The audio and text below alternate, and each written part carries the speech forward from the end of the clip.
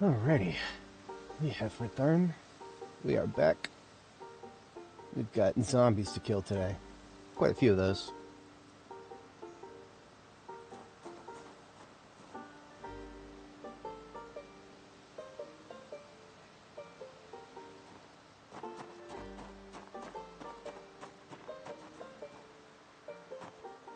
Well,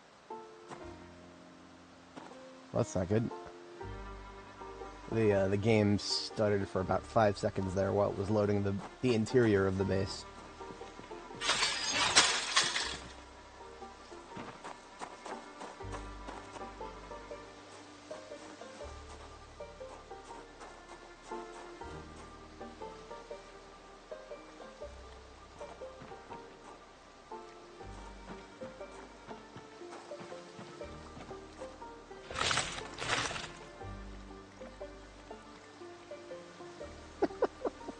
"15 watermelons from a single plant."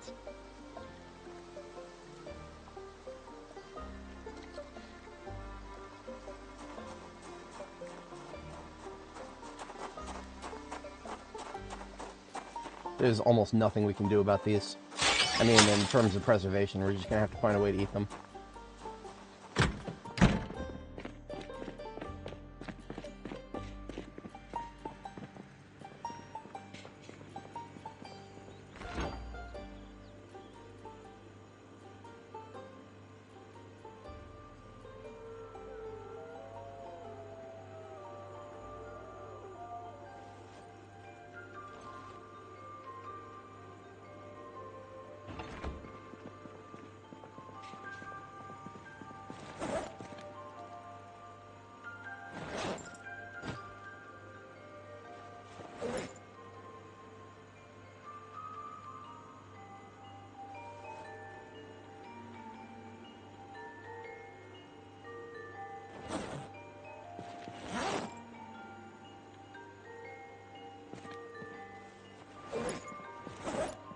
Alright, does that leave us 2 watermelons on hand? I'll chop those up, do something with them.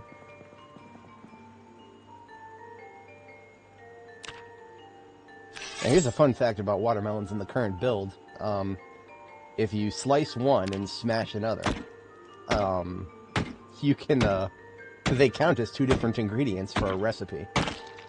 So, these 5 watermelon chunks and 10 watermelon slices, you can add them to something and get 2 different, you know, if you add too much of the same thing, the recipe won't come out very well. But they're considered different things, which I find hilarious.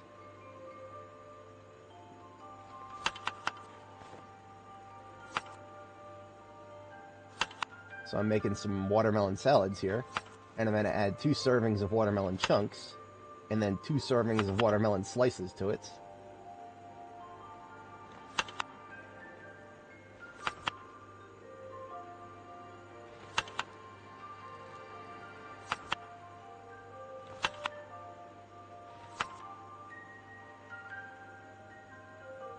And those come out as great 30 salads, if nothing else.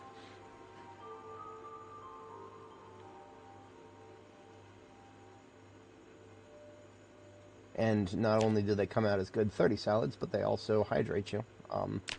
If I carried these around, I probably wouldn't even need to carry around water. But it wouldn't last very long at that rate, because I would get hungry. Well, I would get thirsty more often than hungry. So, just a fun little interesting thing.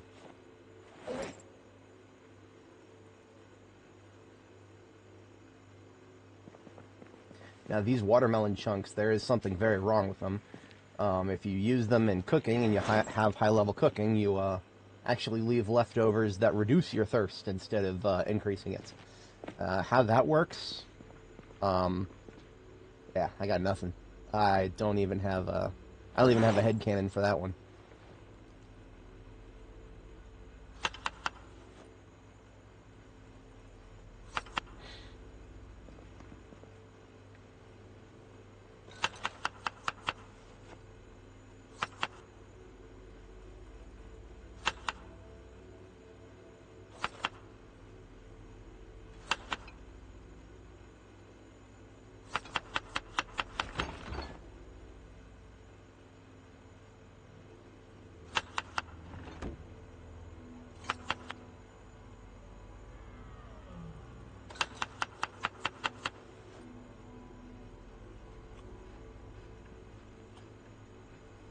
There's another 30 salad right there.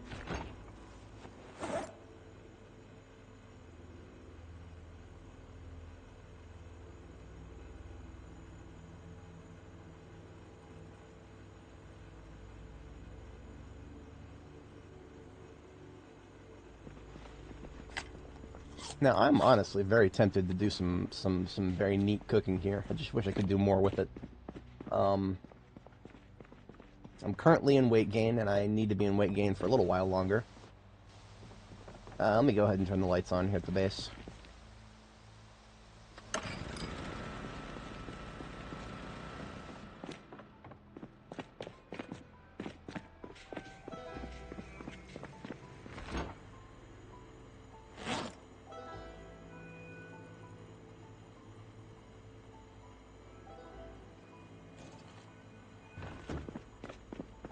Get some time drying out.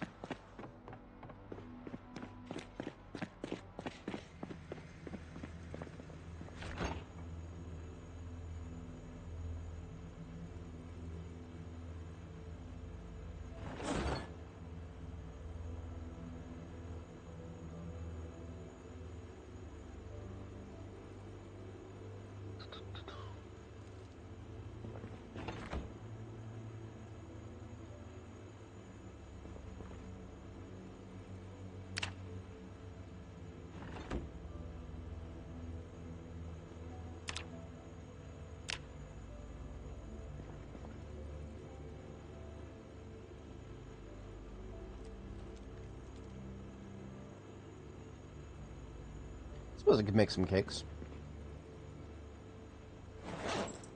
Just one.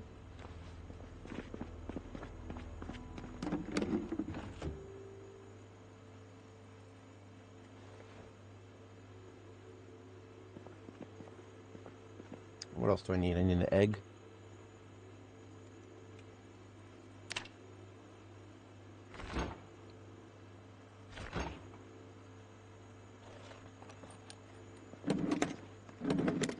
Probably not a frozen egg.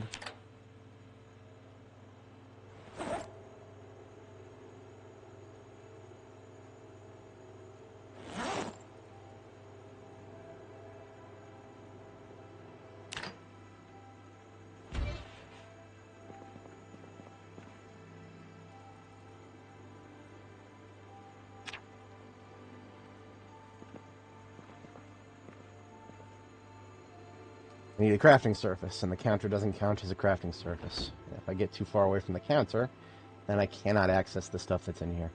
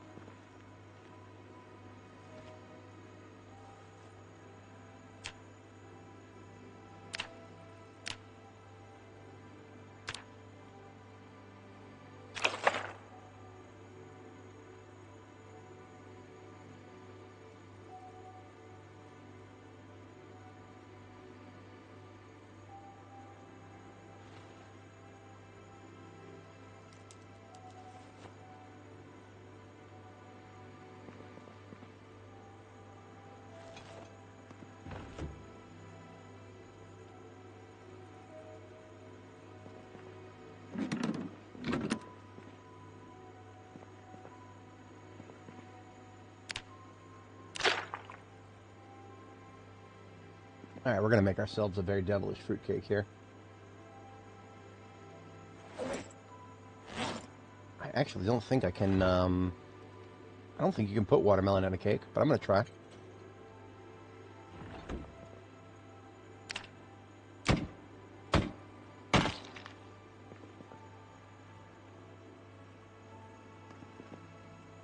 Nope, you can't. That's sad. Makes sense, though. Watermelon doesn't take to being, heated up as well as other fruits.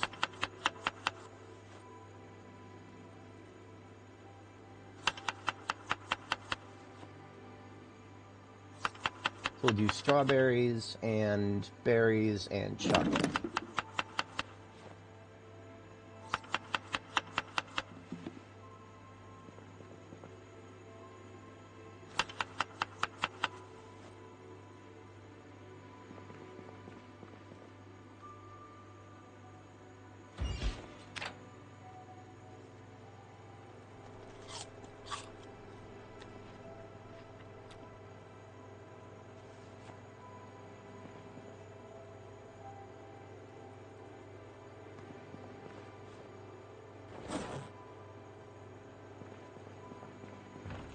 And this cake I'm making, I'm going to hold on to it until after I start running low on calories, inevitably. I'll just eat the whole damn thing at that point.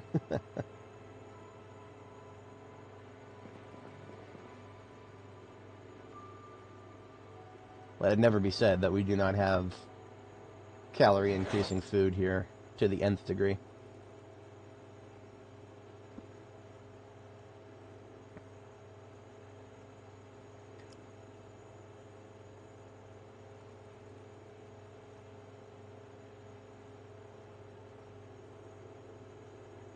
Chocoberry cinnamon cake.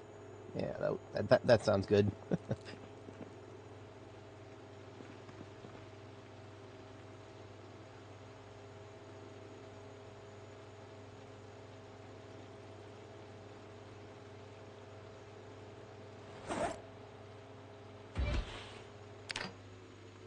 Very lightweight compared to other foods. Very lightweight. And calorie condensed. Very, very condensed. Now, it is on the docket to go visit the sanatorium. Not going to find very much loot there, though. In fact, we're going to find pretty much fuck all when it comes to loot down there. But that is... I'm okay with that. That's not why we're going there. We're going there to kill some zombies.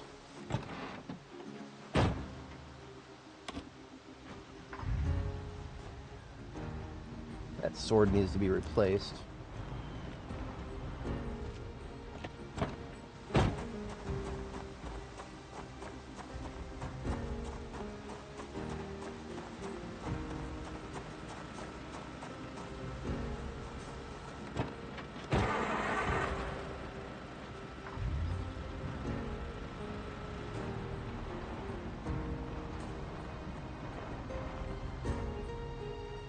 This van needs another sword, and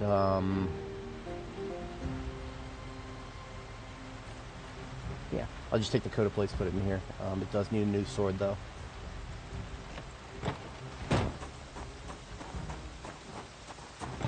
I could make a coat of plates for each van, but at this point, that's just a lot of work for... I'll just move them. It's alright.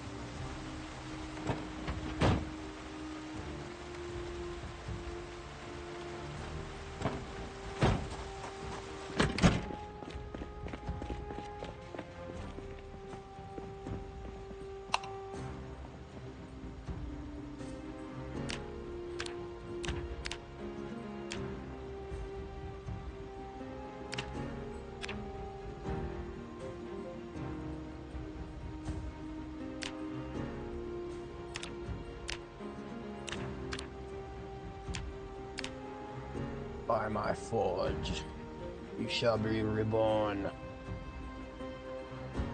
That's 2 fresh sword blades. How about a third? Hello, Richard. We are doing all right today. Actually, just woke up a little bit ago. Some Going straight off to the races here. No side projects today. We've got killing to do. Lots of it. I think I will do a machete. Honestly, it's apples and oranges. Machetes are pretty much the same damage as a sword. They're just shorter reach, and sometimes you want shorter reach. Shorter reach means you can use it better indoors. There's a lower minimum strike distance to go with the shorter, longer strike distance. It's a federal holiday today, so my client does not require us to work. And in fact, it's in our contract that we're getting paid for it, so I'm not going to say no to that. Oh, it's been a while since I've done spears. I don't think my buddy who is the spear advocate, he doesn't really watch my streams these days, but I can almost hear him disappointed in me, just passively. 0.5% more disappointed than he normally would be, because I'm not using any spears at all.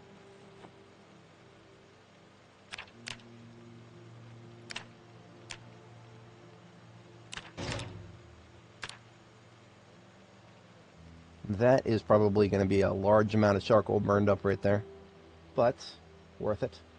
We now have 2 fresh sword blades and 1 fresh machete blade. Just got to get those some handles and then get them sharpened, and we've got ourselves a nice collection of weapons.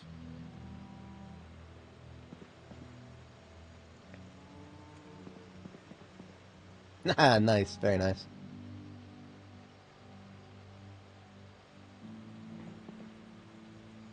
Fantastic for the economy.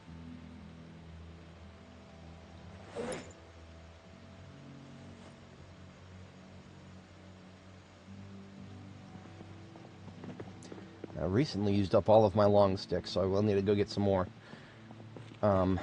Building these silly drying racks that well, I don't want to say I don't need and will never need, but the need for them has definitely, the critical need has definitely passed.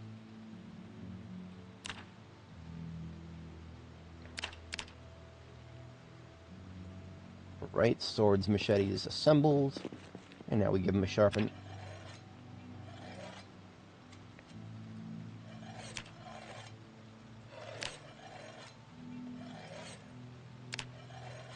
I'll go ahead and give the spearheads a sharpen too.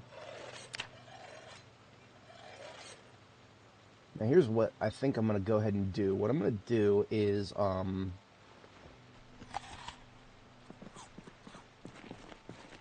I will bring with me my long blade book as a vote of confidence that I will most definitely get to the next level while we're going out there and killing a bunch of zombies at the Sanatorium.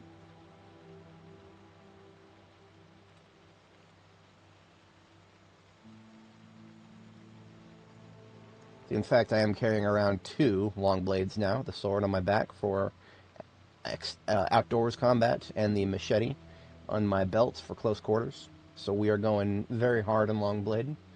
We're going to get there no matter what. Come hell or high water, as the kids might say. Now, I do plan on taking some guns with me. It's always just a question of what caliber. Most likely, we're going to be going nuts with the M9 here.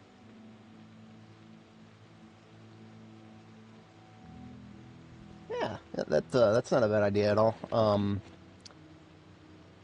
If you are, whatchamacallit, if you have any pallets of bricks nearby, you can steal these now. I picked this up from the construction site nearby. I haven't actually found a need for it yet, but you can now, long overdue, you can right-click on these and hit take bricks, and it'll get you 30 bricks. So if you want to make brick walls and you don't want to have to make all the bricks yourselves, you can now actually go out and take the bricks from these pallets of bricks. Something I wish you would have been able to do from the moment they introduced those pallets, but now, better late than never, right?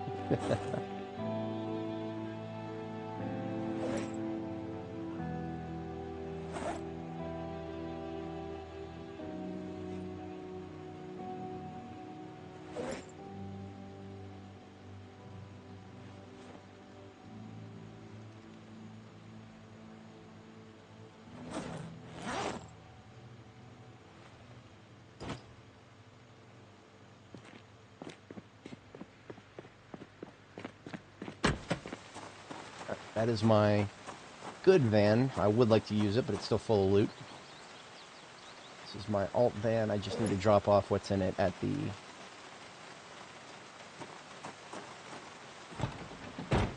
spare sword goes into the passenger seat, which is now full once more.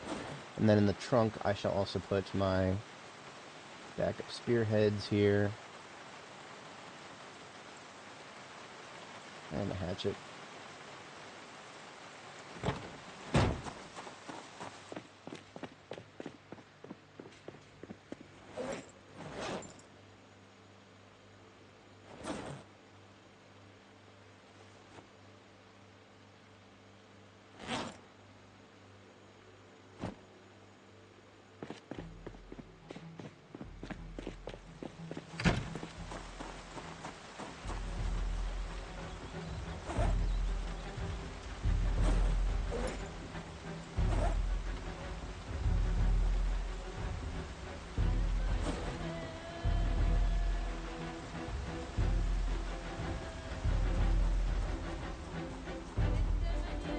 I wish there was the same thing you could do for floor tiles.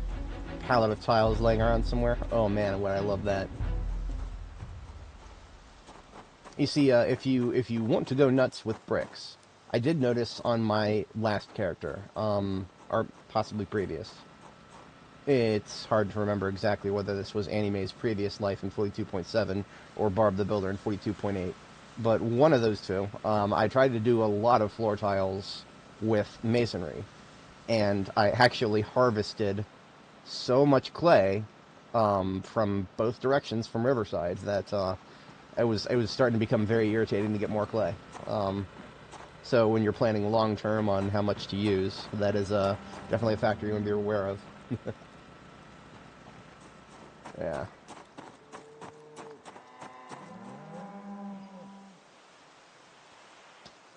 It's cool to see that we have a bunch of more calves being born. It's not cool that a bunch of them are probably males and are going to need to either kill each other or be killed. So that is, I'm going to put off worrying about that for now. Thankfully, at a glance, I can just look and see that there's still just one adult bull in each pen. So there are not necessarily problems just yet. Will be, soon. What else am I taking with me? Ammo. Well, okay, so I got 1 billion rounds of 9mm outside.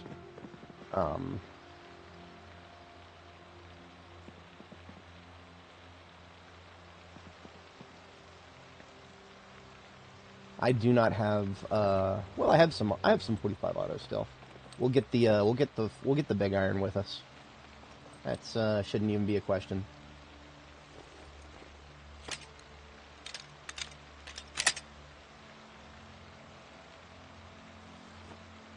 Now, we have not actually reloaded the 38 Special in a while, so I'm just going to take some loose 38 Special with me. For one, to get it reloaded, and two, well, maybe actually use it if we need to. It's our ankle holster weapon for a reason. Not really excels at anything, but it's a caliber that we haven't used quite as much, so therefore we have more rounds of it. And then we've got more 9mm than I would ever know what to do with, so that is not a concern in the slightest.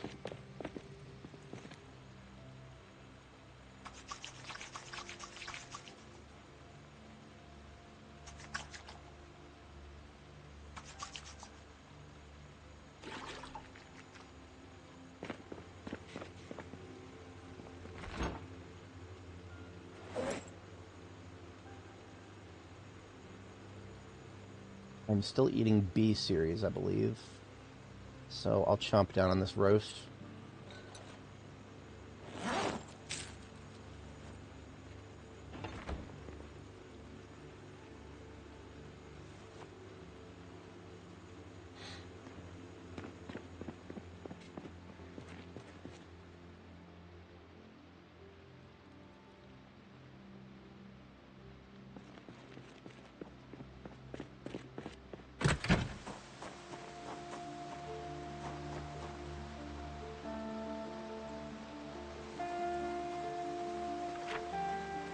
Now, let me think about the logistics here. we've got... Sanatorium is down...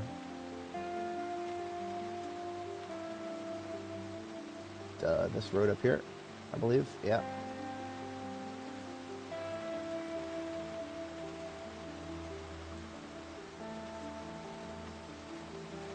So when it comes to stone flakes, don't have any examples right in front of me, but there are certain stones that you can smack to get tons. And when I say tons, literal tons of flakes. Yeah, no examples out here, but there's a type of stone that's just like, kind of like these stones. You just right-click on them and get stone flint.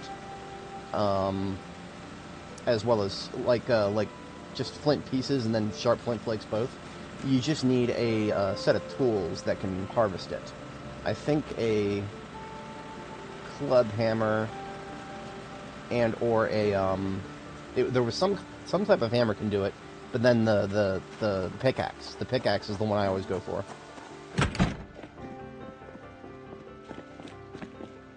I haven't actually had to use it in a while, but got one right here. Oh, that reminds me, I have a spare machete here. Definitely want that. Now it's just a question of whether to deploy tonight or not. I'm thinking not. It makes more sense to deploy in the morning. I will, I'll go ahead and take one of my red generators with me, or I'll take a blue. I'll take both. I will take both, and the reason for that is that I am going to leave one generator at the gas station on the way there. Just because there isn't a generator there yet, and it doesn't make sense not to have one there. Now, if I do want to do that, then I do not have enough room for anything else. So what I'll do is I'll actually put the blue generator in my backpack. Yeah, put the blue generator in my backpack. Well, actually, no, I'll have room. I will have room. I need to get these vehicle parts out of here. I brought these out of there a while ago. Yeah, finding a pickaxe sometimes is really easy, and then other times just randomly. I've noticed it can be really annoying. At least one time I've had a lot of trouble finding a pickaxe.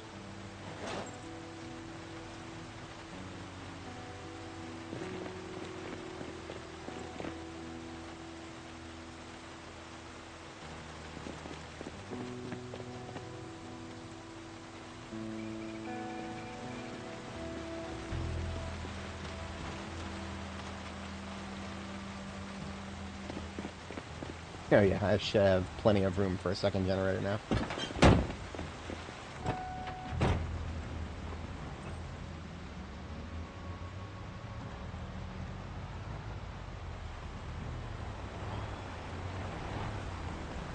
I'll go ahead and use the second blue generator. It doesn't. But I would only use a red generator if I had many of them.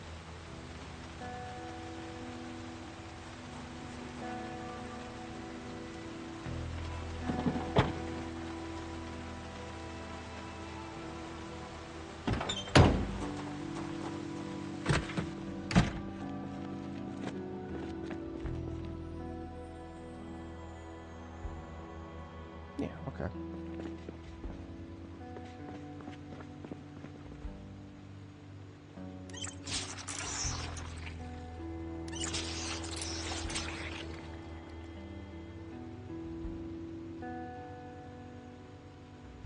I'm coming down the home stretch on strength. I will probably make it to strength level 10 sometime in the next couple of months. I don't think by the end of this month I'll make it. But next month I might make it. And all of it has just been, all of my experience in strength has just been gained by, just having my proteins in the correct zone and running around carrying more than I need to.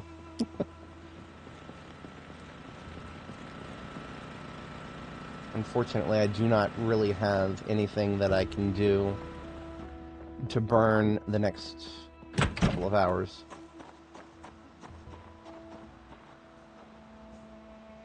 which is I need to go ahead and burn those hours so that I can leave in the morning.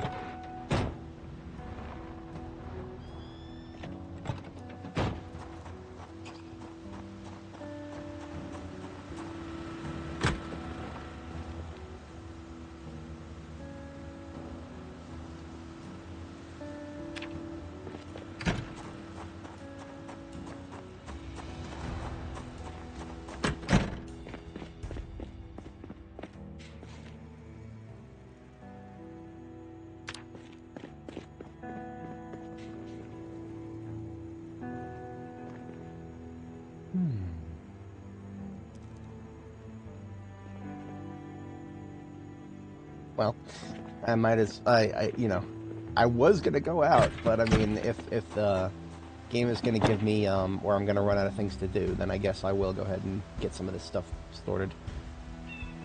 Just burning a hole in the back of my good van.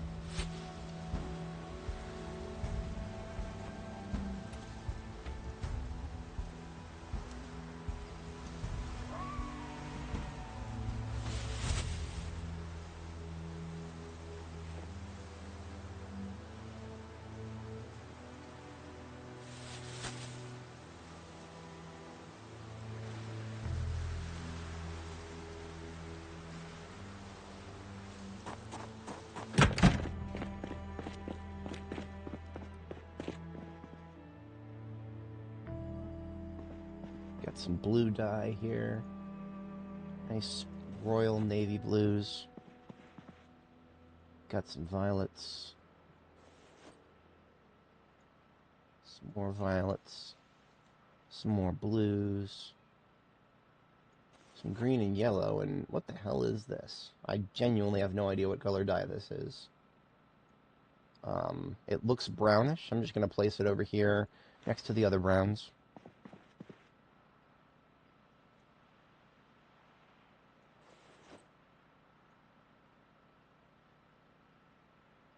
Yeah, that could, not a bad idea.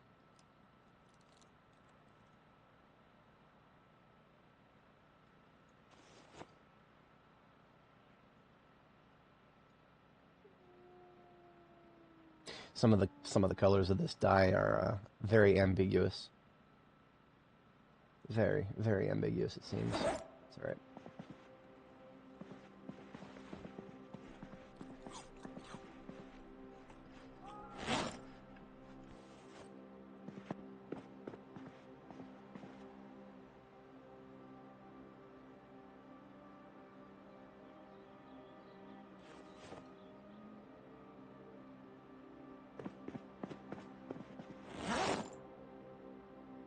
Navy blue hoodie, and of course a flag that we found. We're almost up to enough flags to completely, yeah, we could completely fill up a third floor. Like in terms of the walls, the outer walls, I could fill an entire third floor with nothing but flags on the outer walls. Of course, there are other considerations before I would actually build a third floor. Namely, what would I move up there, and what would that benefit? Would that benefit me in my current state? I'm struggling to answer those questions, therefore I'll come back to that.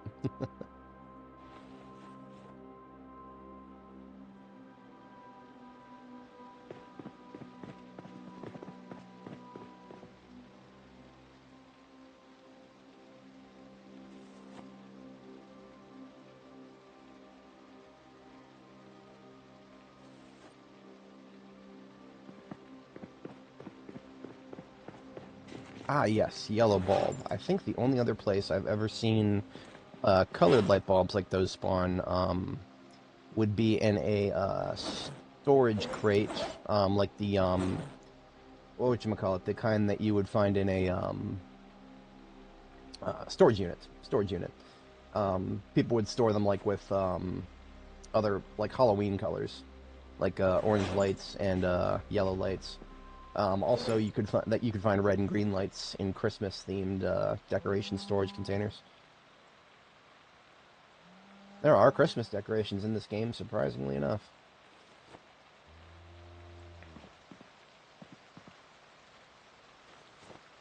Okay, violin, that is upstairs. And buttons, those rare things that we cannot make ourselves. And still unbelievable that I cannot make metal buttons as a metal worker. That would certainly be amazing if I could do that.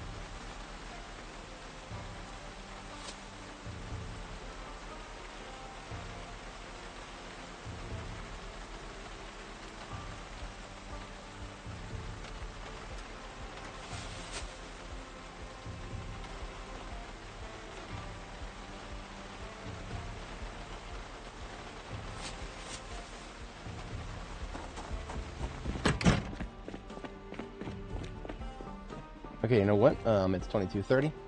The only reason I've been sorting loot is to burn a little bit of time before I go to sleep, and it's time to sleep.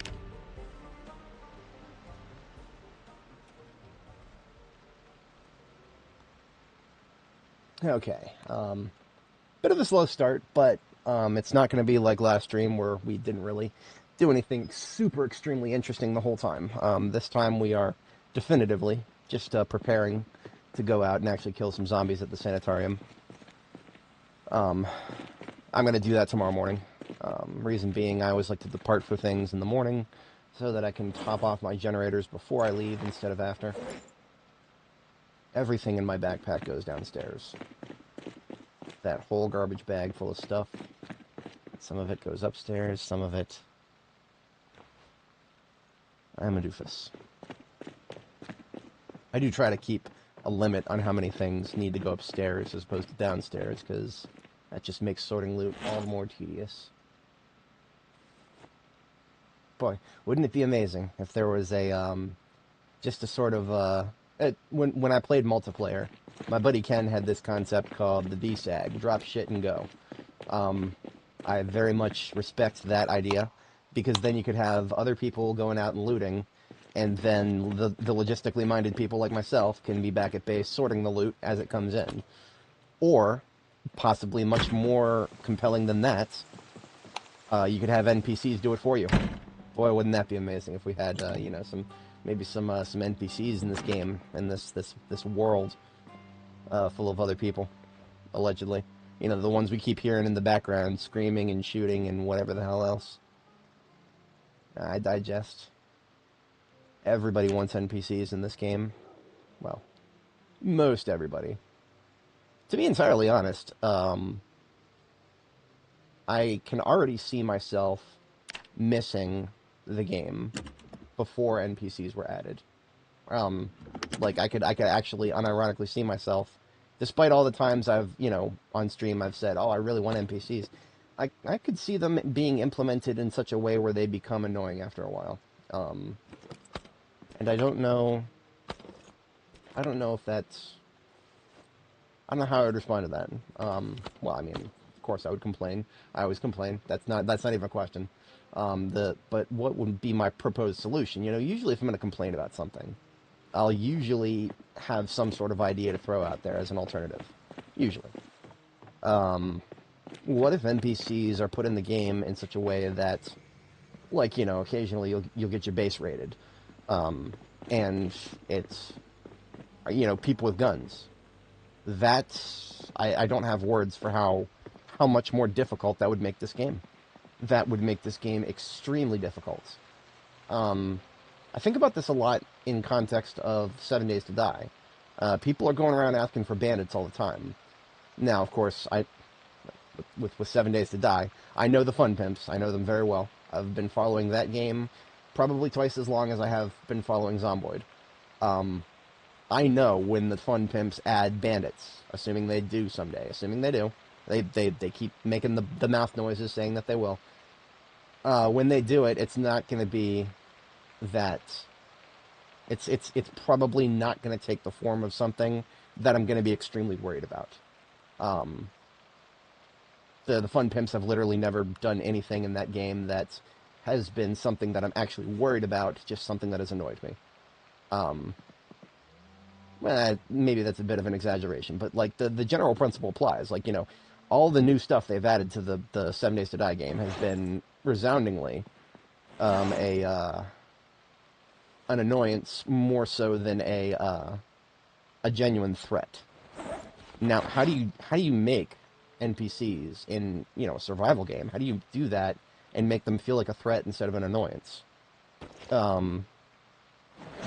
It's hard enough to make zombies a threat instead of an annoyance. No, I mean, in my particular experience here, you know, if you followed my streams long enough, you guys will know that I consider zombies to be a little bit of both. Particularly the respawns. The respawns are much more of an annoyance than a threat. The default spawns, though, actual genuine threat. You know, very genuine threat. But NPCs in this game, if they were to, like, you know, raid your stuff or, God forbid, steal your stuff, that's something I'm genuinely worried about. You know, like if I leave a car unlocked on the other side of town, it's not a multiplayer game, just single player. Does that mean that town or that car that I leave unlocked somewhere is just someday going to get stolen by an NPC? Because, you know, if that's the case, then that changes a lot of my playstyle. Because I do things like that. Like I'll leave things for myself. Because, you know, I'm operating under the assumption I'm the last man on Earth. I'm a Lamo.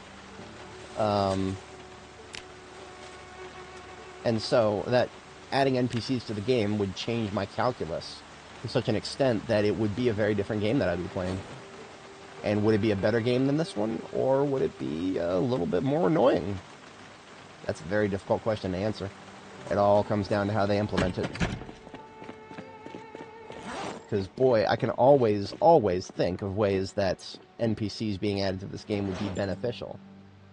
But if I know anything about the developers of this game, they're not thinking about ways to benefit the player. Never. They're never thinking about ways to benefit the player. Okay, maybe sometimes. Maybe there's a yin and yang there. Maybe somebody on the dev team is like, oh, how can we make this fun?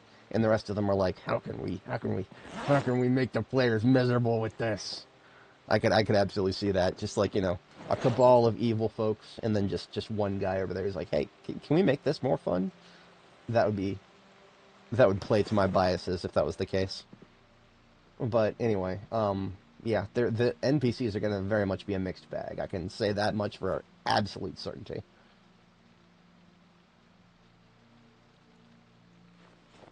It's really, we're haggling over the specifics of that mixed bag anytime we ask for the devs of this game to implement something.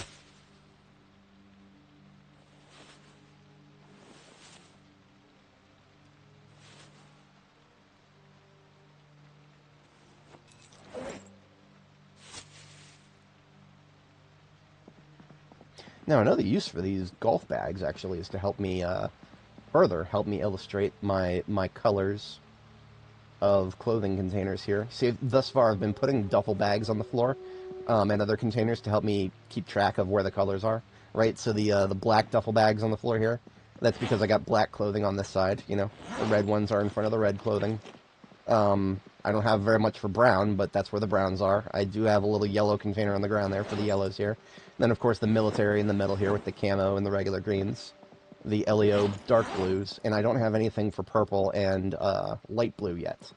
Emphasis on yet. I mean, if I went far enough out of my way, I could probably find a, you could probably find like a light blue duffel bag somewhere.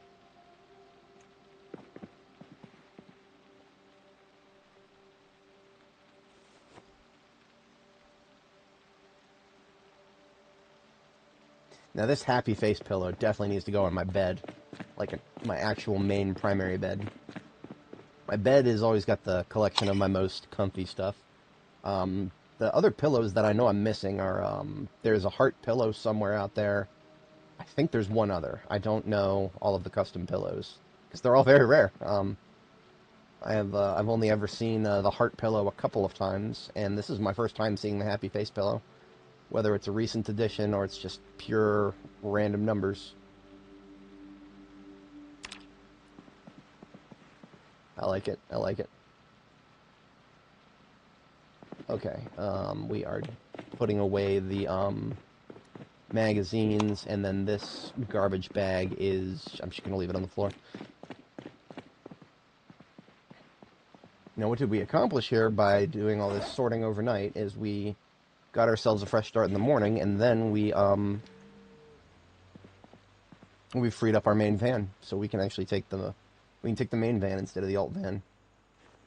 The only real difference between them, of course, is that the main van has a 100 quality engine, and therefore will start 100% of the time, as opposed to the other one has a 71% quality engine, so it will start 71% of the time when we try to start it. A very meaningful thing when you're out in the fields, surrounded by zombies.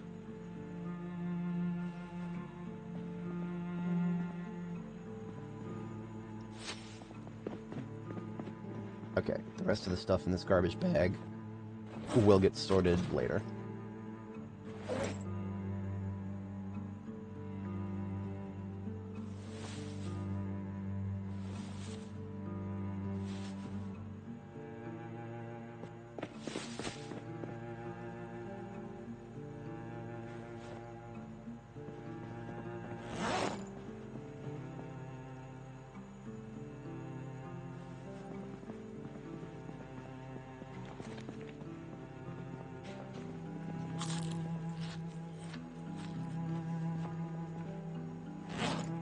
Alright, 4 a.m. we hit the sack, and tomorrow we shut the lights down, top off all the generators, and we are out of here to hit the sanatorium.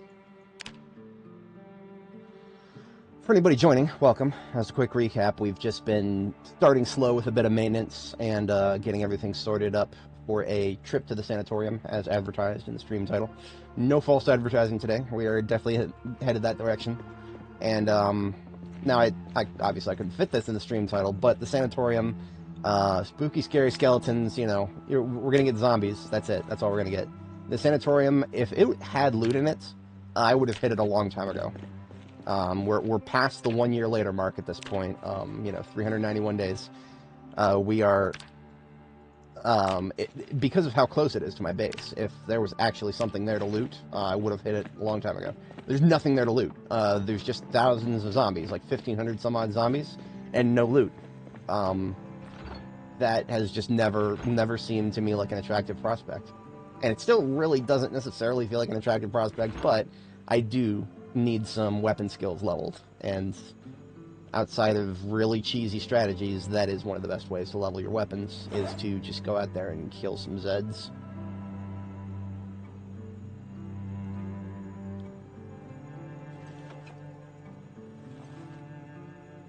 Some of this stuff I'm going to put in the freezer?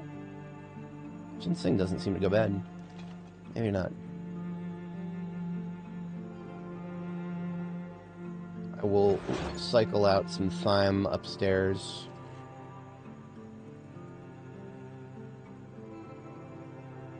And,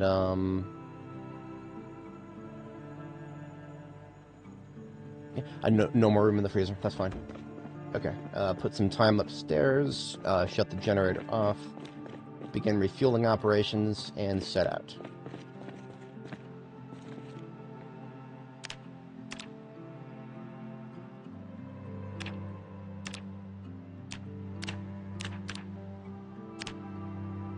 User interface for this really was not ready yet. None of this was ready yet. But I have complained about that already.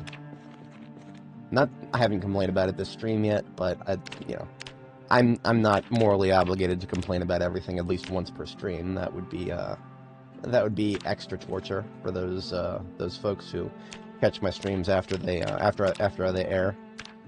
I know I have a small dedicated audience of folks who will watch my stuff at their own leisure as opposed to when I live stream. You guys are the real MVPs. Much appreciations to y'all. Okay, that is set. Off go the lights.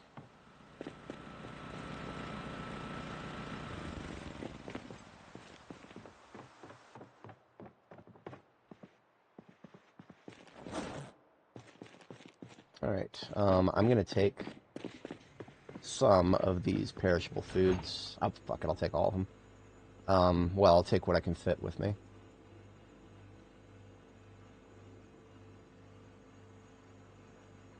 I'll take all the B series for sure. Okay, that should do it.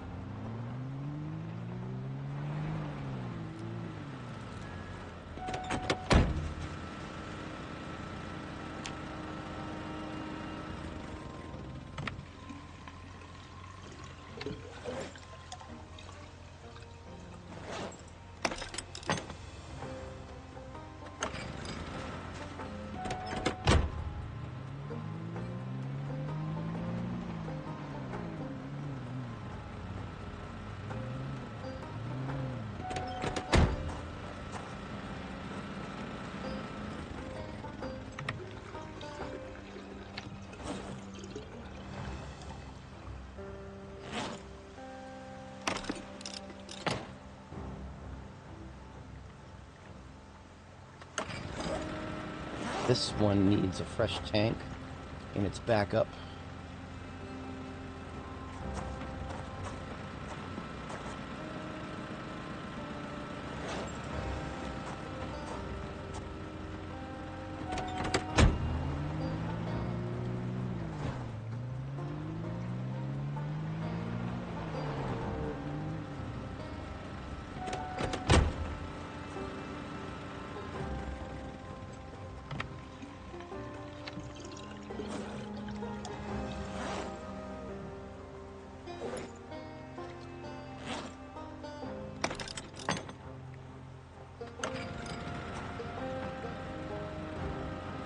Like a tiny amount of gas left, I'm just going to put it straight back into the refueling vehicle.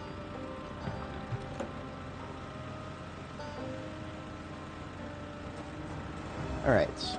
For anybody joining, if you're not familiar, my strategy for the generators, why do I have 5 of them? It actually enables me to leave the base for, more than a week at a time, while also running 7 freezers and 1 fridge. In a perfect world, that would be 8 freezers and no fridge for a very long distance trip, because then I could possibly be away for a month at that rate, possibly. But I'm not quite brave enough to stretch it that far. So because I was able to move all of my loot all of my loot out of the primary ambulance here. I'm going to be using the primary ambulance instead of the secondary.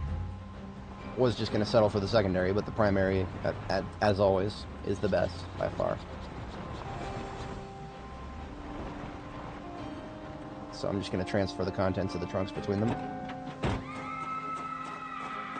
Oh no, did you hear that? There's an NPC out there. I better go save her.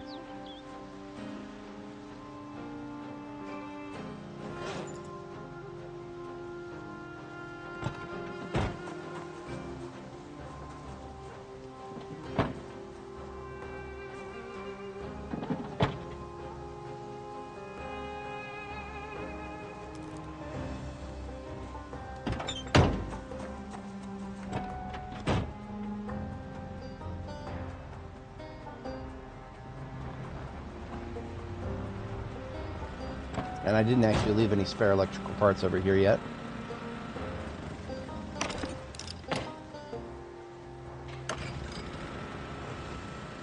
So I'll just leave that on the floor.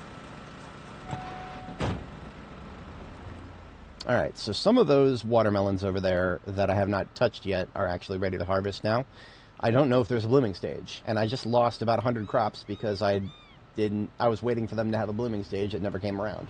So I don't know how I feel about any of that. Well, I mean, I know how I feel about that. I'm not going to talk about it because it made me very upset. Wow. Upset is a relative term. Oh, look at that. We've already got some zombies right next to our base. Let's start with these folks here. Hello, friends. You've come to the wrong neighborhood. Let me show you the exit.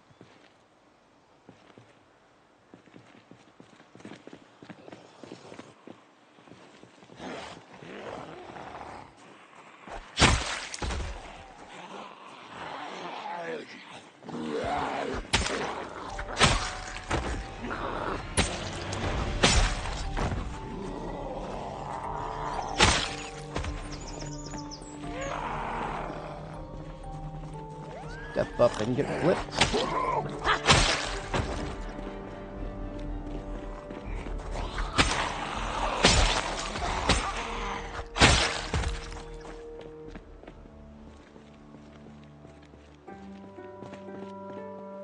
Hey.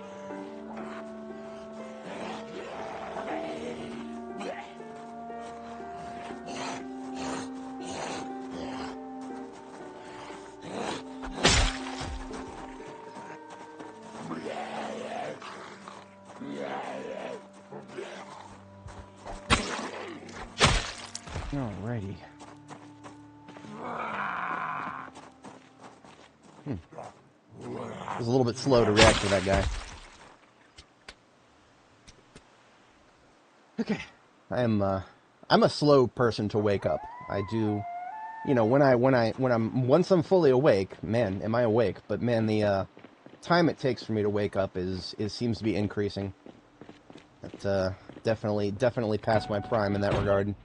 I remember back in my mid-20s, I was able to just flip my sleep schedule on a dime, and it was really, really easy. That is absolutely 100% not the case anymore. I can still flip my sleep schedule. It's just getting harder and harder each time I do it. Every time I do it, it gets a teeny bit harder.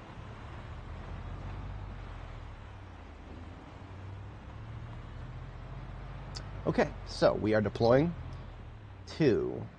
our first stop is going to be the gas station. Well, our first stop is going to be right here next to our own base, where a bunch of zombies are that shouldn't be. I even have a handy-dandy little kill fence prepared for these guys.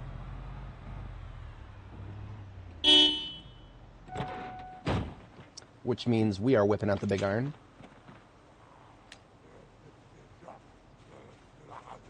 And we're going to copiously use it.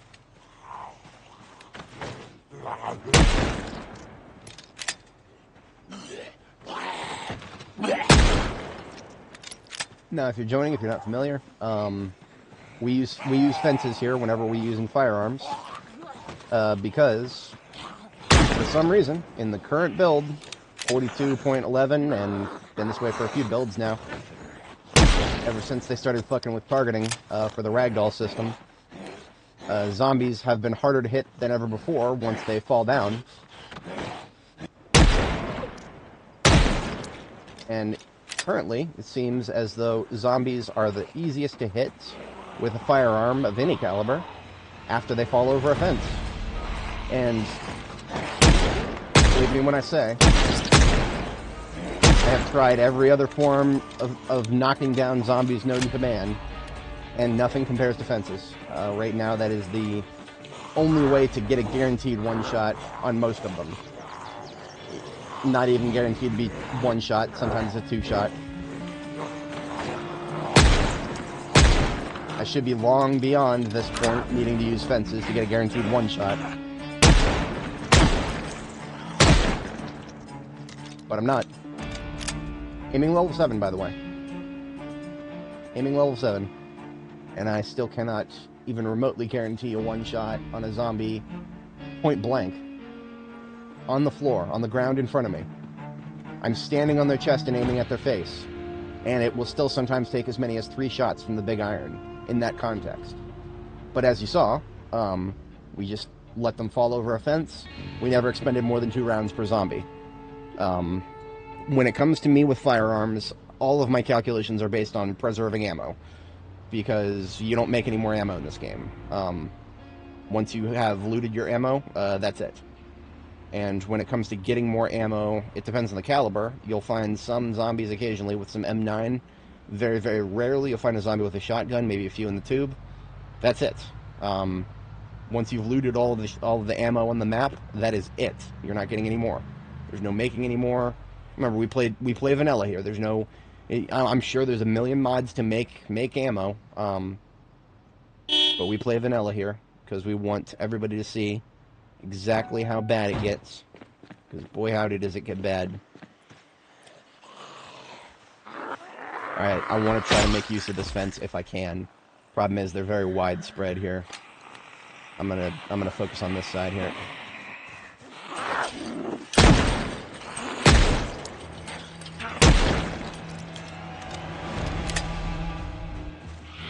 Come on over. Any day, sweetheart. This is intentional, by the way. Zombies will move randomly along fences before spilling over. To make them harder to predict, to make your life more annoying. See, he knows where I am. But he's just fucking off a little ways. Java.lang.zombie move randomly along fence has been executed. And we just gotta fucking deal with it.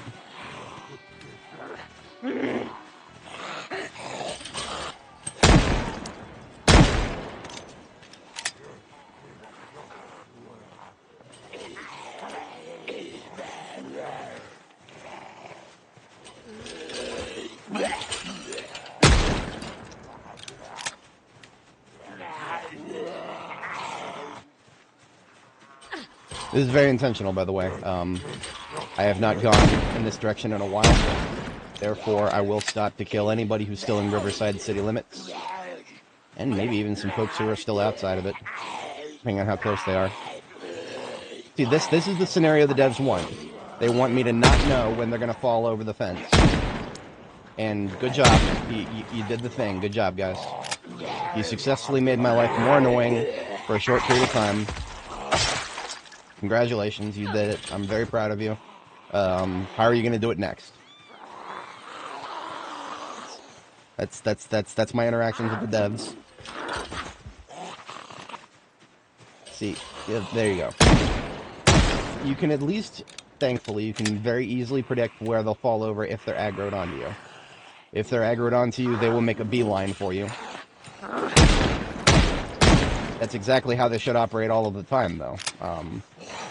Zombies generally will just beeline for the player. But no, we've got to have things get harder and harder and harder.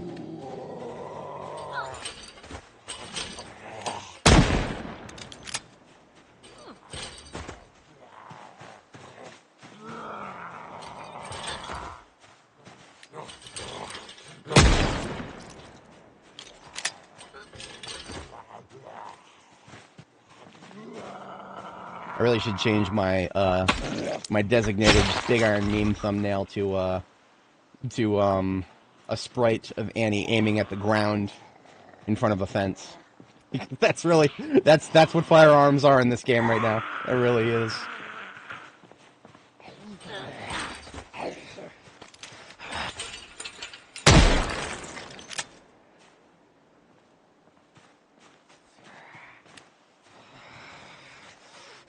Interesting.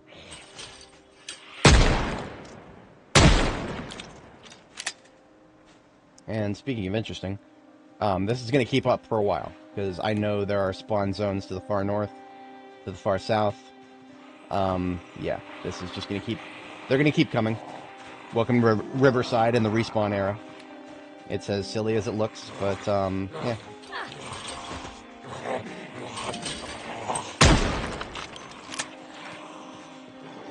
Alright, where's the fasty? There you are.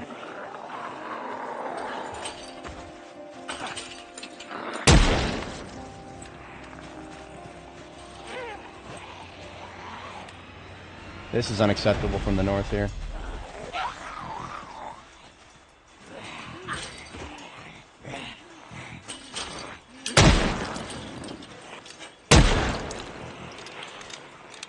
I really should start expending M9 instead. Yeah. We're switching to M9. We got our fix of the big iron. But now I gotta reprogram myself to not... Oh, fuck, that's not good. I started getting a little cocky with the fucking fence.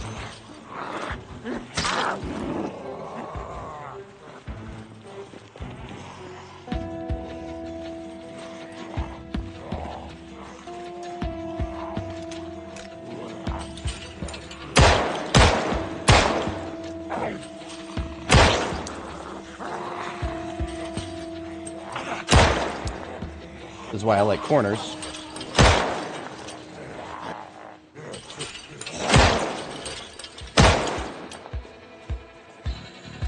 Ammo check, because I'm bad. I am bad with magazine-fed weapons. 2 shots left. See, every video game I've ever played up until now has absolutely spoiled me with automatic magazine management. It's such a thing that most players don't even think about it. Oh, what? I have a magazine that holds 15. I hit the R button and 15 bullets just magically fill in there, regardless of how many were in there beforehand. No, that's not how real life works. It's never how real life has ever worked. But video games have conditioned us to expect something rather silly. Thanks, Call of Duty. I hate it. Very few other games that I know of actually do that. Arma, maybe? That's the only one that I keep hearing about.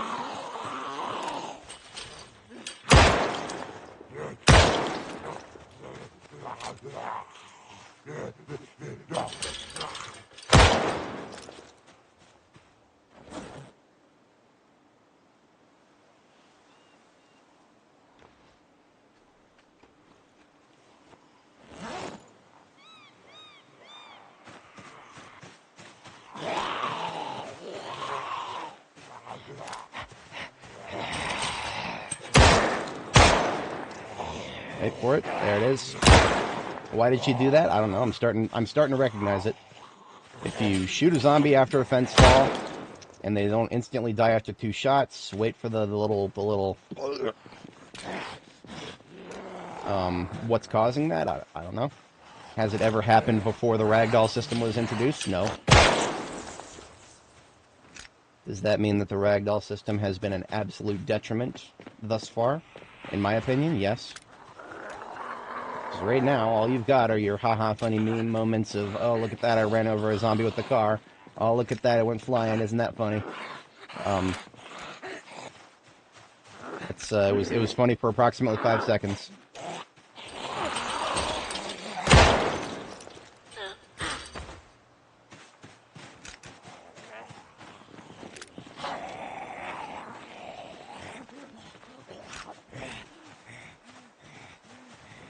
See, very, very few of my complaints would stand if zombies on the ground were just all treated the same.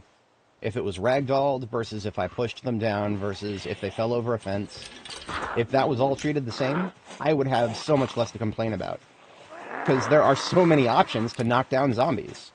It doesn't make sense that this is the only one. Wait for it. There it is.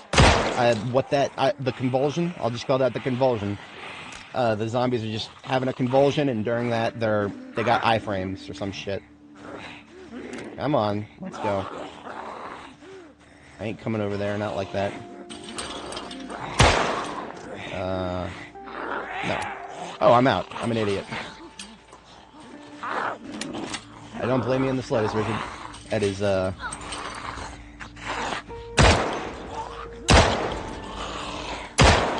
You see, look at that. Why did I just expend 3 rounds on a single zombie? Absolute fucking waste.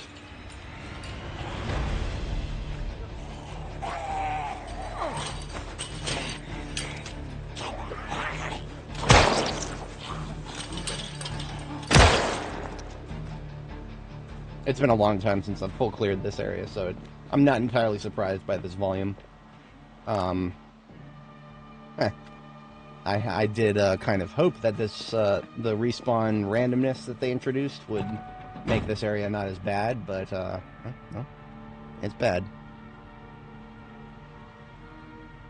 Alright, now the brilliant thing about my new way of sorting M9 is I have a backpack for the full ones now, so the empty ones can go straight into the trunk. That, I feel very good about that. Now, how far did that clearing last? About this far.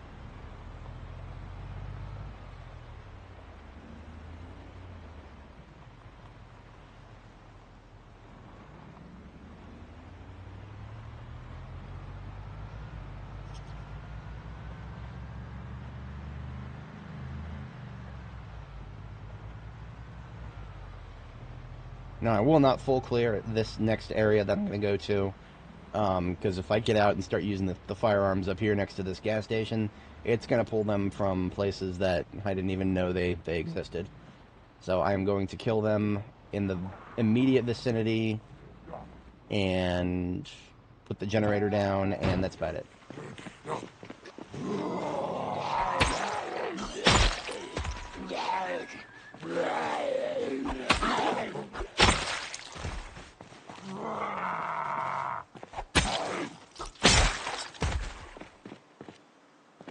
See, there are probably about 50 of them just chilling somewhere in these woods to the north here. Somewhere. I have seen them just fuck off into those woods for reasons so far from the understanding of man. Might as well be a mathematical equation. But I don't feel like summoning them, so...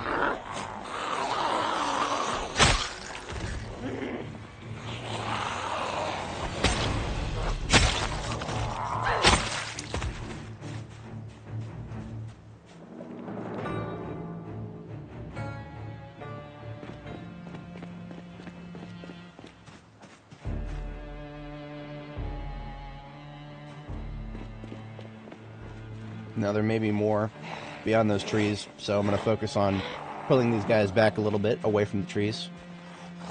Fuck the trees.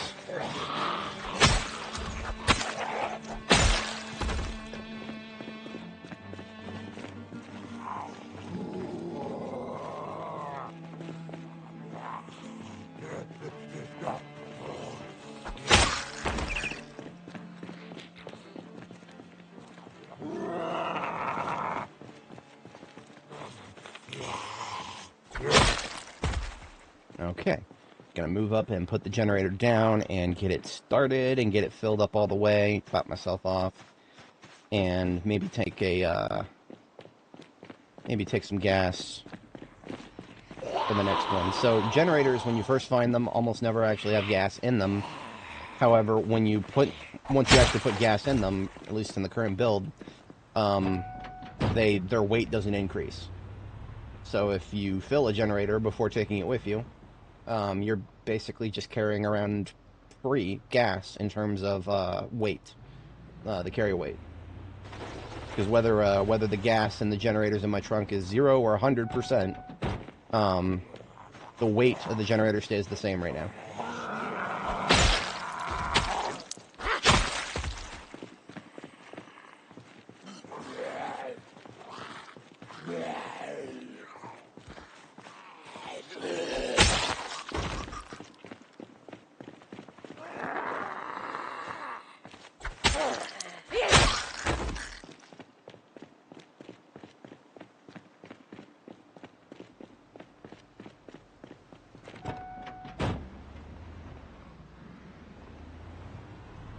Alrighty, so placement.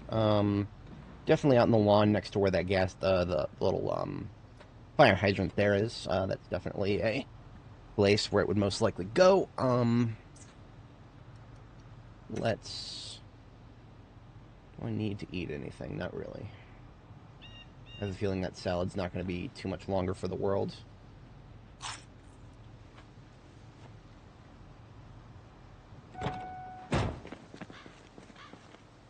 Right, one generator coming right up.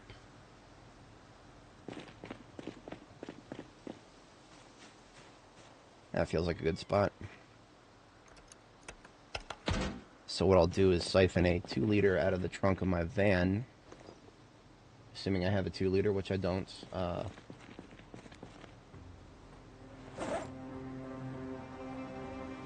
You know, maybe there's a 2-liter in one of the inside here somewhere.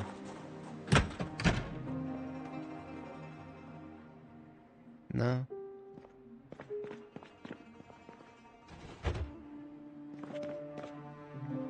I did clean this place out pretty well.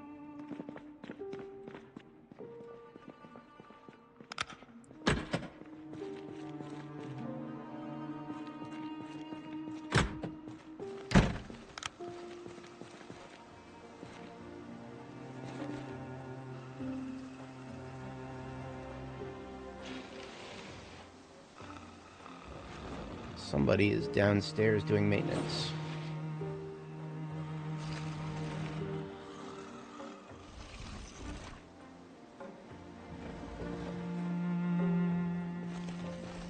There's also a vagrant right on the other side of this. Yeah, no bottles, that's alright, whatever.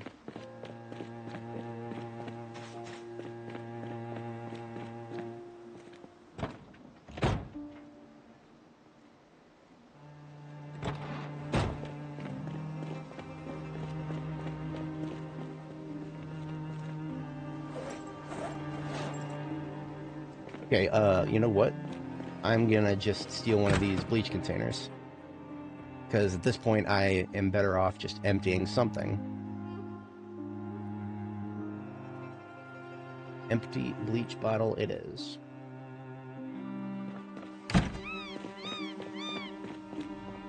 Siphon that out of my van. There's a liter of gas. We put that into here.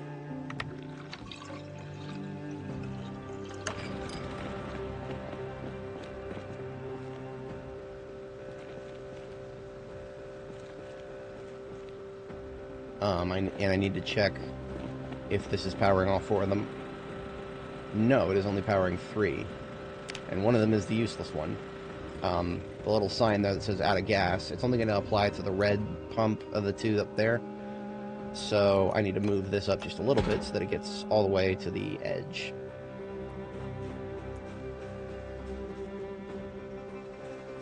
Let's connect. There we go.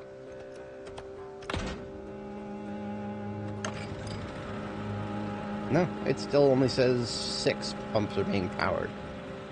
You know what? Fine. Fine. I'll just put it up there right next to the pumps. Whatever. Normally I would like to put them a little further away in a field base as opposed to up close.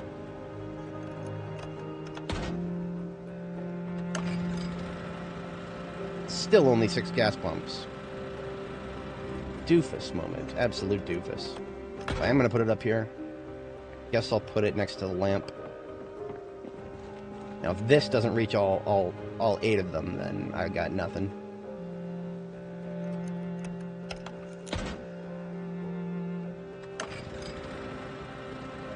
I've got literally nothing. There's no reason it should only be powering 6 pumps right now. There should be 8. What the fuck?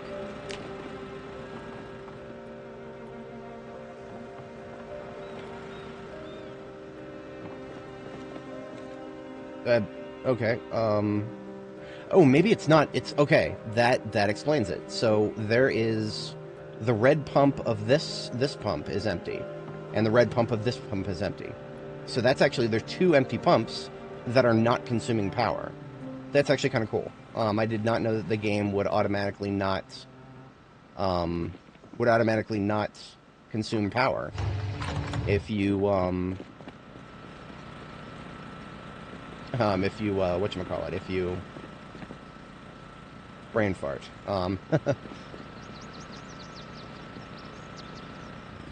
You know what I'm talking about. If the pump is empty, it does not consume power. Yeah, that's what I meant.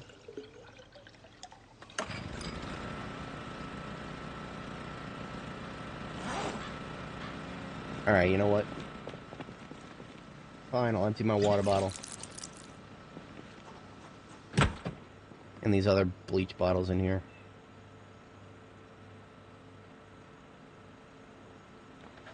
Okay.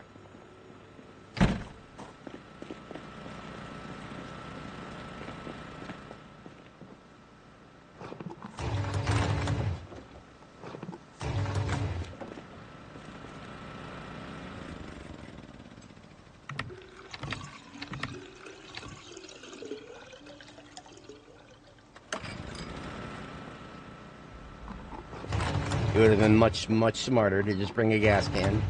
But of course, like a doofus, not only did I forget the gas can, I also forgot my my spare 2-liter. Because usually that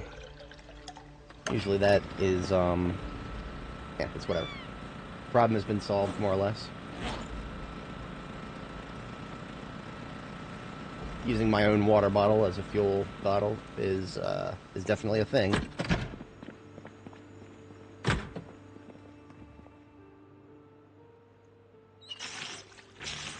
Now what I'm going to do is also remove anything else that is consuming power at the moment from the generator. Now I cannot pick up the fridge, but I can attempt to pick it up and therefore collapse it so that it's no longer consuming power. That is on. Now there's lights on outside. I'm not going out that door. There's almost guaranteed to be a zombie out there because I heard a vagrant, so it's going to be awake now.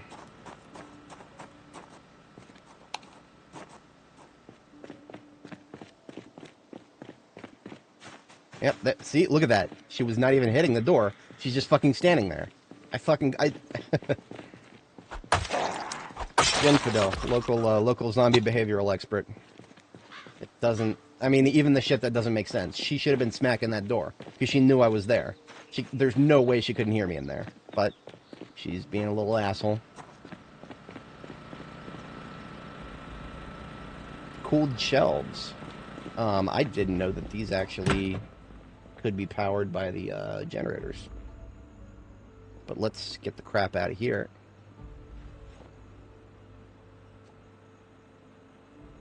The fuck? What? You guys saw that, right? I attempted to pick up the shelves and it spawned more shelves. Okay. Now it's more crap I gotta empty. Hey, another water bottle. I'll take it. Thank you.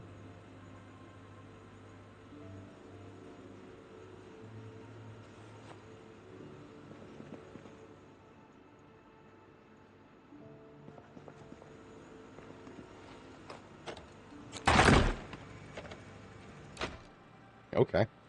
So that problem has been solved after briefly duplicating itself.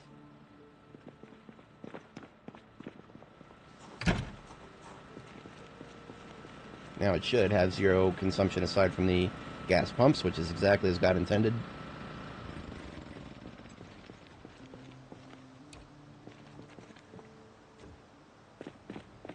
I did refuel the actual van, right?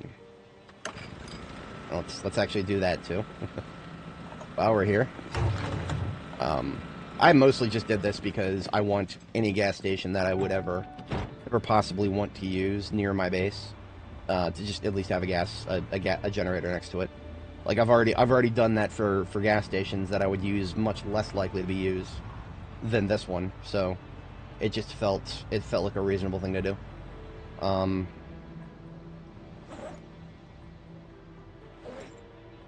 You know what? I should probably just go ahead and also fill up some bottles of gas for the generator that I'm taking with me to deploy at my wherever it is that I'm going to stay while I'm attacking the Sanatorium. I'm going to need a place of some sort. Now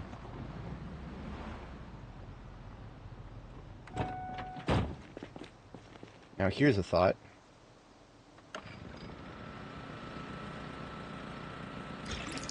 Why don't I just go ahead and fill the entire generator up as opposed to just containers? That makes a hell of a lot more sense to me. Because remember, doesn't change the weight.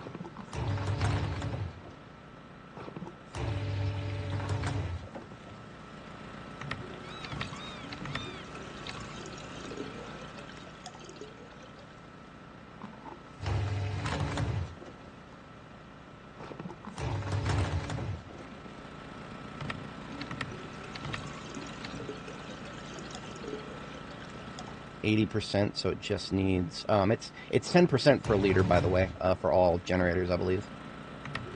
So 2 liters, now it's 100%.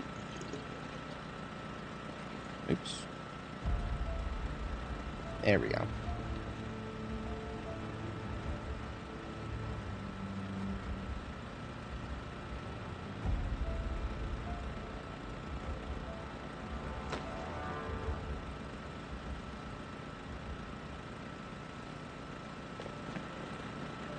Now, I'm actually coming up close to bedtime, but I don't have a safe place to sleep established, so... what do I do for that?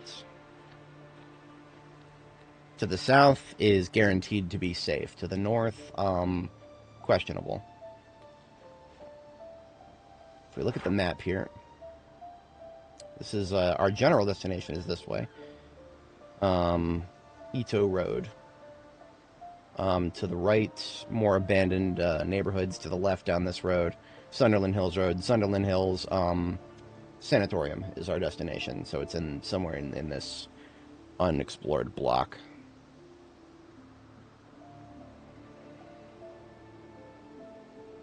I know for a fact I have a safe place to sleep right here in the warehouse. Now, the trailer park here is unexplored. I don't intend on going too nuts with the trailer park. It's just a trailer park. It's about as useful in terms of loot as whatchamacallit. It's about as useful in terms of loot as the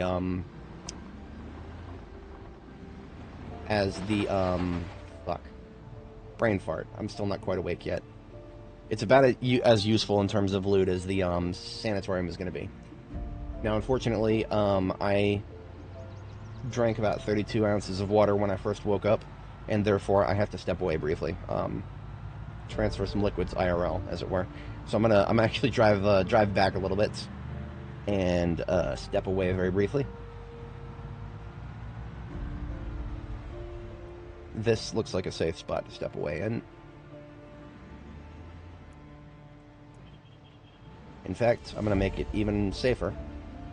If you park so that the driver's side door is blocked,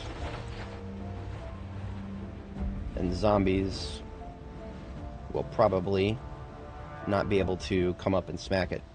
But I will be right back. Yeah. Minute and a half tops. It says 3 minutes. Don't worry. I'll be right back.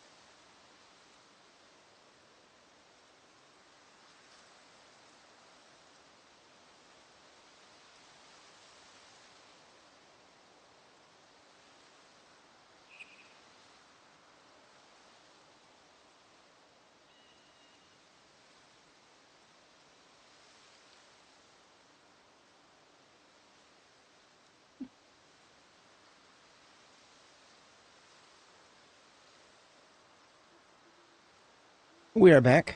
Appreciations upon my viewers for putting up with my disappearances. I always used to laugh at the concept of streamers leaving an empty chair on screen, but I have come to understand long streamers have very little choice in that regard. Sometimes you do have to step away briefly.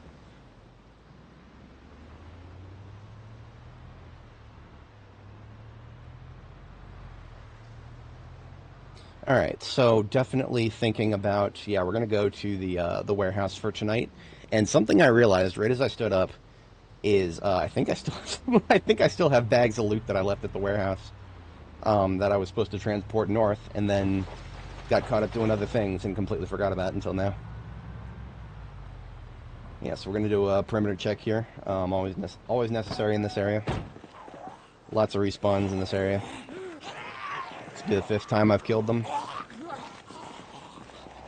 Nothing special about that.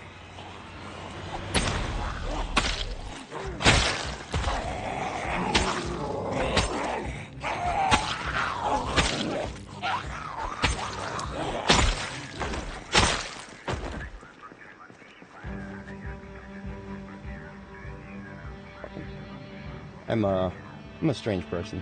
Sometimes I hear a loud noise randomly, and the ape brain tells me to make a loud noise back.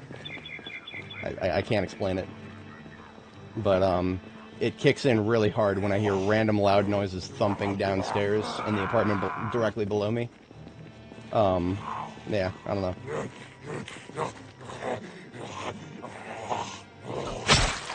Maybe that's why nobody's living there. I mean, it's not like I don't actually do that. Like, I'm just saying that I feel the ape brain is telling me to do it. Rook make loud noise. Me make louder noise. I was definitely not meant to live in an apartment. See, I spent the first 20 years of my life in a single-family home, the same one. And then, of course, my parents decided to sell the house for way less than it was worth, but they just wanted to get out of this area. Big mistake. But the long and short of that means I grew up in a scenario where, regardless of where I was in the house, I came to understand all the random sounds that you would ever hear. There were 3 or 4 cadences of creak that you would hear. And then there were the 3rd step at the beginning of the split foyer, and the 2nd step on your way downstairs from the split foyer. And then the living room upstairs was potentially the most vocal of the creaking. The floor of the living room liked to make a lot of noises. I came to recognize at least most of them. There were some that I still to this day probably could not. Would you know, I would perk up if I heard it, but all the rest of them I completely desensitized myself to. Nothing like this apartment. This apartment, there's just way too many noises. I could never acclimate to all of them, especially because it depends on, you know, the noises of the maintenance crew coming through. Very, very different from regular people living there. I mean, obviously the people, their voices themselves, you know. For the first year that I lived here, there was somebody who lived downstairs who just liked to go, woo! Just really, really loudly, like a really shrill, like, woo sound, randomly, at all hours of the day, all hours of the night. I never figured out a pattern to it. But, and then there were other noises, obviously. No idea what they ever were, and nor do I particularly care. It's just, highlights the unpredictability of it. I was definitely not made for this. You see, now that I think about that, it kind of baffles me that I spent so long in my life not understanding that I'm very sensitive to sound. I never thought about it before. Well, not before, but, like, you know, it wasn't until I started playing video games like Darktide in comparatively recent years, the past couple, 3 or 4 years, that I actually understood that my hearing is extremely sensitive and made use of it. Before then, I took it all for granted. I just thought it was normal.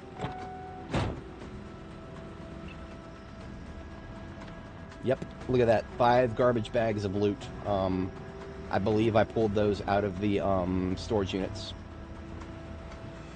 But I'm not really worried about them necessarily. Not as much as I am. I just want to... I'm spending the twilight hours before I go to sleep here. I'm just going to sort through some stuff that I might actually want from the warehouse still, particularly twine, to continue leveling my tailoring with. Which for that I will take a garbage bag out in my secondary hand. Now I do have some perishable food on me. And if I'm going to be sleeping somewhere with a generator, I should also probably, you know, refrigerate that stuff. I think there was like a mini fridge in one of these, possibly not the warehouse though. I think there's a mini fridge in the, or just a regular fridge in the, break room up here to the north. Now, if there is, I would need to take some stuff off in order to pick it up. Fridges are 40 encumbrance.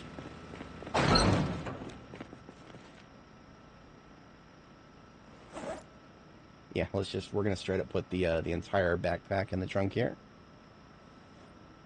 That will take a large weight off our shoulders, as it were.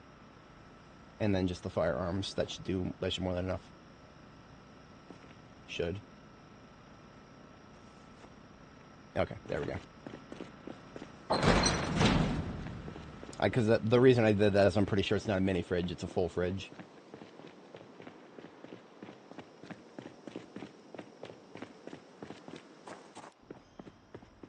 Two of them.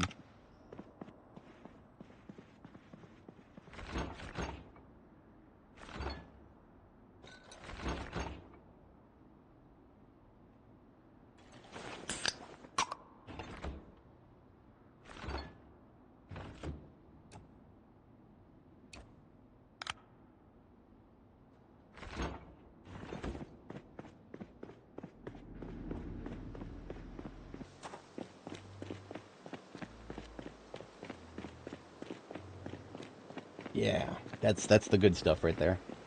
I never did come to a conclusion on whether your the level of tailoring that you are, whether that actually contributes to how much thread you get.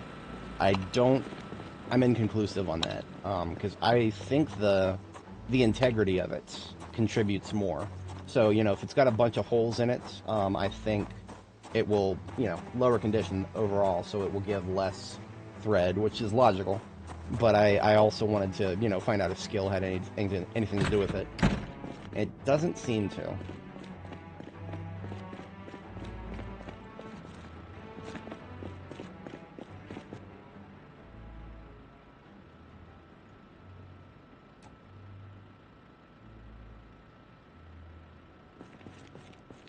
It doesn't feel right to have the fridge directly next to the doorway there.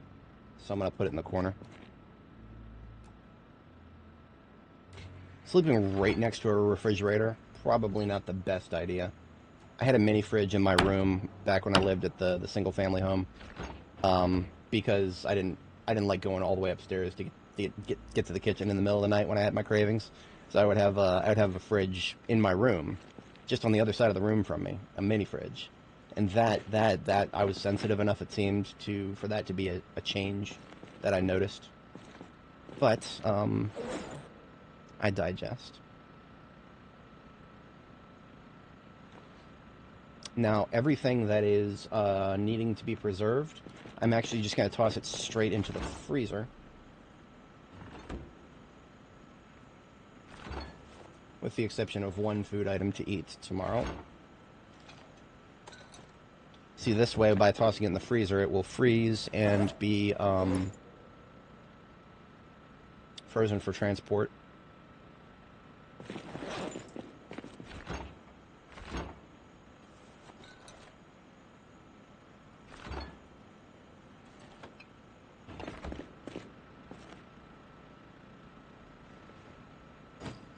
And you know what? I'm just going to put this entire backpack full of watermelons straight into the fridge.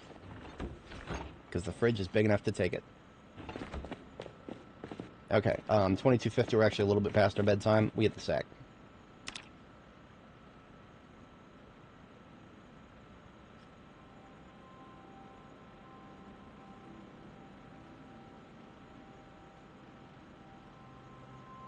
Of all of the nutrition problems that I anticipated, a lack of protein is not one of them. As fate would have it, I don't have any good sources of protein right now. What can I do about that?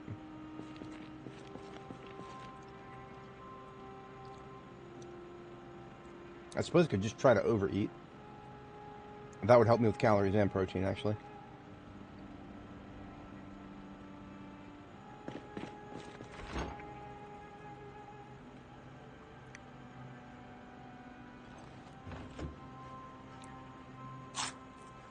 Yeah, that entire dish had a grand total of 10 proteins in it. And very wasteful to just overeat to solve your problems.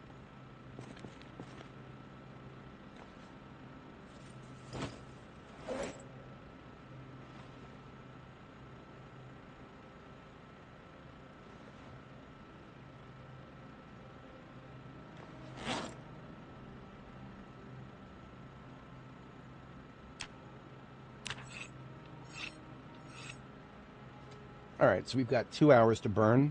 I suppose I could take a peek through this loot. I don't think there's going to be anything particularly compelling in it. It's all going to be from the storage units. A cyan light bulb. As cool as it is, I would love to put it somewhere. It would burn out in a couple of days, and I would have no replacement for it. So, honestly, the special colors of light bulbs really aren't that useful, ever. Like, you can, a special occasion, maybe. Like Christmas. You put them up for Christmas. Turn on your Christmas lights, as it were, and then just turn them off afterwards, because otherwise the lights will burn out, and you will have no replacements.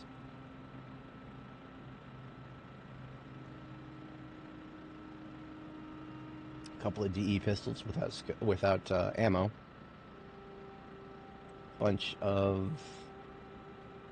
Just a bunch of random stuff, really. Nothing that could potentially be useful, because I most likely,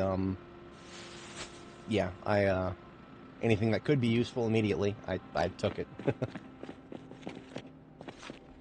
This garbage bag here is for, I'm just going to start picking through what we have on the ground here. And I'm going to do iron, steel, and twine.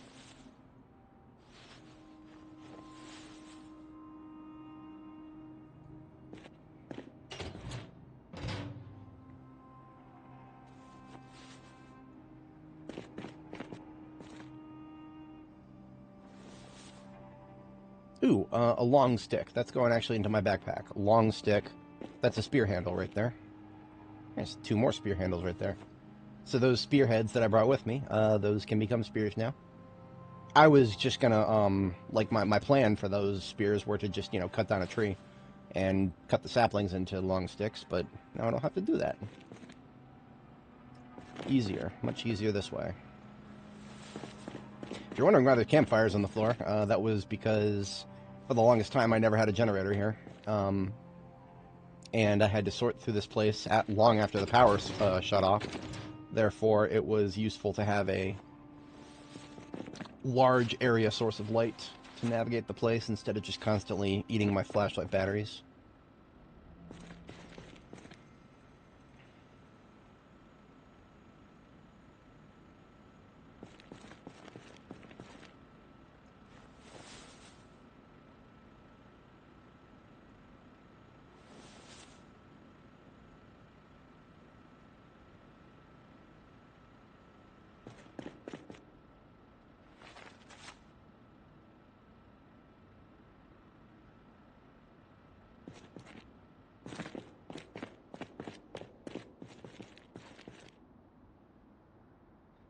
Plaster. I'll take plaster. And the reason for that is plaster, you can make your own if you find enough limestone, but that's somewhat inconvenient for me. So I will go ahead and take some of that. Now, how much do we have on the floor here? We've got 150 in the garbage bag, so that's, if I brought the hauler, that's no problem. I can take that in one go. So I've got another hour to spend. I will consolidate some lower priority stuff now. Bolt cutters, that's technically steel. So anytime I see bolt cutters, basically all that means, what are bolt cutters? Just a very heavy way of carrying around steel. I think they count as a weapon of some kind. I don't, I'm definitely not a weapon I would want to use. You would have to be put me in a very, very, very awkward situation for me to actually use bolt cutters as a weapon.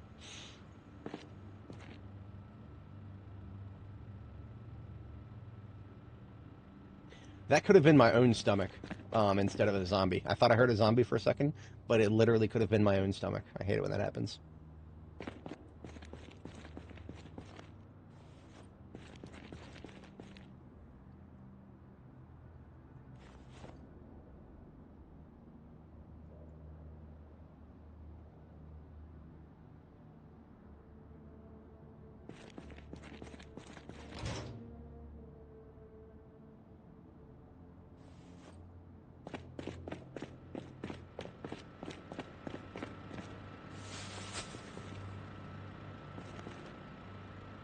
That's 176 in garbage bags. That's pretty much... Yeah, one more garbage bag, but I want to not quite fill this one all the way up. Now, the cool thing is, I actually would have a place to put all of this paint if I took it with me. I wouldn't have a place to use it, to actually paint with it, though, so I won't take it with me. But it is fun to know that if I wanted the paint, I would actually have a destination for it.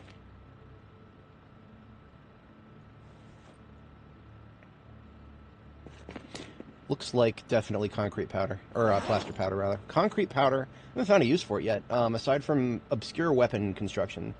Like a concrete powder plus a bucket plus like a steel pipe. That's really good for your long blunt. You can make yourself like a ghetto mace with just a steel pipe and a bucket full of concrete, and then let it settle, and there you go. You got a bucket full of concrete that is settled. And something to hit something to swing it with. Fucking Morningstar mace. Or not even, there's no spikes, so it's just a blunt version of that. Okay, I think this, it's only 17 full, but I think that's enough. Yeah, 195 of encumbrance now. That is a nice and full these garbage bags right here are now a full load for my my hauler. Yeah, bag of concrete powder. If you're into long blunt, what's it called? You have to mix a bucket of concrete first, and then you can make a kettle maul. Is that it? Oh, you can use clay, cement, or concrete. Interesting. Wait a minute. Is concrete just an alternative for clay cement?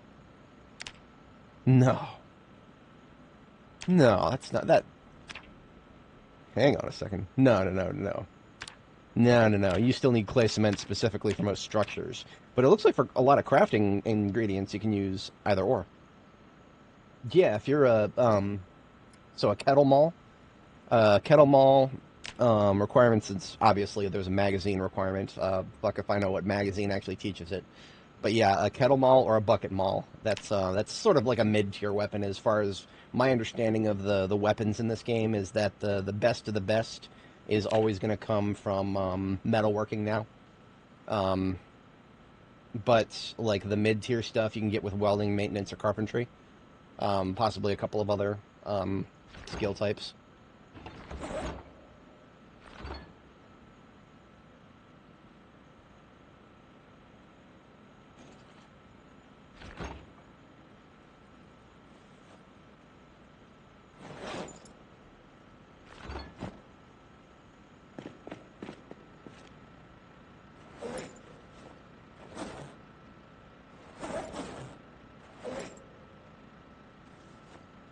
Nice, very nice.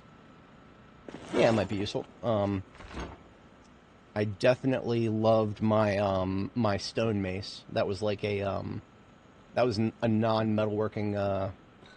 It was almost best in slot. I mean, the damage is basically equivalent to the metalworking version. The metalworking version just lasted much longer.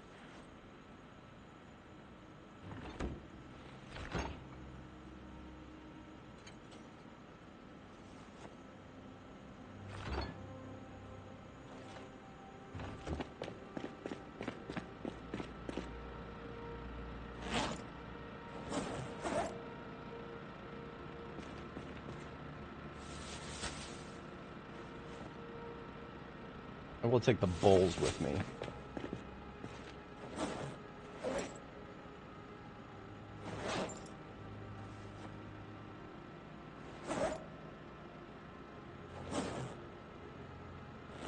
Okay, looking good, looking good.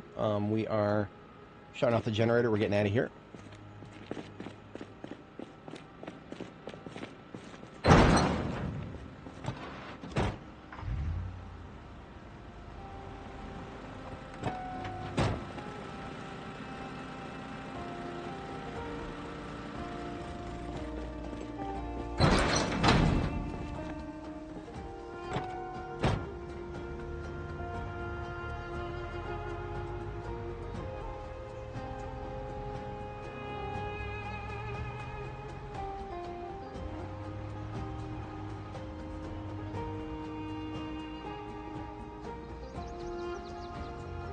Oh, this can't have this.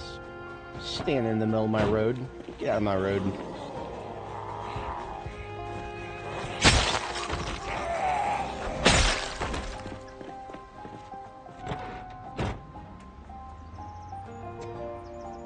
Regular old road congregation up here. What percentage of these guys came down from the north and the forest up here?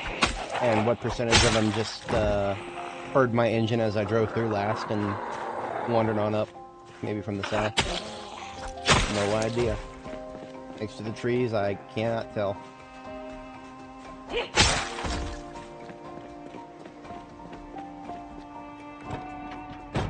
Any sharpening? Yeah.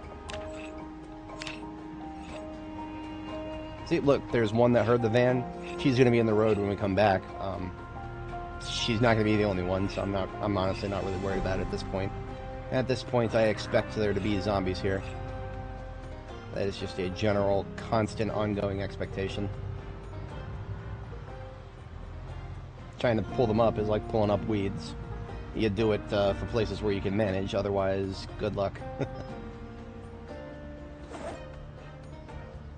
That's all the sharpening we need. The long sticks that I picked up going into the trunk until I want to put together those spears. I would like to get my long blade worked up before I do the spears. I mean, because honestly, when it comes to spears, I don't really need to level it. Like, I'm one-shotting zombies almost every time with a spear. So spears are not necessarily things that I need to level right now. As excellent as they are, fantastic combat weapons. Literally the best you could be using right now is a long metal spear.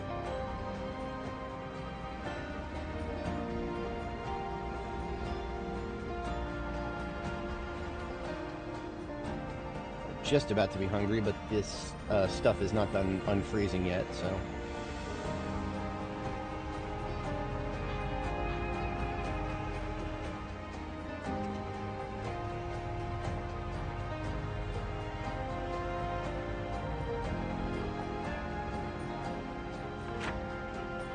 Now our desired turn is coming up here on the left.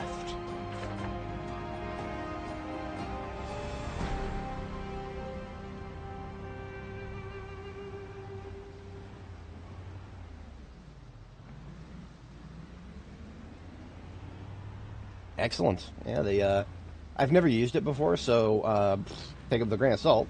But it is. It looks like it does a lot of damage. Just based on the requirements to make it, that tells me if it doesn't do a lot of damage, then I would be severely disappointed.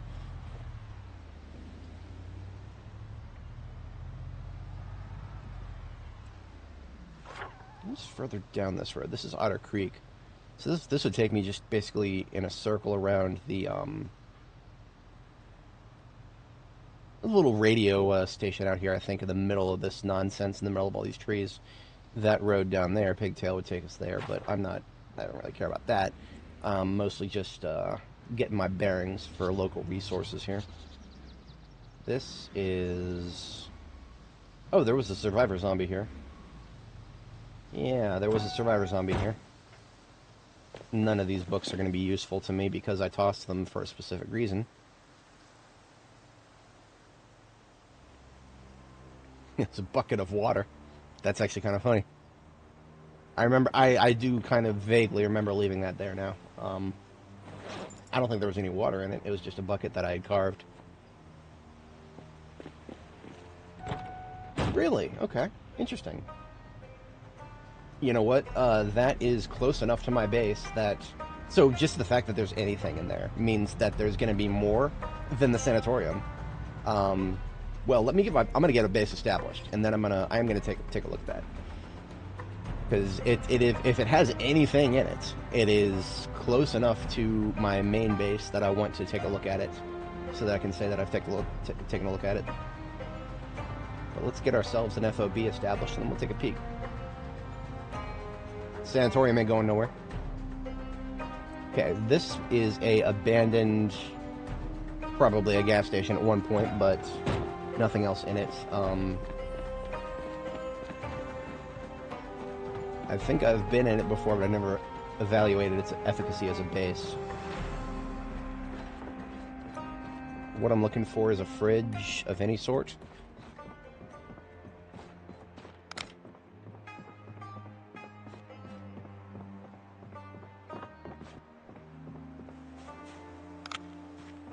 Fridge of any sort, bed of any sort.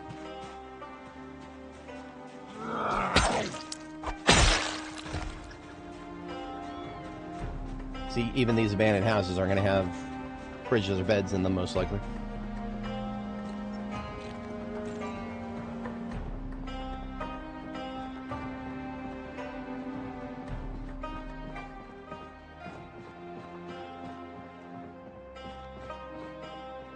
Oh, there actually is a bed, but is this average? It's average. I will not settle for average.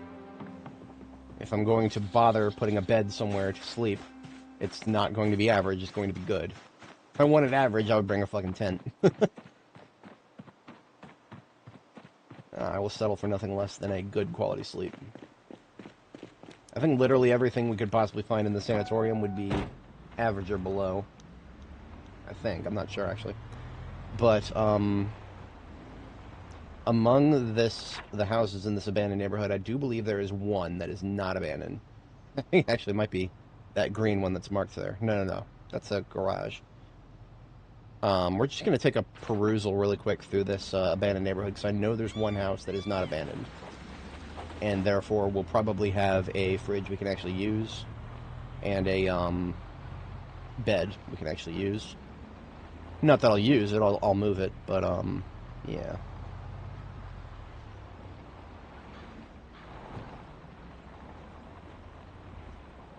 Not something you see very often these days, at least not in my area where I live. I don't... It's been a long... I have not seen any entire abandoned neighborhoods. Like, it would have to be pretty bad for the real estate developers to not come through and do what they always do. Gentrify the area, increase the cost of living.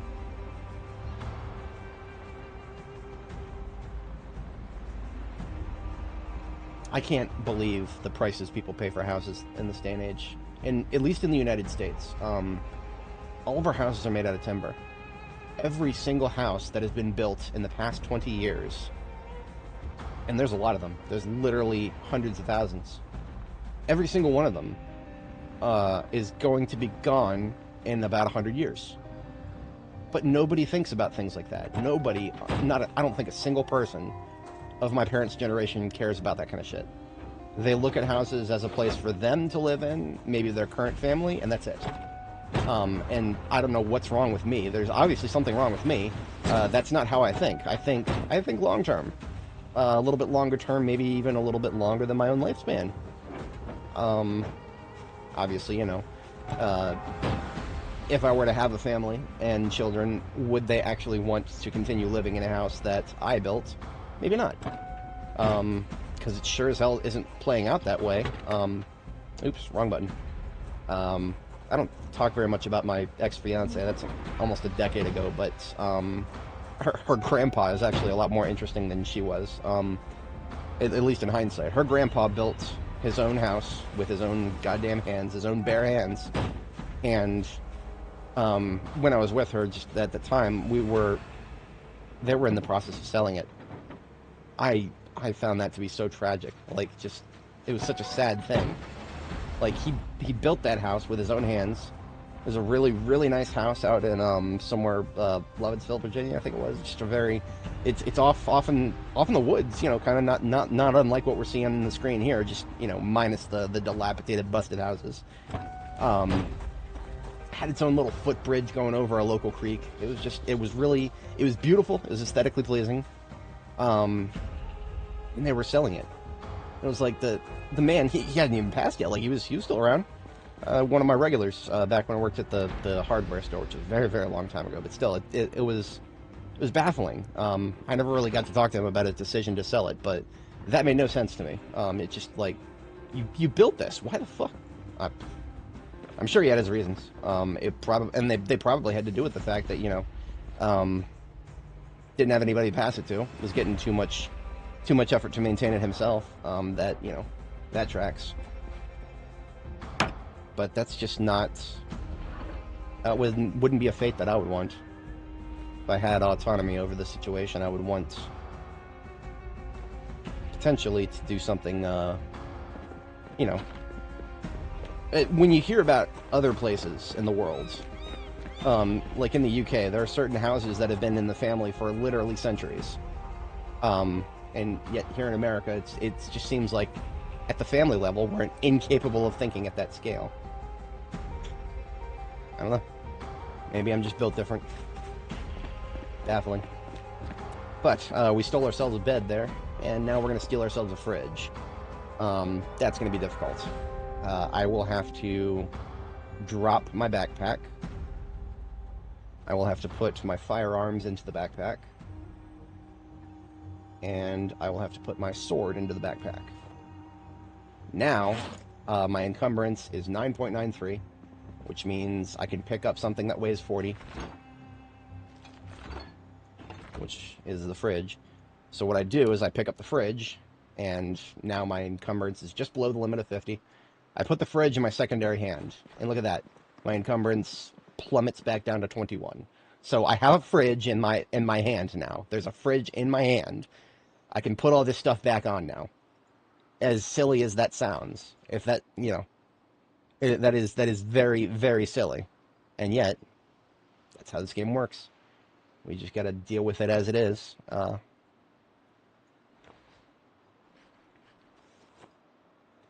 I think that should not be a thing. I think that we should just be able to, like, if we would be able to fit something in our inventory after we picked it up and equipped it somewhere, we should just be able to pick it up and put it in our inventory. Like, that temporary moment of us having to deal with the 50 encumbrance limit, that should just not be a thing. But whatever. Problem solved. We have a fridge in our hand. We have a bed in the trunk. All I need now is a pillow. I think we might find one, maybe.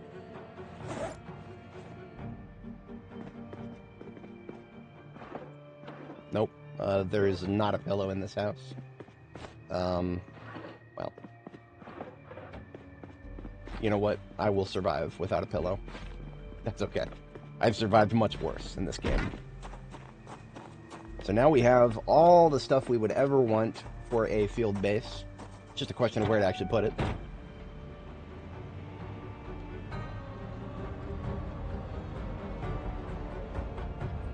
Okay, you know what I'm going to do first? I'm going to make it so that I can actually function properly.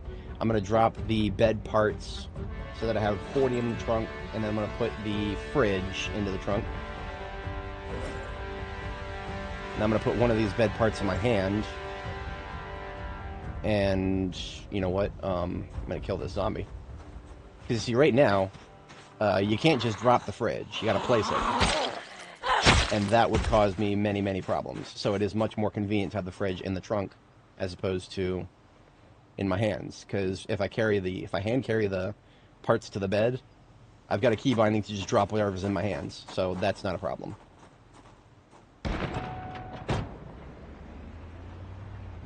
I am on the lookout for a pillow, but at this point, I mostly just care about a safe place to build a temporary base. Damn it! I saw that guy way too late. Fuck. There is now a corpse in my way.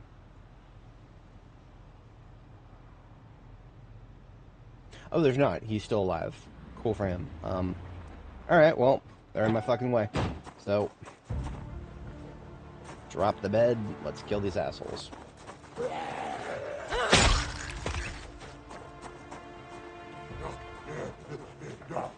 I hate these guys. I hate the crawlers. They're hard to target with melee. See, you would think that he was just about to nom my feet in order to target him just that. Whatever.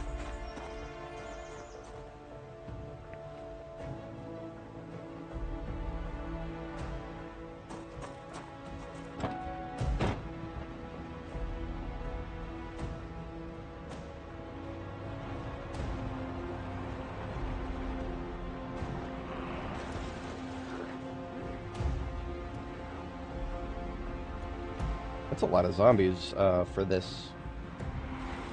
Just for this road. Oh, I've never been on this road. Technically speaking, this is the road leading from the end of Rabbit Lane there back down this way. Okay. Did I just find my base my base site? I think I did. Yep, absolutely. That is a great spot for a base.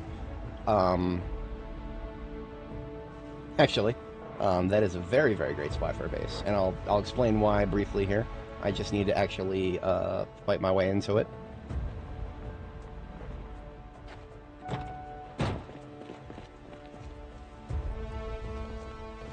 Let y'all get out of my road and into the ground, please and thank you. Whoa, that was faster than I expected. Hey, she was following my orders. I should have expected that. I don't know why I didn't register her as a fast. I could blame the trees, but skill issue.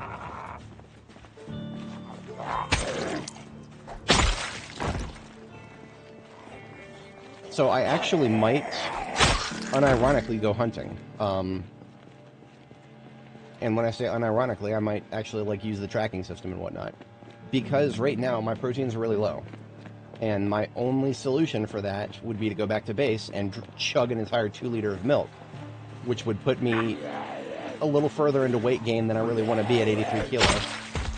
So, it actually, unironically, is not a bad idea to hunt right now.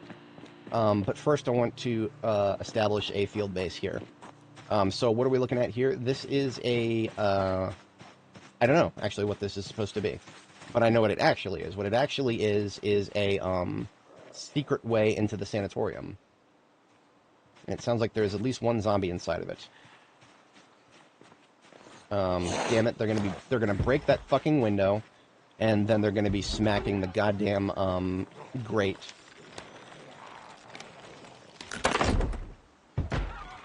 I really should have just unbarricaded this door first thing.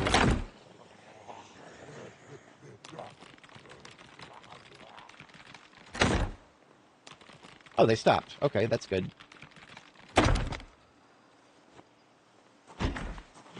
Thank you, gentlemen, for not breaking my window. I appreciate that.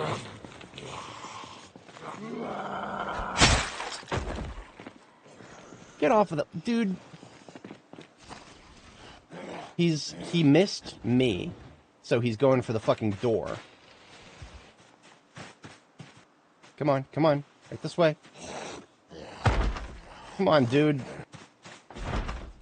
God damn it. I cannot stand it when the zombies do this. they're supposed to come for me, but instead they start hitting something that was right next to me.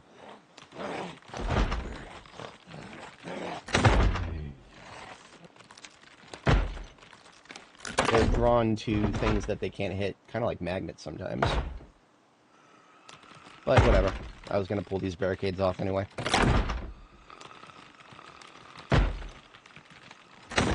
Now, watch this door be unlocked. Or, I'm sorry, watch this side be locked. It's not. Okay, we're good. I want a base here, asshole. I should have killed him the other direction so I didn't get blood all over my... Anyway, so what is this place? This place is a secret way into the Sanatorium. There is an underground tunnel that leads in.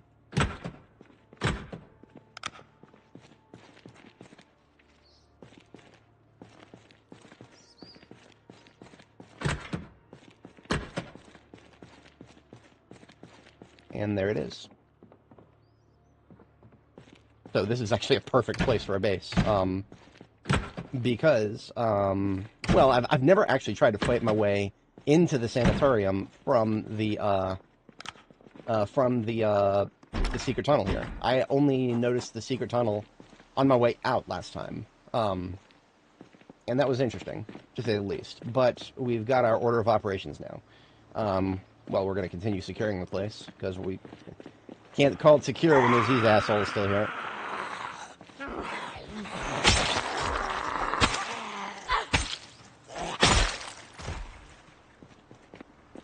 Alright, so trying to pay attention to my time expenditure. Got to think of time as a resource, just like fuel and water. It is the 6th. We departed base on the 7th, I believe. Yes. Yes, we departed on the 7th. We spent an entire day kind of moseying around the warehouse area and getting that gas station secure. So we are now a day and a half underway. I'm keeping track of that because, well, a couple things, obviously. The generators. The generators keeping all of my food at base preserved. But also, slightly more pertinently, there are some crops that I do still slightly care about. I have not necessarily given up on the tobacco just yet.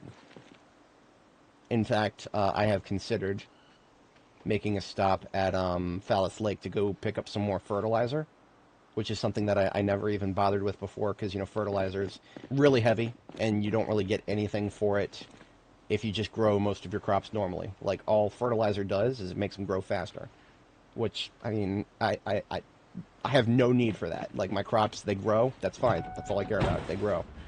I am not in a rush. But, in the unique case of tobacco, tobacco will literally fucking die if you do not somehow increase its growth speed to shave an entire month off of its total growth time. Skill issue on the devs' part.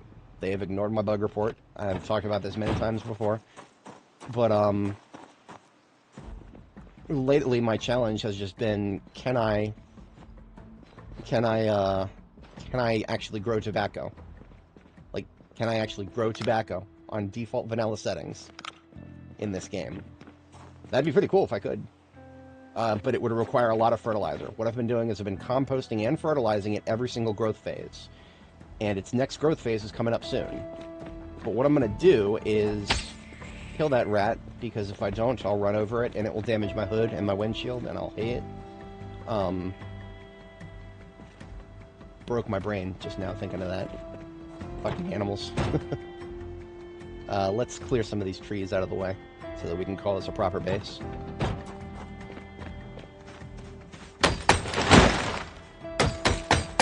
No base of mine will have trees surrounding it, blocking my line of sight.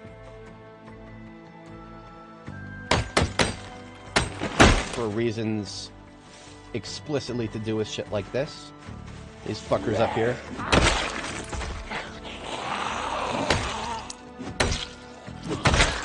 If I'm gonna put a base anywhere that I'm gonna stay at for more than a day or two.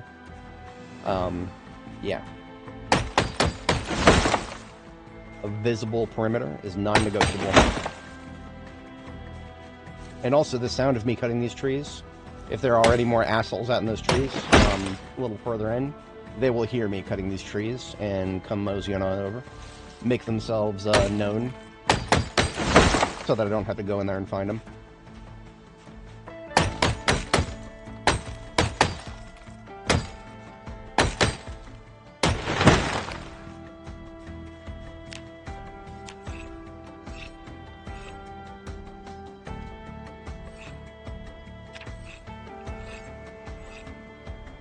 I really enjoy the soundtrack for the chill parts of this game. The combat music is alright, but I mean, the chill variants are new. Armin Haas did a fantastic job with those. I don't even remember, Zach Beaver, right? Zach Beaver, I think, did the original version of the soundtrack. So, what we are hearing now, I believe, is our first guest from inside.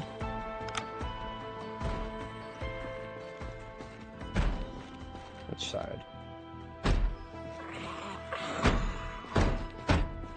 Both sides. So what does that tell me? That tells me they've broken through already. That is baffling. They would have had to break through steel.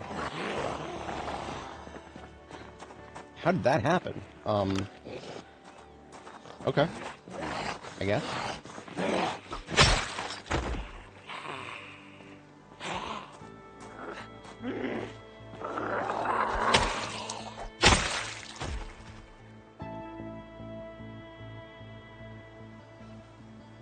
Okay, so I didn't quite articulate this out loud very well.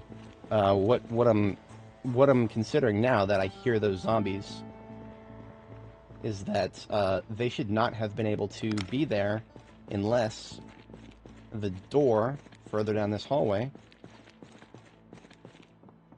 Look at that, they broke it down already. I feel like that would have taken more than 2 zombies.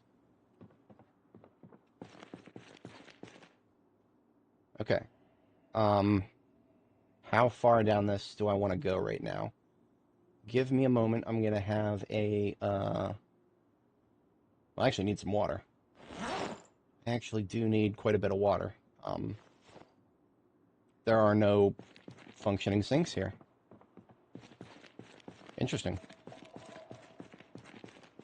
Oh, if I didn't have my own bed that I brought, there actually is a gurney here. That's kind of funny. Didn't know that. But yeah, out of water. That's unfortunate. And no sinks in the area. We need to boil some water. How can we boil water right now? We have a couple of... Oh, this building right here, you didn't know there was a basement? Oh yeah, it is, it's not just a basement, it is a way into a place that is much crazier than just a basement. You know, I'm gonna go ahead and eat this whole cake. I'm getting close to weight loss, actually. So if I eat the whole cake now, while it's still good...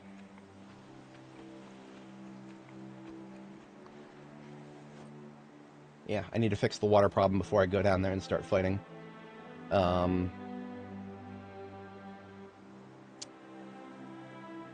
My choices to boil water right now are basically extremely limited. This is why I should probably start... Well, here we go. I can put off the problem of water, actually. I've got watermelons. Lots of them. It's literally in the name. I just gotta smash one up. And I will quite literally hydrate myself by eating some watermelon. Once I'm no longer too full to eat. Kind of wish that I could squeeze the watermelons into watermelon juice. That'd be cool. But I don't need to. Once I eat one of those roasts, a roast can fit half a liter of water, and that's enough for now. It'll be a little tedious to boil with, but...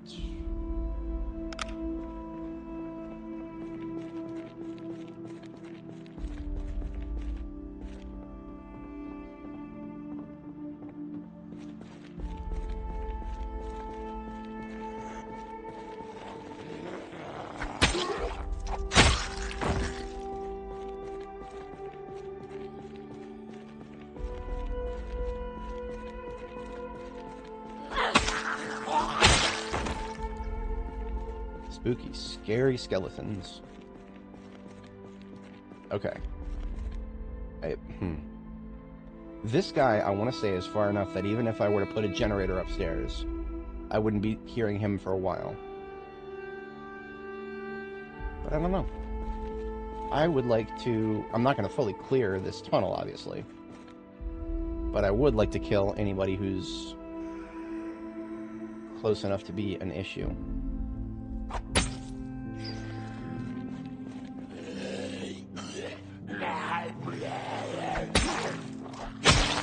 Now, the closer I get to the Sanatorium, the more dense the spawns are going to be.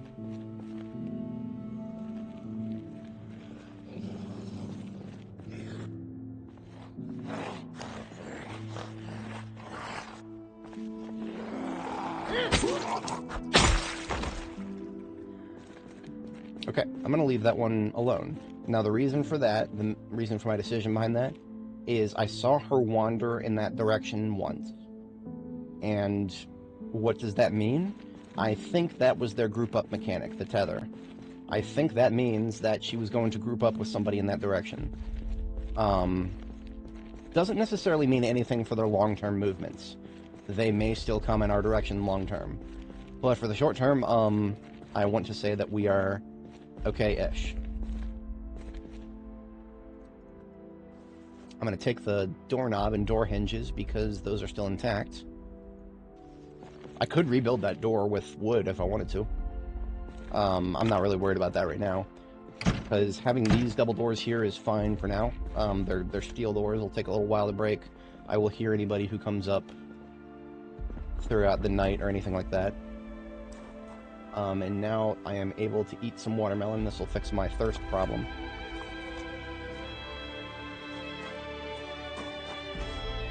And we have kicked the can down the road on the thirst. But I do want to solve it long term, so I'm going to get a campfire put together. Now, I could do something better than a campfire if I had a stove. I did not have the room for a stove. I didn't think I would need one right away.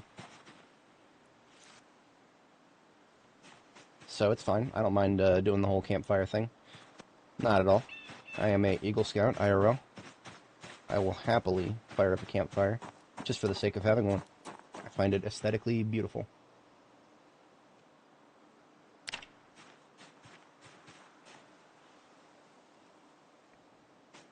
Probably better to put one on a gravel surface than on the,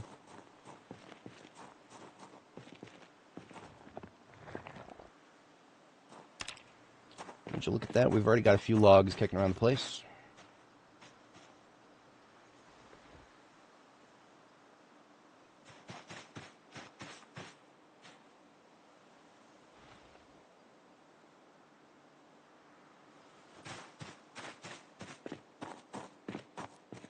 Two logs will give us a, well, apparently because they're equipped, I can't use them.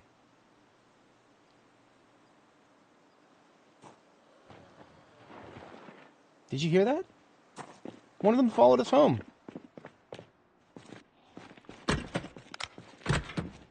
Oh, wait a minute, no. That's from outside. I heard a groan, and I just instantly assumed that it was the basement, but no. That's okay. What that tells me is, yeah, look at that, there's another one up there. There's probably a group in this forest. I would have hoped to have gotten them out of there by all the wood cutting I did, but it looks like all I did was pull them closer.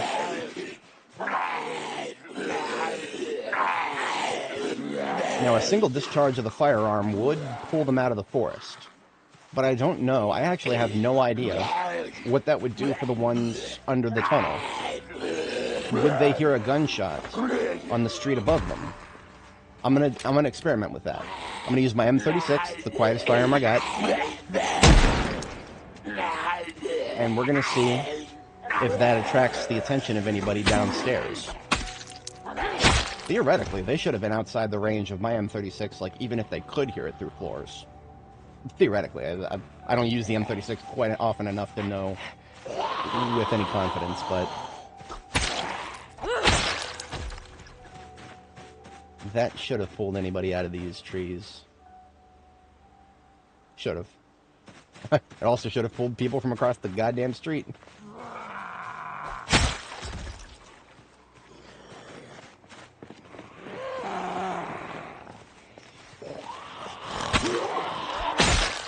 Did not necessarily plan that right. That's alright. Barely a class 1 mistake. Nobody winded anything up. Remember, the range of the sword is really good, but it can sometimes work against you. For example, that zombie that I ended up pushing, I probably could have dealt with it if I was using the machete instead of the sword.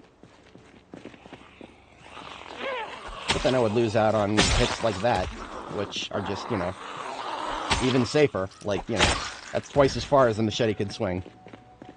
The farther away you can keep a zombie from you, the safer you are, generally speaking.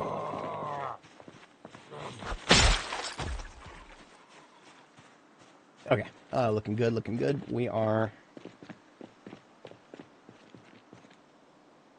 There is a part of me that wants to discharge. See, look at that. That's actually not as far away as I thought. I can actually see the backs of the buildings. These are like, I'm guessing that sanatoriums IRL have, you know, low security and high security parts. I don't think sanatoriums even exist anymore. But assuming when they did, they had, you know, their low security, their high security. This would be your equivalent of low security. These are basically just apartments. Apartments, I guess, with live-in medical staff. And, yeah, they're not the main part of the facility. They are, however, still crawling with zombies somehow. And again, it's incongruous that there's so many zombies here because the place is abandoned. There's no patients living in the sanatorium here. The only thing that could possibly explain all of the zombies is that maybe there was a tour going on at the time. And somebody turned on the tour, and the entire tour became a zombie infestation. That's the only thing that would make sense to me. It would have to have been like one of those big tourist groups or something. Because otherwise, none of these zombies really make very much sense, other than you know, homeless vagrants living in the sanatorium. There's not this many homeless vagrants even in Los Angeles.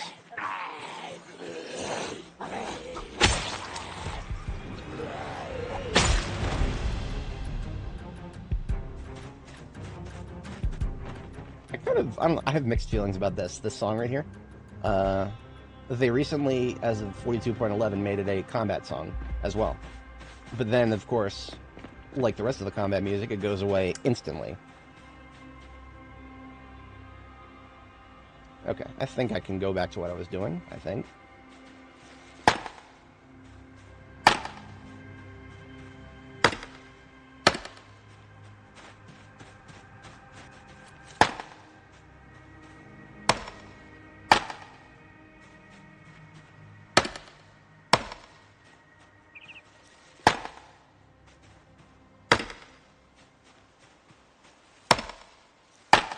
We will have total coverage.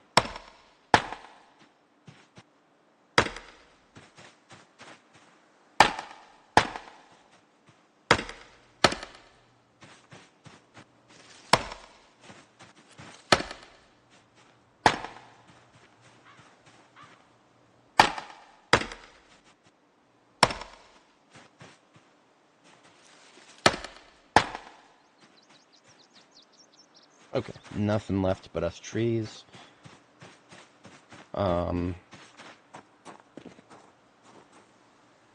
Chunks of watermelon consume. I do love that I can basically just sustain my thirst off of watermelons, probably for quite a while.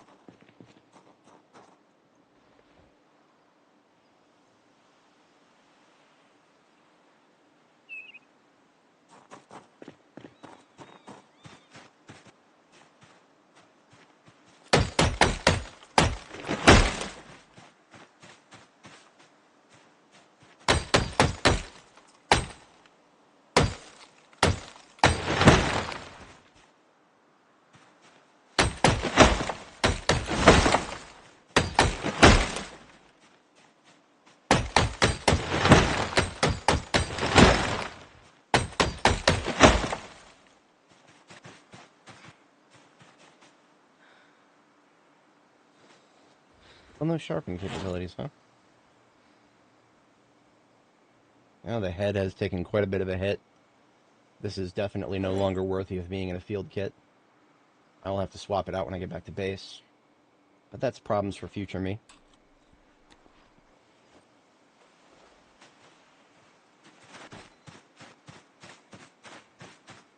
Two more trees to handle, the big one here and then the little one.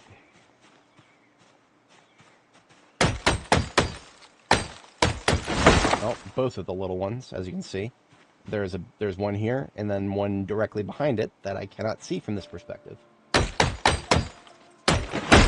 My isometric bullshit trademark.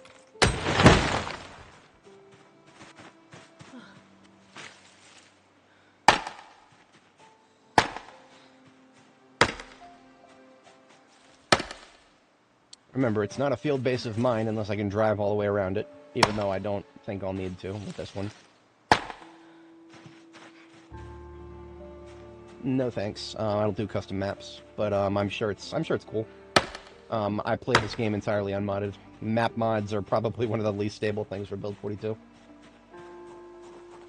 But yeah, if anybody in chat wants to check that out, definitely take a look. Always, map expansions are great. Always down for that. Nothing in there. Okay.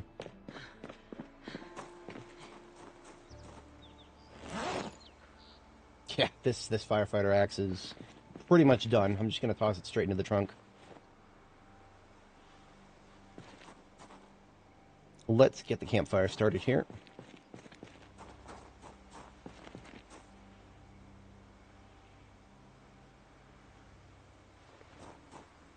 Quick review of the photos. Yeah, sure, why not? I don't have to install it to do that. Give me a moment here, I'll add some stuff to this campfire, and then, yeah, sure, I'll take a look. That's easy peasy. My girl needs a break anyway. She's been, you can hear the suffering. She's endured more than I could, IRL. I'm a weak man at the moment, out of shape. Well, I was gonna put I was gonna boil some water. But at this point, I just lit that for the sake of having it lit. Okay.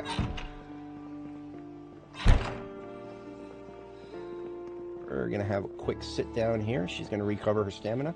While she's doing that, I'll take a peek at homie's map here. What's it called? Dustwell? Sure. Is it based on anything real? Ooh, that, definitely got that 10 years later vibe.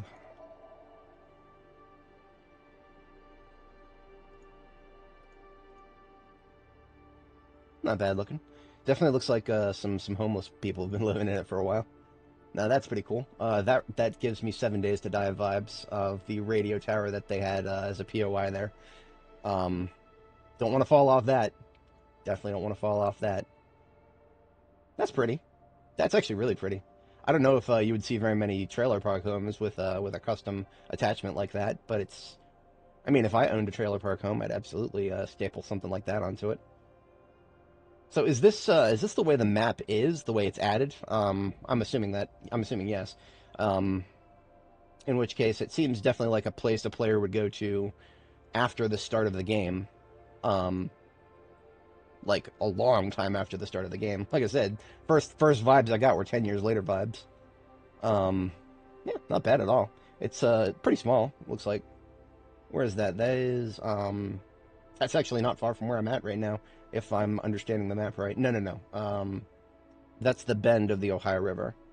So if we're directly south of the bend, I actually have b42map.com open here, lovely resource. Here's the bend that I was talking about. So if we're directly south of the bend, then Dustwell is in this blank spot right here. Neat. Usually when I think of map additions, I think of, like, you know, going outside of the edge of the map.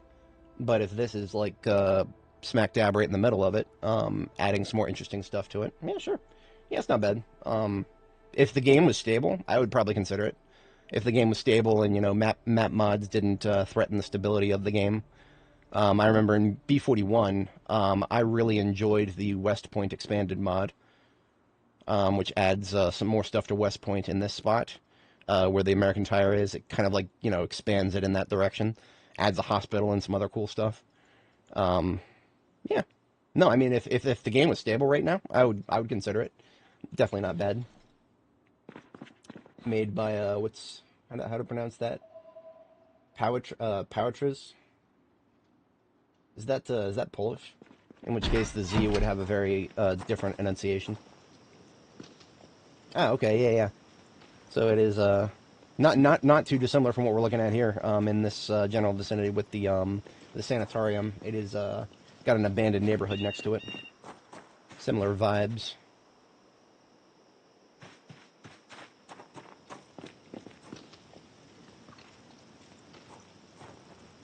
I don't have a very large audience at the moment. We only have a few live viewers, but I do have some folks who watch the VODs. They might be interested in that map mod. Oh, not even enough room for this sapling. Okay, we've got plenty of fuel. Now we just now if I want to boil water, I'm gonna need one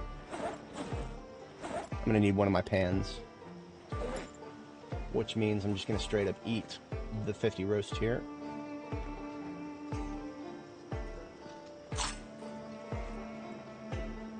Now I have myself here a wooden bucket of water. I just happened to find this on the road. I was not actually expecting to need it, but at the moment, it's beneficial to have, so I'm going to use it to fill the pan with tainted water, and I'm just going to straight up toss that pan right into the fire. I may be able to boil water in other ways, but I know for sure the pan can take it. So that's what I'm going to do. Having a generator and a fridge, you would think I would just go grab a stove. It's coming. I will get myself a stove. Let's put the generator right here-ish. Yeah, that feels good.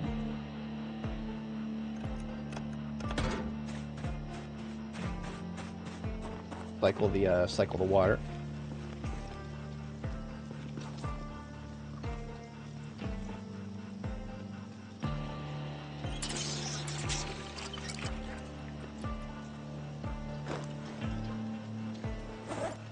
And of course it chose the wrong bottle. It's alright. We'll just transfer those liquids. You know what? Maybe I should use the 2 liter. Yeah. Yeah, I'm gonna fill them both up. No reason not to. If we're gonna be in this situation. Might as well get some boiling going.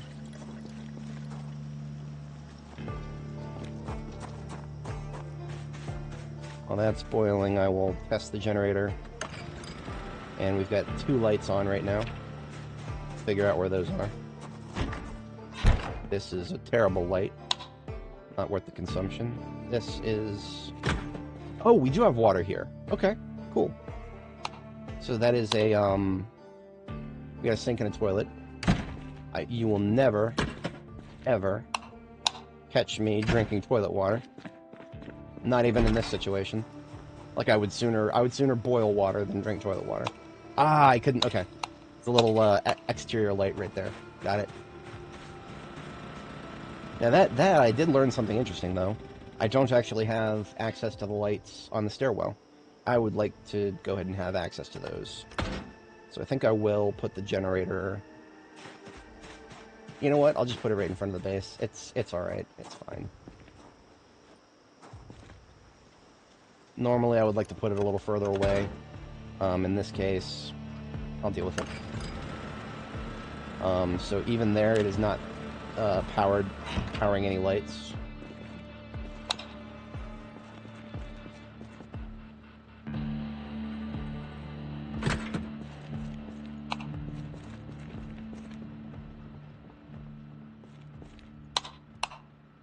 Now that's interesting. It was not powering any lights. And yet this one was on. This is kind of a useless light, to be honest. It doesn't show anything down here, so I'm just going to take it with me.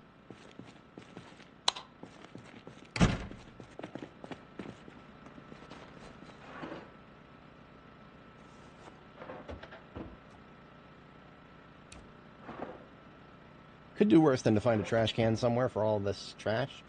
But until then... Oh, does it let me burn it? I would love to burn it. That would be, Come on now. Yes! It only gives me 15 minutes of fuel, though. Well, that's okay. It gets rid of the trash. So all this garbage on the floor here, I can get rid of it. I can burn it. Oh, yeah. So yeah, we're at, 391 days in-game. But, in real life, the default day length has changed.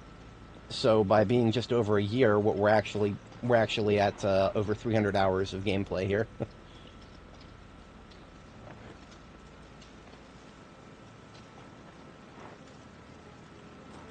I have mixed feelings about the new day length. Generally I like it. Yeah, I don't think there's anything bad about it. I kind of wish they went further, to be honest. But then it would be even harder for folks to get to that 1 year marker. So, yeah, it's alright, I guess. Wait a minute, what? It didn't even show that the water was tainted. That's very weird. Okay, cool.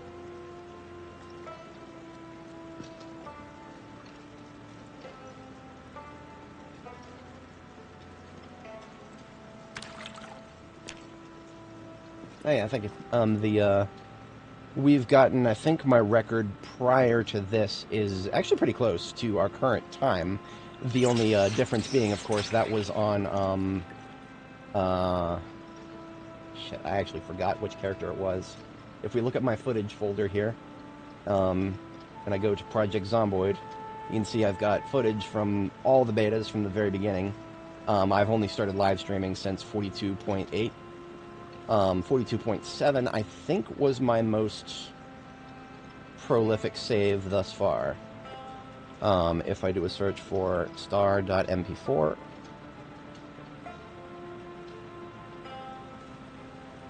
that'll take a second. And while I'm doing that, get some water boiling.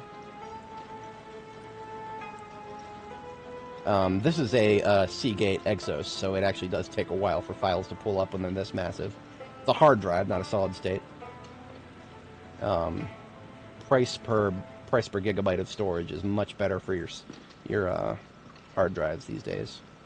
So what I do is, after I do that search, this is basically pulling up all of the footage I have for 42.7, and we're tallying it up, and it is 232 hours, and that was this character's previous life. I think this was my longest save previously. Yeah. So I do think that we're looking at my farthest. Oh, hello, Bloody. Yeah, that school, definitely feeling that September 1st right there. School's back in season for everybody who's still going.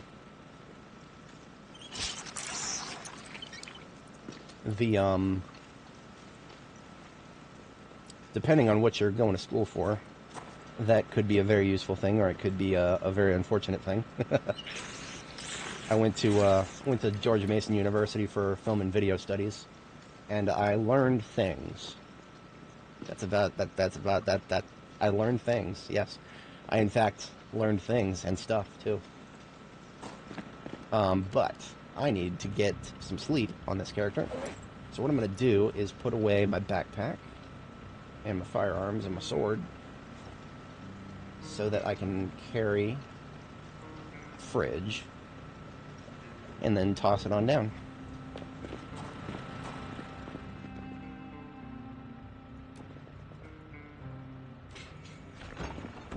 And then take all of my perishables and toss them in there, and then I should get some sleep.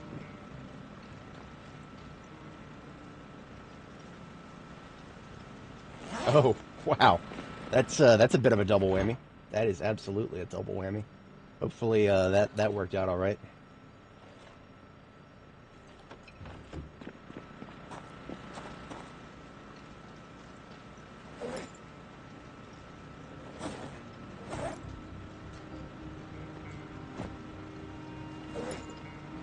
Man, that was not... I wanted to pick up the other one. This one. So this military backpack has got 11 watermelons in it. So I just tossed the whole thing in the fridge. There we go. In fact, some of those watermelons need to go in the freezer instead, because they have been out of refrigeration long enough that some of these will go bad if I don't put them in the freezer. So I'm staying up a little bit past my bedtime, but it is kind of worth it. I mean, watermelons, we've just found out, watermelons are actually really, really useful, despite the fact that they're really heavy. Because if you've got some watermelon chunks, then you can sustain yourself off of that for both food and water. And that's great. I like that.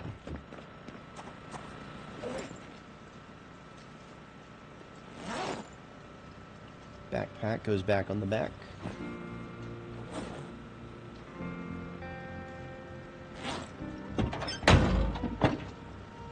Water back on my person, and yeah, I can sleep now. Oh no, absolutely not. I mean, remember, we're gonna live forever, and it's really just a question of how we can keep things interesting. And if we actually reach the point where we can no longer keep things interesting, then probably I'll decide to call it as just, you know, Annie Mae in this lifetime sailed off into the sunset and continued living as a potentially insane person, building a base for a bunch of people who will never show up, which in my humble opinion is actually kind of a tragic ending as opposed to a good ending, but it's the only ending available to Project Zomboid players right now. There's not going to be any NPCs to come live with you, which means you'll eventually die of old age. And that is how I would like my characters to end. Because, you know, every time I said this many times, well, at least several times I've said this, when the loading screen, that little thing, there was never much hope for survival, this is how you died. That loading screen could be applicable to somebody when they're born. Yeah, this is how you died, yes. That's how life works. So, I'm not particularly compelled by that one way or the other. Grand Ohio Mall. Now that is, again, is that Louisville? I think that is Louisville, so it is, if it is in that direction. There's our B42 map here. It is POI is on.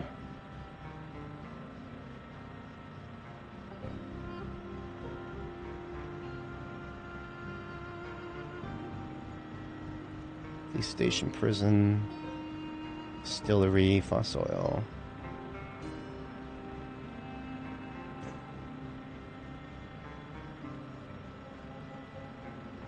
That's the school. Spiffo HQ. See, that looks like a mall, but no, it's not. Oh, it's near Louisville Airport. Okay, so it's going to be further down this way.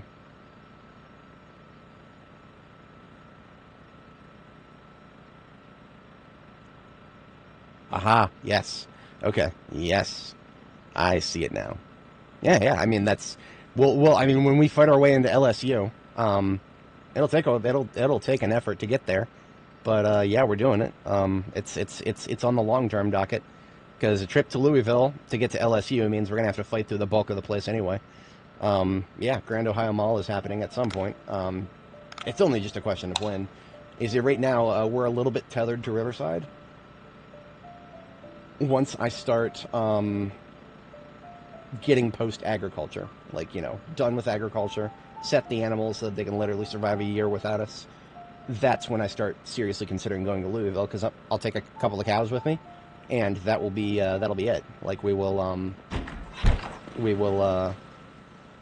basically just live on the road from there on out, as opposed to coming back to base, because we will have everything that we will ever need with us out in the field. I absolutely despise that I cannot put another log on the fire. But I guess that's what we got to deal with here. I'm going to cut some firewood. I need a hatchet for that, I suppose. Can't do it with a saw. Oh, I would, you know, there are billions of people who would play this game if there was a Sims mode. There we go, chop log into firewood. One of my viewers who was joining us more often in the past, she told me that she would play this game just the same way I do, only a little bit closer to the Sim style. And I know several other folks who would absolutely play this game if there were just more social elements to it, you know. The one of my best friend's wives is a big player of 7 Days to Die. I think she has a group of people that she plays with. I actually had considered asking her if she wanted to join me and my friends, have just sort of like a group server thing. I've been kind of holding off on 7 Days for a bit. Not really for any particular reason that I can name off the top of my head either, because it's not like I think the game is unplayable or anything, but the devs have started quote unquote listening to the community. And I say quote unquote because I want to see how that plays out. Because if they actually are listening to the community, maybe the game is actually going to get better pretty soon, like much better than it currently is. And that would be something absolutely worth waiting for if it is coming. I don't know if it's coming though. So I kind of want to see what happens with 2.3. If we look at 2.3 is still in experimental.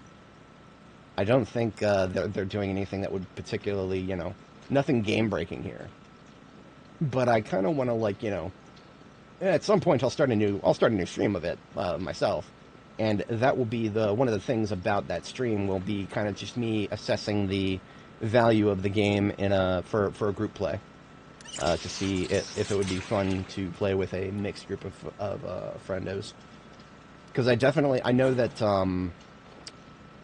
that my buddy's wife and her social circle would probably not want to play on hardcore difficulty settings. While some of my friends who would want to play with me what they like is they don't necessarily like it harder because it's a meme. My buddy CA, he if you've watched any of my old 7 Days to Die videos on this channel, he dies a lot.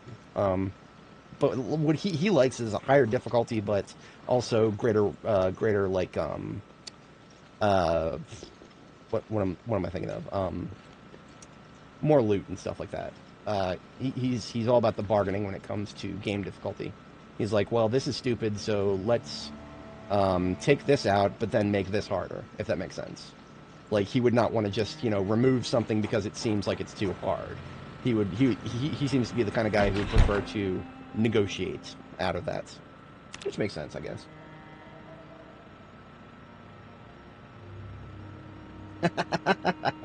Yeah, kind of. Yeah, absolutely.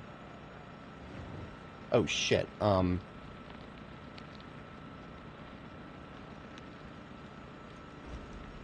don't know which store that is.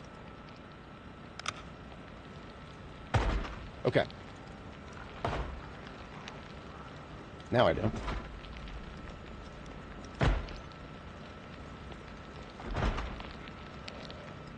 Damn it.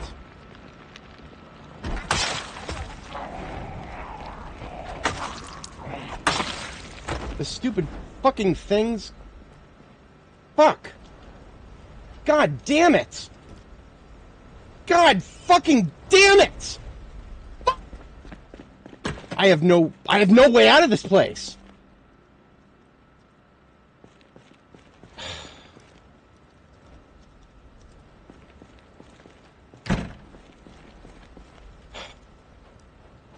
I mean, I do have a way out of this place. It's just, fuck. Dumb shit. Of all the dumb shit. Of all the dumb shit.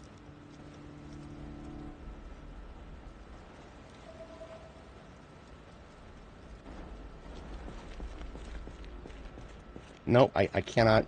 Wait a minute. No, I cannot. Hang on, I might be able to navigate this. No, I am...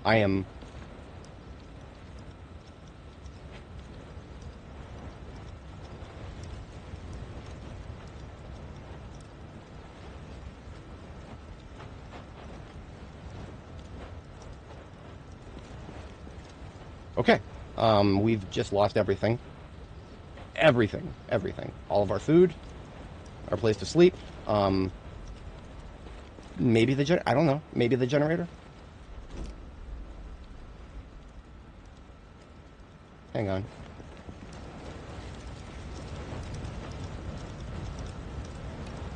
Okay, we have a place to sleep now. I didn't know gravel could catch on fire. The things you learn in this game. Okay, so.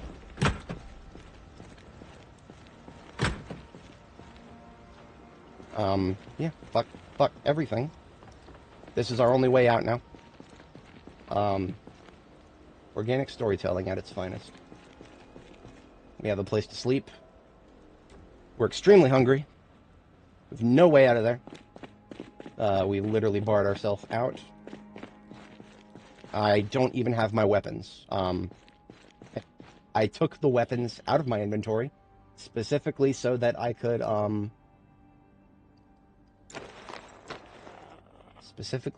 empty my, or I could put the fridge down. Okay, so. Given my moment, my heart rate skyrocketed. We were close to about 160 beats per minute for a second there. Just taking a deep breath. It does not behoove me to fight zombies while I'm like that. We are about to be at stage 2 hunger.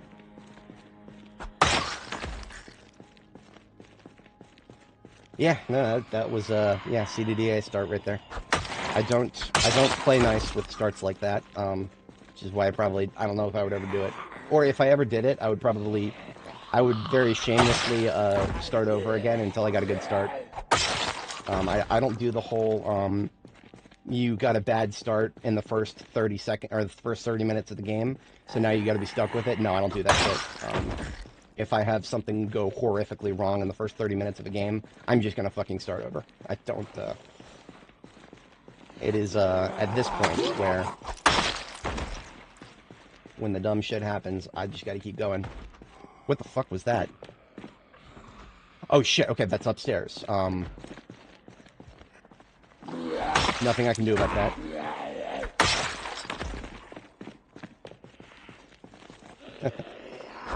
Nice to know that there's another gurney down here.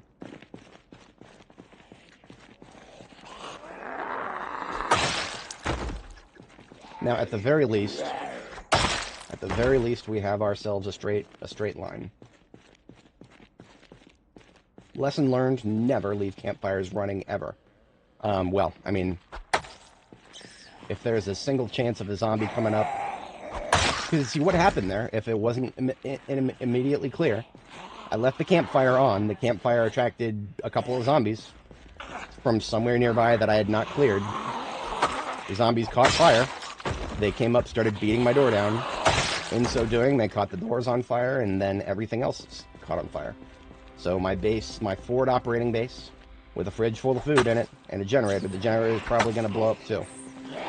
I've never seen what happens to generators that get hit by fire, but I'm going to assume that it is, I'm going to assume it's as good as letting them explode. Now, I want to say that the van is going to be okay. That's my best ambulance. I want to say that the ambulance is going to be fine. Okay, we are in such a shit situation. I am going to do something I would never normally do. I'm going to eat the only food that I have on me, which is an entire fucking stick of lard. This is a very bad idea for my weight. I'm beyond that right now. I need to be combat effective right now. If I get past stage 2 hunger, yeah. I will deal with the unhappiness. At least now I'm combat effective.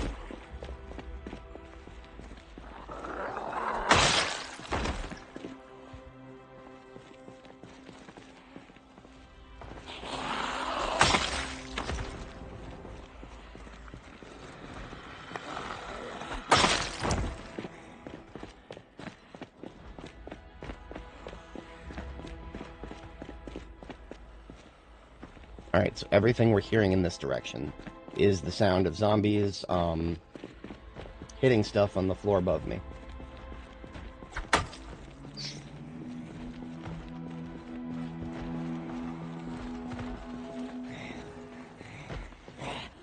This is not good at all. Okay, that did not work. I need to do a status check on my flashlight.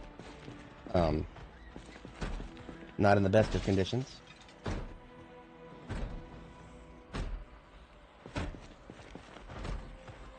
our stress is going straight to 100. Now, why is that happening? Because of the sounds of zombies above us hitting walls and doors. And there's nothing we can do about any of that.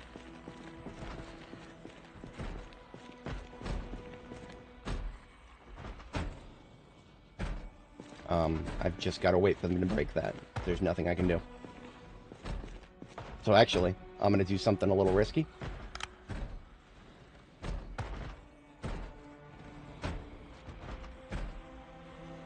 My stress is going up IRL too. This is not doing anything good for my heart rate. But okay, I just need to...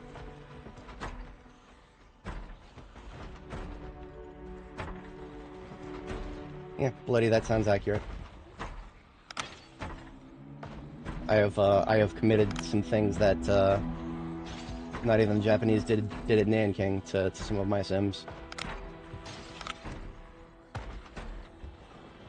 But I never failed to meet their needs. So, I'm not that bad.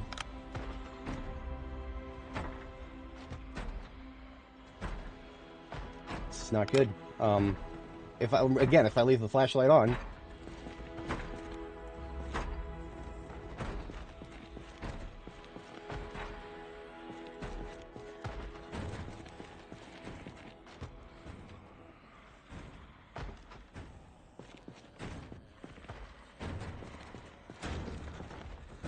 Okay, there we go. Let's let them split themselves apart. In fact, it looks like they're not going to, so...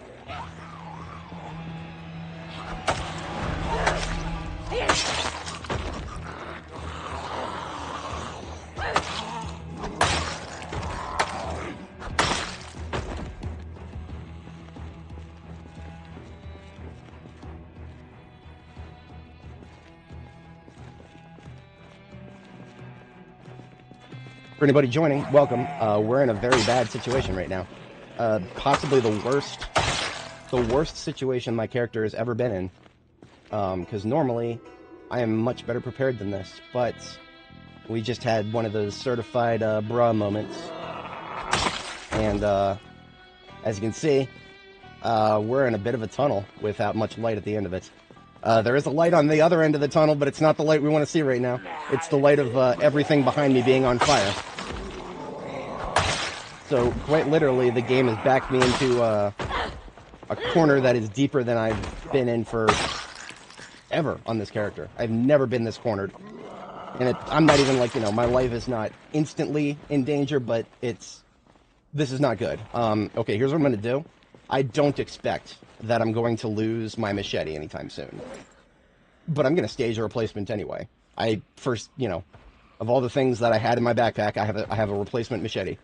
So, I'm going to do my best to continue splitting these up.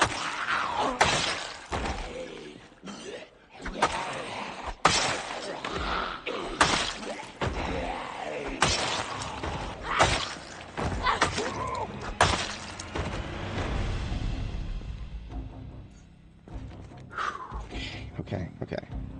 So, as you can see, some of them are losing interest. That's good. Right now, the biggest thing I'm worried about is my flashlight.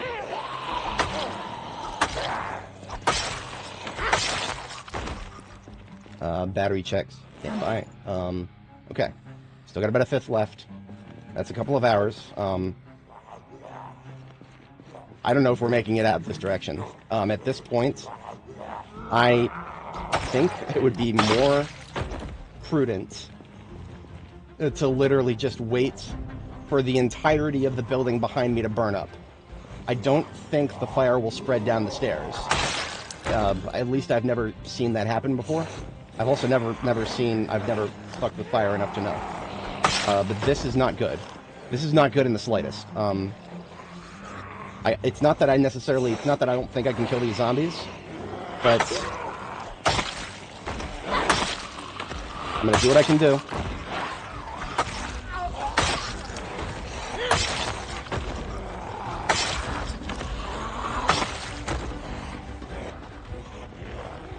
I don't expect there to be any behind me, but there's nothing stopping them from, If there are any upstairs, theoretically they could pass around.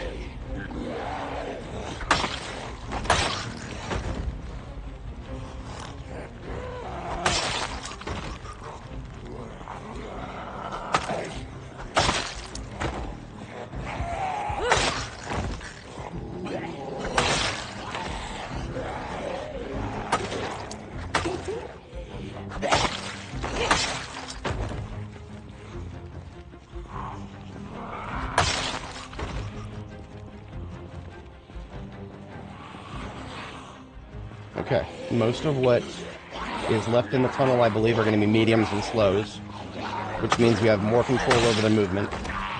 We can move up and have them lunge us and then split them apart. But then look at this, we got Fast Shambler Frank right here. We're going to start getting sick any second now. So the where's my mask? Bandana? There it is. Bandana. Where? This will take the edge off. Thank you, Borscht. This is... I would never have done this intentionally. This is not in the slightest an intentional thing. This is the lightning strike of bad situation.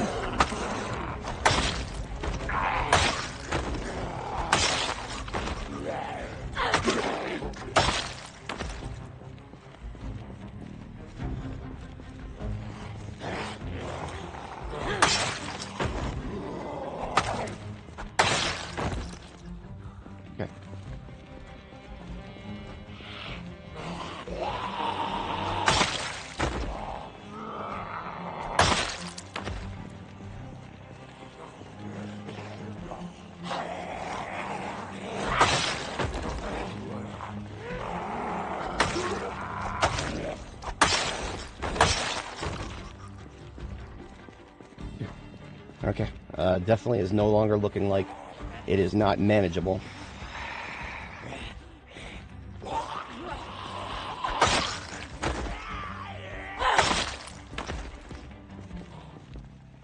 Feel like I should have had a Gandalf. There's no way out of that ravine. Theoden is leading his people into a trap. Except I don't have any riders of Rohan coming for me. I just have to... What the hell happened to my neck? Did I get... Oh no, I'm just not wearing anything. Okay, never mind.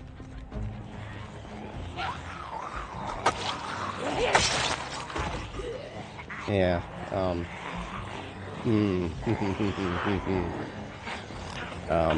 I am not gonna get confident, not now. This is still the worst situation I've ever been in.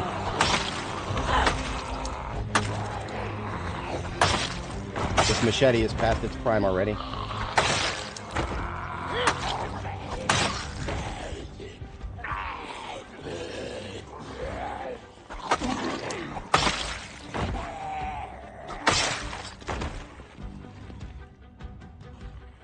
Okay.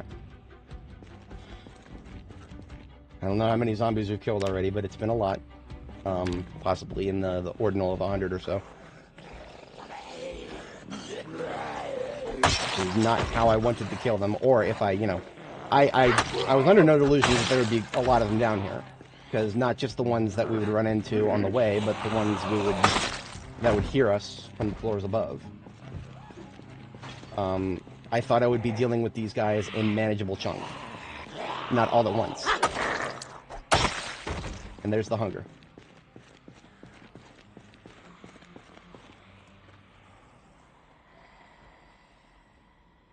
I don't know how good your guys' hearing is, but mine is too good for my own good. And I'm hearing more sounds than I can count.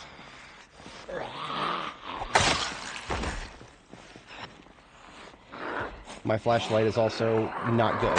There's no chance that it's going to remain... I do have a lighter after the flashlight goes out, but after that, that's it.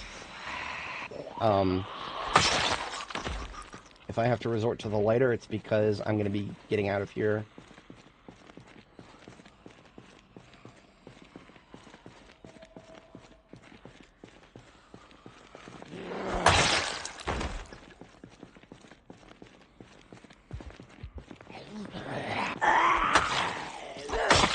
I hate corners. I hate corners so fucking much in this game. I have nothing that I can see around that corner with.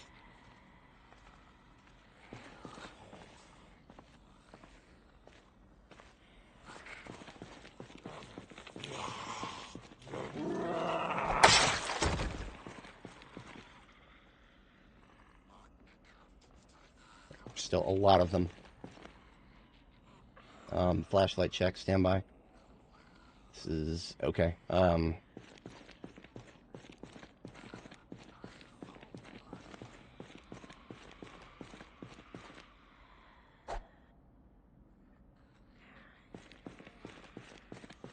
See, I don't have any of my guns. I don't have any of my guns. I've got our machetes and a sword on my back. That's not necessarily a problem in terms of killing all the zombies in the area.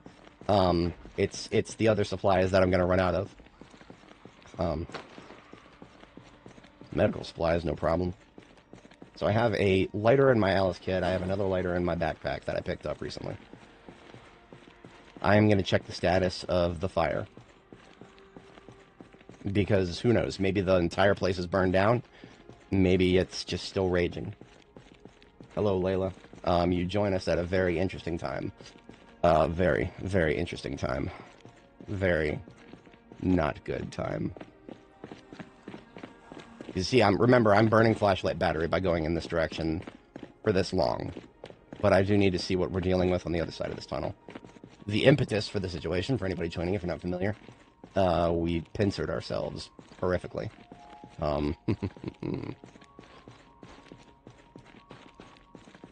Our base, quote-unquote, that we set up on the other side of this tunnel caught fire, thanks to some zombies. Would you look at that bright orange glow up there?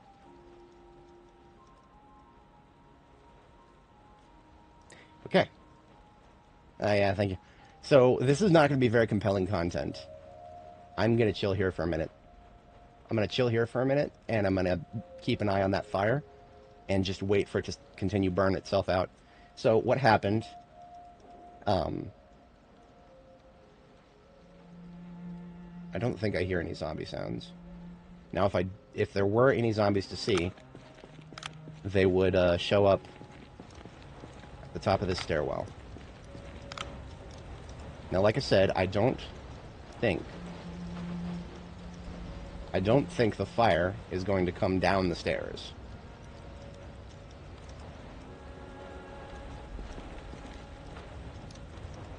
So, it is my safest option currently, is most likely to just kind of chill and wait for the fire to go down.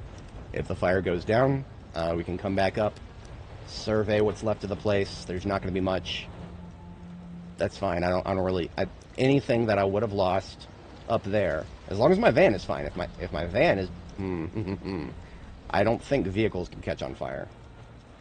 If they can, this would be the worst way to find out. That was my best van, by far. Nothing comes anywhere near it. It is a quality 100 ambulance. Literally a lightning strike to find something that good. But yeah, I don't trust going upstairs right now. I do not trust going upstairs right now. I have never been on fire in this game. Literally ever. My character has never been burned. Not, how long have I played this game? 2,000 and almost 2,040 hours. Oh, so Layla, just as a recap, what happened was we had a campfire out front.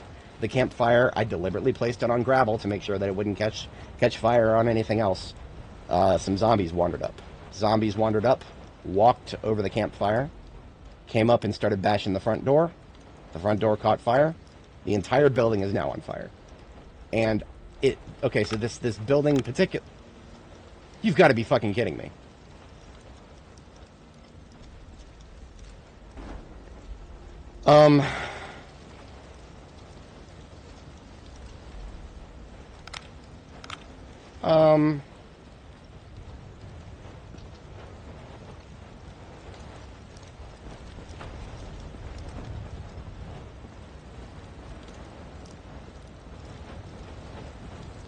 Okay, you know what? Fuck it. I don't care. Woo! Whew, I don't care. I genuinely don't care. If I lose that stairwell, fine. Good riddance. Good riddance. Good riddance. That just means the zombies can't come up there no more. To survey the damage, we have lost everything. Literally everything. The fridge we brought and everything we put in it is fucking evaporated. So even the cookware and the fridge. Evaporated. I think the funniest part about this whole situation is that the fire never did spread to the gravel in here, even though I know for a fact that I saw it catch on fire. Whatever. Hey, you know what? At least I still have the sign. Yeah. And I was afraid my generator would get hit, but no, the generator's fine.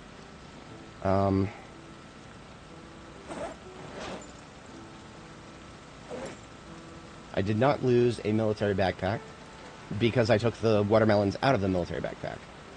So, you know, I lost 6 meals and 9 watermelons. Again, there's some back at base blooming right now. I could go harvest them if I really cared. That is no serious loss. We've lost nothing.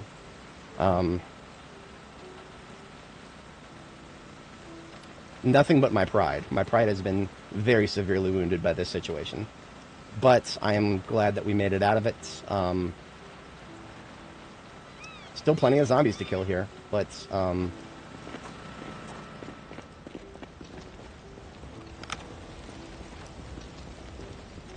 don't know what's going on down there anymore.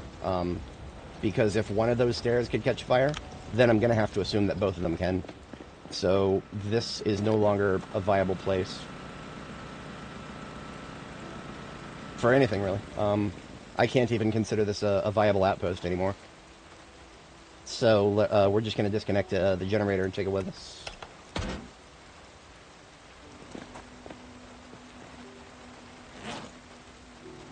Now we lost, what else did we lose? We lost the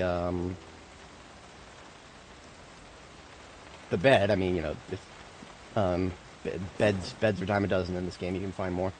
That's not a problem. The, yeah, I mean, we didn't lose the generator, we didn't lose the van. So nothing that has been lost is beyond us to replace.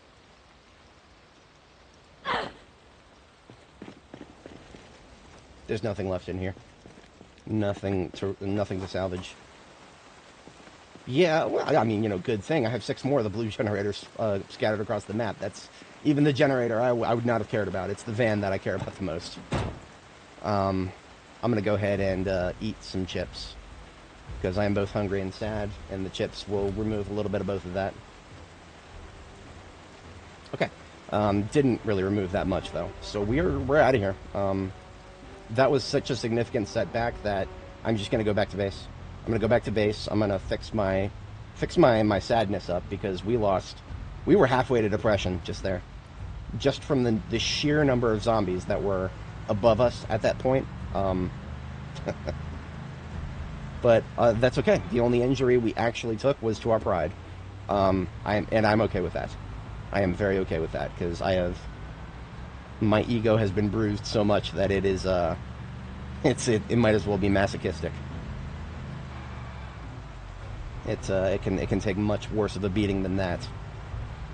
Even just in the context of this video game, Barb the Builder's situation was well, okay, it was not worse than this. There were ways out of it, and that's actually, it was kind of what it in a way that was worse, because of how many ways there were out of it. But we fucked up our decision-making process. This right here, that was an act of God right there. That was an act of God. You could not have told me with a straight face and not have me laughing at you that zombies would come up in the middle of the night, walk over the campfire, catch fire themselves, and start smacking the door, and then catch the door on fire, and then lock me in. No, I would have laughed in your fucking face if you had told me that was going to happen. But now that I know that that's a thing, all I've really learned from that is to never set up base in a place that has only one exit. Because, you know, realistically speaking, there was only one exit to that place, and it was not the tunnel. The tunnel was supposed to be a place that I would chip away at over the course of literal days, possibly even a week. Yeah, that's not, I was not doing that all at once. Because, I mean, you know, sure, it may have looked like I had gotten to the end of the tunnel. No. Making it out of there safely would have taken possibly days. That was actually one of the things I was like, okay, there's a gurney to sleep on, right? If I get to that point. I'm glad that I did not get to that point. That being said, I'm also glad that I recognized the situation for what it was the moment I saw one of those stairwells catch on fire. Because if one of them caught on fire, the other one was instantly going to catch on fire. Or, you know, moments away. So, yeah. For anybody joining, welcome. As a quick recap, we suffered a bit of a defeat. Not necessarily a defeat, you know. Like I said, no physical injuries. Just egotistical injuries.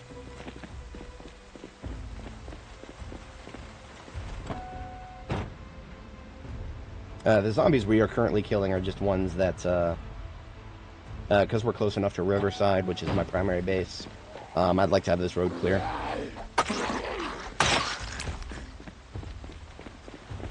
And we're coming pretty close to territory that should already be clear after the gas station here. We recently, on our way down, in fact, just earlier in this stream, we cleared the area around this gas station and left the generator at it.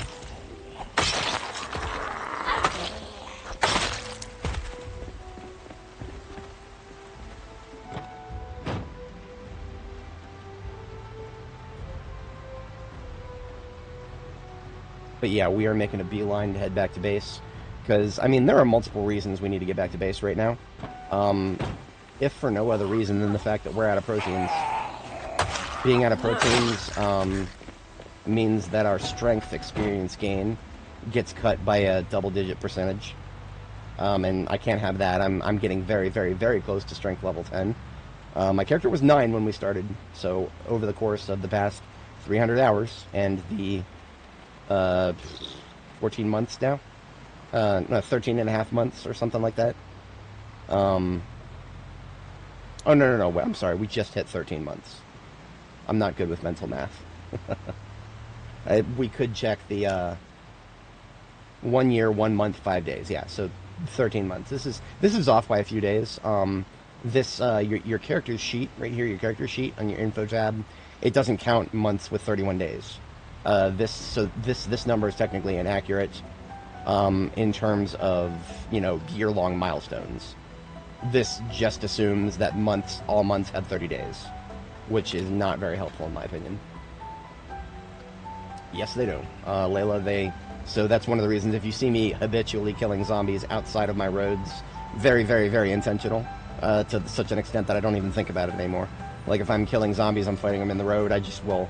my muscle memory tells me to lead them to the edge of the road so that my wheels and my suspension do not yell at me for it. And I just cleared this area the other day. But look at how many zombies there are. Now on the bright side, I don't actually need... I don't need to be well-fed and happy to deal with these zombies. Because I built a fence specifically to deal with them. One of the stupidest things about the game in its current form is targeting with firearms. Very poorly implemented, especially at the high levels. I'm level 7, and yet my best shot right now is still on zombies that have fallen over a fence. That is the only way that I can one-shot a zombie with an M9, and it is one of the only ways I can reliably one-shot or two-shot zombies with something higher caliber like the 45 auto. It shouldn't be that way at level 7. Level 7, I mean, if you assume that 5 is, you know, average, 7 out of 10, I should be able to kill zombies that are at least close to me with one shot to the head. But no, I can't. I can't even kill them with 2 shots once they're on their ass. Reliably, at least. But for some reason, fences make them extremely vulnerable, so I built a fence here, specifically for the respawns that show up here. And I'm a doofus. Didn't count my ammo.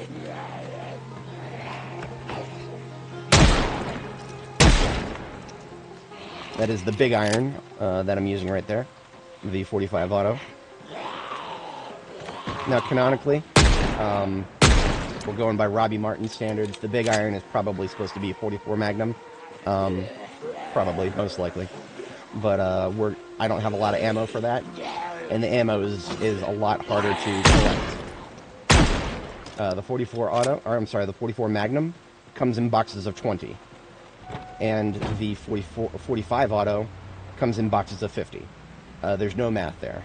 If I'm going to be expending ammunition while I'm leveling aiming skills, it's going to be on the lower calibers first. The higher calibers I will save until I am at the highest I can get by leveling with the lower calibers first. That's just, but anyway, here's our base. We have a lovely place here. It definitely looks like somebody who's played this game for 300 hours. Target outline is something that is not turned on by default. With a few exceptions, I play this game everything as it is, as the developers would intend. Now, of course, auto drink for the water, that's just a quality of life thing. I don't know why that's not on by default for everybody. And then, of course, the stat bar. This game is extremely tedious. A lot of that tedium I can deal with. Not knowing my character's status is not one of them. So this is the only mod that I'm currently using, is just a stat bar mod. Everything else, exactly as the developers intended, for better, or in many cases, much, much worse. But I digress. So, when I was out there in the field, I brought some watermelons with me. The reason being, I have 7 freezers right now. 5 generators, 7 freezers, and 1 fridge. 2 major appliances to each generator, and then the 5th generators for the lights. So, I would have to put down several more freezers just to harvest all of these watermelons. And there's only 5 left. But each time I harvest them, I get like 45 encumbrance of watermelons. And the largest freezer right now is 39 encumbrance. So if I want to make use of these watermelons, basically, I've got to start using them as soon as they come off the vine. So these will last on the vine for a couple more weeks. I'm going to make as much use of those couple more weeks as I can. Because otherwise, you know, I've got freezers full of other crops that I need to make use of, so... Anyway, since I'll be back at base for a short period of time here, I'll turn the lights back on. Now, why do I have a separate generator just for my lights? Well, that's because light switches are not a thing, not for custom bases. You build your own base, you wire up lights, you make sure that the generators can reach all of them, and that's it. You have to turn them off and on all individually. The only way to turn all of your lights on and off at the same time is to cut their power source, the generator itself. Which is, that's what I do. I have a generator specifically for the lights in the middle of the base, and on the edges of the base here, the appliances, the freezers, that must be kept powered while I'm out of the base. Those are powered by these generators way out here on the periphery, so that those generators out there in the periphery don't catch the whatchamacallits, the lights themselves.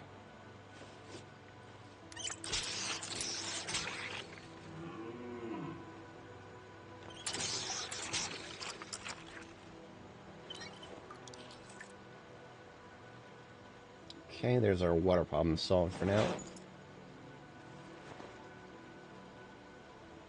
Finish cleaning myself up.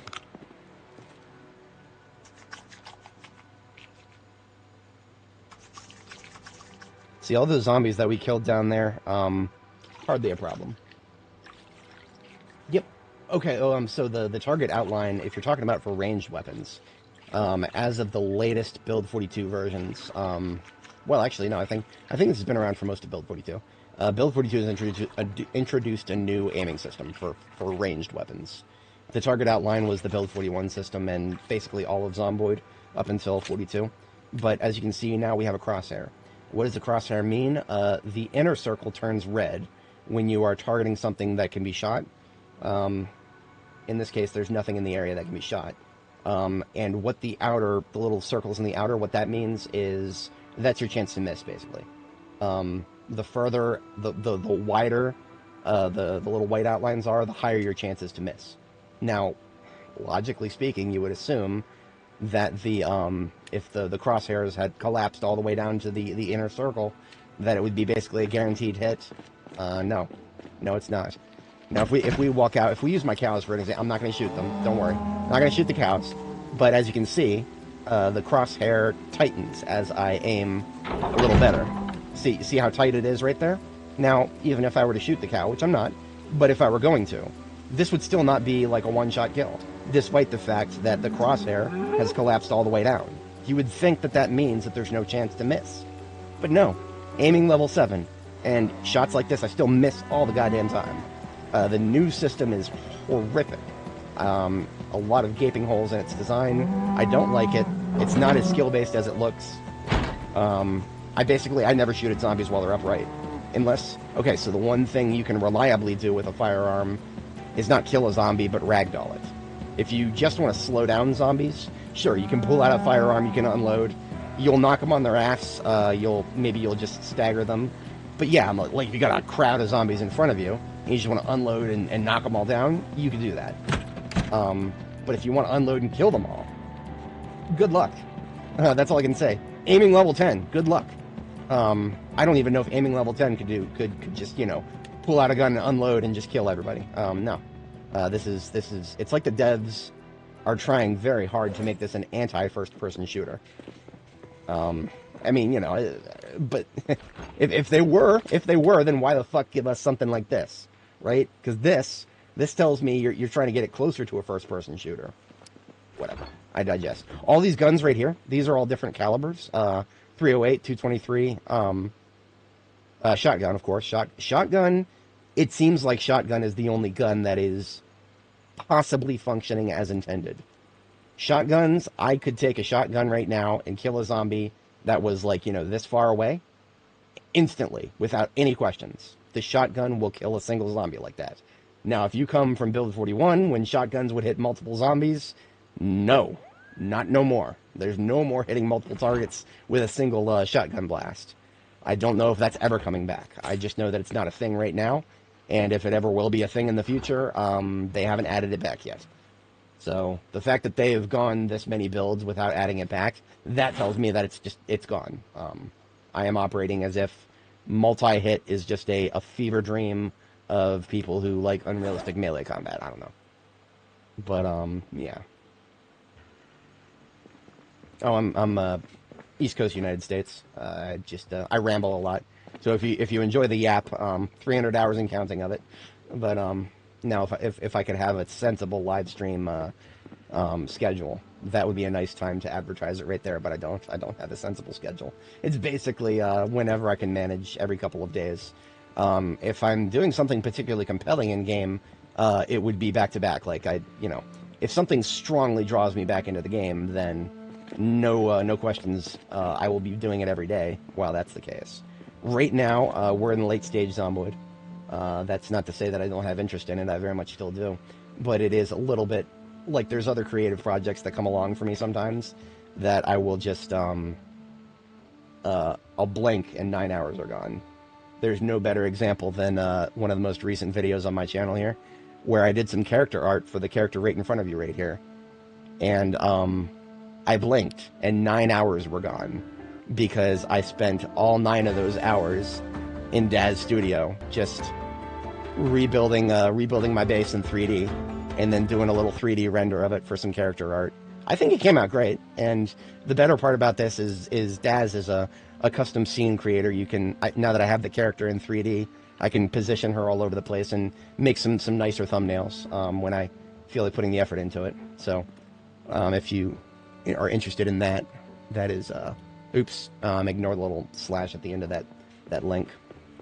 But yeah, that is my most recent upload, aside from live streams. What am I doing? I have enough food. It's proteins that I need right now, so what I'm doing next for proteins is, ideally I would make some food with meat in it. That's too slow. I am, like, in negative proteins right now. The best solution for that is literally to just milk cows and drink cow milk 2 liters at a time. I am officially going to be overweight because of it. The sensible solution... Oh, thank you. The sensible solution would have been to, introduce some dishes with meat into my diet and just, continuously eat meat, watch my proteins go up slowly over time, The point for that has passed. I need to have my proteins back, and I need them now. My proteins, and I want them now.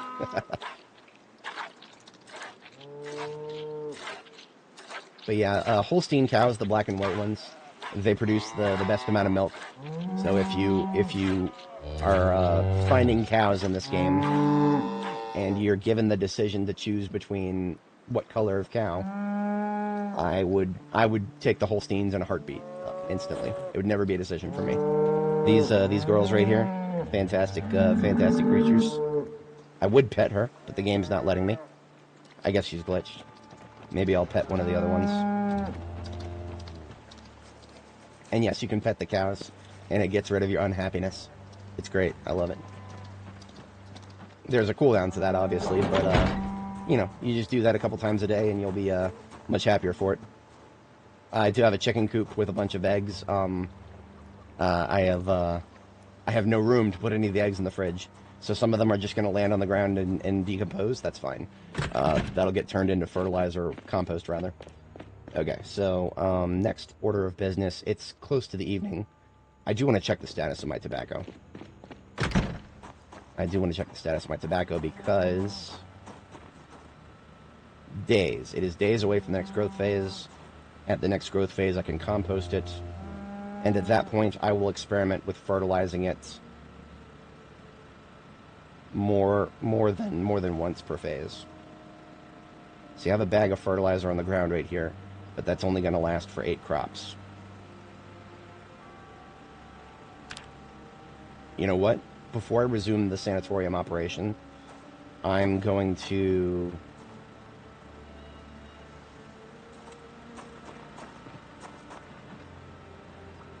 Yeah, I have another thing that's come up. So don't worry, the sanatorium operation will resume on this stream, but it's been delayed a little bit because now that I know there's days left on the tobacco, that tells me that it is very soon that it'll be in the next phase. I've already got the compost waiting for it. So if you're not familiar, why am I going nuts about fertilizing and composting just the tobacco? I will illustrate it. I'll make it very clear. I've done this several times on stream before, but for anybody joining, if you're not familiar, this is important. I'm gonna actually zoom in for this. We're gonna open up Paint. So, tobacco, min water 70, average time to grow 180 days. Planting season, April, May, June, July, August. What is 180 days? 180 days is 30. 60, 90, 120. Wait, am I doing that right? No. 30, 60, 90, 120, 150, 180. That's 6 months. Average time to grow is 6 months. Planting season is 5 months. Again, 1, 2, 3, 4, 5. I cannot spell this out more plainly. I posted this as a bug report months ago, and the devs have fucking ignored me. You know what? I would like to see if how long it's been since I posted that bug report.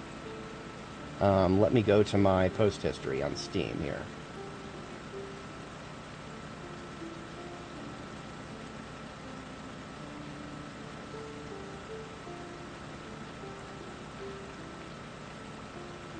So I would like to know how long they've ignored my bug report for this.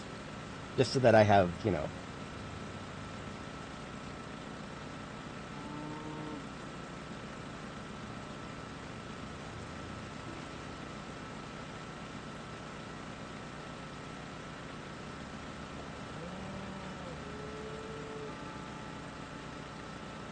It was before 48.1. Yep. I actually don't, I don't really care about diseases. I have had a few diseases crop up. That has not been a problem for me. Yeah, here it is. Okay. May 18th. And, of course, there is a reply to this thread. It's from another player, not a dev. But yeah, no. Diseases do spread. But you see, usually by the time I start running into disease problems, um, I can just treat them. Or in the case of, I did have some winter wheat that started getting diseases. I just purged them because I planted over 100 winter wheat. So the ones that started wilting because of a disease, that came along before I had high enough agriculture to detect what kind of disease it was. And therefore, instead of just, making cures for all of the diseases and trying each treatment, I just got rid of the plants. That's fine. Now that I got to agriculture level 10 a long time ago, I can see what kind of disease there is from a distance. So that's not a problem anymore. Diseases, I just do them in rows of 10 just to keep track of, how much is, about to be finished. Rows of 10. It also makes sense for watering purposes and composting. But yeah, I feel like, just so that people can see, I posted the bug report for tobacco being literally 100% impossible to grow back in May 18th.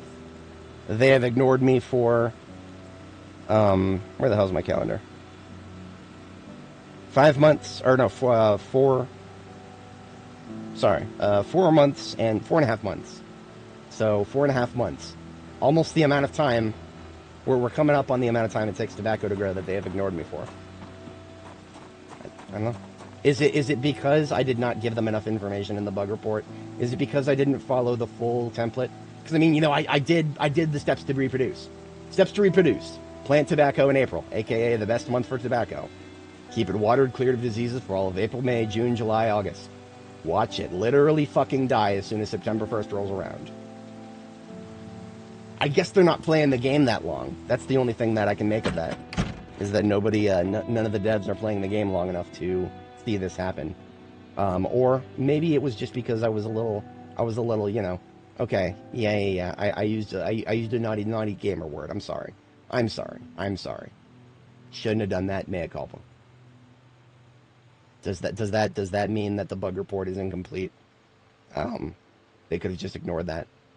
But no, that feels spiteful, is what that feels like. It feels like because I was a little snarky in the bug report, they have intentionally ignored it. That's my headcanon right now. But anyway, 22:30. It's our first bedtime. Hitting the sack. I just wanted to illustrate that I'm not complaining about something that I haven't reported. I have reported it. They have ignored it for 4.5 months.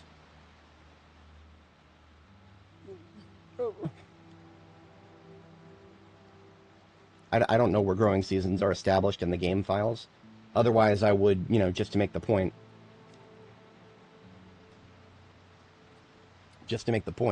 I would go into the game files and show you how easy it is to change, to just add a growth month. Clearly, September is probably supposed to be a valid growth month. That's my guess. Oh yeah, absolutely. So the way I do my runs with my characters, if we look at my folder here, my footage for previous characters, so I have characters in 42.0.2, 1.1, 2.0. So for these, 42.0.2, I stopped because I went on a ski trip with a friend for a week. And when I came back, the version had changed. So I decided to make a new save. So that was my first, my first time I was like, I came back from a vacation, IRL, and the version had changed. So I was like, okay, yeah, I'll go ahead and start a new character. Because I also was having a little bit of trouble after I came back from vacation. I was having a little trouble figuring out what I was still doing. So 42.1, 42.2, the character I created for that stuck around for... she stuck around through all the way up to 42.3. But the save for this one right here broke when 42.1 came out. So my character for these 3 versions here, from January till March of this year in real life, that character, we're just going to have to say that she sailed off into the sunset because her save broke. There's nothing I can do about that. So for 42.1, 4.1, I made a new save. That lasted until 42.7. think. Or was it the other way around? I had a couple of starts on 42.6. A couple of starts, and I think all of these, I was trying to make a fire officer character work with my playstyle. I think I failed. Hence the start overs. None of these characters died. I just kind of this one I started over a couple times, and I just could not make fire officer work for my playstyle. I didn't like it. Now this was long before I started live streaming. 42.7. This is my magnum opus character before I started live streaming. I still have all of her footage. I might upload it someday. In fact, I've already segmented it into 12-hour segments, so I could. There's basically it's just time and effort that is keeping me from mashing all these together into single videos and uploading them. I have to rebuild my second PC. My second PC currently cannot run Adobe Premiere, and therefore is not capable of editing things, and most importantly, wasting the hours in GPU time on my other computer. Because right now, this computer that I'm on right now, I have two RTX 4090s, and I'm using them constantly, either for gaming or for other things. So I don't want to be, doing like 2 to 4 hour video renders back to back constantly, just for some footage that's kind of just not really relevant anymore, and would really just be uploaded for the sake of nostalgia and interest to see how my playstyle evolves over time. Because one of the ways that I kind of, I don't know if you could learn how to become a live streamer. I practiced just kind of like turning my mic on and recording myself playing a game and just kind of talking to myself while I play. I practiced doing that for all of 42.7. So this footage that you're looking at, all these segments of 42.7 right here, this is just basically more of me doing what I'm doing here, but just talking to myself instead of a live audience. Yeah. Insane man does things when nobody's around, I guess. Story of my life. But yeah, everything after that has been live streamed, 42.8 and onwards. So we saw that one of my characters died. One of my characters died, Barb the Builder. I do intend on someday making a very detailed breakdown as to what led to her death and the many skill issues that were completely on my part. It was not, there was nothing unfair about her death. It was silly for me to let it happen. That was unfair to Barb, but no, that was all me. It was a skill issue right there. I'd still be playing her if her save migrated forward. I would still be playing her, but because I cannot, we are now playing Annie Mae. No problem. Annie's a great girl. She does good things here. I could not even fit some of those bottles of cow's milk. So I'm just going to straight up drink one of these. And in doing so, get a lot of proteins. We can watch my proteins go up. We can also watch my calories go up. My weight is currently at 85 kilo and rising. Technically speaking, above 85 kilo, you are high weight. I don't think it's going to be that big of a problem for me. Necessarily. I know that at 90 or 95 kilo, you become obese. And that actually does, I think, reduce your fitness. So, definitely before we get to 90 or 95. But, yeah. Never. Sprinting zombies. Let's talk briefly about this, because, I mean, normally my character would be reading right now to pass the time overnight. She ran out of books to read. So we're going to have the character chill, and I'm going to talk for a minute about, Bro's going to yap about games and fast-moving opponents. Project Zomboid has been built from the ground up, from the very beginning, to deal with high-quantity targets of slow-moving enemies that are very dangerous if they touch you. The vast majority of people who play this game cannot handle that. And so the devs recognize that. They're keeping all the default settings the same, but they're not adding sprinters. Now, why are they not adding sprinters? Well, it's because this game does not have it. If you play other video games that have fast-moving enemies, you will notice that the player character, regardless of what form it takes, the player character has more options. Sorry, there's a bunch of people screaming outside. And I genuinely can't tell if it's just the kids playing.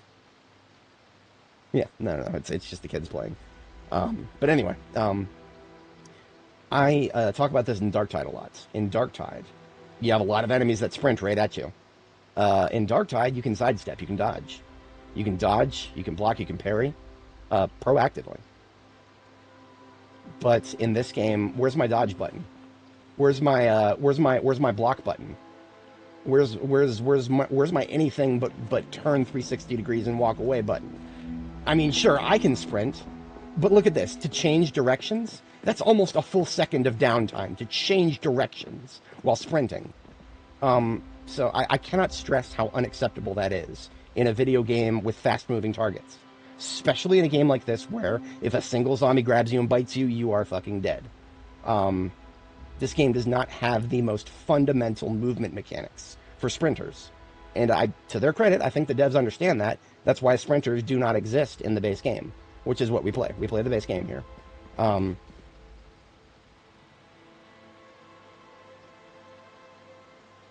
Okay, forgive me. I actually do have to step away really quick. They're still screaming outside. Now I hear a helicopter. I'll be right back.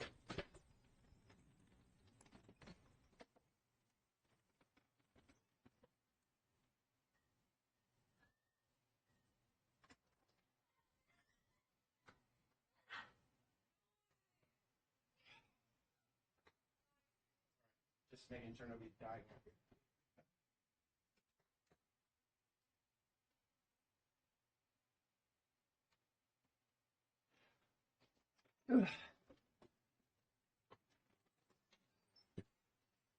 Right, sorry about that. Yeah, it literally was just a bunch of kids. They were playing soccer in the hallway of the apartment. Just, whatever. Anyway. But yeah, no, sprinters, I've talked about this before. This game does not support them, and if you try to play with them, you're facing an uphill battle in many ways. Like, maybe there's mods out there that give you a sprint button. Or, like, that take the edge off of the fact that you have somewhere between half a second and a full second of downtime just changing directions while sprinting yourself. Yeah, yeah, it's not, no, it's not impossible. I'm just saying that the deck is stacked against you in a way that I'm just not prepared to accept. If I'm going to be playing a game with fast targets, then I'm going to have mechanics that give me fast counters. I don't care really what form that takes. Like, it has to be something. This game doesn't have it. So if you want me to play with sprinters someday, it's not outside the realm of options, but somebody's going to have to make a dodge mod. Somebody's going to have to make a dodge mod. Somebody's going to have to make a freedom of movement mod. Somebody's going to have to make a mod that makes it so that if a zombie grabs me, I have more options than just random numbers. Right now, if a zombie grabs me, it is random numbers. And all I can do is slightly increase those random numbers. That is why I do everything in my gameplay. Everything is centered around never letting the zombies touch me. I have like an entire classification system for mistakes. A class 1 mistake is letting a zombie get close enough to touch me. A class 2 mistake is letting them wind up the animation for a grab.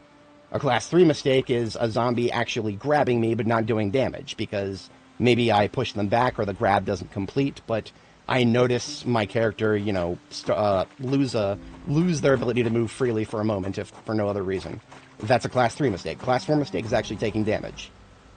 We have had one class 4 mistake on this character. I was at the Ekron Community College, and there was a zombie on the other side of a pole, a lamp pole to the north of me. And the pole broke up its outline enough that I didn't see it I think I was like at a zoom level kind of like this, maybe at this level. And so because part of its outline was broken up, I didn't see it. And I was fighting zombies facing to the left. And the one came at me from the north, directly from the north, from the other side of the lamp pole, grabbed me and caused me to get a scratch on my neck. I don't know what the chances of infection from that are, but even if it's a scratch and not a bite, there is a non-zero chance of that turning into an infection. So we have dodged a bullet once. Yeah, I don't ever let the bullets get close to you to begin with. That's my philosophy right there. Anyway, we are going to do some work with the tobacco while I yap. But I want to make sure that I am Let me go ahead and empty the furniture I picked up. The generator can stay. The bleach bottles, I'm going to do what I should have done a while back and go ahead and put a gas can in there. Too late now, but better late than never, I suppose. The empty magazines. Yeah, Richard, I think you're correct. And I don't know if there are other factors than, like, a baseline, if there are things that influence that 7% or not. But in any case, yes, it is less than 10%, but it is, the fact that it is a thing is enough to make me want to avoid it with every fiber of my being. And that's the best part about this game. If you play your cards right, you can and you will avoid it 99.99% of the time. This game is surprisingly forgiving of mistakes as long as you classify those mistakes properly and ensure that you have countermeasures for them as much as humanly possible. Of course, some people are going to be more prone to making mistakes than others, and, everybody has a room for improvement in that regard. No matter how good you get, there's probably always a little bit of room for improvement. But, don't even know if I could use that broken handle. I'll toss that. These empty bleach bottles might as well be decorations. And, the firefighter axe head that is about to break goes over here to get reforged into steel of some sort. Yes, okay. The traits. I do have, prone to illness. Prone to illness, slow healer. Basically all of the negative traits that you could imagine, a character having, that reward you for never getting touched. Oh, you know what? I have a character sheet. And I actually put some effort into making it. I posted it to Immiger. Let me, I should probably link this in my video description, because this was a lot of fun to put this together. This was a lot of fun to put this together. This is, it's got all of her traits, and her profession and everything, but it's also got her, it's also got some other information about her, where she started. Yeah. That was a lot of fun to put together. I'm going to keep this tab open. I'm going to remember to put that in my video description from here on out so that people can learn more about my character without having to watch like a video or, go watch the opening video in the playlist for this character. You could do that, but then you got to sit there and listen to me yap while I'm selecting the traits instead of actually just seeing the traits all put together nicely. The restricted area sign needs to go in the furniture storage. And then I think I'm free. We're going to go to Faust Lake, briefly. And we're just going to pick up more fertilizer. I know there's more fertilizer there that I have not... fertilizer, it's like a 5 encumbrance bag of stuff that only increases the growth speed of your crops. And therefore has almost never felt worth it to me to bring home, because, I'm not in a particular rush to get my crops to grow. In fact, at this point, I would be happy if they growed slower, especially considering the watermelons. But yeah, damn it, with these proteins, it would really behoove me to,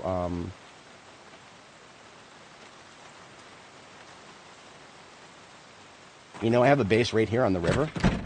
Fish have a ton of proteins in them. Normally, in fact, fish have so many proteins that I normally don't want to fish. But I will go ahead and fish. Because fish have so many proteins that even regardless of what size the fish is, as long as it's bigger than the tiniest, I will probably have some serious solutions for my protein problems here. So let's see what happens. This fishing rod has a jiggler on it. I don't know how rare those are. But it has survived a couple of fish so far, so. Let's see what I can catch.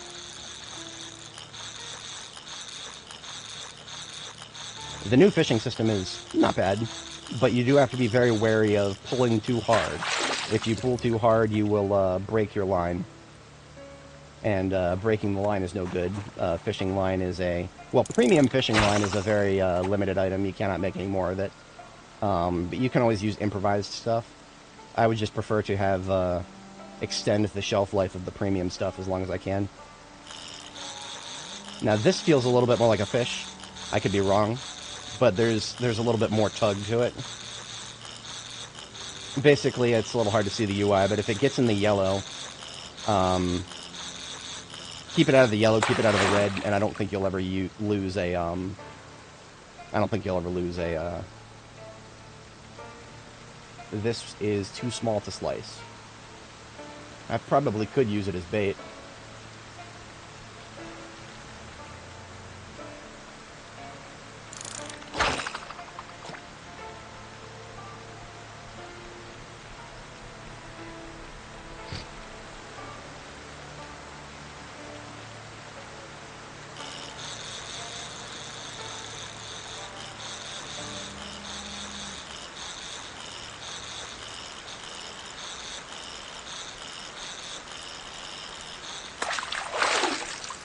Another tiny one. It's whatever. I don't have particularly high expectations here. Does this thing still have the lure on it? Yes. You know what? I think I have some stuff that I can use as a lure. Like actual, like, rotten food stuffs.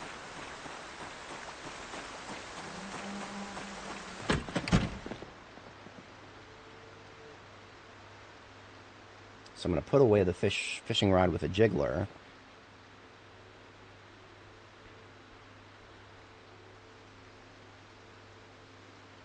And I'll take this one here that does not have any bait on it yet.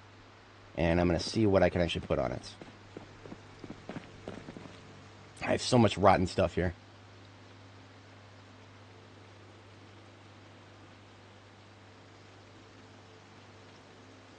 See, I could have sworn that some of this stuff, it would say, like, can be used as bait.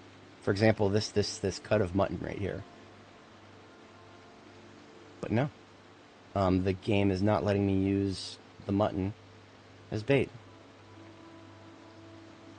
Oh, thank you. Yeah. Good to see you again. Hopefully, catch you again soon. If you enjoy the yap, there's a lot more of that where that came from. That's all I do here. That's what we do. Catch you later. We're gonna try cooking up these crappies. I don't even know if I can turn around and use them as bait.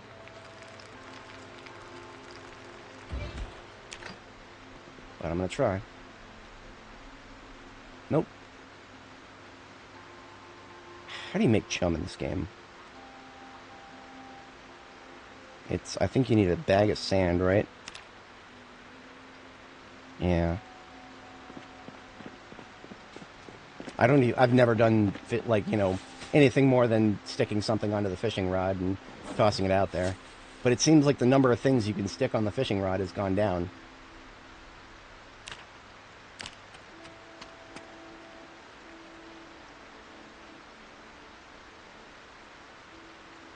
Chum can be added to water to attract fish. Add some fish bait to increase the strength of the chum. Okay, how do I know what I can add to the chum? That's the problem that I'm thinking of right now. Like, I've got an entire bin over here full of rotten food. And it doesn't seem like any of that. It doesn't seem like any of this is something valid to add.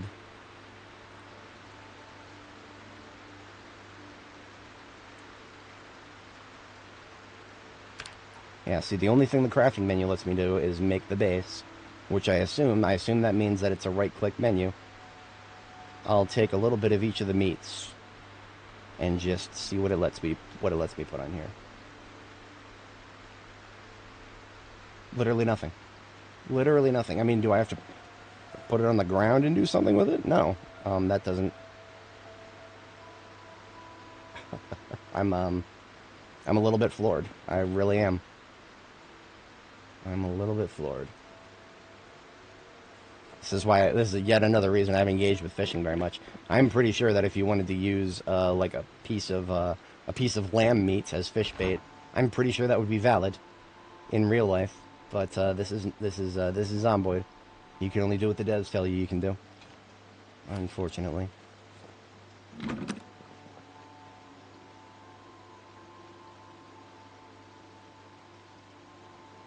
That entire stir fry, we didn't get much out of it.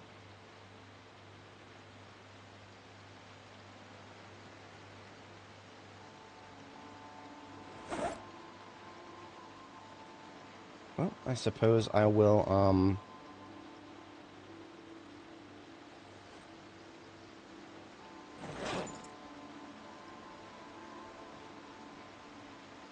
yeah, I'm just at a total loss. Now, I know of a couple of things that I could go out and specifically look for to use as fishing bait.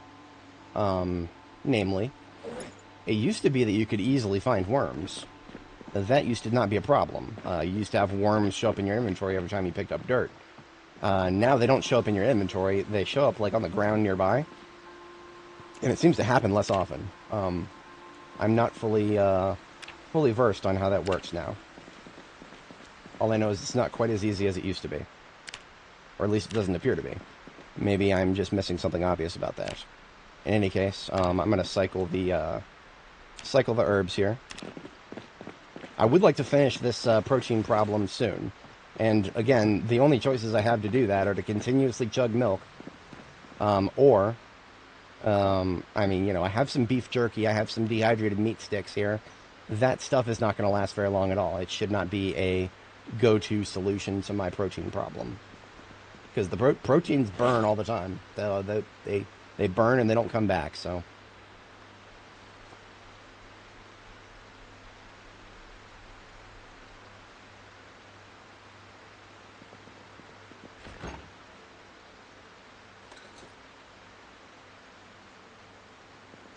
Now, normally what I would like to do is use foraging to find some bugs, because I think that has gotten me some really good returns on fishing in the past.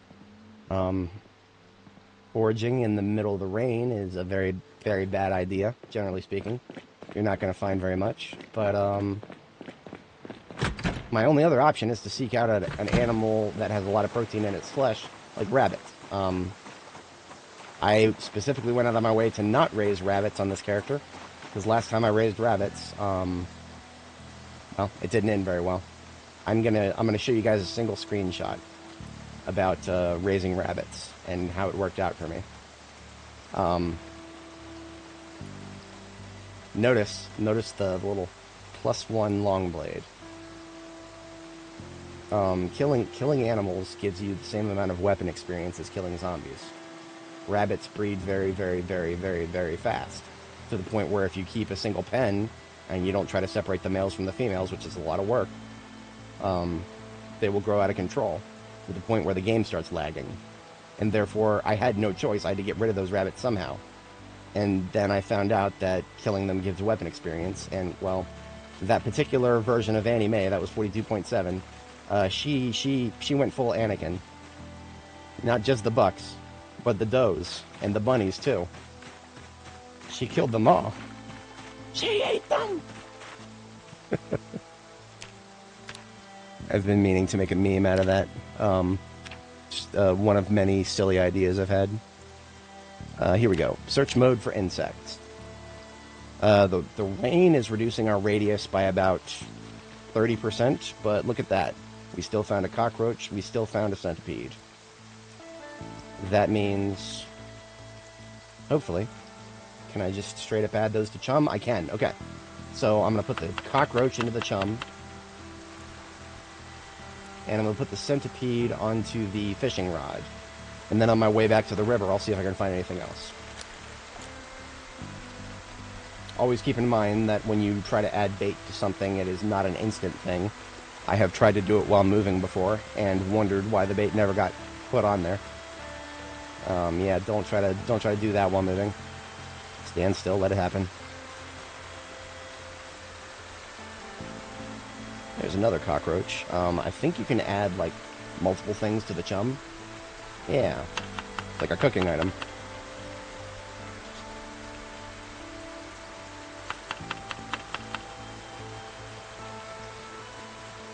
See, I normally would have hated foraging in weather like this, but I think we're high enough level that the, oh yeah, look at that. Easy peasy. We're high enough level that we're offsetting the bad weather. If only aiming worked like that. Aiming is affected by the weather.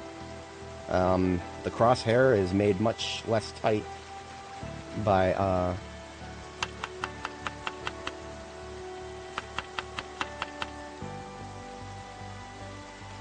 is made much less tight when you're in fog or rain. So yeah, trying to shoot zombies in fog. You want that authentic Silent Hill experience? No, nope. You're gonna miss zombies in the fog prolifically.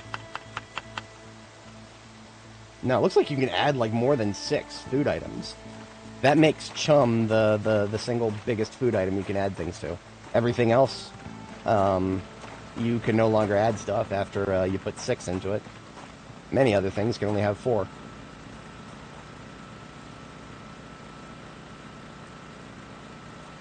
So I don't necessarily know where to put chum, but I assume it's going to be near the largest sources of...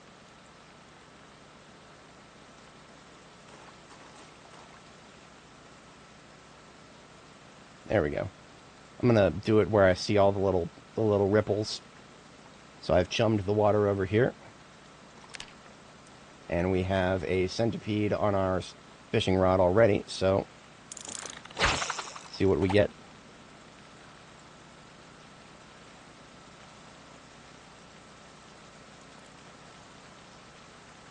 Normally I would not fish, but my protein problems have gotten annoying enough that, yeah, fish, if I can nail a big one, I will fillet it up.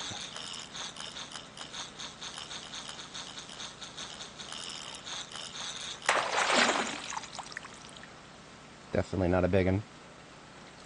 Yep, yet another small one. Did I lose the baits? I lost the baits. That's why I got a couple of extra caterpillars there. I think some of the biggest fish I ever caught were with snails. Unfortunately, I did not find any snails this time.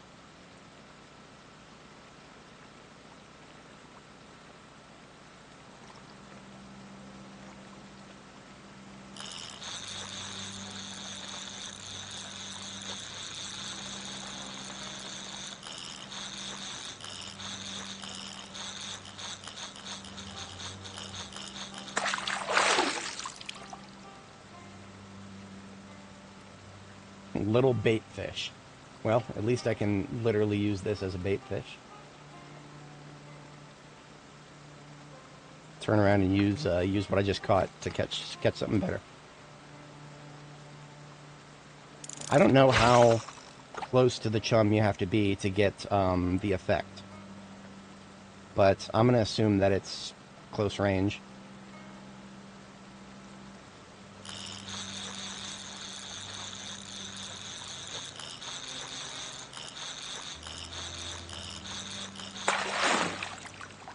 Once again, a tiny little thing.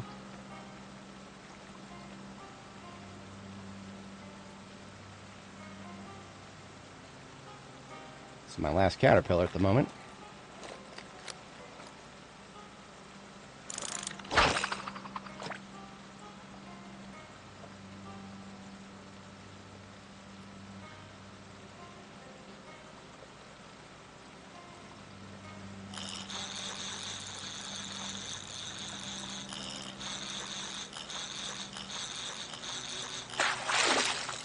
Hey, look at that. That's actually a bigger model. 21 cm. That, I think, is at least big enough to fillet. No, too small for slicing. Okay, you know what? I think that the UI sometimes says that it's too small when it's not. I think. I'm not sure. We're going to find out. Because 21 cm, that doesn't sound like it's too small to fillet. Doesn't sound like it. Yeah, see, look at that. The UI said it's too small for slicing, but no. We can slice it into a fillet. Got me butchering experience of all things. That also gave us fish guts. I think I can use those as bait of some sort.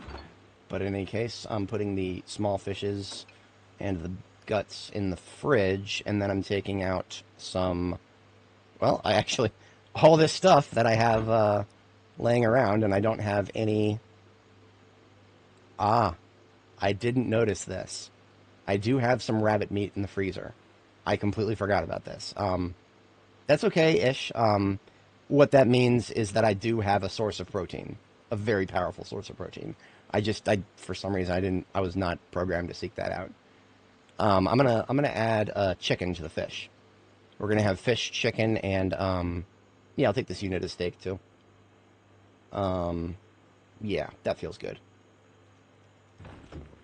the fishing rod has absolutely served its purpose. I'm going to go ahead and put it right here as my go-to fishing rod.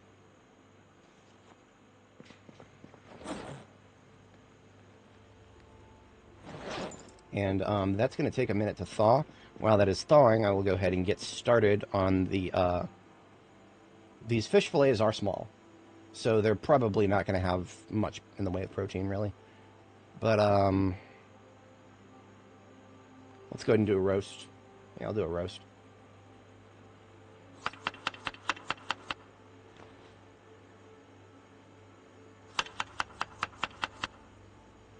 And, of course, we have leftovers.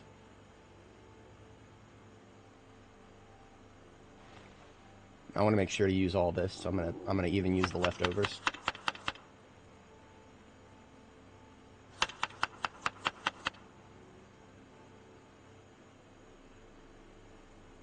Now, if it turns out that this fish is not enough, then I will absolutely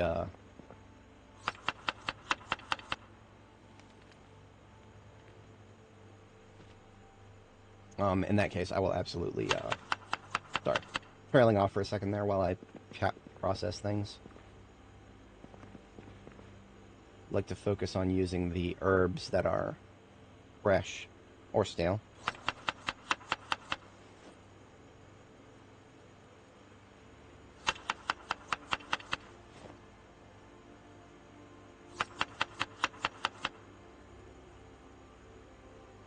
Alright, so now I can cook that, and also while it's cooking, I will toss in the stuff that's still frozen.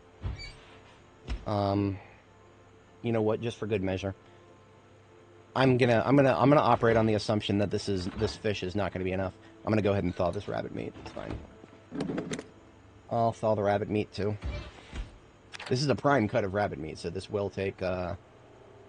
This will absolutely it'll last us a while. Like I'll be able to toss it straight back into the freezer.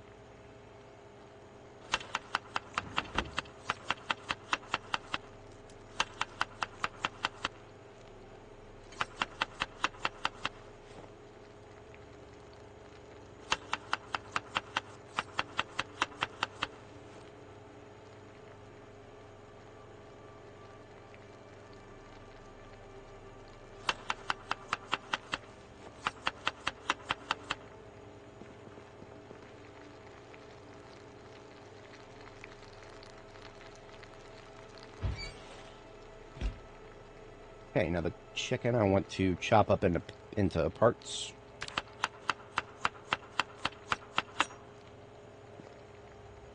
And now each of these fish roasts can get a serving of chicken.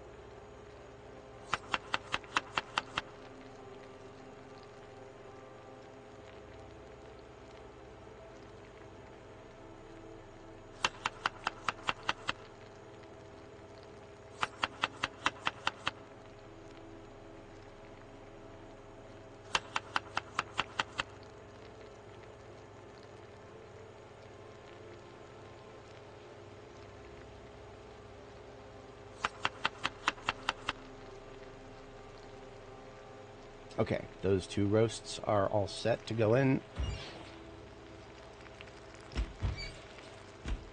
I can now eat the fish and potato stir fry I just made.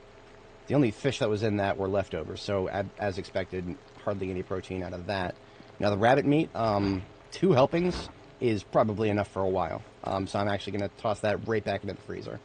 Because that's already been in the freezer for a while, so I want to absolutely minimize the amount of time it's out of the freezer to preserve it as long as possible. I'm going to go ahead and, yeah, I'll prep a couple more roasts out of these leftover chicken parts. Wasn't expecting to come away with quite as many. Chicken, so it doesn't feel like it has a lot of protein until it does. It kind of crept up on me when the last time I was eating chicken. I didn't even think about it in terms of high protein. And then I did, and it was like, wow, that's actually a lot. Stragglers, you say? That's interesting. I say it's interesting because how do you know they're not respawns? The eternal question, isn't it?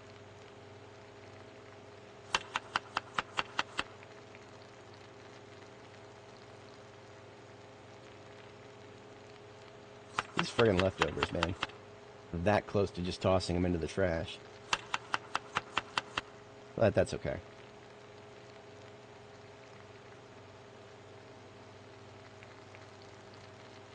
No more than 3 helpings of any one thing.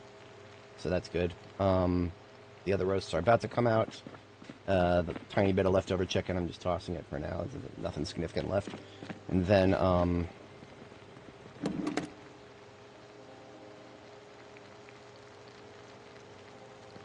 I'll go ahead and grab more herbs.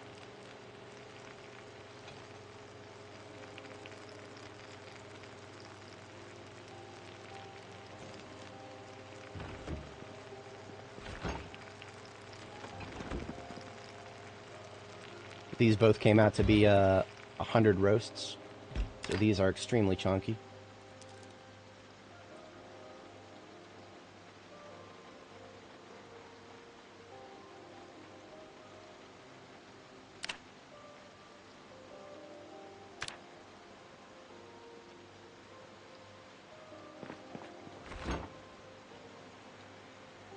Now, one of these 100 roasts, I'm going to put into the fridge.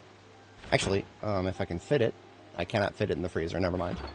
Was going to put it in the freezer if I could fit, but no. That'll go in the fridge.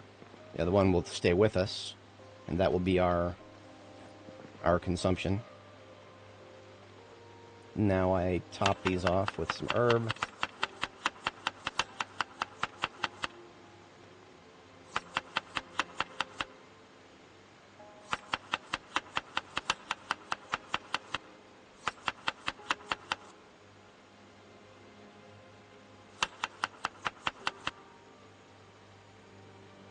And into the oven go the rest of the poultry there.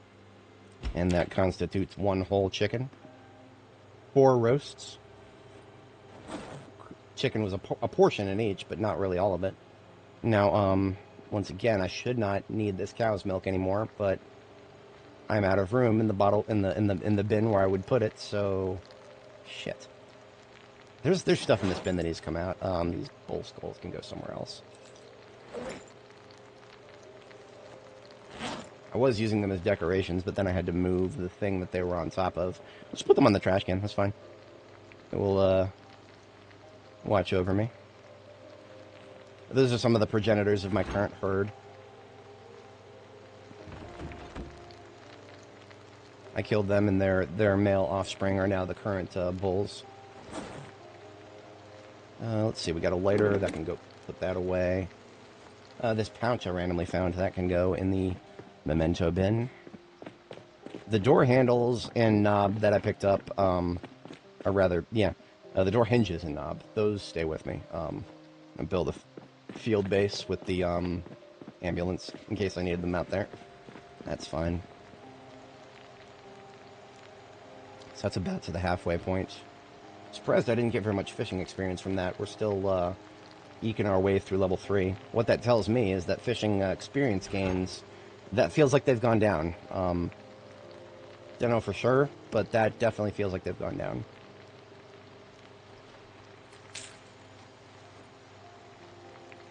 Okay, so straight up eating these smaller fish, not that bad of an idea. As long as I cook them and I eat them while they're hot, they won't make me too unhappy, and I do get a decent amount of protein from that.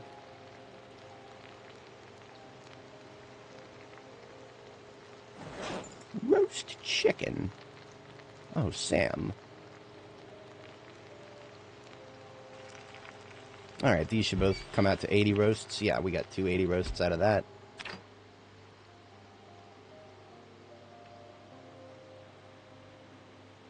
I will call it a roast chicken in honor of Samwise Gamgee. He never did get to make his roast chicken, but he had the salt just in case. I'm sure when he got back to the Shire, he made one just for the sake of it. Spoilers, by the way. Sam makes it out in Lord of the Rings. Sorry about that. For all 5 people out there who haven't watched it. Oh no, I actually have I have some family members who haven't seen it. They're just they weren't interested. Oddballs, to say the least. I mean, it is a rather significant cultural touchstone. Okay, so definitely gonna go and get some compost. No, not compost. Fertilizer. There is a difference. Fertilizer, I don't even know if fertilizer has like a limit to how many you can put on it or it will destroy the crops. I know that compost has a limit. I think something like 6 total compostings will actually kill a crop. Now, what I don't know, and again, this is just stuff I read on the wiki, I've never done it myself. What I don't know is if that 6 compostings is 6 in a single growth phase or 6 across all growth phases. Because if it's just 6 in a single growth phase, that means I could be using a lot more fertilizer than I currently am. So, questions for later. And I mean, there's no better crop to find out than with tobacco, because of how much it is broken in the current build. So, you know what? I'm going to take the other 100 roast with me. Part of the reason for that is I actually do have a,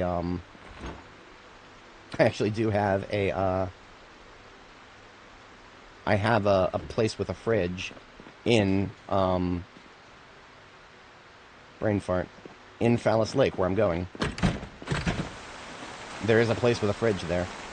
So all I gotta do is turn on the generator.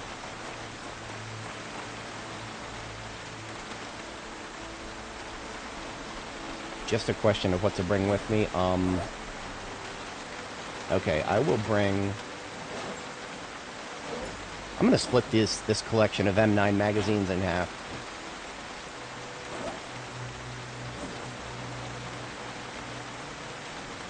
Yeah, that makes sense to me.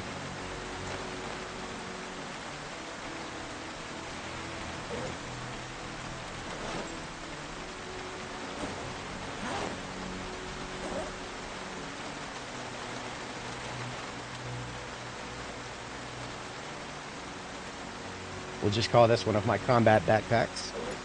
One of several, because I have several in this, several military backpacks of this variety. Now the generator and the other military backpack, I don't need. Those can stay here for now. Now it's a question of what vehicle to bring. I could just bring the ambulance, but it's already got some stuff in it, and I don't know exactly how much stuff in Phallus Lake I'm going to want. So, we're going to take the hauler. We're going to take the hauler, and it's going to be great. We're going to have a good time. We're going to put the military backpack full of stuff in the trunk of the hauler, as well as this water bottle, and that's it.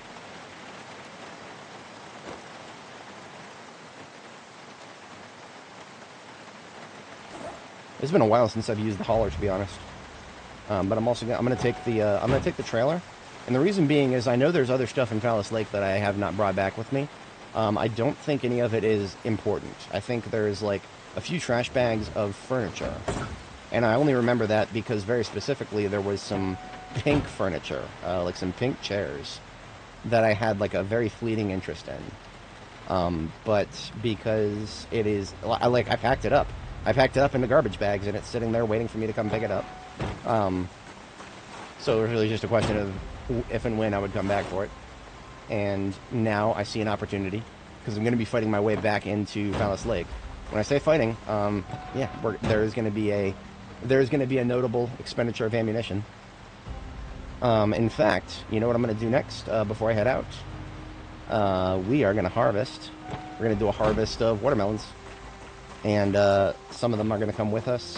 Some of them I think I can fit back in the fridge here. I think I've cleared quite a bit of stuff out of the fridge. So I can put some of the watermelons straight into the fridge, and the rest will go into D Bravo here. I have to think about strategically when I'm going to harvest these, because you'll see.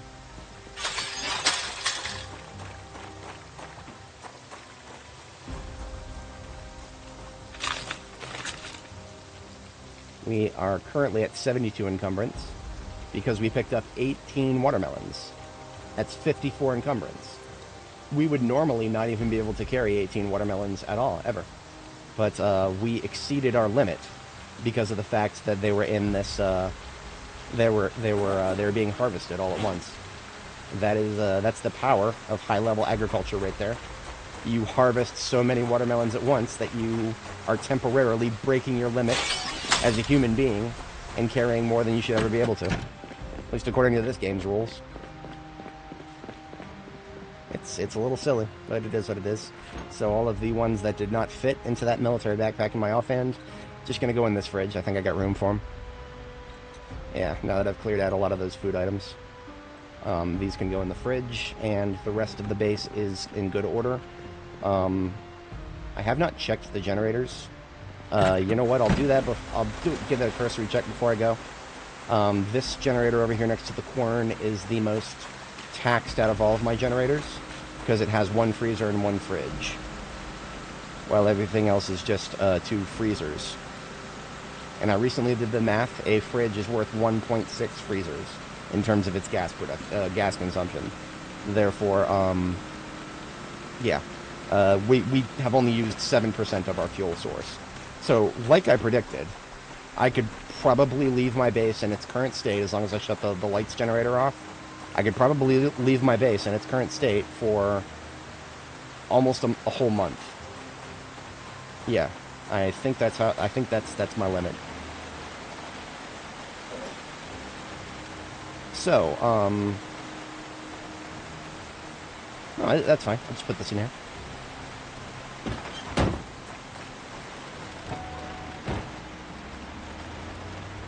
We are going to run into some zombies on the way there because we're going to be going south now.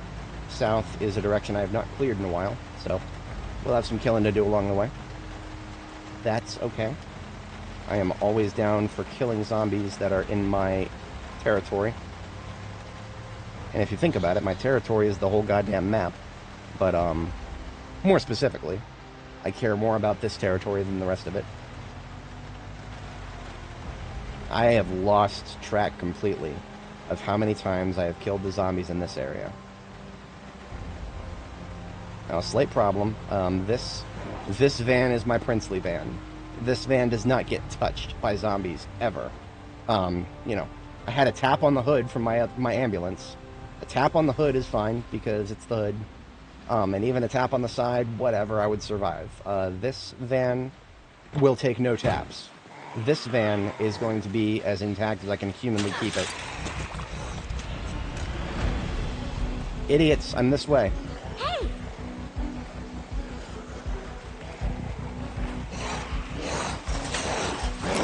Oh, I forgot to... The idiot forgot to reload. And the idiot, that is me. I can't blame that on her. I tell her what to do after all.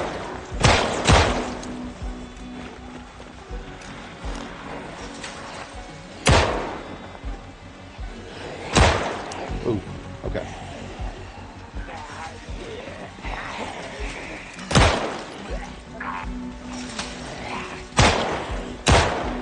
Go for it. Convulsion. I don't know what's going on there.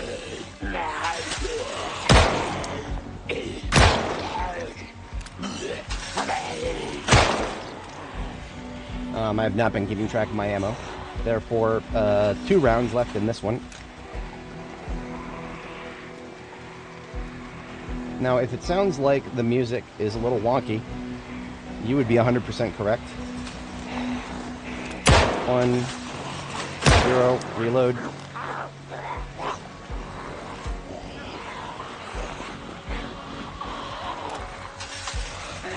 15. Oh. Remember, this is right in our front yard, so anything we kill here, or respawns.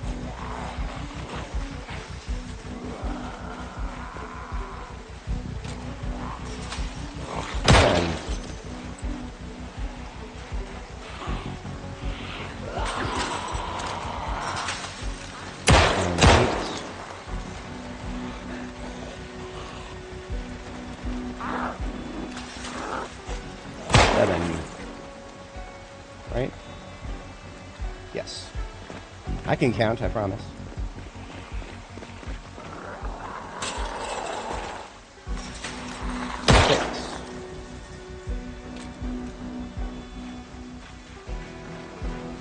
But yeah, if it's not exceedingly obvious from what we just heard, Determination, the current song that's playing, also my favorite, is currently so broken that its loop only plays 6 seconds at a time. I think when it gets epic, the epic version of this, the high-intensity version, if you want to call it, I think it only plays less than 6 seconds. I have not actually tried to count it. All I know is that the loop has been absolutely disfigured to the point of it being depressing every time I hear it. But that was a short enough fight that it didn't bother me quite as much. This right here is called a blind spot. Always be aware of this when you're getting in a van, especially a step van, because, observe. Where did my character go? You can't see her. What if there was a zombie right in front of her? How would I know? My best solution is to literally just kind of, you know, if I've been in a bit of a fight, especially if I've seen zombies going in that direction, which I did, I just kind of stand there and listen. I gotta use my hearing, I can't use my eyes. My character would be able to see any zombies that were there. I wouldn't. I can't. Physically impossible.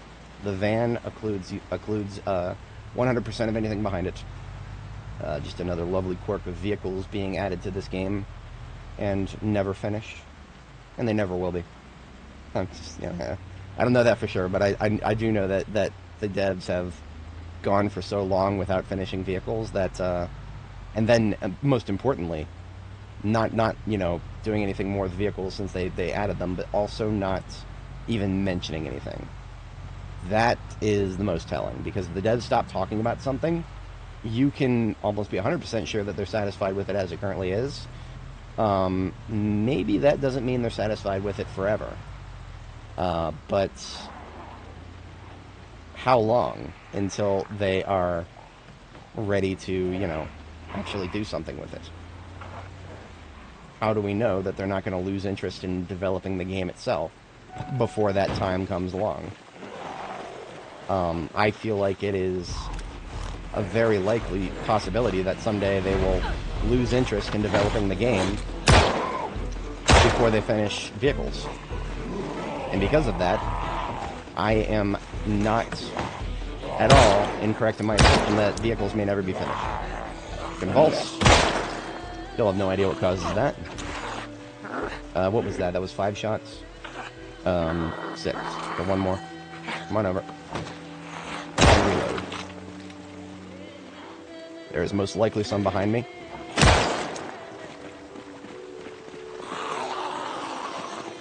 Just because I'm not seeing them does not mean they're not there. Object permanence is a thing.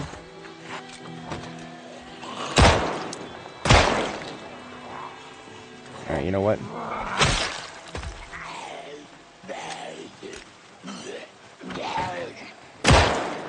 Anybody who doesn't quite make it to my side of the fence can eat my sword.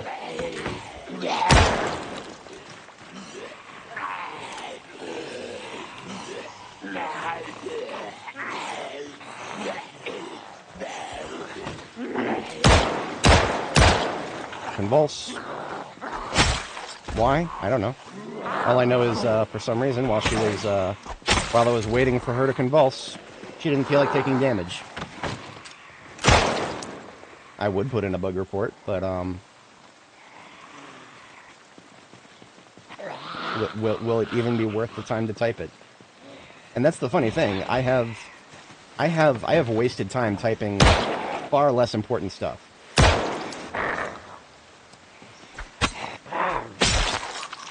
Couldn't even hit her with melee while she was waiting for the convulsion. But yeah, no. I have wasted sometimes up to 30 minutes typing up a very expansive YouTube comment, only to have it deleted because that's what this website does. They cannot stop the porn bots from showing up in every single YouTuber's comment section who has over 10,000 subscribers. But they sure as hell can stop you from having a perfectly polite conversation. Why? Fuck you. That's why. Their stupid AI They have some stupid large language model going in there and just analyzing the words and saying yes or no to whether or not this comment gets deleted. And there is zero human oversight to that. There's zero human review. The YouTuber whose channel it is that this is happening in the comment section of, they have zero autonomy over that. That's just... And yet, I still feel more inclined to type out a YouTube comment than I do a bug report to the developers of this game right now. Because at least, there's a percentage chance that whatever I type in a YouTube comment will pass the threshold of the bots and be useful to, somebody who may read it. There are plenty of times where I'll type a YouTube comment and nobody will ever fucking see it. And you know what? That's perfectly fine.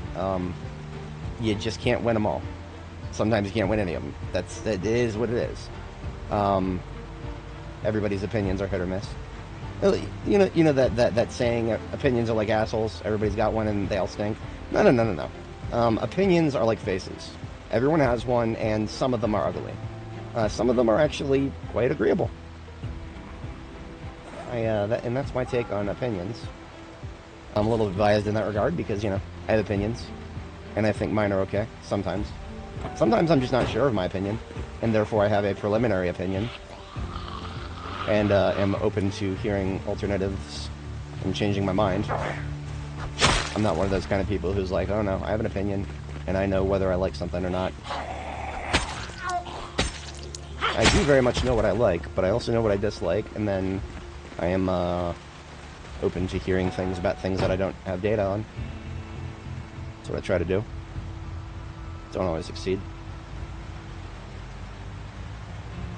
But yeah, anything in that relation, at least there's a chance that people will see it and do something with it. With the devs, after what I just showed you guys in chat there, you guys can see for yourselves. I posted a very clear and concise bug report for tobacco being completely 100% impossible to grow back in May. All they would have to do to address that is change a couple of numbers. A couple of numbers in one file. And they still haven't done it. That tells me that is not ignorance out of I'm not going to go as far as to call it malevolence. It could easily be incompetence. Hanlon's razor still applies here. It could just be that they just didn't notice it, or maybe they yeah, you see, I don't know how they deal with people who post bug reports on Steam. Maybe they post so I always thought that they would, either close the thread if it did not serve any purpose, or maybe lock it, or maybe ask for more information or something. So closure would be nice. You see, this is we're talking about support tickets. This is my day job. This is my bread and butter. We use my day job. It's adjacent to tech support in addition to the other things we do. But a lot of the bitch work revolves around tickets. Tickets get opened when people complain about something. And if we leave tickets open and never close them, that looks really bad on our metrics. And what is that bug report if not a ticket that has been left open with nothing? I mean, if nothing else, just be like, close it. Just say that, oh, it's on our list of things to do at some point, whatever. You don't even have to do anything. Just even just closing that thread, locking it, that would have told me that, okay, they've seen it. But now I don't even know if they've seen it. And, I mean, so therefore I also have no idea whether they're intentionally ignoring me or just incidentally. It doesn't really matter. Either way, I very cleanly and concisely described the issue. And they've done fuck all about it for several builds. It's been at least 3 major builds since May. I haven't counted them, but yeah. You know what? We can count them here. May 18th I posted that. Since May 18th, we have had 42.8 on May 20th, 42.9 on June 10th, 42.10 on June 30th, and 42.11 on August 4th. It has been 5 major builds since I posted that bug report. Like I said, maybe it just got ignored. I don't know. I don't know. And I don't want to say that I don't care. It's not necessarily that I care about tobacco specifically. What I care actually most about at this point is whether it is actually worth it to submit things to the developers. They have, I'm not going to say they've never replied to me before. I had a few crashes. And I sent them some stuff, and they tried to get some more information out of me, and I gave them more information. It was because the crash occurred on a modded save, obviously. They don't want none of that. They wanted me to confirm, to remove the mods from the save and try to confirm it would happen again. And I never quite was able to replicate it without the mods. So that kind of went nowhere, and that makes sense. It does make sense that went nowhere just because, you know, they asked for more information. They wanted me to try to replicate it without the mod, but I couldn't replicate it with the mod. Like, the situation was one of those crashes that happens after a while of playing the game. And so, you know, trying to replicate that basically just requires playing for a very long period of time. So basically what I would have had to do to confirm what they wanted me to confirm is I would have had to remove my stat bar mod and then play for, like, I don't know, 8 to 10 hours. I wasn't fucking doing that. I'm not playing this game without this mod. It was not the mod causing the crash. I know that for a fact, but they don't know that, and I do understand why they treat all mods as guilty until proven innocent. There's no time for Blackstone when you're in the tech world. You want things to be as clean as possible if you're going to be trying to bug fix. I'm sorry, not necessarily as clean, but as close to the baseline user experience as possible. Any extenuating circumstances and you've got bad data. You want to remove the extenuating circumstances to the absolute best of your ability. That all makes perfect sense to me. I have no qualms with that. But again, 5 months, 5 builds, no response. Did I not leave a generator here?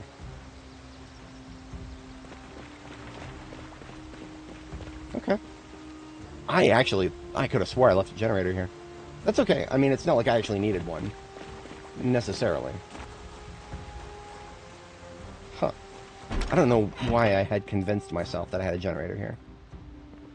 But it's okay.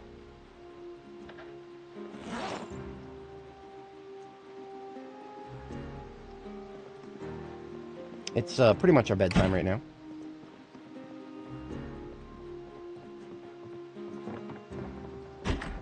So I do have a bed with a pillow. I know that much. This is a field base that I use whenever I'm going through Phallus Lake.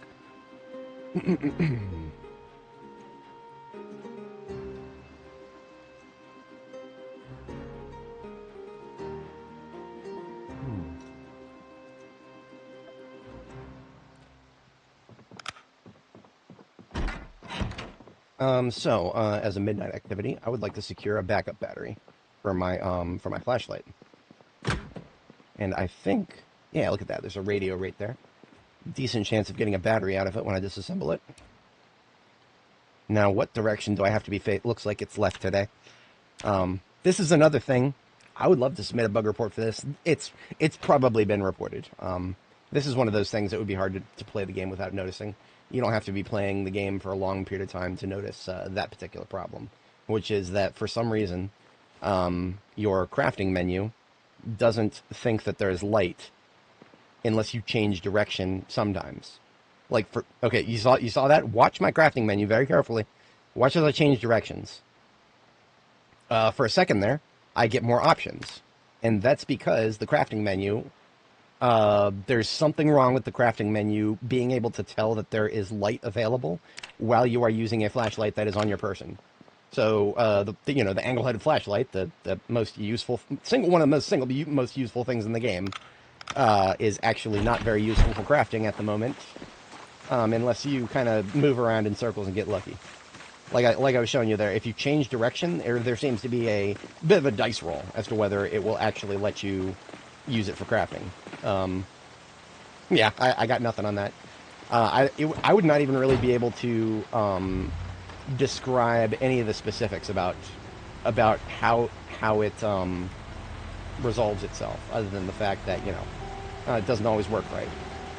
That's easy to report. The only thing I would want to report would be if I was able to figure out something consistent with the directions.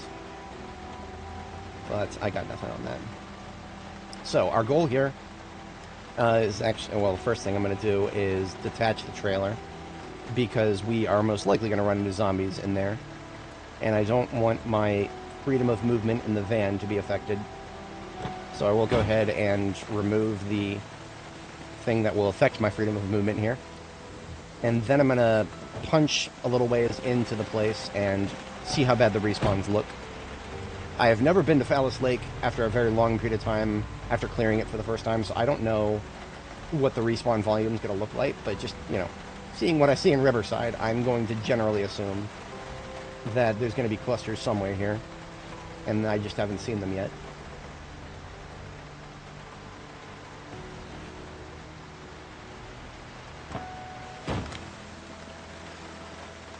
Yeah, if there are clusters of them anywhere, haven't seen them just yet. Machete out, close quarters.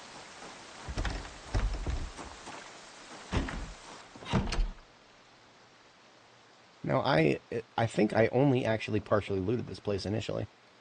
Yeah, there is still quite a bit of stuff here. And there is really no reason for me to be stingy, except for the fact that back at base, I wouldn't have a lot of places to put some of this stuff. Right now, I am specifically looking for fertilizer.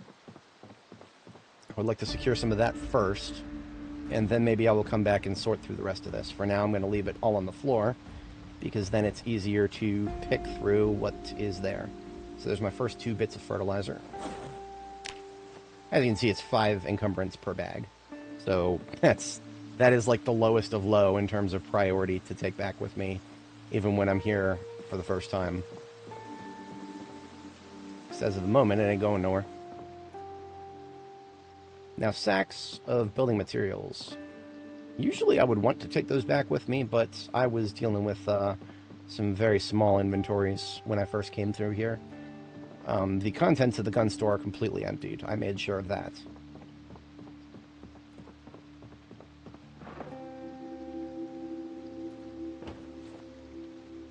There's a lot of stuff in that handbag. Lighters, matches. Key to an office that I have no idea which.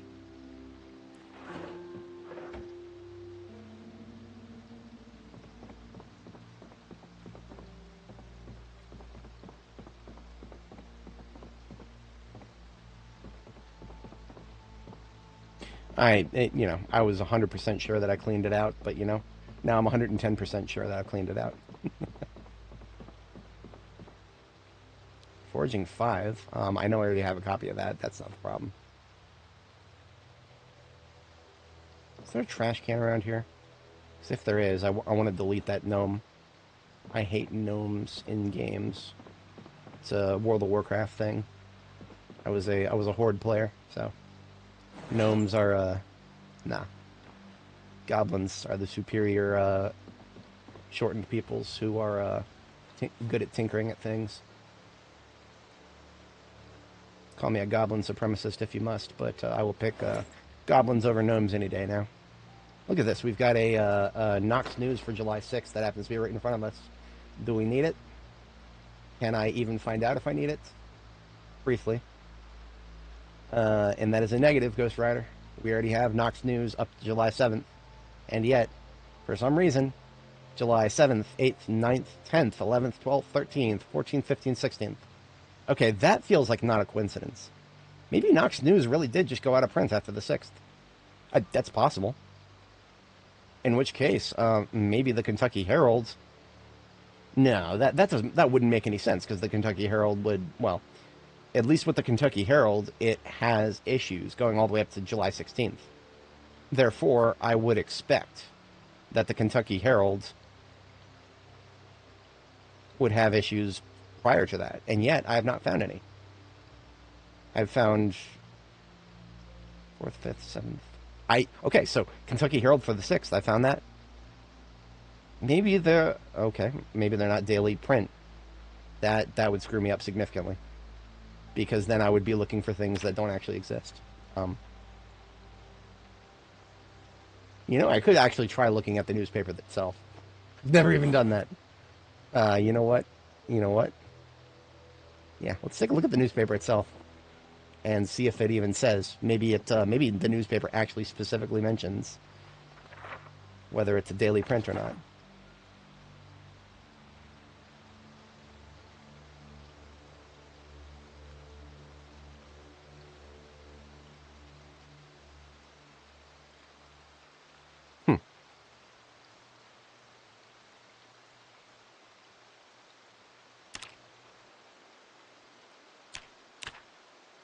There's no additional pages. That's kind of funny. Okay. It does not specify the print. However, interestingly enough, it did say printed in Irvington, which means the HQ might be there. In which case, yeah, we could complete our literature collection of newspapers. At least we could complete that by going there. That's good to know. I'm glad I looked at that. But let us resume our search for fertilizer. There's got to be some. Surely there must be. Okay, you can't put a military jacket in front of me and not have me take it. I'll take it.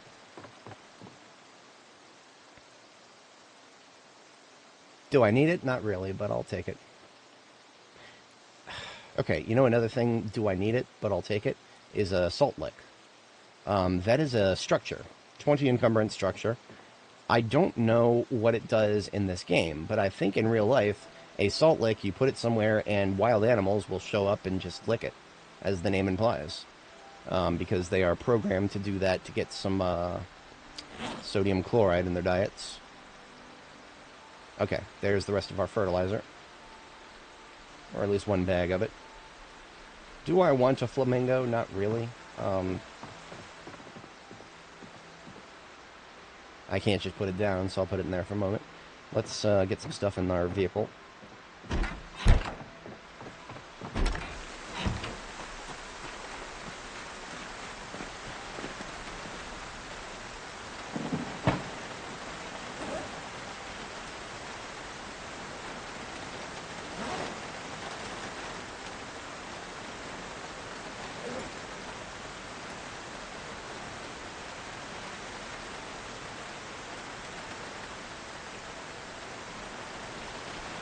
Having a bite of this here roast.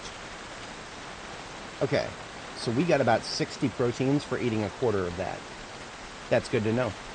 That's actually really good to know. In fact, what I'm going to do is, because the other roast has a similar amount, I'm going to put in parentheses 60 proteins, or just 60p.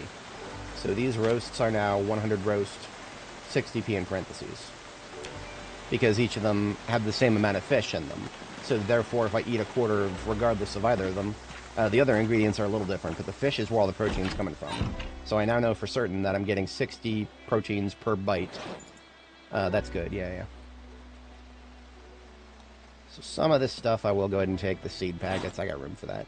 Slug repellent, I don't think you can make, so technically speaking, I could run out of it someday. Haven't needed it yet, but doesn't mean I'll never need it.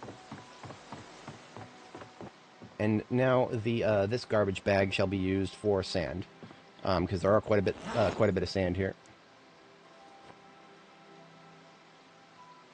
I think we only came away with 4 bags of fertilizer, and that's partially because I think I actually did take some fertilizer back already from this place specifically. So some of the fertilizer that I've already been using on the tobacco, I think has been from here. Yeah.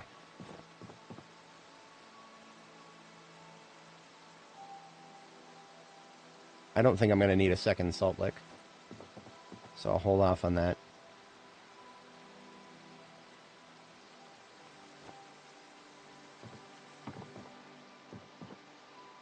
Okay, there's plenty more fertilizer. I need to sleep. Second bedtime coming up. We haven't seen a single zombie in town. That is fascinating. As far as respawns go, that is quite fascinating.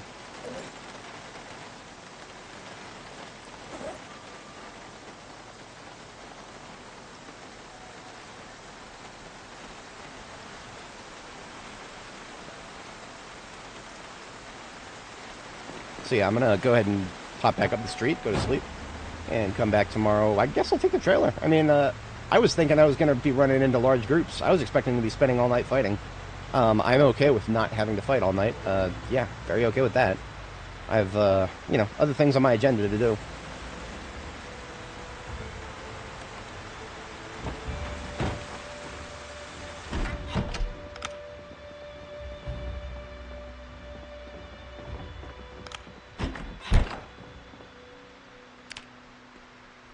Alrighty then.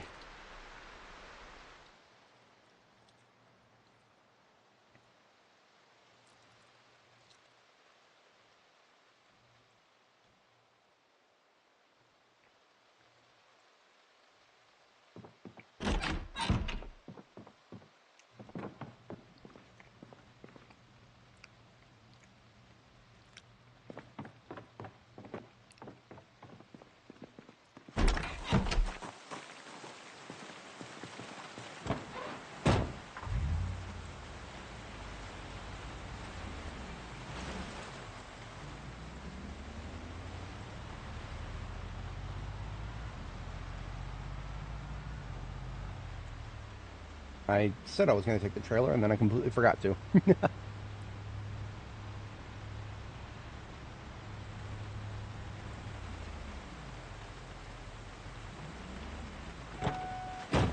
So I've been thinking about this a lot. I've been thinking about what time of day would be a good time to actually try to schedule streams.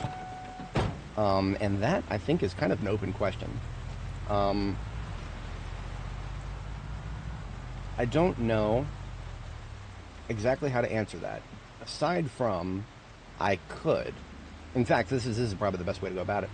I could just go ahead and post a poll to my channel, and just like list out all the different times that would make sense for me to try to stream, and like just kind of see how that meshes with my current audience. Because at this moment, like, there are several times a day where I could try to get away with streaming. Some of them are going to work better than others, because especially we're talking about weekdays here, right? Weekdays, I feel like generally speaking, you want to, anything you do on a weekday for YouTube, you kind of want to try to do it so that you can get the 6 p.m. Eastern Standard Time. So right now it is 6:20 p.m. Eastern Standard Time. That is when a large majority of, you know, the most popular YouTubers will post their videos, and the reason being is because that's basically the time of day with some of the highest traffic on YouTube overall, for a variety of reasons. You know, East Coast of the United States is starting to get home from work, and the rest of the United States is on their way home within the next following couple of hours. So it's like, if you're targeting a U.S. audience, that's your prime time. You know, people get home from work, they want to kick back and watch something. But there's other factors to that, and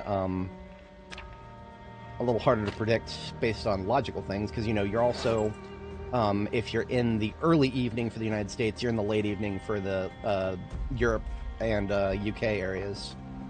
That's always been a bit esoteric for me, and, you know, not just because my mental math is not good.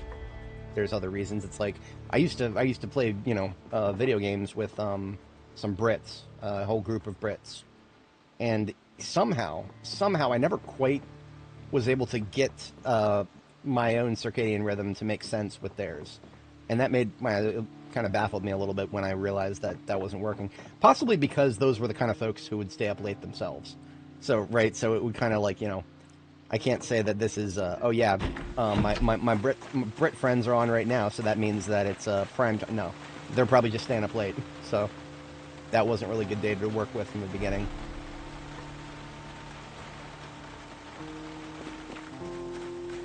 But yeah, the something to think about. Now, I've been ignoring this water sprayer. These things are glitched in a couple of ways. Now, I suppose now is a perfectly fine time to test to see if they're still glitched. So here's what we're going to do. We're going to try putting it on our back. We're going to wear it unstowed, which means that puts it on our back and then puts part of it in our hand. Quite separately, what I'm going to do now is try to drop it. So I'm going to use my key binding Shift F14, which drops whatever is in my primary hand, which in this case, the stowed or the unstowed water sprayer is in my primary hand. I think maybe it's been fixed. That has been a problem for a long time with these things, to such an extent where it was kind of a. I basically just didn't want to bother with them. It didn't feel like they were useful.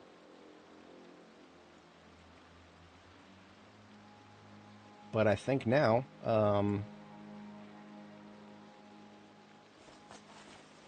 yeah, there's no duplication glitches going on that I can see. So here's what I'm going to try to do next is I'll go ahead and fill it with water and take that water with me and see how that works. It's 15 liters of fresh water. That's always a nice thing to have no matter where you're going. So we'll just toss that out here. Well, actually, first thing I'm going to do is try unstowing it. Now there's water in it. Okay. Look at that. They have not fixed it. They have not fixed it. Because look at this. There's one on my back now, and there's one on the ground. Now there's two on the ground. What caused that? I think it... Okay, so it didn't... The glitch that I was thinking about does not happen if it doesn't have water in it. So if the devs think they fixed it, it's because they didn't add water to it and test it again. So basically, it's on my back now. It's got water in it. I right-click on it in my inventory, and I hit Where Unstow. And it duplicates. It duplicates. There is now a backpack sprayer that is stowed on the ground, and a new empty one on my back. Does this mean that I have made it so that I can reliably reproduce this behavior? I'm gonna take the one that has water in it, which again, it's duplicated, but only one of them has water in it. So the water itself hasn't duplicated, just the sprayer. So if I wear it stowed, and then while it's on my back, I attempt to unstow it, a random new one appears on the ground. And the one that is on my back... Okay, so what's happening is the one with the water in it is just being dropped on the ground. The one without water that is being cloned is what replaces it on my back. So, yeah. I don't want to fuck with these. In fact, I don't like fucking with things that might duplicate. If for no other reason, then it makes my base will get messy. I've already got storage problems. These weigh 5 encumbrance each. If they keep duplicating, it becomes a design problem for my base. So I literally do not care about these. They can sit there and rot. Devs don't want to fix that shit, then okay, so be it. And again, like I said before, I'd love to submit a bug report. I know exactly how to reproduce the problem now. Are they gonna listen to me? Is it worth the effort to type the paragraph? I don't know. I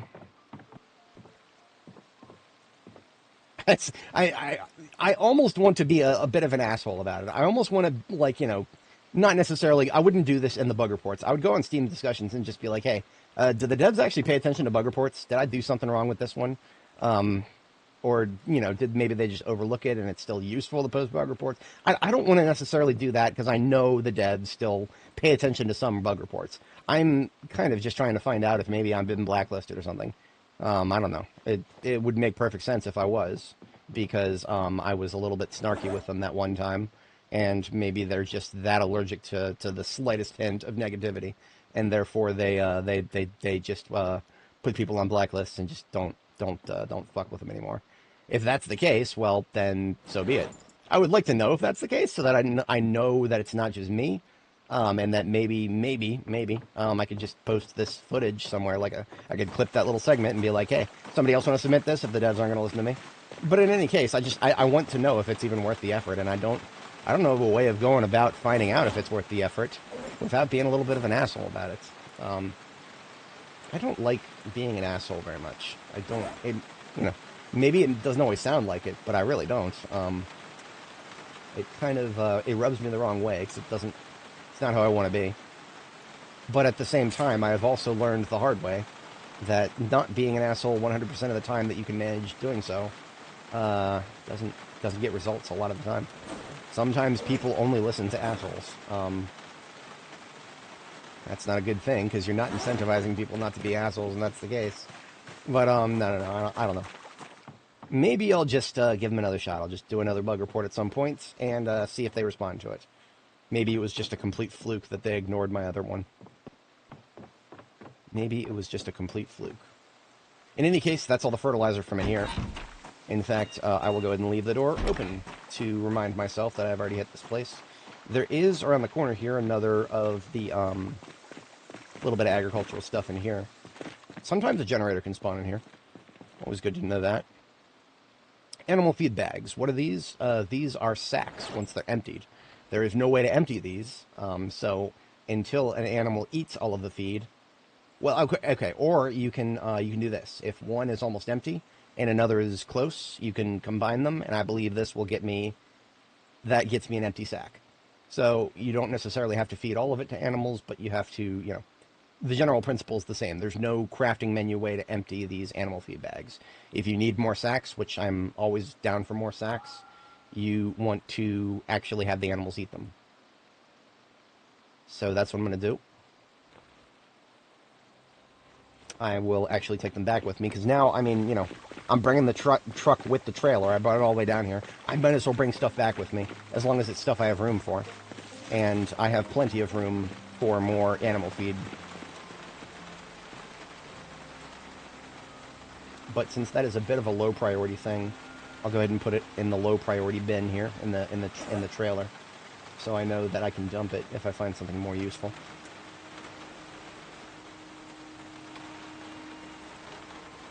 Same with hatchets. I can literally just make them myself. Why am I losing health? What is overweighing me? Oh, okay. So, if we look at this sack here, it just looks like an empty sack. No, it's got 15 dried wheat sheaves in it. What do you do with those? You thresh them. And what does it look like when you thresh them? It kind of looks funny. I think this is a placeholder animation. I hope it is.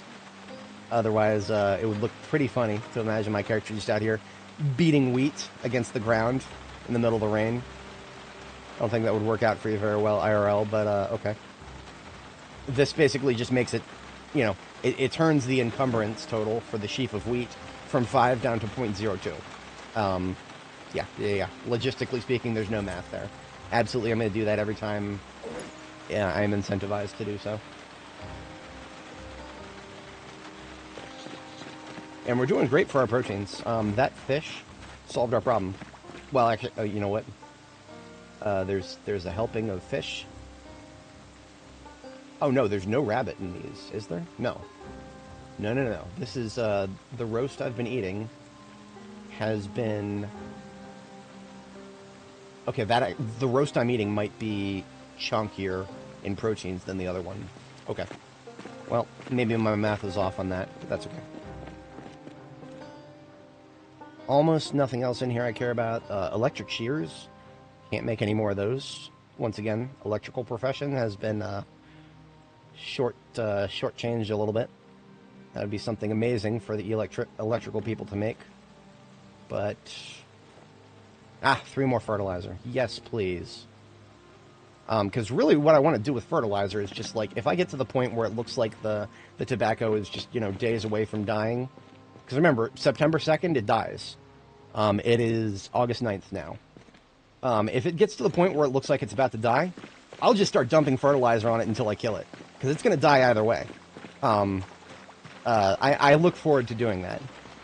Just for the fun of it. Just be like, hey, I've got stuff that should be able to make this stuff finish growing faster. Let's see how far I can push that.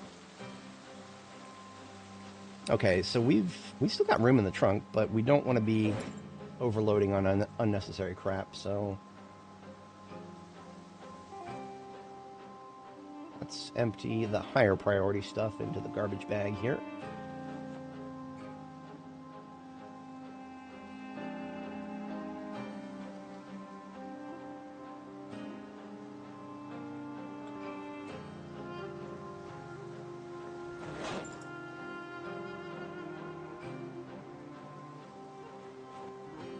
Now, there is other places to loot here that I've not hit. But first, what I want to do is stop by the bookstore here. The bookstore here has been fully looted and cleared out of loot. However, I also took the furniture from the bookstore, which is a nice, pretty pink stuff, and I left it in garbage bags, and left those garbage bags out on the road in front of the... which are still just sitting there, waiting for me. This was a long time ago. Like, weeks ago IRL, months ago in-game. And yet, I remembered. Therefore, I think I have room for, yep, all of that just goes right into the trailer. Because it is low priority stuff. Literally just furniture and entertainment books. So, very low priority. But now, that basically constitutes a full trailer. Now, if I'm not mistaken, there was a, I think there was a survivor house here in Phallus Lake. But I may be confusing this Phallus Lake with one from one of my previous characters. When I think about survivor houses, there have been many times where I've, you know, been like, oh, hey, there's one, and then never come back for it. And that leads to overlap between my runs. Because you see, in this, it's easy to remember, for me at least, whether I've looted a specific building for a specific character.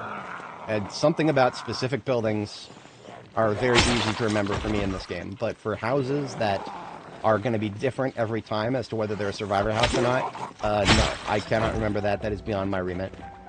So if there are survivor houses in here, on this character, I don't remember. We'd have to look around and find out. Which I'm not above doing, especially considering the zombie population for respawns here. It's pretty low. We could get away with kind of driving around a little bit. There were initially tons of zombies in this place. Now, it looks like the dentist's office is still a little, so if there are any more of them inside there, I'm going to try to bring them out by yelling.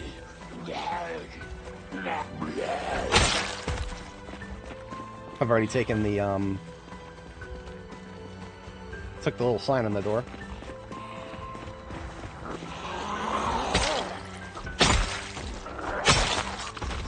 Sharpen check. Yep. Gonna back up a little bit. Think I am safe behind me, so I'll face this direction and do it.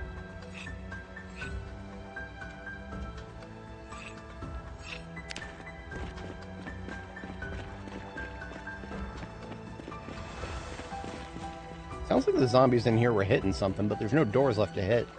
So I don't know what they were actually hitting.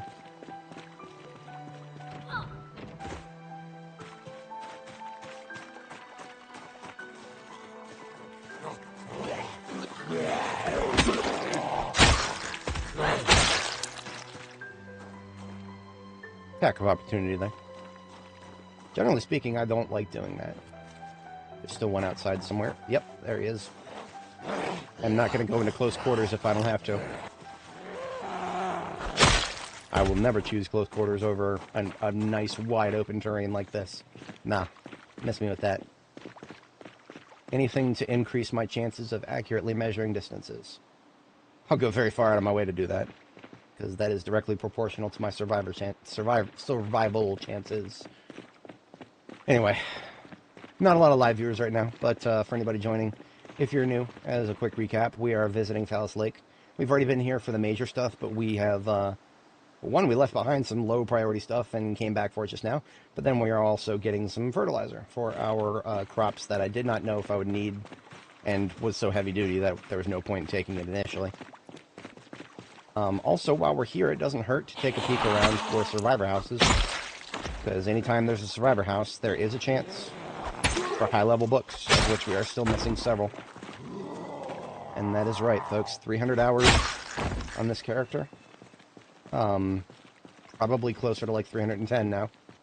I haven't tallied the footage again. It actually takes a while. Yeah, that's how much footage we've got. Over 3 terabytes.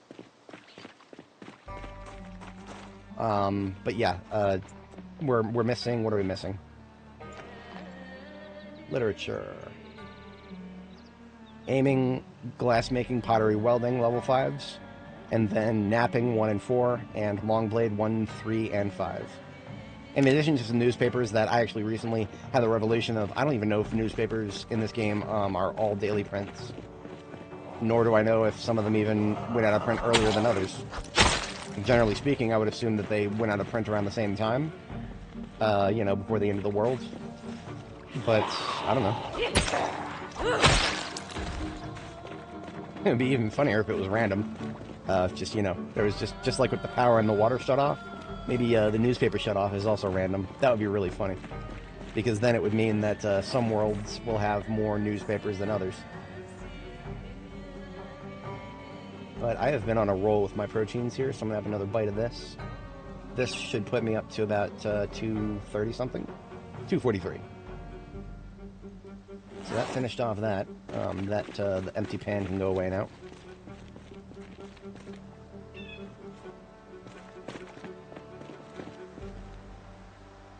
Now, you know what? I am going to go ahead and do what I was saying before. I'm going to go ahead and I'll take a little bit out of the trailer here.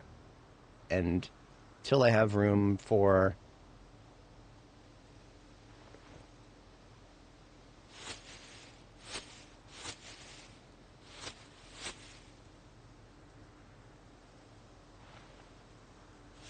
Now I have room for the salt lick.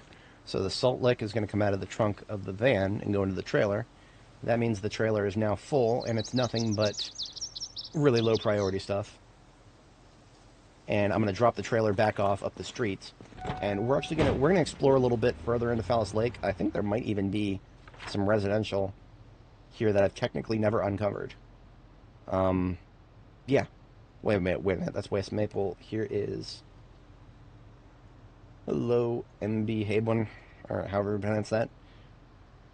Welcome. We are just, we're in Fallis Lake for some low priority stuff. We are considering exploring into these neighborhoods here because I've never actually been deeper into these neighborhoods. There could be survivor houses. That is a strategic resource that would benefit me to be aware of.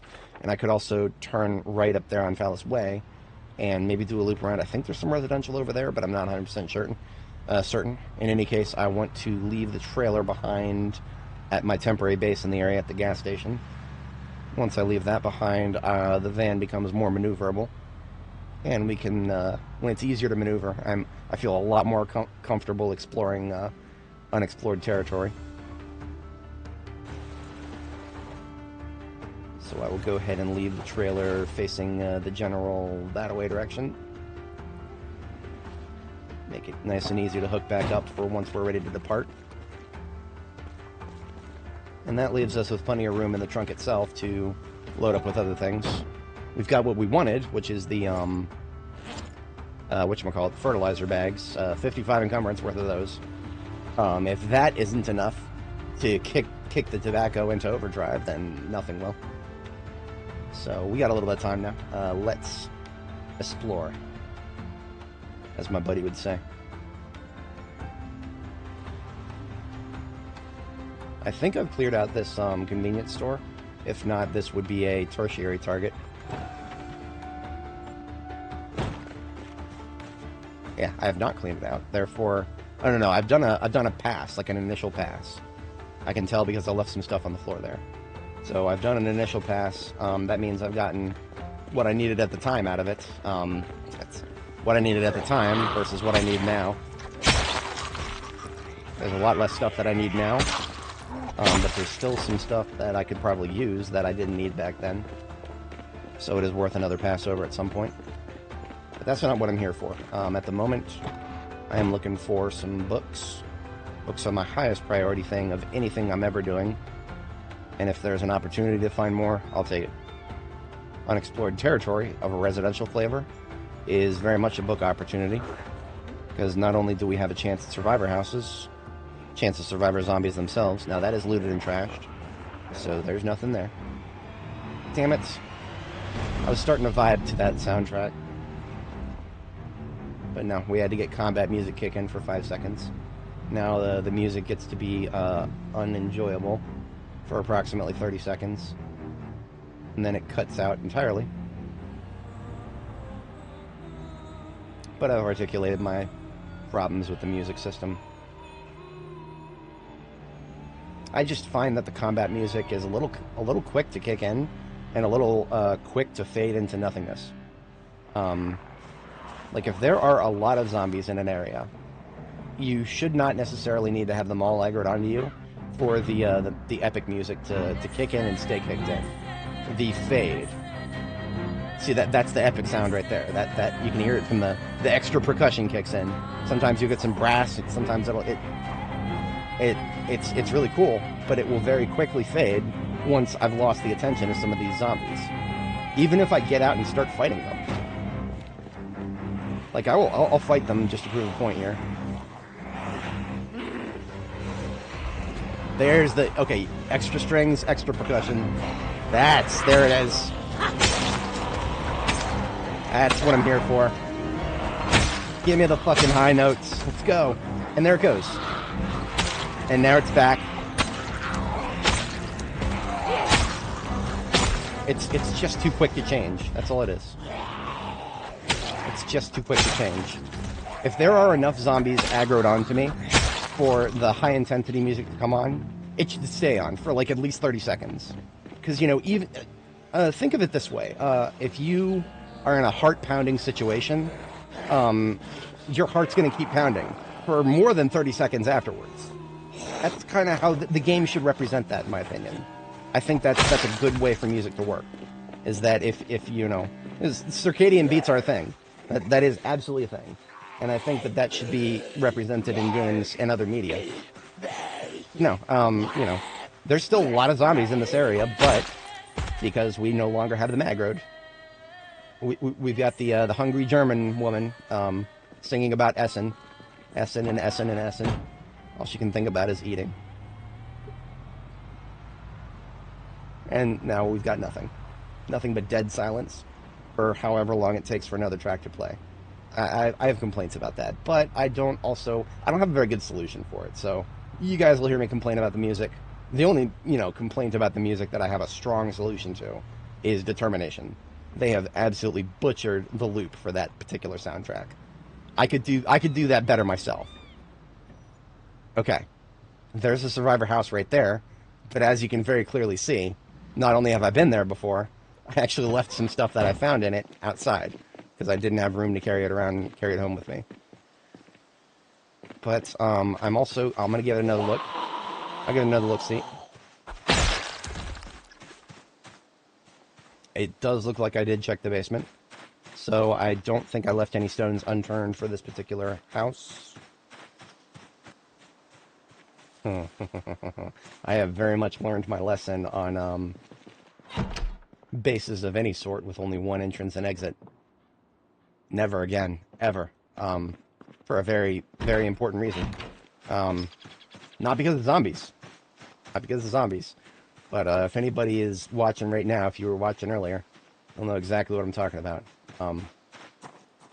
Don't ever give yourself one-way in or out. Now, that being said, in that particular situation, see what happened earlier in this stream, just to recap if you guys are joining, if you weren't familiar. Earlier in the stream, we set up a field base in a very particular location, and it was an attractive location to me because all the windows were barred. That I felt that was pretty attractive because barred windows means, you know, they're already barricaded. What I didn't expect was for me to leave a campfire going overnight, and for a zombie to wander on up to that campfire, stand on it, catch on fire, and then the next morning start smacking the door. So try to imagine, if you will, if there was only one way in or out of this particular house right here. There's only one way in or out, with the exception of an underground tunnel that leads to about 1,500 zombies. That was the situation. If a zombie starts hitting this that back door that I just came in through, zombie starts hitting that door, just happens to be on fire, which is really niche. Like lightning struck there. That was a lightning strike of a situation. That could have been the death of me if there was no other way out.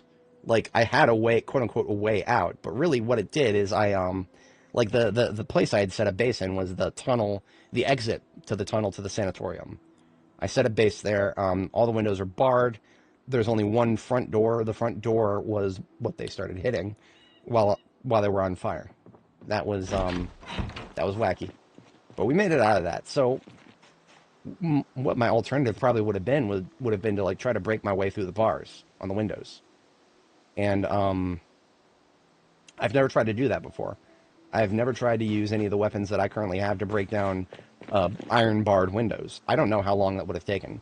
And that would have been a massive roll of the dice, because what if I got cornered by the spreading fire while I was trying to do that? No, I was much happier to just put myself in a situation where, you know, the devil you know, which was going down the tunnel and fighting a couple hundred zombies while the base behind me burned. That was a very, very interesting scenario. But yeah, never. Moral of the story is, don't ever build a base with one way in or out, ever. And I know that, like, at this point, it's, like, built into my muscle memory when it comes to custom bases.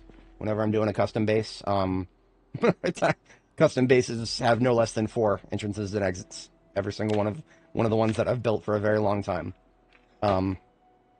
Mostly that's for logistical reasons, not for safety. But, I mean, I was never blind to the aspect of there being a safety issue.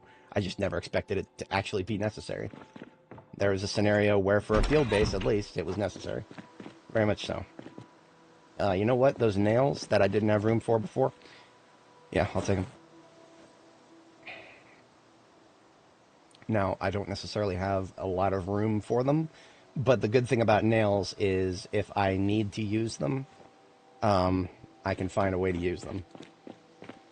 Nails are not hard to use up if you are determined.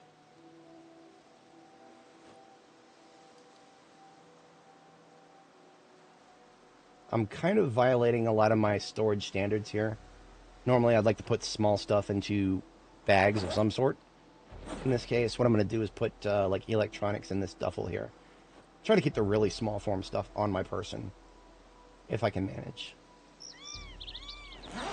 I need to refill my empty magazines. Plenty in the bag here. This military backpack in the trunk has been sort of established as a weapons kit that I can take with me between vehicles as I switch between them.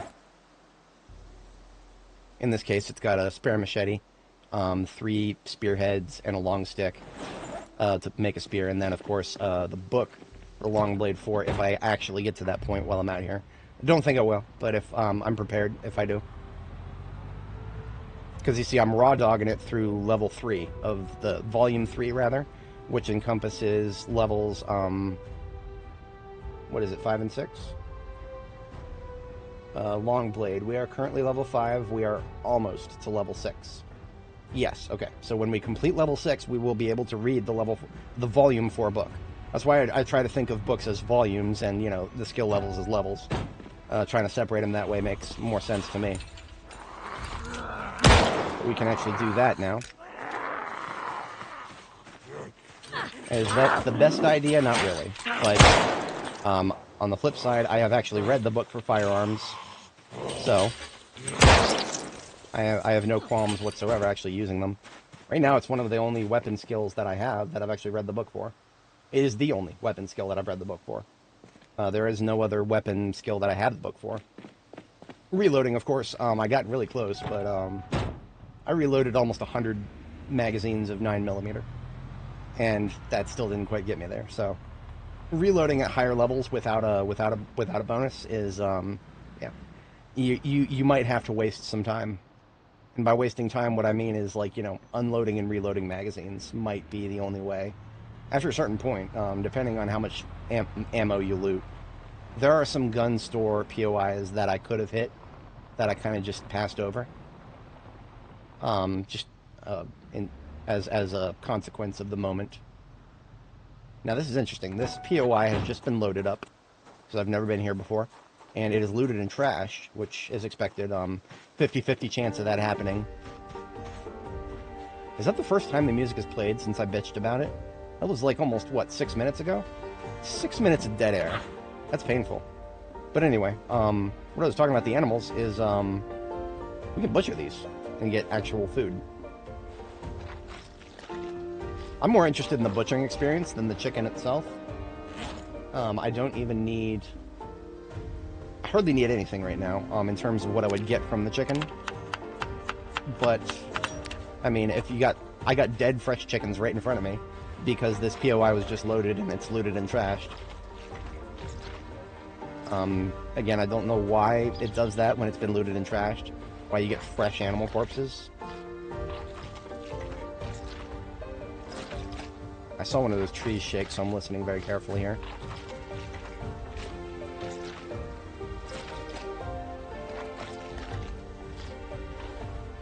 Okay, we're good.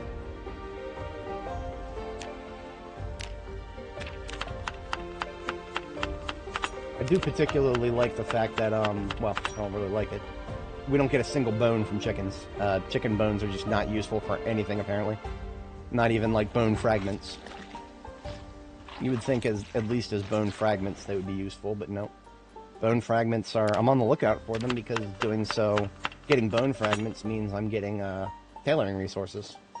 And we can't have that. We can't have tailoring become too easy. If I could get a little bit of bones... Well, actually, I can get bones from rabbits. To be entirely honest, once again, if I had a pen of rabbits constantly regenerating, probably could have been tailoring level 10 a long time ago.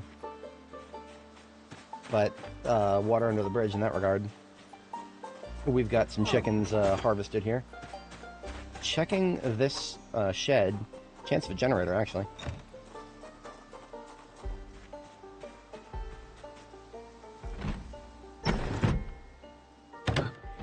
Nope, no generator. But Hey! anytime you see it, well, chance to accidentally hit Q as well. 2,000 hours in this game, and I'll still do that. Hardly a threat, but, you know, rather not do it. I know I've said this before, but I usually don't play QWERTY.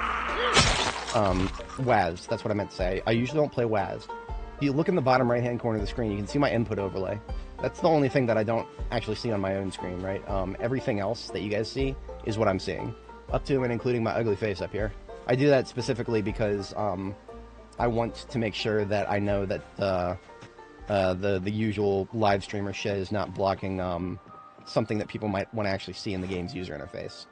That I cannot describe how angry it makes me when a YouTuber, or just a Twitch, whatever the fuck, I don't watch Twitch, but if I did, I cannot stand it when they're streaming a game and there's something on something on screen that I want to see, but their fucking ugly face is blocking it. No, I don't do that. I want to make sure I never do that, and therefore I have my face visible to me on my screen. I use PowerShell to make sure that I can click through it and everything that's not impacting my own experience, and I can make sure it's having a minimal impact on anybody else's. I was hoping for some fertilizer in there, but no. No such luck. We're done with this place. I don't even know if I'll end up using the chicken parts themselves, but I won't throw them out immediately. If for no other reason, then perhaps I'll bring them back to base. Perhaps I'll just toss them. I mean, I have tons of chickens at base, but these are chickens that I actually harvested, so... Let's have a bite of this 100 roast and see how much protein we get from it. I can afford to eat another 60, but I think this is going to be less than 60. So we're at 227, we go up to... Yeah, so I need to change the name of this. I'm only getting 40 protein for a quarter of it. So this is going to be a 40p. The other one was 60p because it had a serving of rabbit in addition to the fish fillet. But this one only has the fish, and therefore has a little bit less protein per bite. Still need to be careful about how often I eat that because I'm now at 263 proteins. If I were to eat another quarter of that, that would put me another 40 up, and I would be over 300 proteins, which I do not want. I'm close. I'm so close. Your proteins determine how much strength experience you get. I am at 128,126 strength experience out of 150,000. After almost 300 hours of gameplay. Granted, that being said, I don't do workouts. I don't do workouts. The amount of time that is wasted by the muscle strain And I tried in the past. I tried. Muscle strain does not get easier with regularity. I thought it was supposed to. It doesn't. Anybody who tells you otherwise hasn't engaged with it as much as I have, most likely. Or maybe they've engaged with it so much that they reached all the way to the top level of regularity, which, no, I didn't get there. I got like 75% of the way there, and I was still getting knocked on my ass with muscle strain for like multiple hours a day. I was like, fuck this. I'm not doing this. It's not worth it. It's, in terms of the amount of time that you waste, speaking of wasted time, in terms of the amount of time that you waste just by sitting around doing nothing, or, God forbid, you go into combat with heavy muscle strain.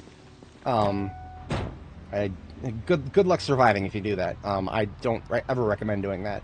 That is not in my repertoire. I do not intentionally cut my damage down to a third of what it normally would be, and then go into combat and expect to come home. No, I don't do that. If muscle strain is going to cut my damage down to a third of what it normally would be, I'm just not going to get into combat. And of course that means that, you know, for the hours and hours of muscle strain that you have after you do a workout, you're just sitting around doing fuck all. The only time where I can think of where I would have probably wanted to do that, but I didn't even think to do it, would have been back when I had the fractured foot. I did have a fractured foot for a while, and therefore I just spent a lot of time not ever leaving my base. Like, I sat around in my base, I read so many books. That's part of the reason I'm out of books to read right now. Yeah, I probably could have spent some of that time exercising, maybe exercising things that are not my, my feet. This road goes farther than I thought, but it is good that we're uncovering it. Because uncovering it means we're checking to see for survivor houses. Very, very, very low chance. But also, another potential thing we could run into is survivor zombies. So survivor houses, survivor zombies, that is incentive to explore residential. Even if you have more residential loot than you could possibly ever know what to do with. Which is my situation back at Riverside for sure.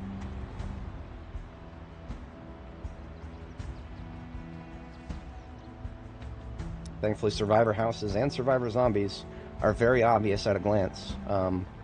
Boarded up windows for the houses, and zombies will be clustered. There will be like 50 of them in a single cluster, all around like a very tight group. So nothing like that here, which means this area is not worth the effort in the slightest, because that means nothing but regular zombies, regular residential. I ain't got time for none of that. There's about 50 other things I could be doing. We're definitely not playing 7 Days to Die, where every single residential POI is technically something that could have a loot cache at the end of it that may or may not potentially have something you would actually consider useful even in late game. No. Zomboid, there is very much a post-residential phase. Come on, show me the interior of this place. Okay. No containers in the back. I don't care about it. As for the zombies in the road, I don't drive this road.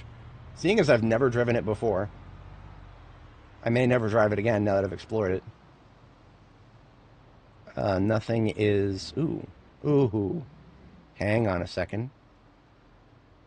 I just saw something that may be very rare. I'm just pulling up B42 maps so that I can explore this place without going inside, because, you know, a little cheesy, but this is Pony Romo. Right here. Look at that. Ladies and gentlemen, we have found some more violet carpeting. My eyes did not deceive me. This is as much as Grandpa's house plus another 12 tiles. This is closer to our base in Riverside than at the Ekron location. So, quick recap, if you're not familiar. I like rare things, especially rare things that can contribute to the aesthetics of my bases. Violet carpet is one such thing. I'm always on the lookout for that, even in very small amounts. In this particular case, we've secured probably another 20, 26 tiles of it. That's what I'm predicting. The house itself is looted and trashed. I don't really care. Yeah, I don't really care about that. And we're also really tired, though. So I'm gonna Kill the zombies that I can get out of my way here. No place to sleep in here, is there? No. Maybe there is a safe place to sleep somewhere nearby. Now, of course, Pony Romo. What is this? This is probably a little ranch for horseback riding for the public. When I say horseback riding, what I really mean is you get on a specially trained horse. Somebody else leads it while you just kind of sit there. Bit of a touristy thing, never really been my taste. But what that means for the game itself, eventually, when we get more complex animals added, dogs, horses, this is potentially a place where you'll come and find horses. That may be a very important thing for me in the distant future. But there's no horses in the game yet, nor dogs, nor anything like that. Now, that being said, when it comes to dogs, I already can think of a couple of houses on the map that have, like, like a dog house out back, or just, like, as part of its default kit, like a dog dish or something on the floor somewhere. I could already think of a couple places in Riverside that have all that, and therefore would be a likely place to run into a dog once the game actually has them. But that would not be until build 43, sadly. The devs have confirmed that they're not going to add any more complex animals for the duration of build 42, and therefore it will be many years before we see doggos in this game again. It used to be doggos, I think. In fact, I remember seeing some memes with doggos in this game, including the sus doggo. when the player character jumped over the fence, the doggo jumped over the fence as well, and for a brief moment it used a human animation. Very sus. About as sus as doggo could get. We're going to get out a garbage bag and use this to store all of the violet carpet we pick up. And while I'm here, we are out of water.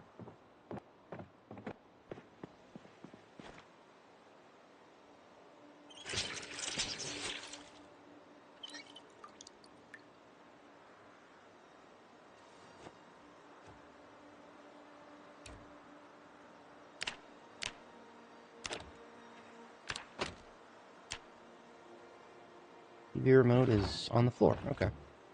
Cool. It's like a random TV remote, always. Long-range detonators for one of those bombs that I may never build. Or if I ever build, I could build like 6 of them, and that's it. 2-liter of soda. It's a lot of caffeine.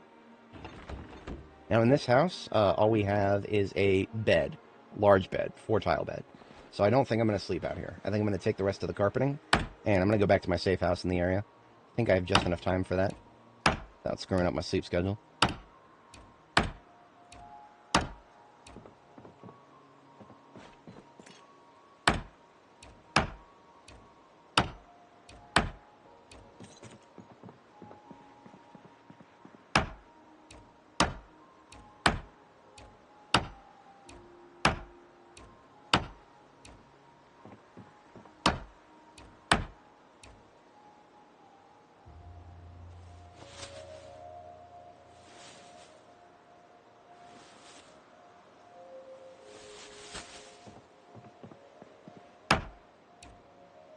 No, don't. I don't need the light switch. Light switch is kind of hard to see sometimes, and that'll be the first thing she tries to pick up. Gotta cycle through the tiles.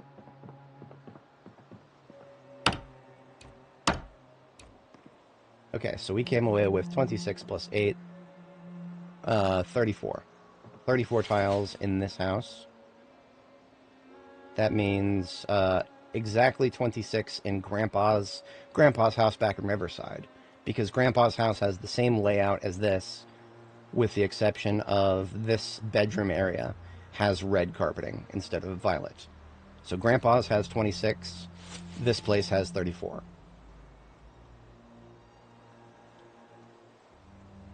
60. So that is 60 tiles of violet carpet between Grandpa's house and Pony Romo.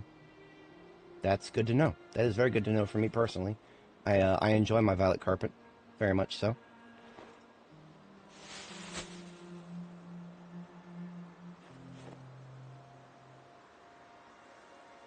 Okay, we're a little over encumbered, but we're out of here.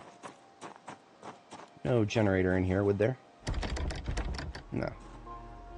If there was, I would be able to see it.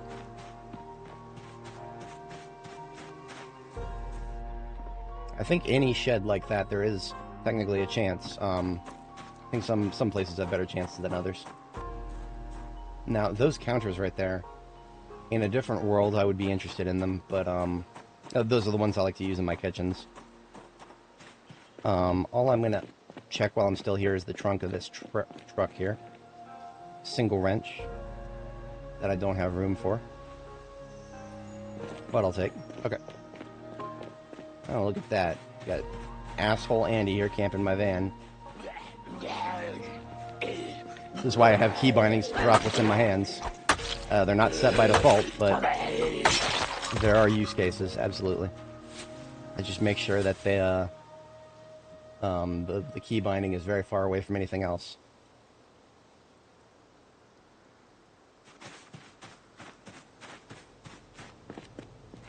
Alright, back to base we go. FOB is a little ways out, but that's alright. We no longer have to stop and take a look at anything in this area.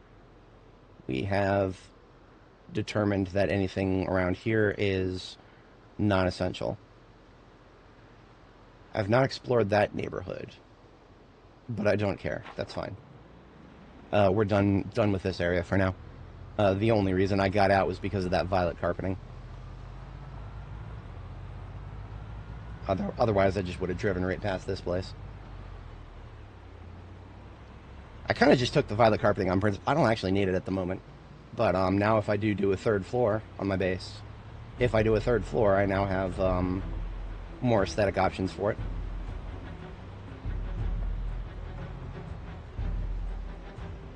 Hello. Hey, look, free protein. You guys are very, very lucky that I am currently in a state where I can't really get out and attack anything. I'm really tired and I'm really over encumbered. Yeah, and I'm in my good van. I'm not going to be running into anything intentionally with it. A single one of those rabbits would solve my protein problems for a very, very long time. But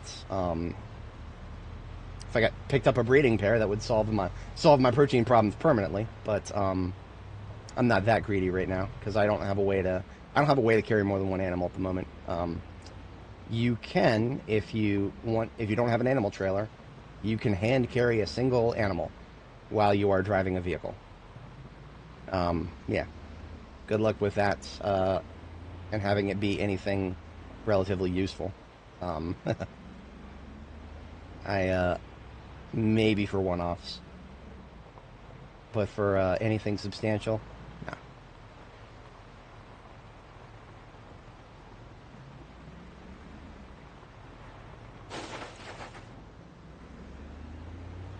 If I wasn't over encumbered, I would probably have slept in one of those two houses there. Maybe the survivor house that I cleared out, or one of the other ones, but it's fine. Just drive through the town. We're getting a little bit of chugs because of how much loot we have. That's fine. I can probably make some of that go away.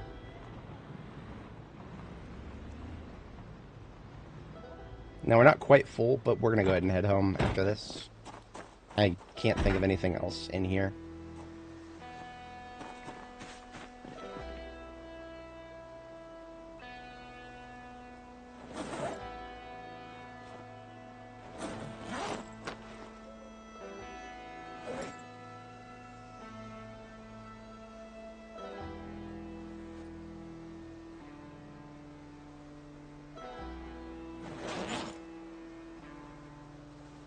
I don't know why I didn't just put that garbage bag in here. It should be able to fit. Maybe it won't, actually. Let's try. Okay, not quite. Can make a little room. There we go. Yep, it is tight, but the trunk is now full. So when we go back to Riverside, we will be 100% loaded for bear, which is exactly what I like to do. If I'm going to take the hauler out, I would prefer to have the hauler completely full before bringing it back. Even if, in this case, it's not full of very variety of things, mostly furniture, but I'll take it. I'll take it.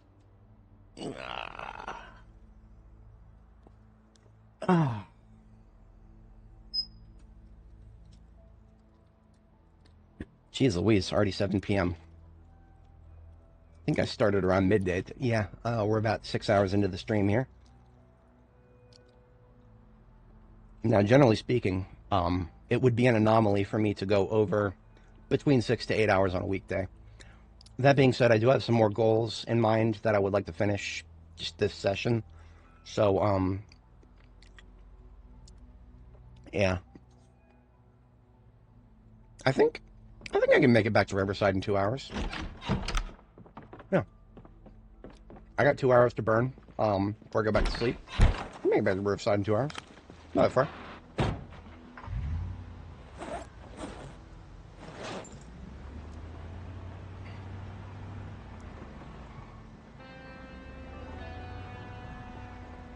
I'm going to do a thing really quick. This may improve my frame rate. If I take all this really lightweight crap, put it in a garbage bag, put that garbage bag into my backpack. Look at that, my frame rate just improved. It's very small, but it's noticeable. Why did that happen? Because there is an inefficiency in the code. I mean, if you play the current B42 build, you'll know. There's an inefficiency in the code that happened as of 42.11, where large quantities of items are getting parsed over by something that only happens when the player is within range of it. So if you're within range of any container, whether it's your own backpack or, you know, something on a vehicle that you're driving that has hundreds of items in it, even if it's something as inconsequential as chicken feathers, you'll get frame rate drops. Sometimes that adds up significantly to the point where the game becomes unplayable, especially, you know, 7950X 3D and RTX 4900. It's not as big of a problem for me. For folks with slightly lower end hardware, or just even, I think even mid-range. Some people have complained that the frame rate drops just make the game almost unplayable. I would believe them, because I mean, if it scales, if it's a CPU bottleneck, yikes, that's all I can say about that. It definitely sounds like a CPU bottleneck. I don't think this game is ever really bottlenecks on the GPU. We could even find that out right now. Yeah, I'm using 56% of my GPU's power right now. Let's zoom all the way out and set the cruise control at 55. Well, let's wait for these rabbits to get out of the road. You know what?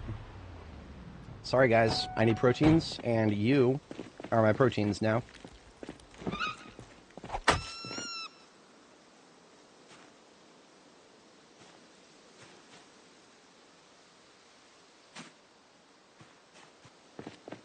Allocate more RAM. Maybe. I mean, oh, that actually does help. Does it help this specific issue?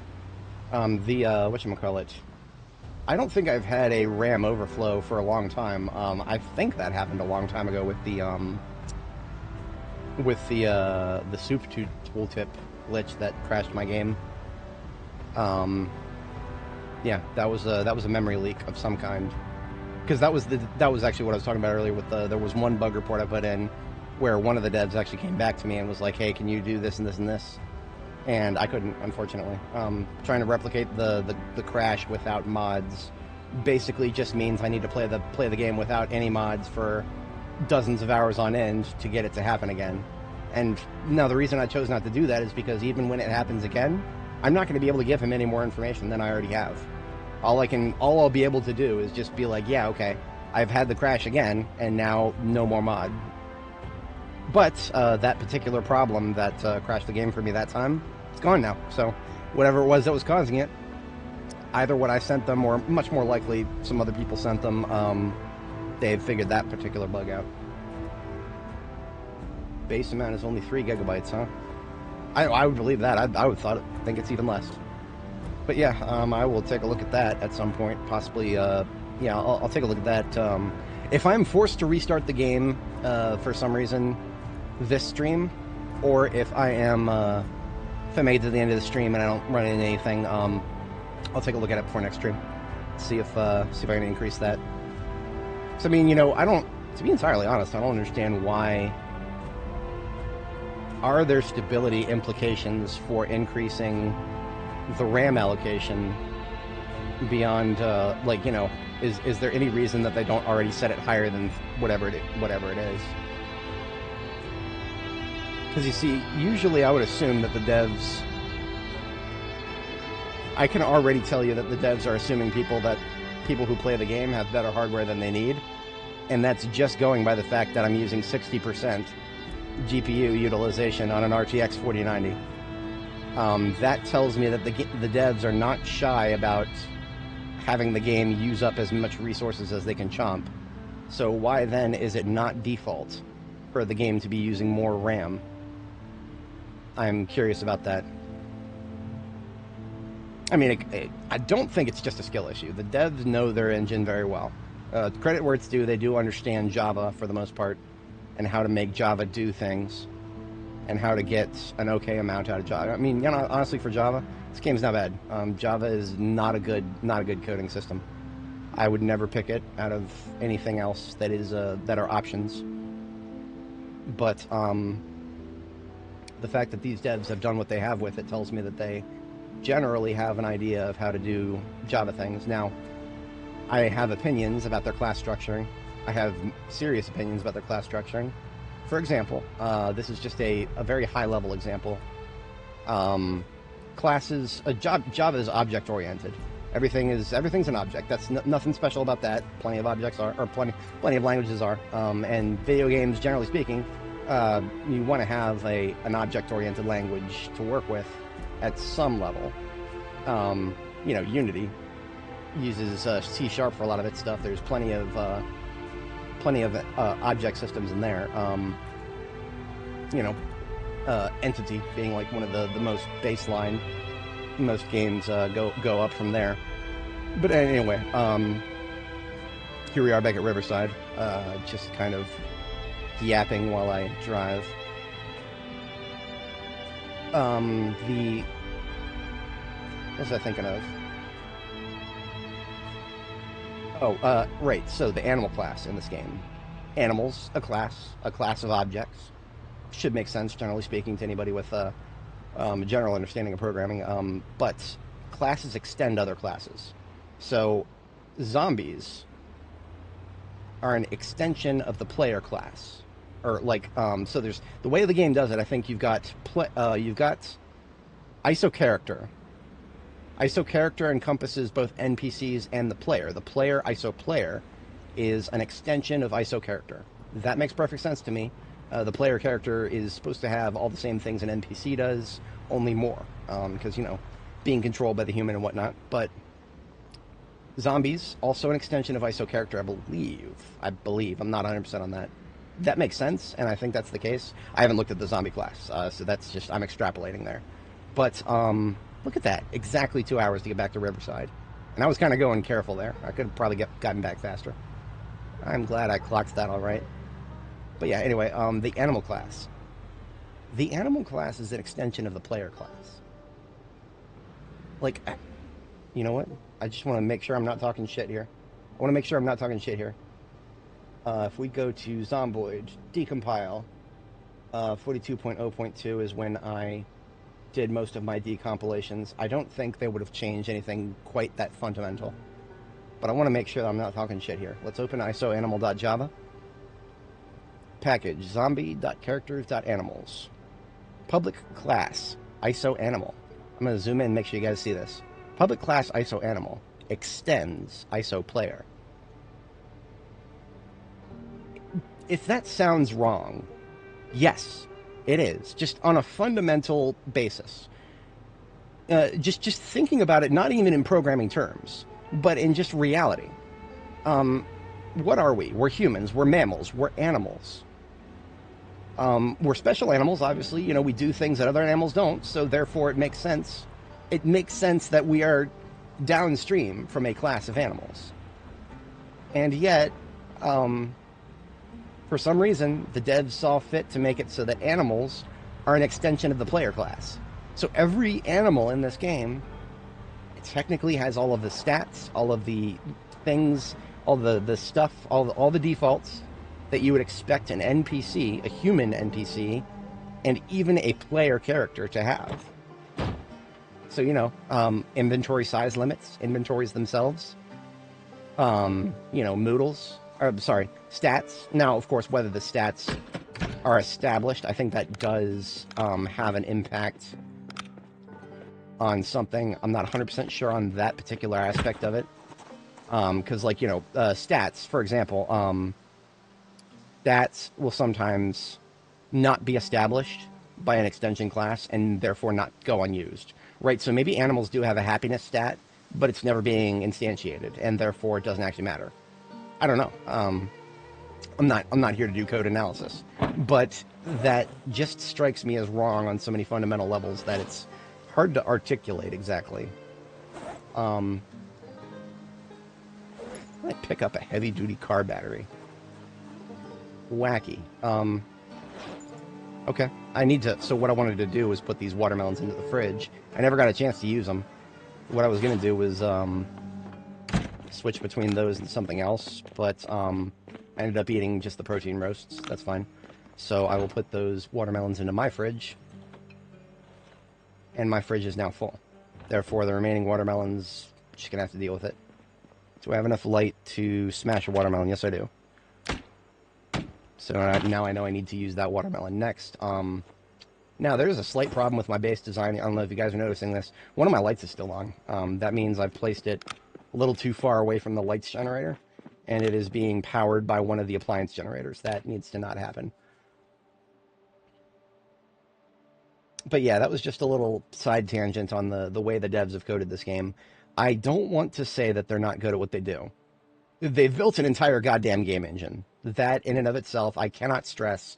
Building an entire engine is so outside of the realm of what developers expect to have to do these days that game engines are becoming much more rare to see outside of that godforsaken duopoly that we're eventually going to see, Unity and Unreal.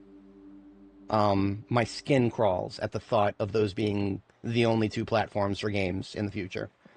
There are many reasons I like Zomboid so much. The custom engine is, honestly, it's never been a reason I don't like it. I have a lot of things to complain about this game, but the engine is not one of them. The devs have done a good job with that. They are doing a lot more work to maintain it than devs of any other game would have to do. And for that, props. Massive props.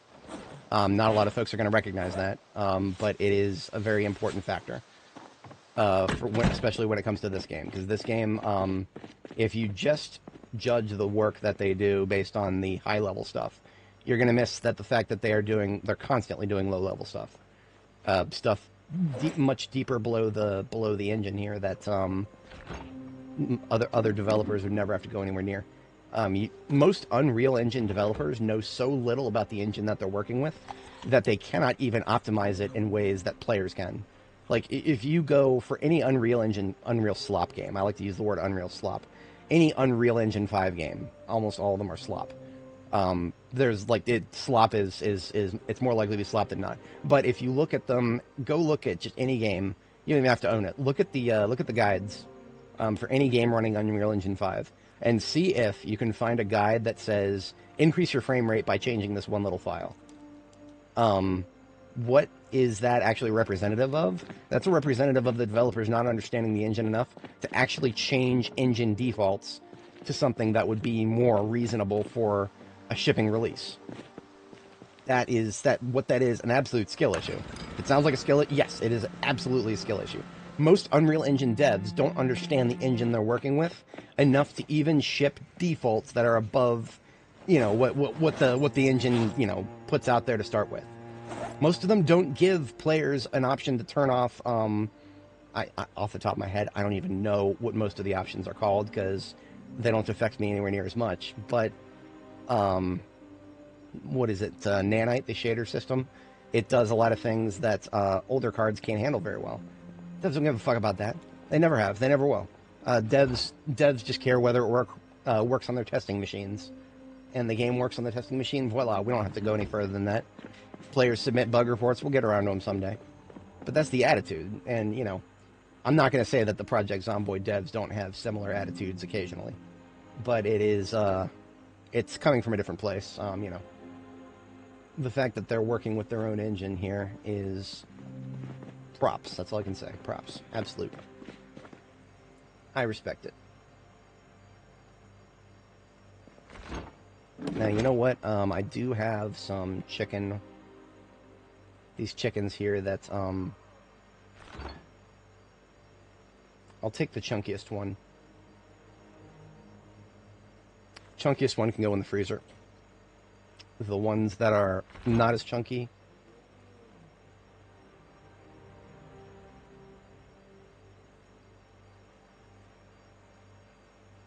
I can get rid of some of these chives. Some of the chives, some of the thyme. And you know what? The basil's going to go upstairs on the drying rack soon. So I can put these chickens away. And that's it. The fridge is full. Everything else can stay in my backpack. I will eat it as I come across it.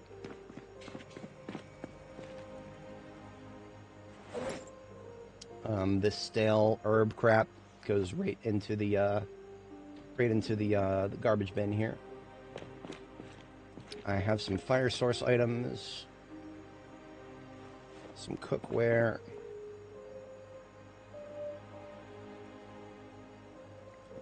Do I have any room left for soda? A little bit, a very small amount. I'd still put 2 liters down here. Okay, this long stick, just gonna put right over here in my weapon crafting area, because that is for spears. Makes sense. I have a heavy-duty car battery. I'm gonna put it in this. This ambulance has kind of become my place to put stuff that's gonna go down to the garage at some point. That I'm perfectly okay with having it be that. I have some more sacks, but I need to put them somewhere together. Let's get the rest out before we bother with that. Now, everything in these garbage bags is furniture, so I can, well, with the exception of this, the literature, I'll separate that now.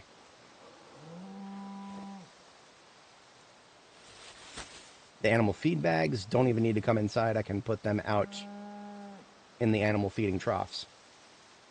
We have more animals than ever to feed, so that will not be a problem in the slightest. Let me just whip out another backpack here, because I'm going to need to take the bags themselves, and then I'm going to need to excoriate the stuff that's already in the trough.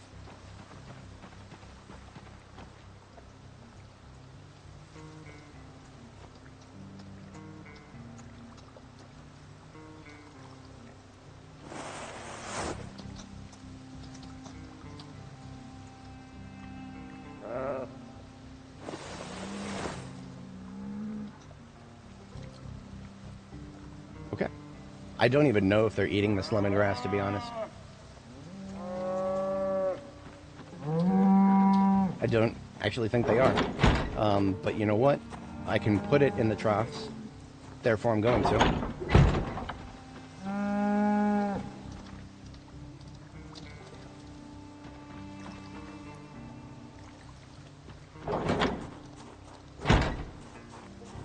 Okay, that does it for some of the stuff. Now, what do I do with a salt lick? I genuinely don't know. One of the reasons I've never really bothered to bring one back just yet, but now that I've made it so that everything left in this trailer is furniture, I know where all that goes. Let's go ahead and put... I'm going to put a salt lick. Let's just assume that it lures wild animals. If that's the case, I don't want them too close to my base, because then they're just things I'm going to run over with the vehicles. I'm gonna, if it does lure wild animals, I'll put it over here, all the way over here.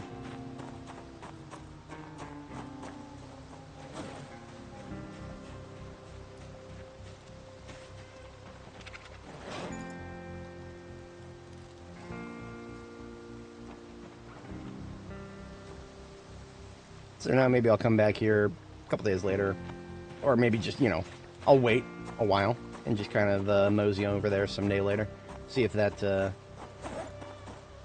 See if that's in the interest of anything. Like a small herd of deer coming through would be nice, to be entirely honest. I would eat venison once in a while in this situation. But in any case, we have... There's a little bit of the furniture removed. Let's get some more out.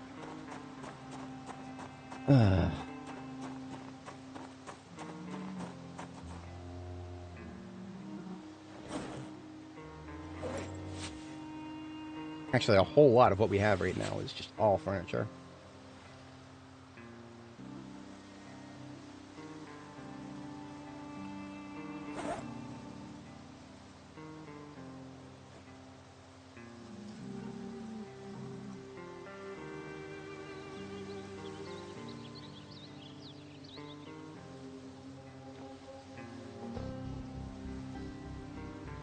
Okay, that's all I can carry for the moment.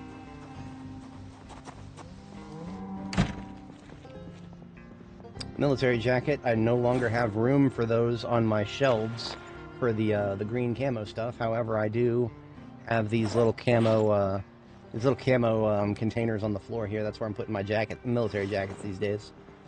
Duplicates of magazines in this corner. Now, what is weighing us down the most? It's the violet carpet. Let's find a home for that. That is going to be furniture. And most of our furniture room is going to go in the second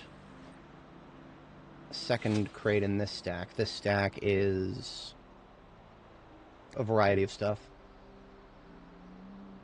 I would like to have all of the violet carpet together, so I'm going to pull these gray platforms. These gray platforms, I don't even know if I have a use for them, but put them in here for now. Or just spread them out a bit. Actually, that alone should have been enough to... Yeah. I can get rid of the rest of the violet carpet now. So all 34 units that I got from that Pony Romo house.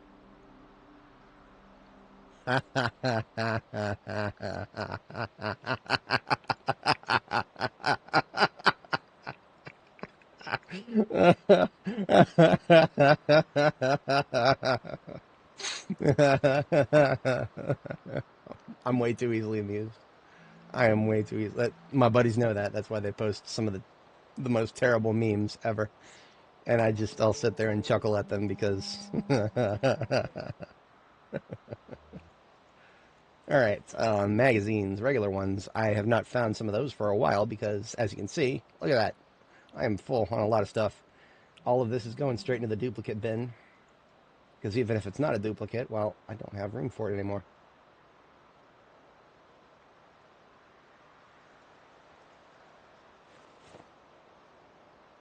But at least I have room for it in there. Now this hurricane lantern, I don't know what the fuck to do with this. I'm just going to put it here as a decoration.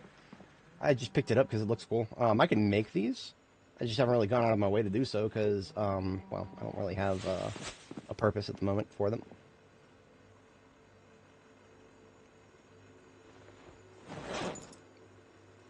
I don't know exactly what compelled the local children to play a game of soccer inside the apartment breezeway just now, or earlier today. But I'm now concerned that that's going to become a regular thing, and it needs to not, because that's a lot of fucking noise. I'm not the only one in this complex who would feel that way, so, yeah. Hopefully, they don't do a lot of that. There are enough sources of noise around here. Animal parts bin. Get some brains and some skulls now. The chicken feathers, there's only 291 in here. That's already enough to cause significant problems. So what I actually do is there is a garbage bag out here with, let's see, 2,864 feathers. I'm going to put the rest of these feathers, and look at this. I'm getting like 5 frames per second while I'm within range of this garbage bag that has about 3,000 chicken feathers in it. So, yeah. But I don't have to deal with that as long as I put them in a container, like a garbage bag, and then put that container in a container. So, look at that. Frame rate problems are gone. I wish I could so easily do that with all of my loot that's causing problems. nowhere near as easy to do that with other loot types. Chicken feathers, thankfully, 3,000 of them. They're so lightweight that I can put them all in the same garbage bag and not blink an eye. I'm not worried about that in the slightest. But this is another bite of that roast, and I'm back to 280 protein, so I cannot eat that roast again when I get hungry next. I need to feather it.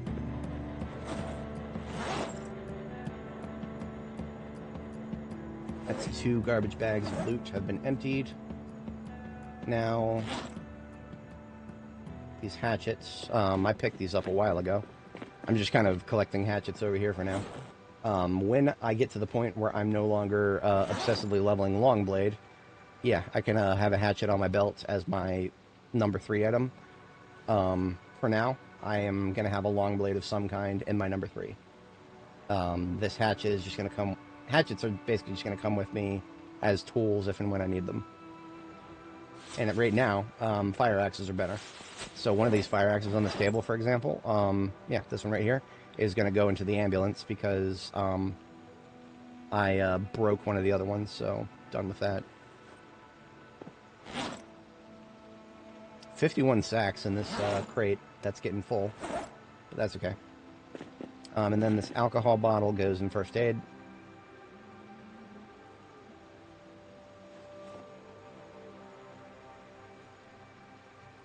And that is everything I had on me. Still some more out here. But most of it, like this duffel bag, is all electrical stuff. And that is staying. And everything in this garbage bag is mostly got a spot to go to.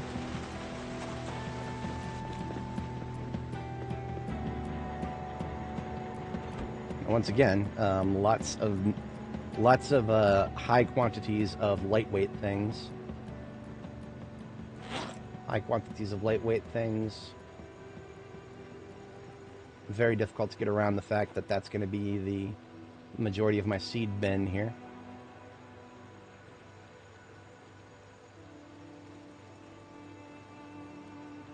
Is that the sound of a TV? If that's the sound of a TV, that means I might have some new neighbors downstairs. That might explain the presence of additional children. That would be interesting if that was the case. Because I thought that was just maintenance personnel downstairs earlier. But, oh, might have some new neighbors. I hope these ones are able to clearly articulate if I'm ever making too much noise. Some of my neighbors seem to have had a problem with that. Others never said anything to me. So I have genuinely no idea. Now, the one guy who actually did come upstairs and start literally pounding on my door in the middle of the night, no, fuck that. You're going to be, if you have a problem with the noise that I make, you can be professional about it or you can fuck off. I'm not even going to dignify that with a response if you're going to be coming up here pounding on my door. Fuck off. But, yeah, that all depends on the kind of person you get. Apartment living is, not something I particularly wanted to do. But, what choice do I have? I'm not exactly a very rich person, and therefore, trying to save up for a down payment on a house. In this economy. It's not outside the realm of possibility. It's just such an absurd decision right now. It might as well not even be a factor. I don't think I would ever make money from YouTube the way other people do, but if I ever did, that would be the reason why, for sure. Using YouTube as a venue to save up for a down payment on a house is probably one of the few things that I would actually follow through on the incentive for. That being said, I am out of storage space in my electronics box. I can get ahead of that by packing a few things into a box here.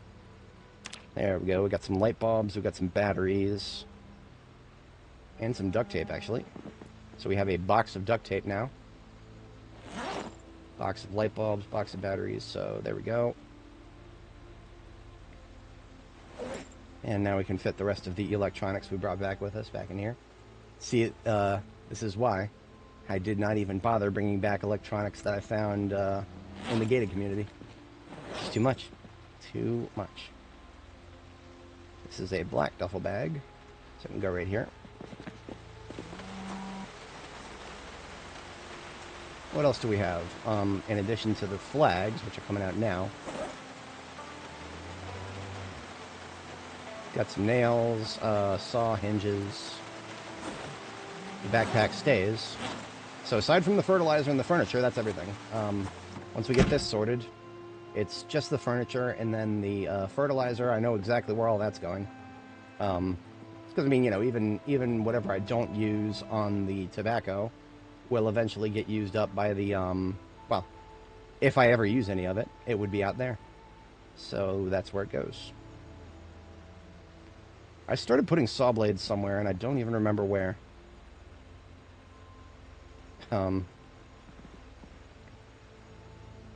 Yeah, I got nothing. Saw blades are like a really bulky thing. They weigh 2 encumbrance each. So it would make sense to me that I would start putting them somewhere else, but where? I literally could not tell you.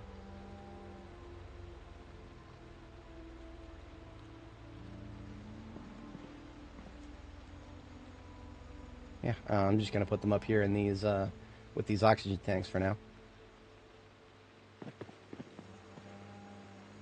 I think I put them in the crafting area over there. Yeah. Most of the saw blades I currently have are just right there on my crafting table because I ran out of room for them here in these crates. But that's okay. I'm not too mad about that. Now I do have some empty M9 magazines that I expended. They're going in here with the other empties. These are all empties, right? Yes, everything in the main bin here is empty. Good. Before we get hungry again, more watermelon. Just because I'm not sure how much longer that's going to last. I think all of my drying, leather drying, is done. To include any potential herbs upstairs. Plenty of small leather to dry here. I literally just keep it in this crate, so every time I finish drying some, I just stand there, and I can put it into the drying rack. Thankfully, small leather is easy, because, you know, I don't need it to have, like, 4 tiles free for the large leather rack. Now, I do have some flags here. Those are going to go furniture stack in this area somewhere. Stars and stripes flag. Okay, so this furniture stack is full. Shit, okay. If I take the restricted area sign out, I can put a flag back in. Now this box is completely full. And I'm just haggling over the leftover space here.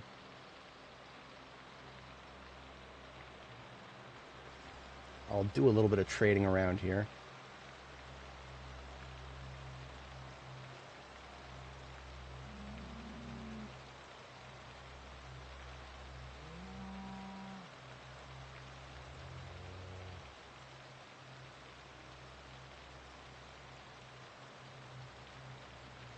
Wall clocks can go up 1 level. And then maybe the cork noteboard. No, only a 1.0 can fit up there now. How about the light switch? If I ever put one down, it would literally just be a decoration, so... Okay, I can now fit all 3 Kentucky State flags in this bin. And the restricted area sign can now go... somewhere, sure.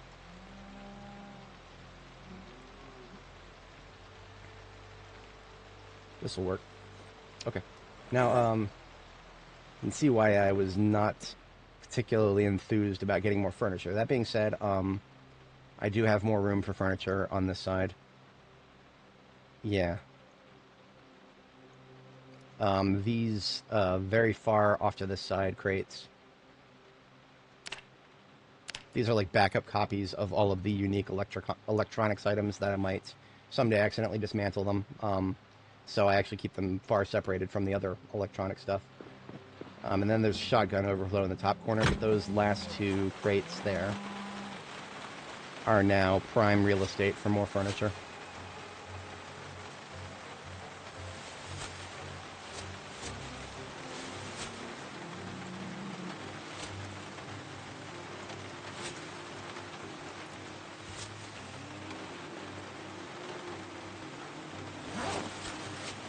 Okay, so all that's left after this is a single couch.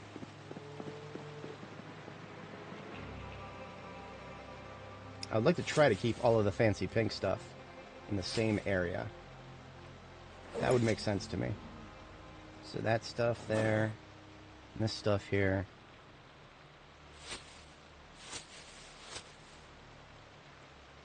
I'll see if I can fit this red oak stuff. Did I get the red oak stuff for the kitchen? Because you see, red oak, there's a part of me that thought at one point that red oak would fit in the kitchen. But I settled for these cafeteria tables because they actually look pretty close to the color of wood that's being used in the top of these counters, the countertops themselves. It's not a perfect match, but it's close enough for my judgment. And therefore, I'm satisfied with that. Now, this narrow, low red oak table and this regular red oak table, I don't know. Those definitely don't go down here anywhere that I can think of off the top of my head. So yeah, those are going in storage. Now the question I have now is, do I have anything else that would go well with pink? Because if I can try to start keeping some of the furniture together in the same place, I'd feel better about it. A pink pie poster.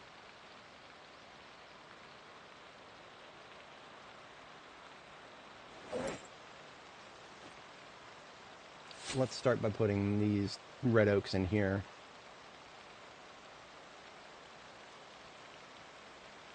If we pull the mirrors out, we can put the other red oak in here, so at least the red oaks are together. I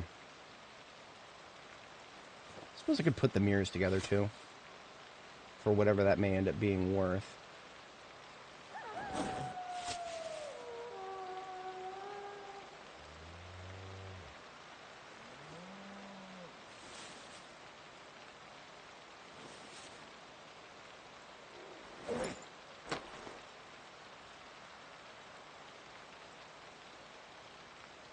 These electronic items that are basically just, like I said before, backup copies of things that I may accidentally dismantle all of my copies of. Those can go in here along with these other ones so that they're all in the same place.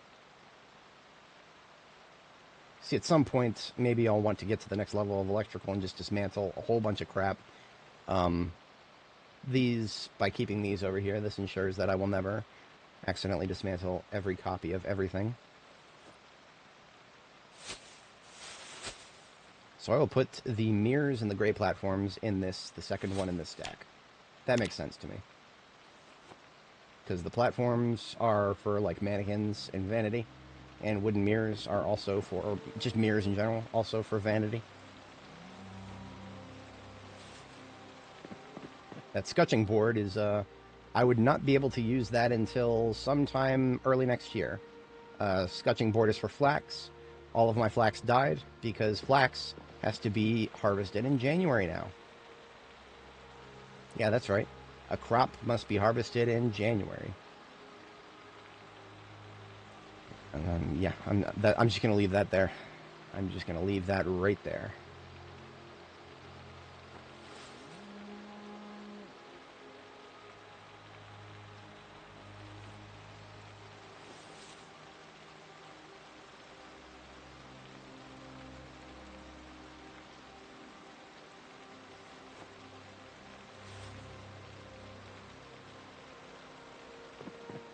Maybe I could sort this so that, well, at least all the platforms are together now. Platforms and mirrors all together.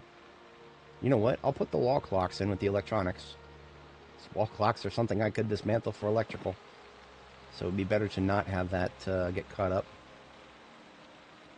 Now, if I move these floodlights to a different container, then I can put all of my wall decorations, perhaps, in the same box.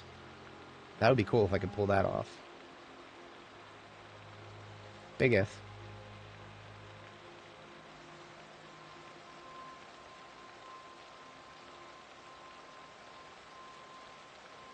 Now, I will not be able to actually put all of my carpeting in the same box. Not just, well, not even because I don't have enough room for it, but because there are carpets that are called red carpet that are not actually red. Some carpets don't have their own localization name, and therefore it seems like red carpet, quote unquote, is what they call carpets that don't have a name yet. So yeah, I've got to keep some of this carpeting separate from the others. So what I'm trying to do now is actually separate wall decorations from anything else, specifically wall decorations. If I can do that, I will feel a hell of a lot better about this entire everything. Okay, so everything that is not a red carpet can go up one level from this box.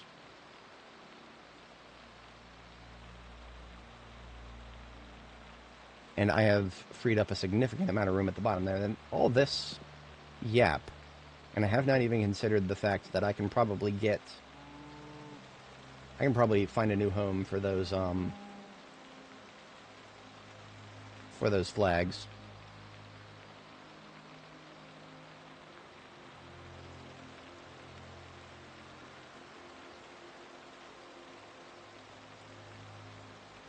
And get every bit of furniture out of this one in the top.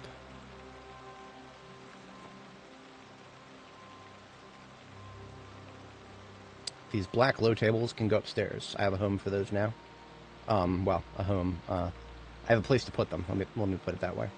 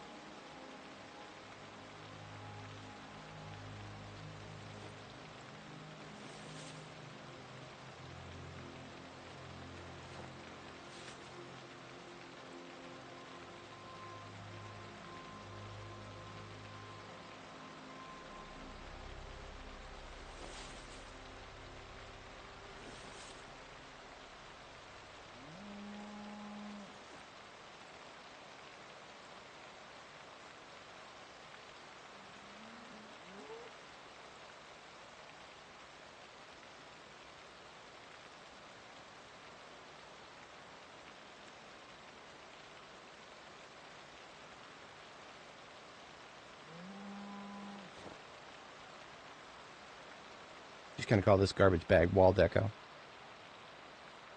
That makes sense. Okay.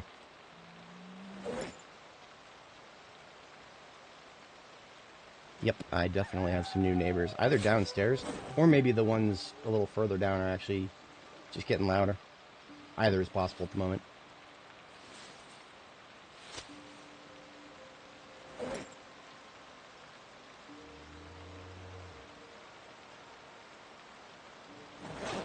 Okay, these black low tables are going upstairs.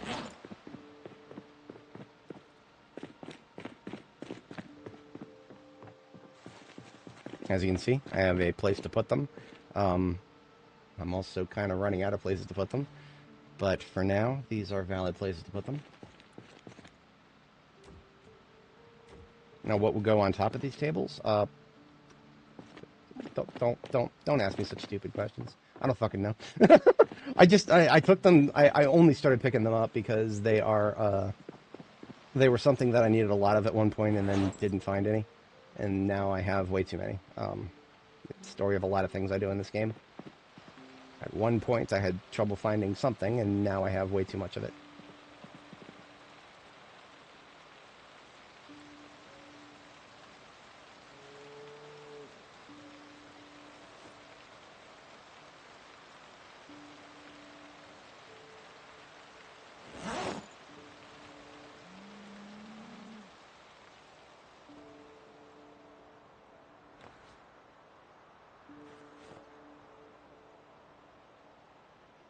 These floodlights are actually going to go somewhere, so I can put those directly into my hands.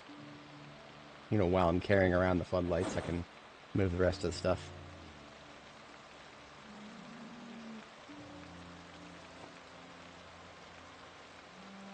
Most of my wall decorations are now going into this particular crate, so those are all sorted together now. And for the record, I'll even count brown curtains as wall decorations. Beautiful. That means that the first crate in this list can now receive anything but this carpeting. That will make things a lot cleaner. I feel so much better about this right now. It doesn't necessarily make perfect sense, but things are a lot more clustered together than they really were before. And you know what? We can do just a little better.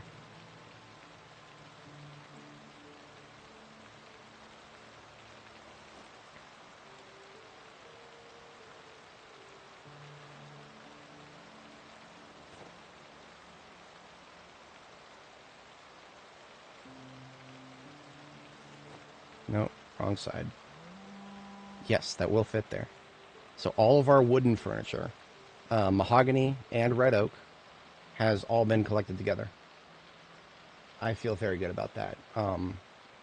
Mixing and matching my wood colors in furniture storage has just been an ongoing thing that would have preferred not to do at all, ever. I could probably further consolidate this carpeting. I would just have to move this chest freezer. I would be moving it here, so the 5th in the list. And then everything that is in the crate I just moved it to, 5th in the list. This brown carpet goes to 2nd in the list.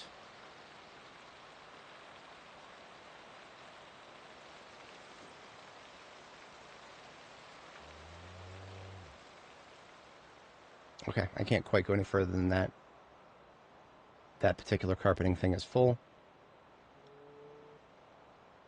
Okay, that's fine. That is okay. We are as sorted as we're going to be. Which means I can now put the remaining pink furniture that I picked up, which is just one couch, I think. Yeah, all that's left out here is one pink couch.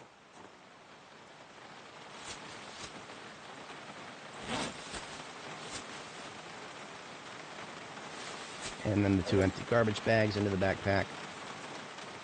And everything else in there is the fertilizer, otherwise it is the weapon collection. And we are basically done organizing the trunk of the vehicle.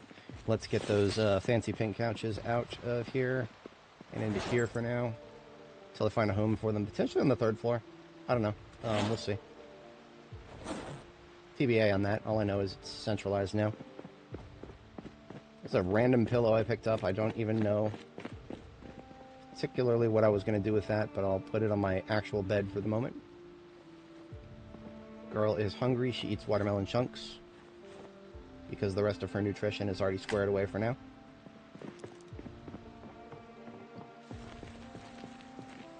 I was going to bring some herbs up here and dry them. Too late. In the meantime, these whistles can go down.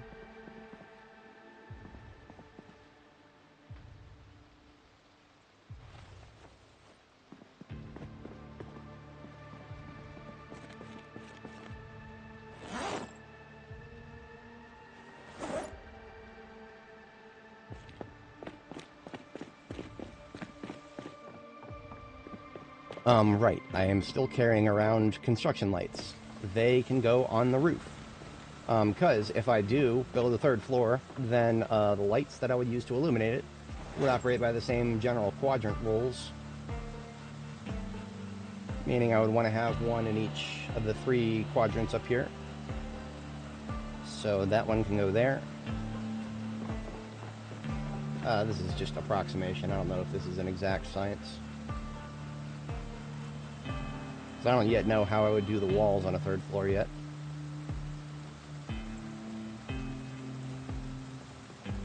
But I do know that if there are no walls, then it would be split into... Now, using the word quadrants doesn't really make sense if there's only 3 of them. But, yeah, the rain barrels over here must be kept exposed to the rain. Therefore, we've only got 3 quarters to work with instead of 4. So the 4th is like this page left intentionally blank. Okay, that is everything we had on us sorted. Let's start looking at that. Let's start looking at the tobacco. Let's see what's going on over there.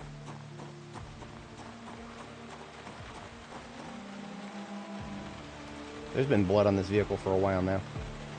I now finally have a water bottle big enough to do that and not have it be empty. Okay, 11 bags of fertilizer. What I understand, each time you use a bag of fertilizer, and the way it used to be at least on the wiki, from what I read, is it reduces the growth time by a certain amount. Okay, look at this. We've got a phase change on most of them. All of them except for these two here. Now, here we go. It says, almost ready for harvest tobacco. Next growth stage is months away. That is what we need to fix. So, we've got compost here. We're going to start with just one round of compost on each. I guess with the exception of these, is it just the one? No, there's two right here that need to be... I need to wait for them to finish growing. I'm not really in a mood to be waiting for tobacco right now. I've been waiting long enough. But what I can do is go ahead and get the compost out on the rest of them, because it's all but two that are... So we start with this one.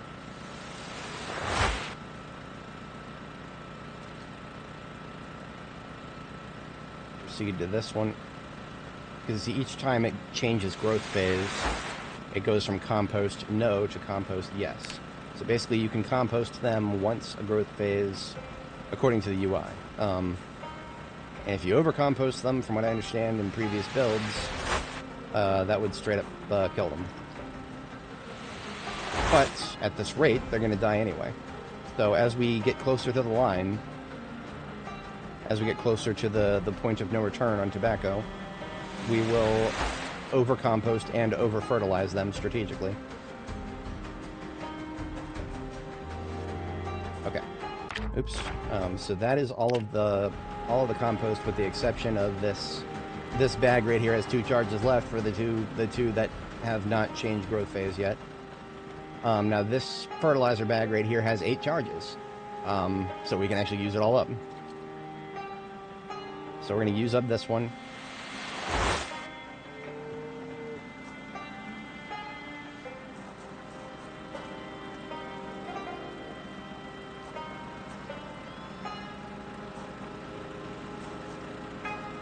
Seven and 8. So that is that bag of fertilizer used up. Still has months left to grow. So you know what? I'm going to do that again. I'm just going to put another goddamn bag of fertilizer on it right now. I don't think this is going to hurt it. I don't know if fertilizer has limits or not. I know compost does, or at least it used to such an extent that I don't want to risk it most of the time. I will wait till it gets a little...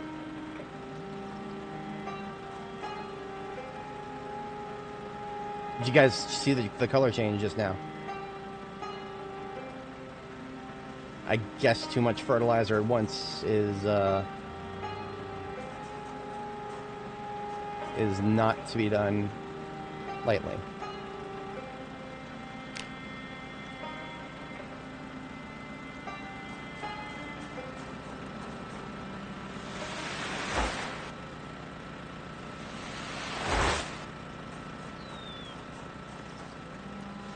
Yeah. See, like I said, we're at the point where if I don't do something to this tobacco, it's gonna fucking die. So what I think plants have health, like an actual stat, an actual health stat that decreases, that decreases based on, certain conditions, right? If you have a disease, it will very, very slowly decrease over time. And I think after the disease gets to a certain point, it will decrease faster than it can increase. I do think that it can, I think health recovers. So I think because all we did was over-fertilize these, I think their health will come back. So maybe what we can do is wait for the tobacco to look pretty green again, then fertilize it again. I don't know if that's how that works, but at this point, like I said, I'm willing to risk it, because if I don't, it's gonna fucking die anyway. So we are in experimental phase now. So I'll go ahead and put those there, and we'll Well, you know what? I highly doubt I'll be able to use up all these if that is how it works. But I have no idea how long it takes for plants to regain their health, assuming that they do, which I think they do. I mean, I don't know. We'll find out. If they do regain their health, then I just got to keep nuking them with fertilizers every time they finish healing.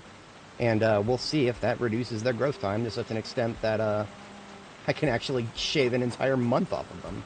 I shouldn't have to. I really shouldn't.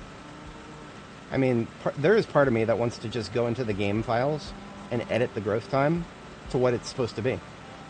But no, we're playing the game as the developers give it to us. I have made one exception, and that is the stat bar. The other exception, which is the draw on the map mod, I don't even know if I need that anymore, because the devs have recently expanded what you can do with the map. So I don't. That was just a very, very lightweight QOL. But it's probably not even necessary anymore. The new drawing system is pretty good by my standards. So yeah, I don't think we are going to compromise at all on my approach to playing video games. Because remember, mods are a lot of fun. You'll never hear me saying that they're not fun. They annihilate the game's balance and the developer's vision. Which, again, if the developer's vision is shit, if the game's balance is shit, then there's no problem with that. And it is obviously up to interpretation as to whether the game's balance is shit. That being said, I find it tolerable within a certain extent. And one of the things that I hope makes my streams useful to people is so that they can see, just, even if just at a glance, exactly how much time it takes to do everything yourself in a game like this. Because remember, the balance of the game is being very heavily focused towards multiplayer, towards other people. Not the worst thing in the world, but this is a game that doesn't have multiplayer. It doesn't have other people. There's no NPCs. There's none of that. So I'm sure that the devs already know that that's a problem. And probably most people who play the game long enough figure that out pretty quick. There are, without other players trying to do everything yourself, yeah, absolutely. You have to play stupidly long amount of hours to make it happen. I have no problem doing that because I don't have anything else going on in my life. But if somebody were to have, maybe a wife and kids, if I had a wife and kids, I wouldn't be able to do this shit. I would have more important things to do with my life. I mean, if my kids are old enough to play Zomboid with me. I mean, if I don't like to think about this too often. If my ex-fiance had not left me, I would probably have a son 10 or 11 years old now. We would be playing video games together right now. But, coulda, woulda, shoulda, that kind of thing. I can't afford to sit around and think about that because, yeah, that's just sad. But, I was going to do something with these watermelons, but no, they're, how about we, let's get some sleep first. Then we'll turn these watermelons into salads, because these watermelons particularly have been unrefrigerated long enough to the point where they're actually at risk of going stale in the next day or two. So, let's get some sleep. Continue distracting ourselves from the unfortunate reality that we live in. See, I got one of my buddies, his son, again, my buddy is about my age. He's maybe 3 or 4 years older than me, tops. If I remember right, he graduated high school 3 years ahead of me? Yeah. So, between 3 and 4 years older than me. His son just turned 16. They play video games together all the time. It's really wholesome. I would probably, if I had a son that age, I would probably be playing video games with him live, maybe even. I don't know. Depends on what kind of interests he developed. But yeah, that's the thing I think about a lot. Okay, that is 10 chunks and 10 slices of watermelon. We're going to turn those all into salads, because otherwise these watermelons are going to go bad on us. Now, of course, on the flip side, we don't have very much room to store these salads once we make them, but by making them into salads, we will extend the shelf life.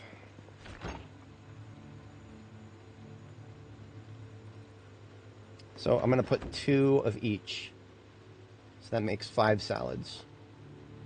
I'm going to have leftovers. I don't care.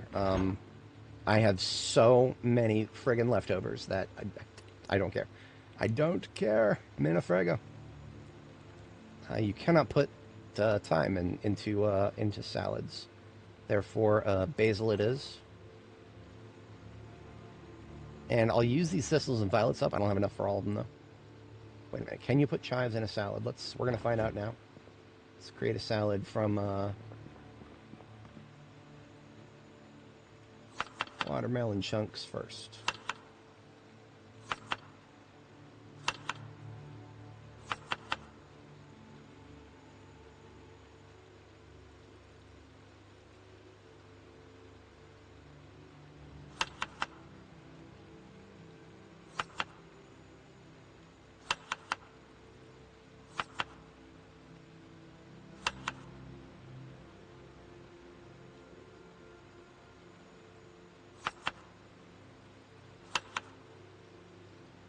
Honestly, these thistles and violets, I'm really just using them to get them out of my fridge. They don't actually expire, so that's not necessarily a problem. But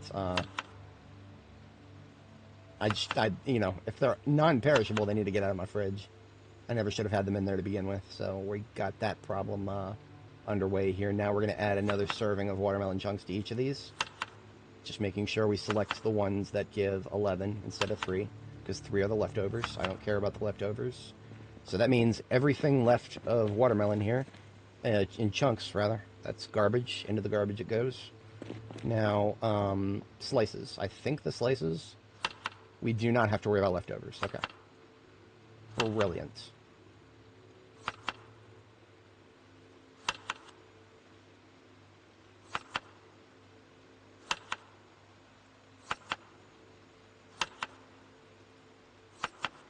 Now, whenever I make a food item like this, I sometimes think about what it would taste like IRL.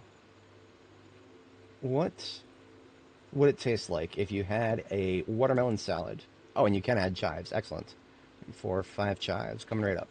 What would it taste like if you added hard-boiled eggs to a watermelon salad? You know, whenever I think of adding eggs to something fruity, my heckles get raised a little bit because it doesn't sound good, but I've also never tried it.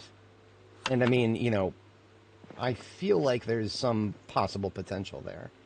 And I don't even have a particular reason for that feeling. Like, I just kind of feel like it might actually not be that bad.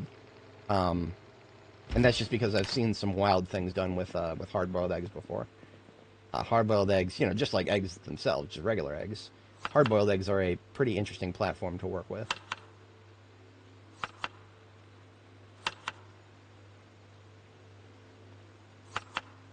Alright, you know what? This is not quite as offensive. Having a leftover of 4 hunger as opposed to 7, that's, you know, eggs particularly, not actually quite as bad. Because that only happens after they're cooked, though.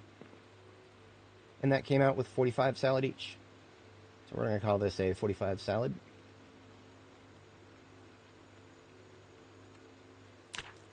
And that is food for several days right there.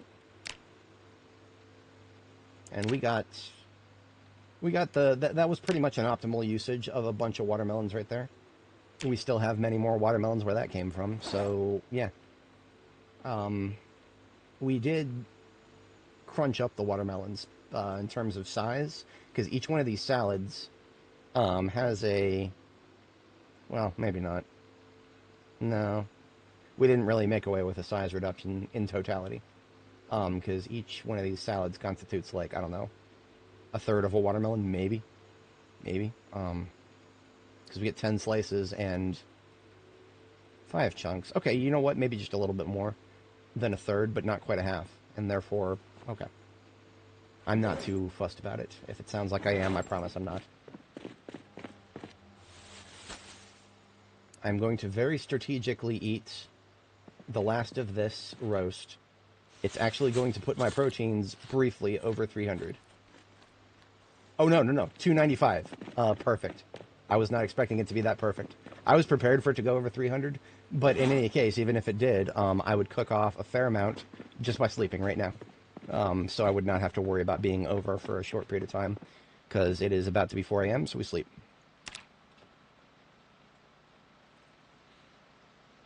Not very many live viewers, but for if you're joining, welcome. Just a quick recap: we are doing some base work, if it isn't already obvious. We're doing some base work in prep for going back to the sanatorium. Just because I had a very bad experience there earlier in this stream does not mean that I have been scared away. We're going back.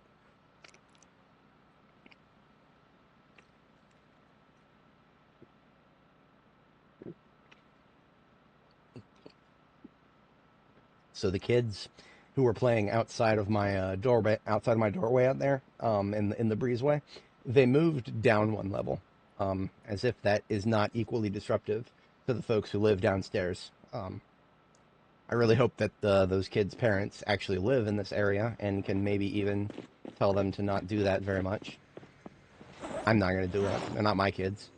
I don't have a problem with kids, but if they're not my kids, if they're not my family, I'd prefer not to spend time interacting with them. My cousin's kids, a lot smarter than a lot of other kids, at least in terms of the ones I've interacted with. They're always fun to talk to. One of them brought up some YouTube videos last time they were hanging out with us, and they had the whole family cackling. they found the right things. Just meme compilations for the most part, stuff that I would never intentionally seek out myself, like the you laugh you lose sort of things. But they actually kind of found the best ones, and didn't waste our time with the ones that aren't quite as funny. Watching through those YLYL things are kind of like digging for diamonds. It takes some effort to find the right ones. But my only question now is, do I want to get another watermelon? I don't think I do. I mean, we've got these salads. All right, you know what? Fine. I've got to make use of these watermelons. Like, there's no preserving these watermelons longer than what I'm doing now. So I will go ahead and harvest another one. This will put me back into massive over-encumbrance, but that's all right, I guess. This one bloomed earlier, so we'll take this one. And fill up our offhand backpack. And you know what? I'm going to trawl through my other freezers and see if I have any room. Because if I can put some of these watermelons into deep freeze, that would actually be beneficial for just, off-season variety. Oh yeah, I do have some room in the kale freezer here.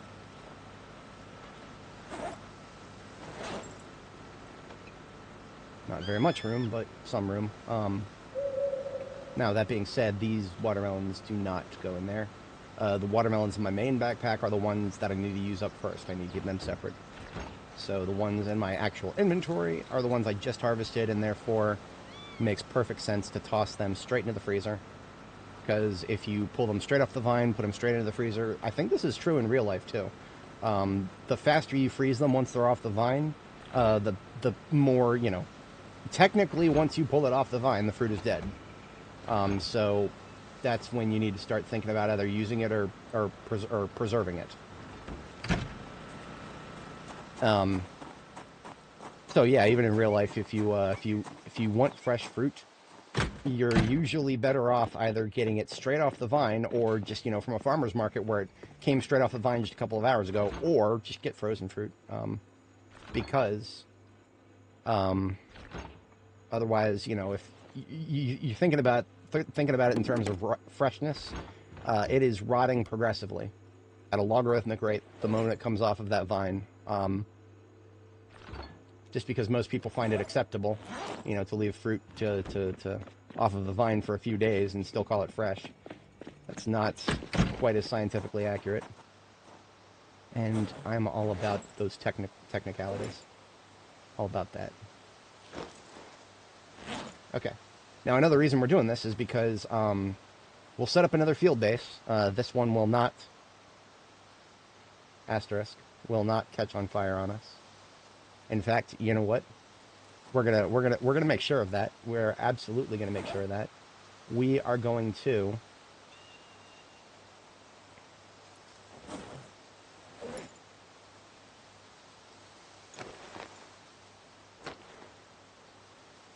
I'm going to do a thing really quick, do a little bit of sorting here. My bandolier is full of stuff for my firearms that I'm not using quite as often. We are going to put the big iron on the shelf for a little bit here. Reason for that is the big iron takes up our left holster. And I have so much M9 that I need to burn right now that I'm going to go ahead and go back to Rick O'Connell style. I'm going to have an M9 in both of my hip holsters. Man, if I could just have a double shoulder holster. I've lamented this many times, but I'm never not going to take the opportunity to do so. If I had a double shoulder holster, I could literally be Rick O'Connell. It's a little dangerous to show this on stream, but I've got to show you guys what I'm talking about because it's just that fucking cool. No. It's going to be under media, movies, fantasy, Mummy, the first one. The opening scene of The Mummy is what I'm talking about. This is just such a great movie. If you've never seen it before, obviously I can't show the whole thing on stream, but there it is. There's this fight, and Brandon Fraser plays Rick O'Connell. He's great. I love it. He just got promoted. Young.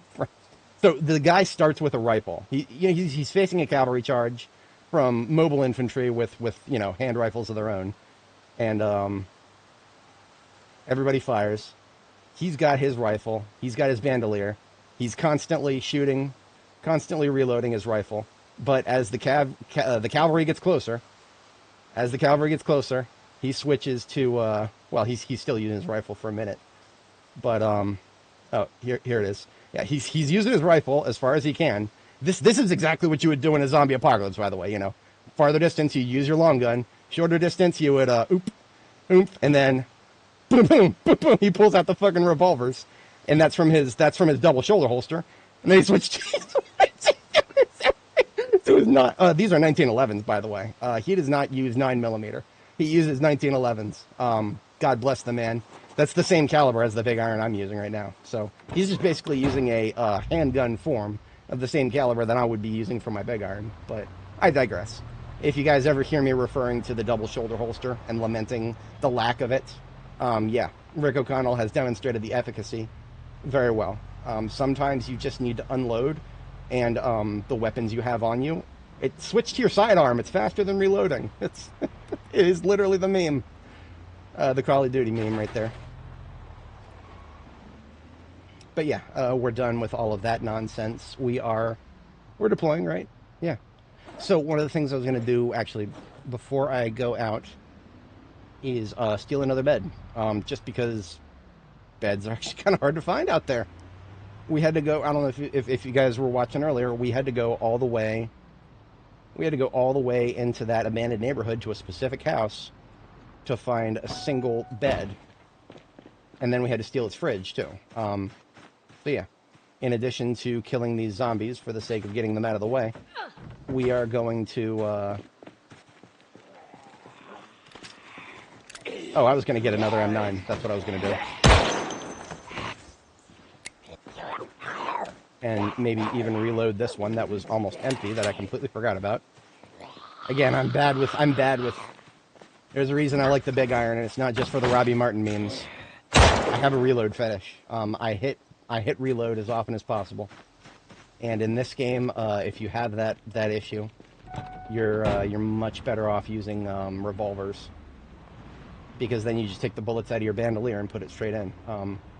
Magazine-fed weapons, yeah, no, not quite. Now you can, okay, if you want to be that guy who only has the one magazine and then keeps the bullets for it on his bandolier, I don't want to be that guy. I have too many magazines for that to be effective. Yeah, I prefer, if I'm going to be using a magazine-fed weapon, I'm going to use the magazine system. I'm not gonna eject a magazine and reload it while there's zombies walking towards me. I would like to avoid that eventuality.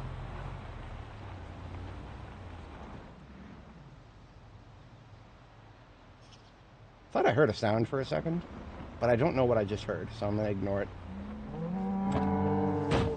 Alright, so when it comes to handguns, The one I'm currently using, the 9mm, is a has tritium pistol sights on it.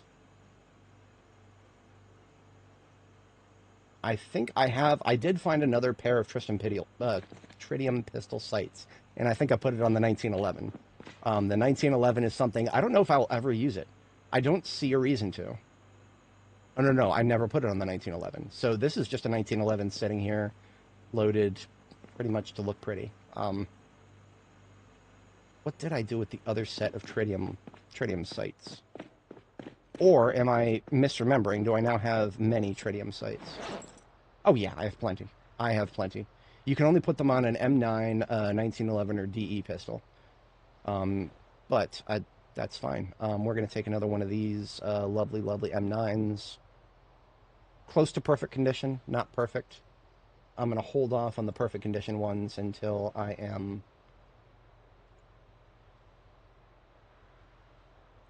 The one I've been using is perfect condition. Wow. I've used that a lot, and it hasn't degraded. Okay. Yeah, I'll use a perfect condition one then. I guess I'm already at the point where, you know, being maintenance level 10 and aiming level 7, my rate of firearm degradation must be pretty low. I'm cool with that. Okay. Let's get the magazine loaded in this other M9. Now, I will take the big iron with me. I'm not going to forsake it. Not going to forsake it. Just putting it on the back burner for the moment.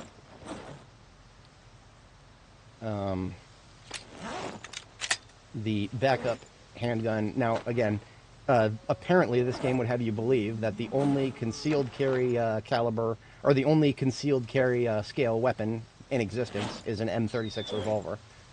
Right now, in the game's current form, that's the only thing that can fit in an ankle holster. I shouldn't even need to begin to tell you that that's far, far from reality. You can have a 9mm concealed carry. Even in 1993, those were pretty common. But for some reason, they just haven't made their way into this game yet. So I'm a little disappointed about that. I'm not particularly mad about it, just not particularly happy either. Now, I do not want to forsake my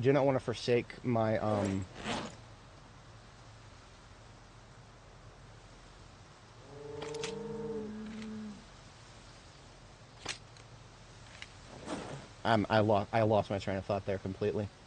That's fine. All I want to do now is I'm going to get another box of 9mm and bring it with me. And also put these tritium pistol sights on my secondary. So I am living the Rick O'Connell dream, at least in terms of having 2 different handguns in addition to... I technically have 2 different revolvers. It's just that, you know, they're different calibers. And one of them is going to be in the ambulance as opposed to on my belt because this game doesn't have room in any of its belt system. At the bottom of my screen here, you see all 9 slots. That's all the slots that are available to you in vanilla Zomboid. If you want to have more slots than these 9 that you're looking at down here, you need mods, sadly. And I find that very sad. Now, that being said, that this is like 3 or 4 more than we used to have in vanilla Zomboid. So the devs are adding more. Props to them for that, at least insofar as that goes. I'm always happy with the devs adding more of anything. More is better than less. As a general rule of thumb with me. Especially in a game like this, where you just have so many options everywhere you look. This game, you directly benefit a lot of the time from more options than less. Okay, and the remaining 9mm rounds go into my bandolier.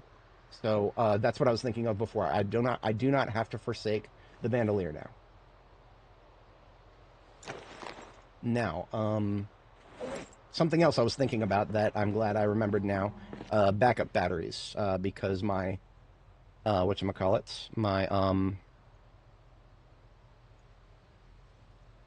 flashlight's about to run out, so one goes into my Alice kit. Oh, wait a minute. Is that the sound glitch? You know what? As you can see, it's no longer making noise to open and close a door. That, ladies and gentlemen, is the sound glitch.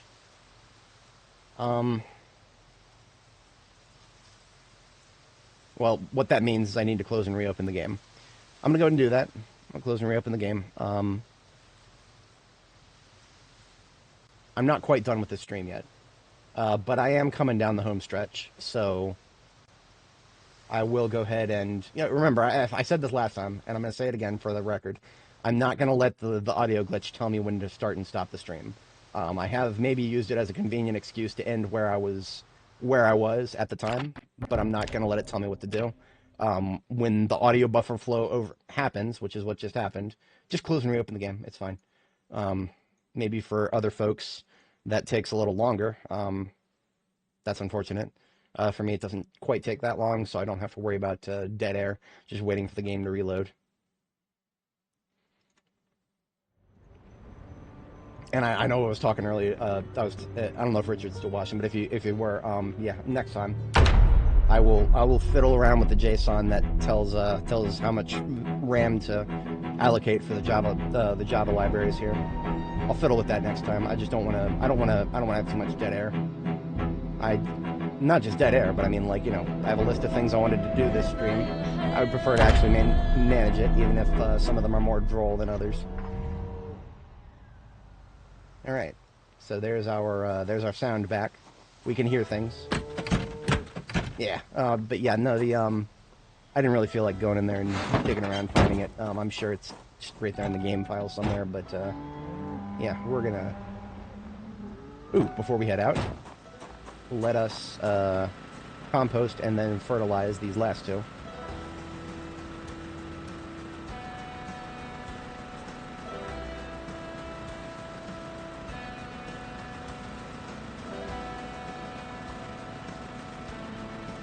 Ooh, very nice. Garages are very lovely.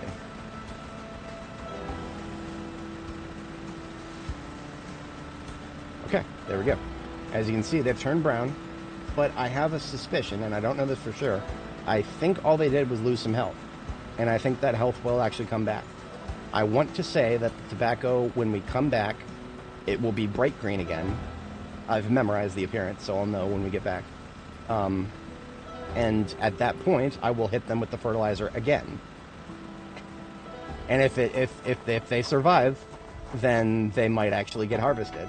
If they don't survive, well, I will have learned that there isn't even a point to planting tobacco at the moment, even if you're going to babysit it as much as I have. But, yes, we are going to strike out and grab ourselves a bed and a fridge. Don't really have room for that in the vehicle as it is. We'll find something. Yeah, that won't be too hard. We'll find something. In fact, I can think of a house with a bed and a fridge right now. Just to the north, which is the direction we need to go anyway.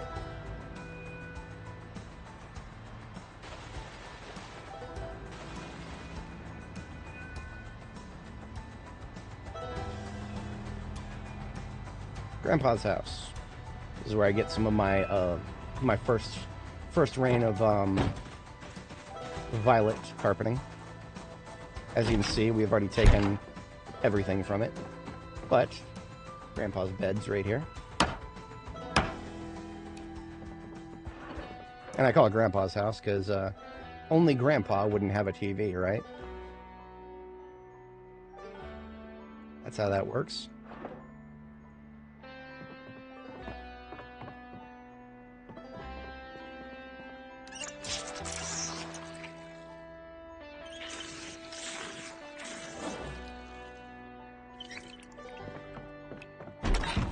Now, unfortunately, I've already taken Grandpa's fridge.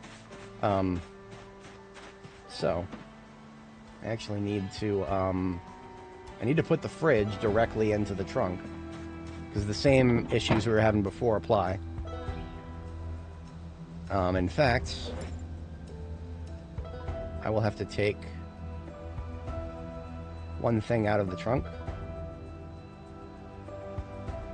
Like a very small amount of things out of the trunk here. Okay, so the trunk capacity is now 118.6 out of 169. I'm bad at mental math, but I think that's 40. Yeah, that should be at least 40. Definitely not 60, but I think at least 40. There was a generator in here, I'm pretty sure. Yeah, that's already gone.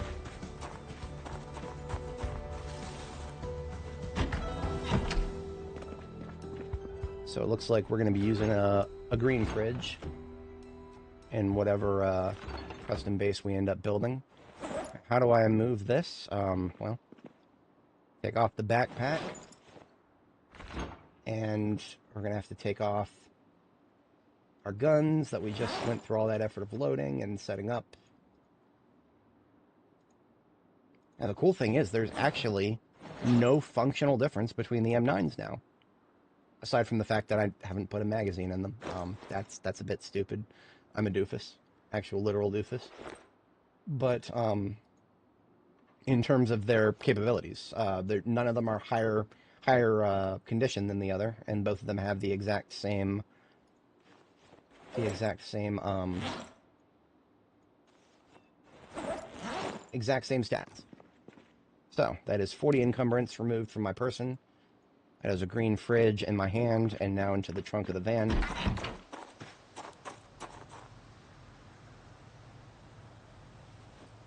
Okay, my mental math was off by 10. Right. Should have known. That's okay.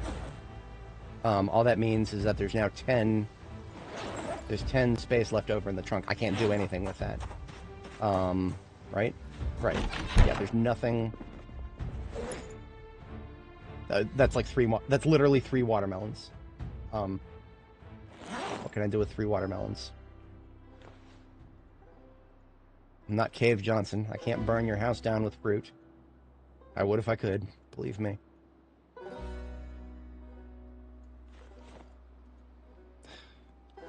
Speaking of fruit,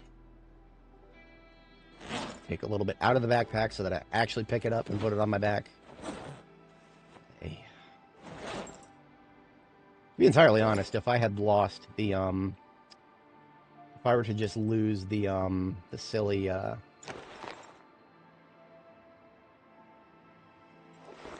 if I were to just lose the bandolier, which I'm not going to need it if I'm going to be mainlining the 9mm.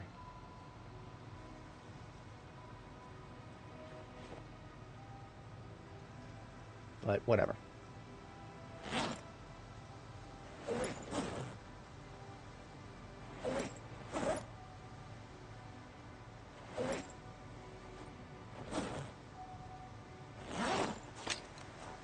Should actually reload these things. Went through all the effort of loading their magazines. Okay. So we have a fridge. And now we're going to do the same thing we did with the bed before, where we're going to put one in each of our hands. So we are going to be a little over encumbered, but if we have to get out and drop them, well, that's what I got the key bindings for. So we're carrying everything we need, except for a pillow. I used to have a pillow that I would always have with me everywhere I went in my vans. I kind of forsook that idea once I started noticing that pillows seemed to be a hell of a lot more plentiful. Except, of course... Oh, look at that. There is one pillow here on the bed. This is supposed to be a safe house. I'm going to check one of the other nearby houses. Just because I have no guarantee whatsoever that I'm going to find a pillow reliably where I'm going. The Sanatorium is not big on comfort. I think a lot of the beds that you'll find there are going to be the kind that give you a shit quality of sleep. Speaking of shit, these are all respawns that are way too close to my base to acquiesce their existence, and therefore, killing time.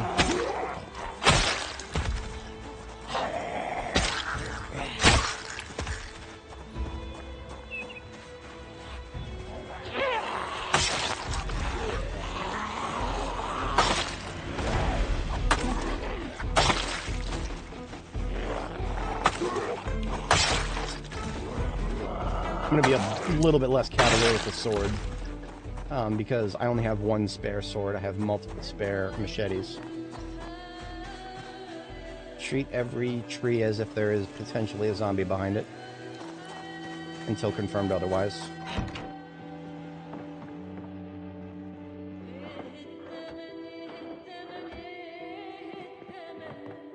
Alright, I do not need to have a safe sleeping house here. further north or further south, but not here.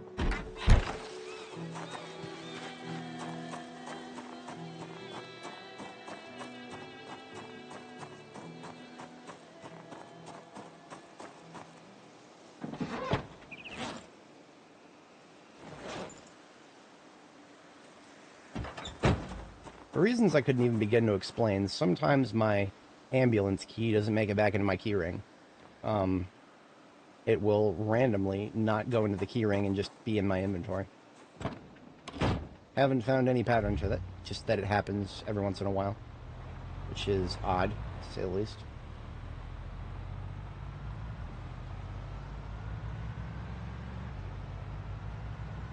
Now, I am not bringing any foodstuffs with me that have a lot of proteins in them. So I have 280 proteins now. If I cook all of those off, and I am once again at risk of falling below 50, that is probably just a good timer saying that, yeah, I should probably head back to base. I have a feeling that I will be done with what I'm planning on doing at the Sanatorium before I get to that point. But just in case I'm not, that is probably actually a great biological timer right there. A biological clock, if you will. I've heard a lot of people talking about the biological clock for women. You know, in your 30s, if you don't have a child yet, well, it's not going to get any easier. But the biological clock for men, when we're in our 30s and we don't have a purpose for our life, ours is telling us to go die in a battle. Maybe not all men, definitely, and same with women, not all women, but I've seen a lot of men without, you know, with nothing really going for them right now, saying that, yeah, no, I'm feeling that a little bit. Because, you know, you're not getting any younger. It's not getting any easier to fight battles. And that's something we are programmed to do.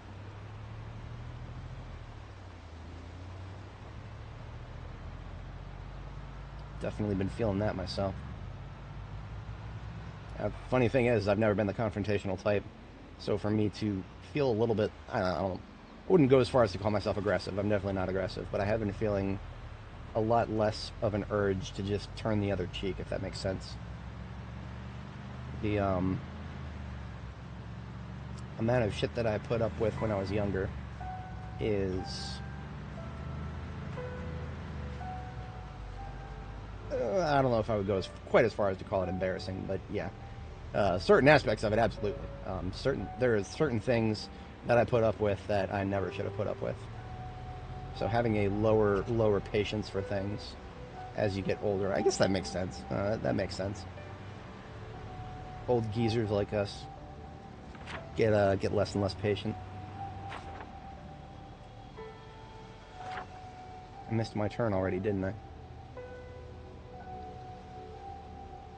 Yes, but that's okay.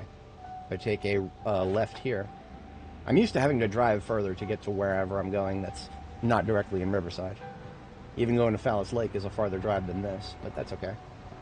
We actually have not fully explored this road yet.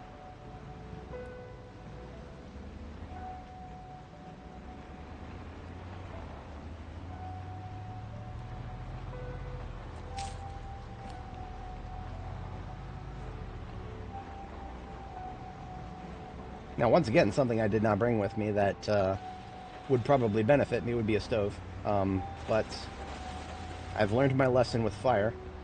I will not be making any more fire pits, lest they burn the entire base down that I'm trying to build. And this will be this place is okay, if for no other reason than the fact that there are well, no, there's no booze here. The homeless people would have cleared that out a long time ago.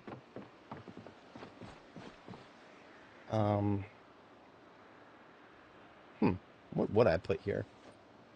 I'm gonna have to drop the bed while I think about this place. So once again, the store shelves seem to multiply when you go to try to pick them up. Is that gonna apply to all of them? No, thankfully. Or, yeah.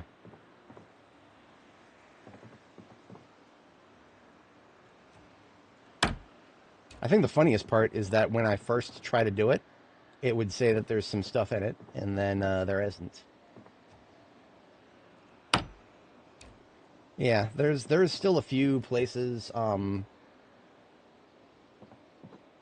at that! Look at that! We are multiplying clothing items just by attempting to pick something up. Okay, done with that. It's the moment you mouse over them, they multiply, and you have to look at all the containers and verify that they're empty before the game will let you pick it up again. See, I cannot even look at all the containers because they're going right through the fucking wall. Okay, I have looked at all the containers. Now I've verified. Now I can fucking pick that up. I'm not even trying to pick it up. I'm just trying to get it so that it's not blocking my movement. Look at all this shit on the floor. It's not even just the trash at this point. It's everything.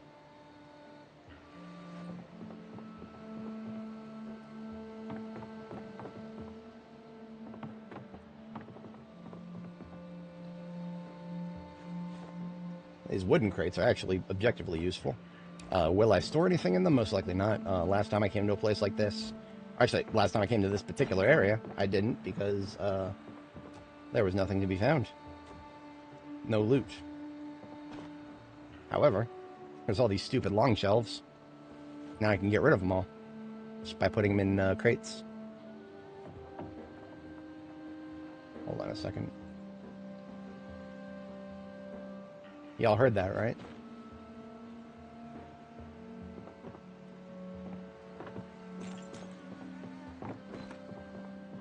It sounded like it could have been a zombie flopping through a window, but I would have heard some other noises by now, I think.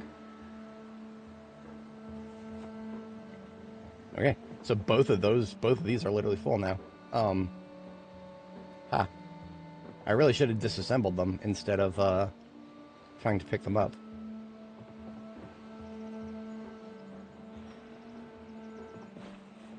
See, I can only, now that I'm putting them on surfaces, you can only put 5 of these on a single surface. The tile encumbrance limit is 50.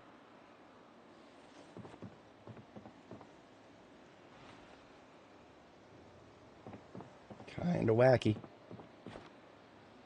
Oh, this tile has already got stuff on it beyond what... Really? There's only 40 on that tile. I mean, okay, I guess.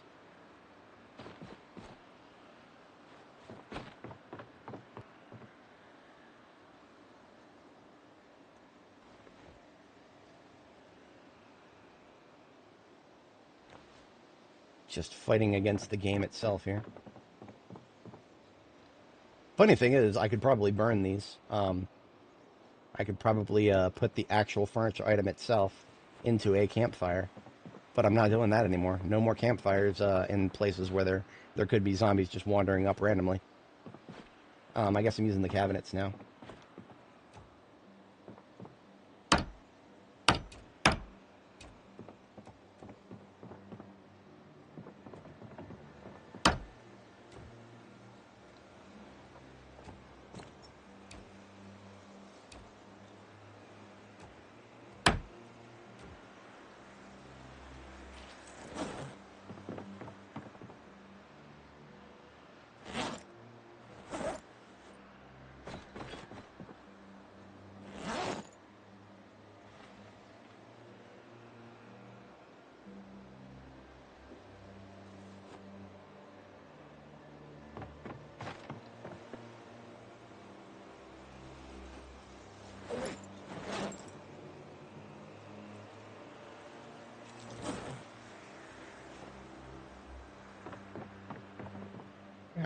In the future, I need to make a point to disassemble these instead of trying to find a place to get all the crap out of the way.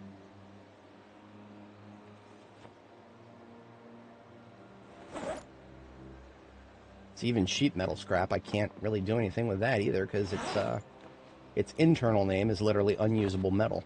So, yeah, I literally cannot use it. And I'm using literally in the correct term now. Okay. So that's all of the crap that was in our way, with the exception of the garbage. Well, that's easy enough. Don't have to worry about encumbrance limits with that. Now, I did not want to pick up and put back down the maple flooring. So when I'm going to pick up the trash, it's kind of funny, there's multiple tiles of trash in certain areas here.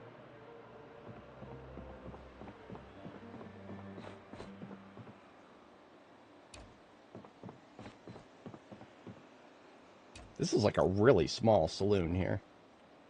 I am impressed that it ever was used.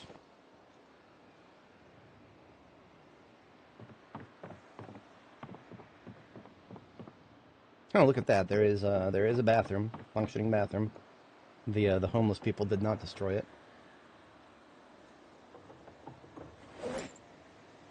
Okay, I definitely just heard something, but it wasn't a zombie. It's when you're inside buildings like this, you'll randomly hear like skittering as if there's rats. Yeah. That's just stuff the game throws at you to throw you off. That doesn't actually mean that there's rats to be found either. You know, now that there's actually rats in the game, no, that doesn't mean that those things are there. That just means the game has been fucking with you.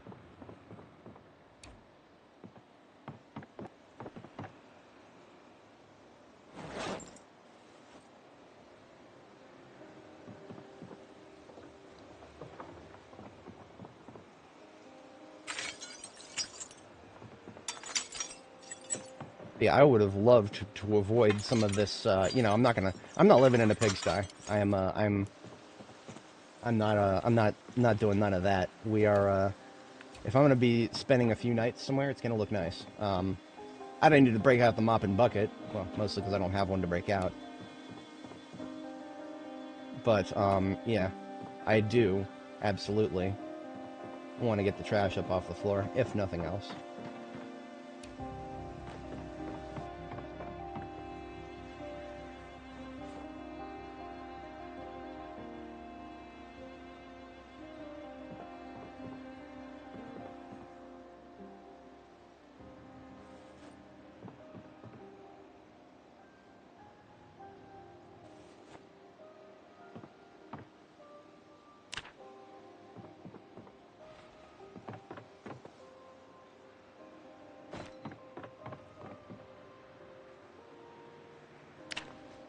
Okay, you know what? I should have started with this. I'm going to get the generator put down so that I can actually put some of these perishables into a functioning fridge.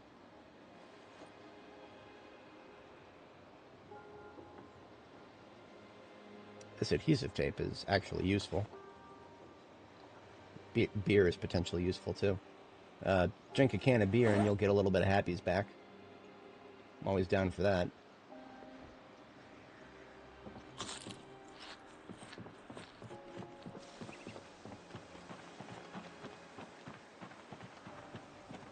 Now, as to where to put the generator, I'm feeling a little farther out.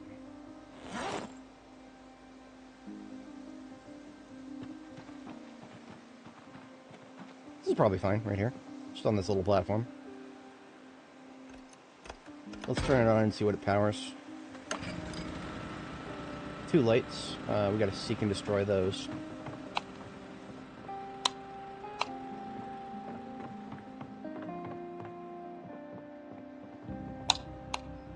Ah, over here. Just the exterior ones. Now, by leaving the generator running, I am hopefully going to attract anybody in the area who is willing to be attracted. Ideally. Maybe I really should have brought those doorknobs and hinges with me.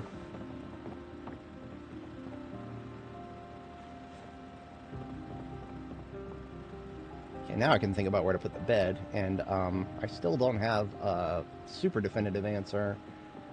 Probably right here in front of the window, it's fine. Because that corner box would not be very easily accessible if it was blocked, but I don't care if it is blocked, because it is just full of garbage.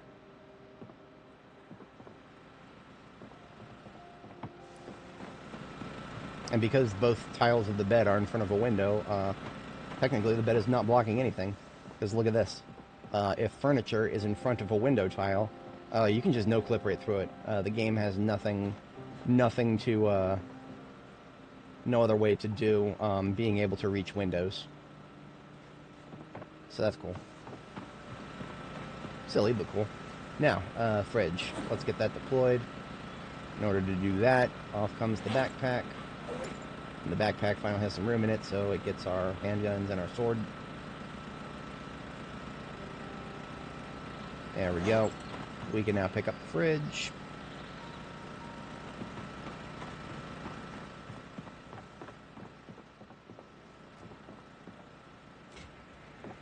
And we can now put the watermelons in the fridge.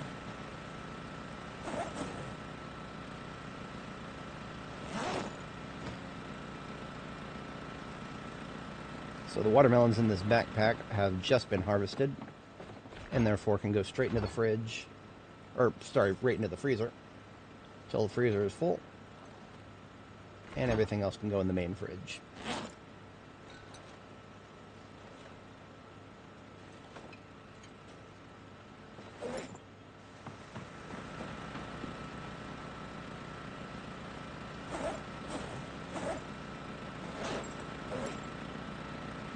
Backpack goes back on.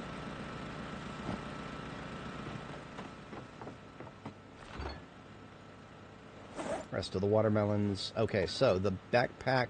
Sorry, the watermelons that I'm putting in now are at the bottom of the stack in the fridge, and therefore are... Because they're watermelons in my main backpack. Those are the ones that have been unrefrigerated for the longest. So those are the ones I need to use up first, which is going to be easy peasy because I have bowls with me. After I eat these salads, I just turn around and crunch up those watermelons from the bottom of the stack, and voila, we've got more food. Lovely. Food is very good. I enjoy food. We're going to take a couple of these counters and basically just make a kitchen.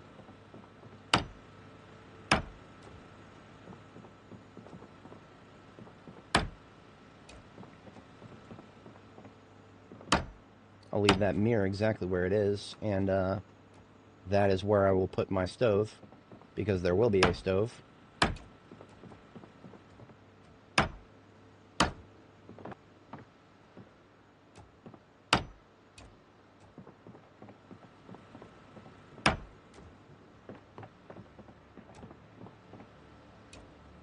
That might have already been in an okay spot.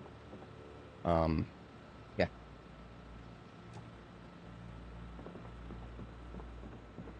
Well, it actually doesn't really matter. I mean, clothing racks don't block your movement. That's one of the reasons I specifically seek them out when I'm designing bases. Now, these counters in here, I'm just gonna pick them up because I want them.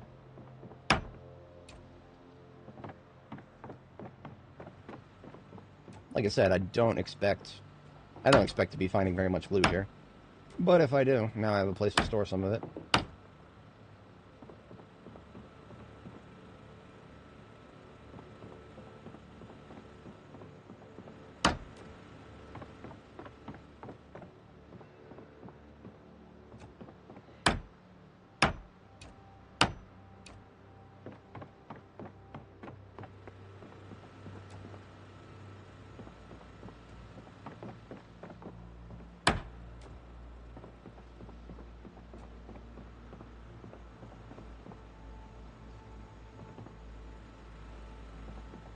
If I put the table here and then the chair in front of it, the chair doesn't block my movement, so I don't even need to really think about that too much.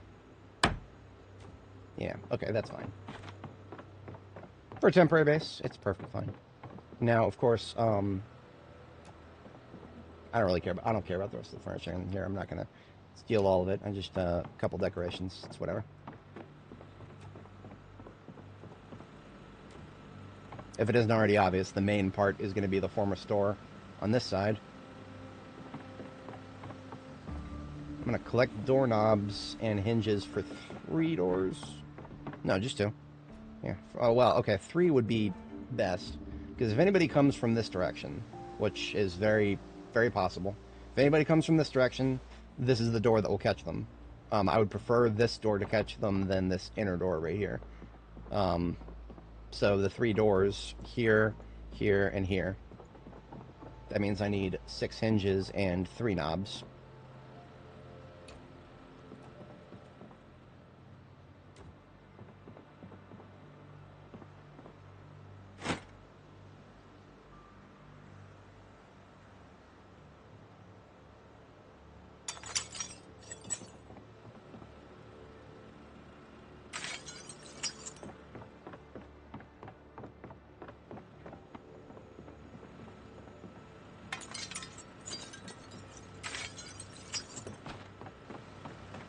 Alright, is there more trash in there?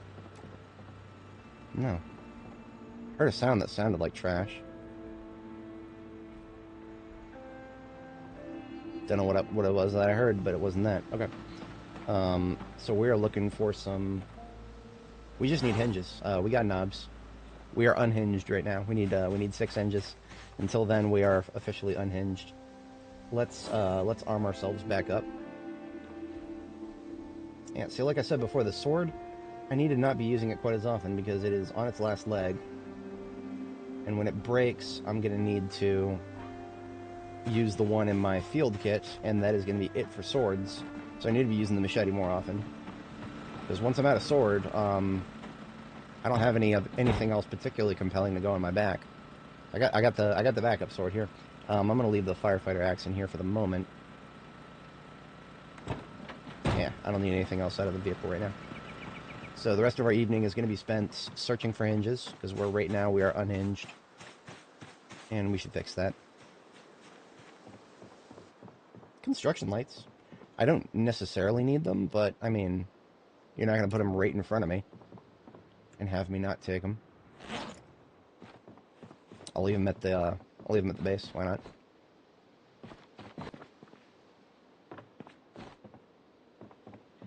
So the only people living here were homeless, so they don't have much to begin with. But as of course, liquor. Mostly, give me these hinges. We got 2 of them. Perfect. Already a third of the way there.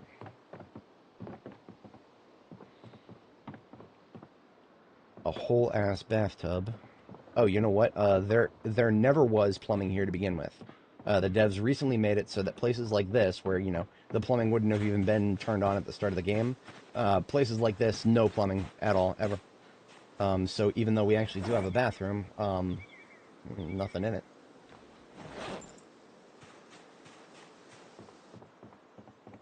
So what I'm actually looking for now, in addition to just hinges, I'm also looking for appliances. If I could find a stove intact, it is not beyond the realm of possibility. A paint bucket, that's actually great to find, because what that is, that's I can boil water with that. That was a zombie.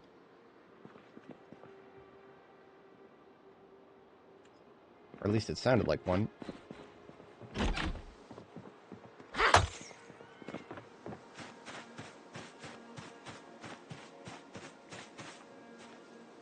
Okay, maybe it wasn't a zombie. Sounded like one, but it was not.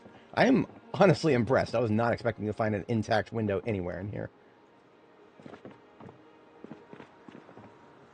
We do have a door right there. And there's no destroyed hinges or anything on the ground nearby. So let's go ahead and finish this door off.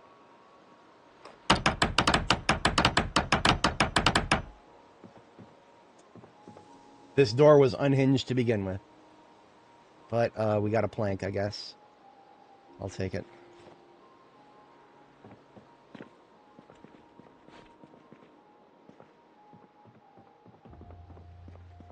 More doors here.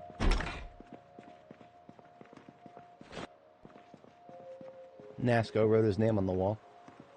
He's one of the community mods. The less offensive one. He's the one who is not Lemmy.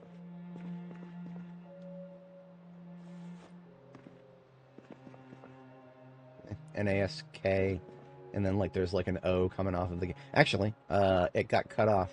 Whoever was trying to do this graffiti must have stenciled it very poorly. That was an intact door. We need to be dismantling that.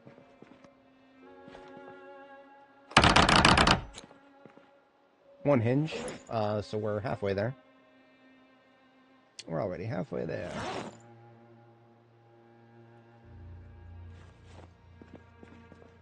If it feels like we're picking through the remnants of civilization, definitely more now than before. And I knew I heard a fucking zombie. I'll deal with that guy in a second. I'm currently over encumbered. I would like to drop what I'm carrying and then kill it.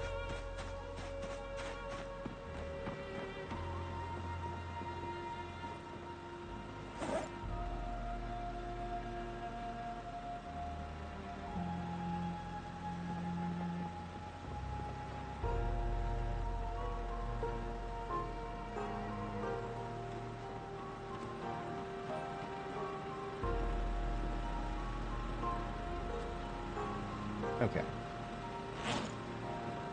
Because machete we're wielding too is also close to its last leg, but that's okay. I just need to shut the hunger up. A little bit of tortilla chips left here. This will shut it up for 5 seconds maybe. Close to bedtime. We don't have the place secured yet, but honestly, I don't know. I don't know how I feel about this place. Like, I thought it was secure before those zombies walked through my fucking campfire and set my other field base on fire. So when it comes to thinking that this place is secure, I'm leaning towards nah. That's what I'm currently leaning towards. Nah. Like even when it's fully secure, my instincts are going to be telling me nah. In fact, when it comes to meeting my minimum thresholds for a place to sleep, we just destroyed one of them. There was an upstairs bed behind a door. I could have moved my good bed up there, and we would have had a safe place to sleep. That passes all of my minimum thresholds. So we screwed that up a little bit. Because now that we've disassembled that door, we might as well continue with our current operation through to its fruition. There is one door here to disassemble. Plenty of plumbing fixtures, but nothing in them.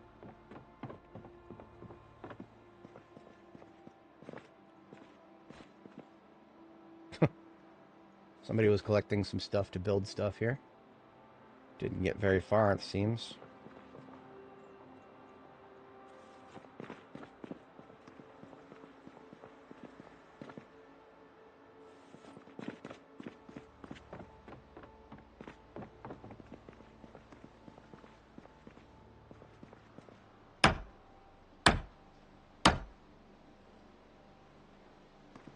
Ah, okay. Very close. We need one more hinge, and we will no longer be unhinged.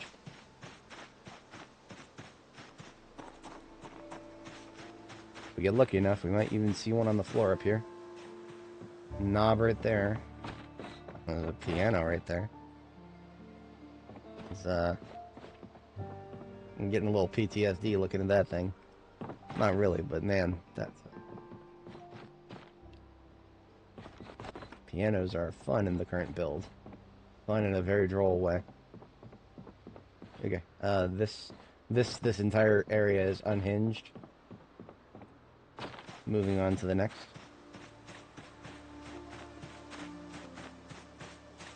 See, there was a reason that I was carrying around that other set of knob and hinges for a while.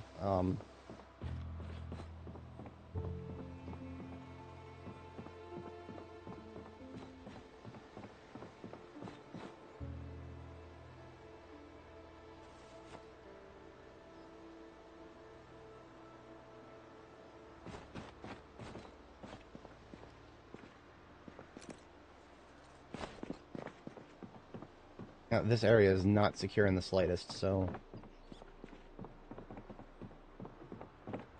Oh, shit, okay. My light, it went out for a second there, but... that was just because I was face-to-face with a wall.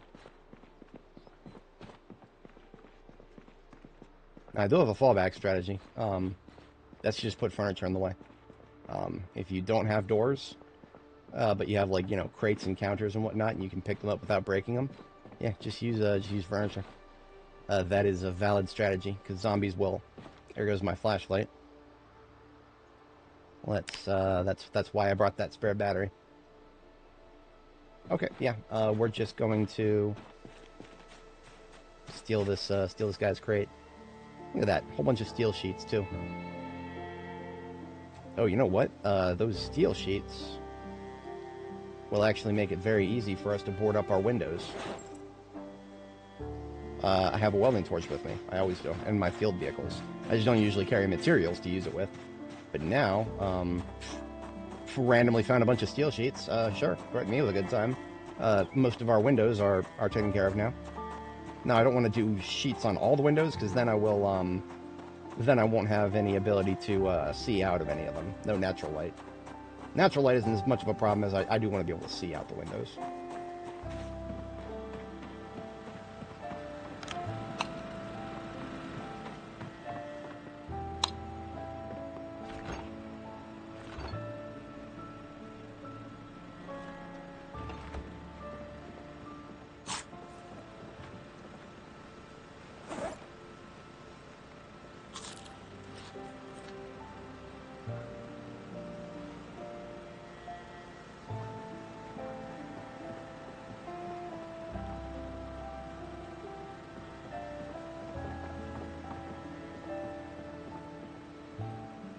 Oh, if only to have the welding book.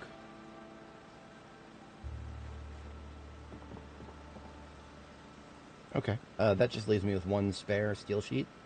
I will just place that on the table over here for now.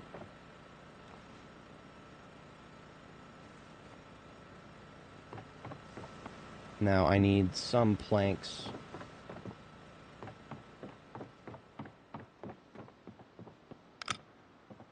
We're gonna disassemble some of this furniture.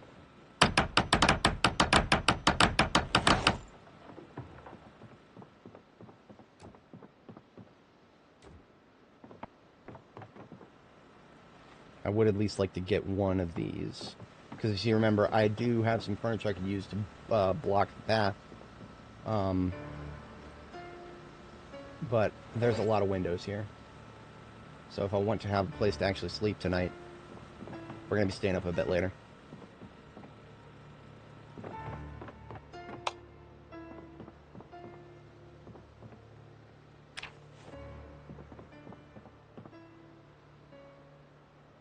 All this trash that I missed earlier.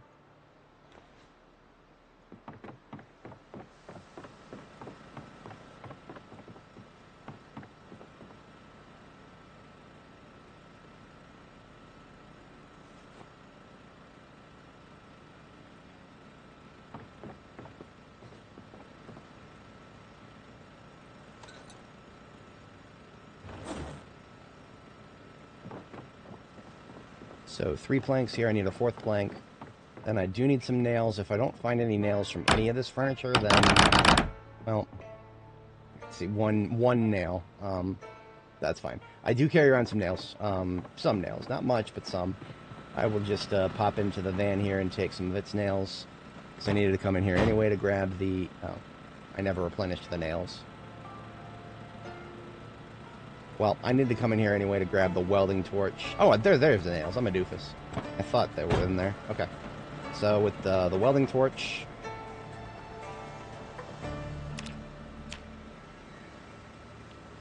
Okay, never mind.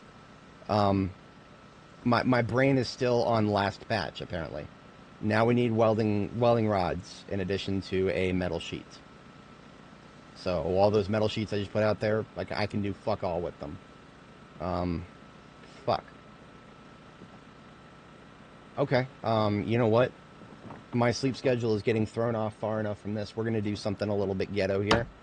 I am not gonna sleep somewhere where there are no walls or doors that a zombie could just walk right up and grab me. I don't do that, ever. But, if you think about it, we do have one option here. Try not to imagine the smell too much. It would be a bit depressing.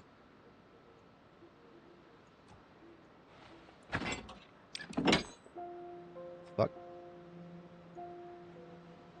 I don't know what happened there.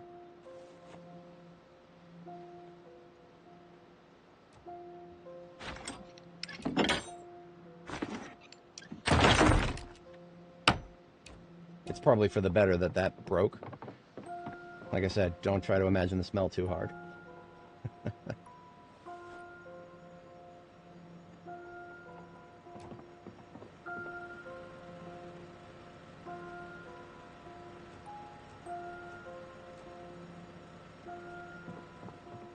Will I ever actually have the ability to plumb that sink? No, most likely not. But I don't really care. I was able to successfully pick it up, therefore it goes there.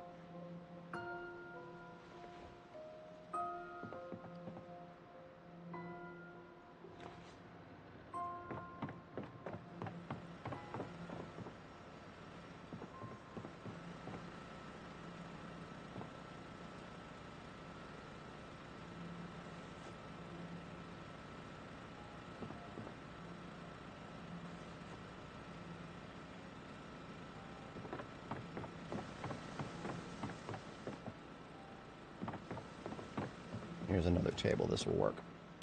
Okay, so what we've got now is stuff to block pathing from both directions right here.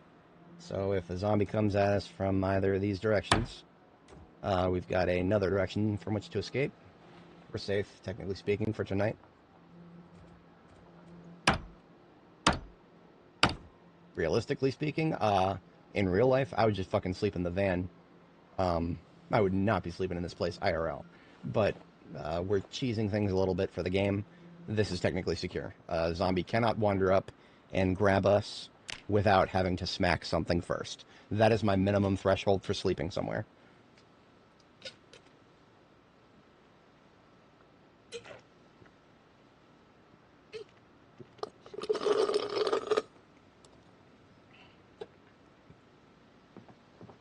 Alright, we need to get back to sleep as soon as the game will let us. But I don't know when it will let us. Therefore, we are in fuck around mode for a minute.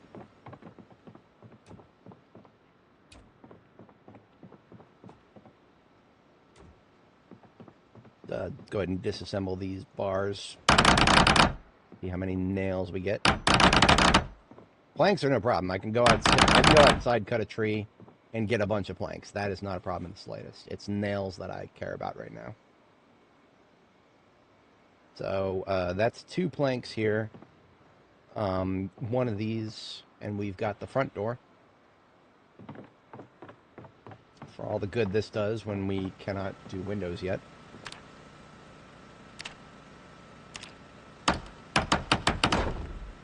Man, wouldn't it be amazing if we had a place that had all of its doors and windows already locked up? Nothing could possibly go wrong if that was the case, right, boys? Right? Har.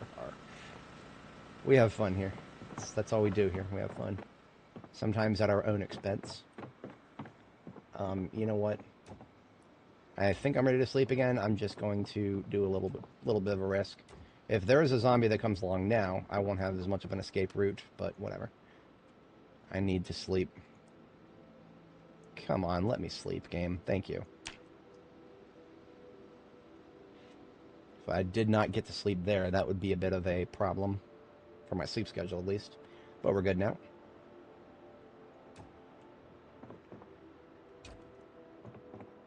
It really does feel like it would be pretty astronomical for a zombie to come along right now, but I've learned my lesson with this area. This area is one of those areas where right when you think it's secure, it won't be. So, big brain thing. That can never happen if you never assume that it's secure.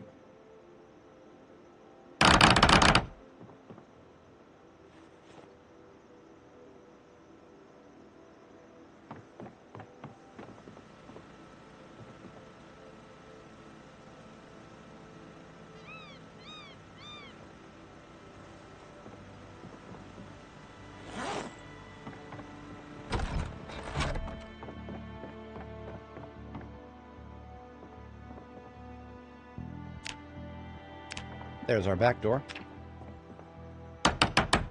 So the 2 most likely points of entry are now taken care of.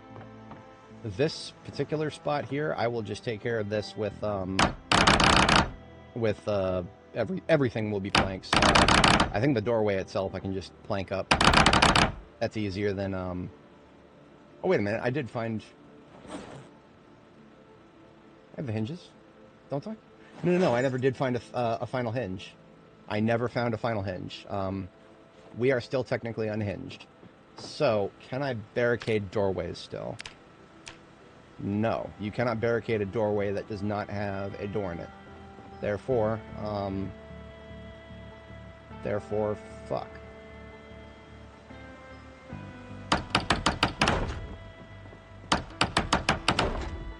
Well, I suppose what I could just do is, I'm just gonna do what I was doing before. We're gonna use the ghetto solution. The crate shall be our defenses. I mean, it's not like I can do anything with these fucking steel sheets. I ain't got no welding rods. I haven't had welding rods in a while. I've been collecting them specifically because of how much the game has been asking me to have them nowadays. Of course, now that I need them, I don't have them. Don't know what I was expecting there. Let's get, we have plenty of nails. We just need planks now, so down goes a couple of trees. I'm planning on doing that anyway. And then we've got a field base. Proper secure field base. Harder to do that here than it was in the nearby areas.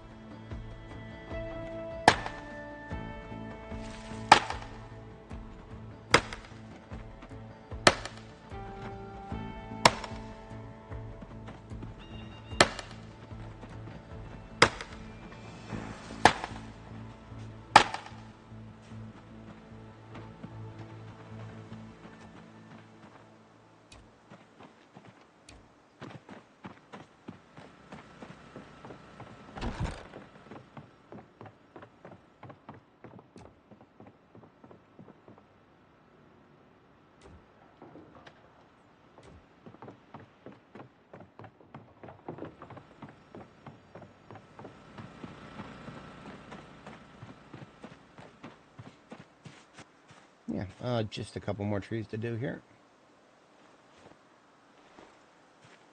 Same principle as I mentioned before. If I'm going to be sleeping somewhere for a couple days, I want the perimeter to be visible. It didn't help me much last time, but last time was an act of God.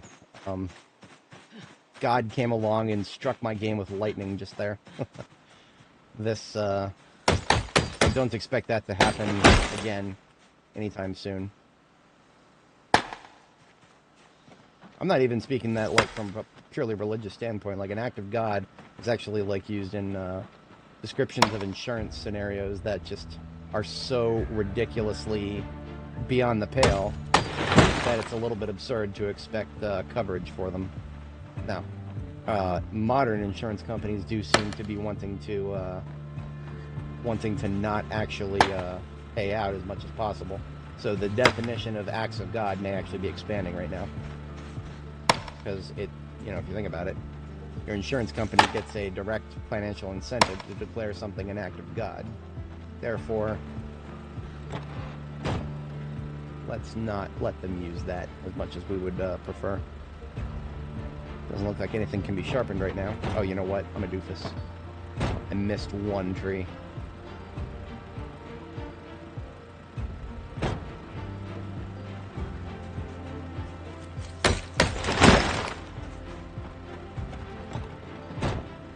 What I really wish I could do is remove the seats and replace them with a storage crate.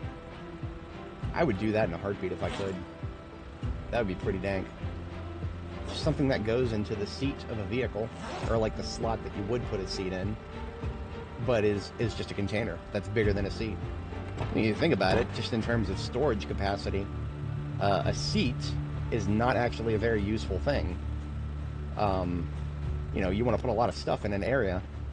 A car seat is kind of designed to accommodate the human body and is therefore bulky and unnecessary. We should get more room in our vehicles if we remove the seats. But high digest. Food and cookware can now go here. Spare materials I'll put in the corner here.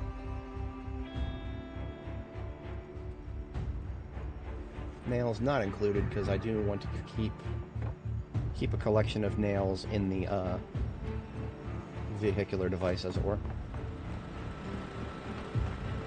Well, actually, I need to hold on to some of those nails and use them because we need to board up the windows now.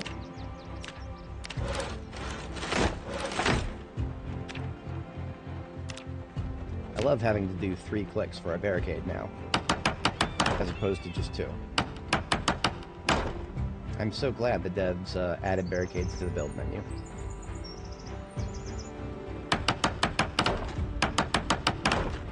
Who would not be glad about that?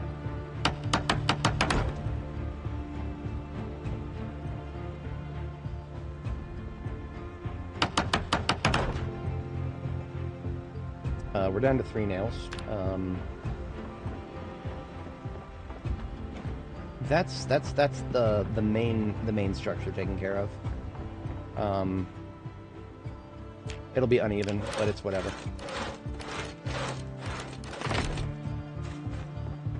It's whatever. I will. I'll hit the most likely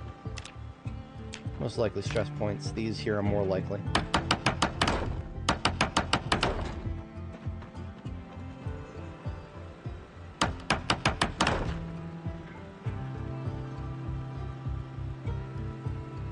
So now when I find 3 more nails, I will have the logs prepped for it here. Or I'll have the,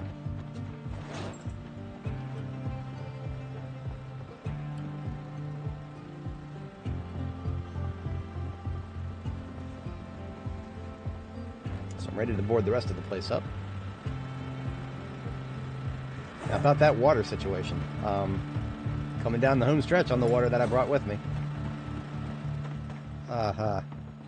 Getting some hilarious deja vu. Now, that being said, we have other options. We found some beer, we found some ginger ale, Diet Cola, that kind of crap. So that's not necessarily a problem for in any way, really. I mean, we have supplies that contain things that will restore our hydration.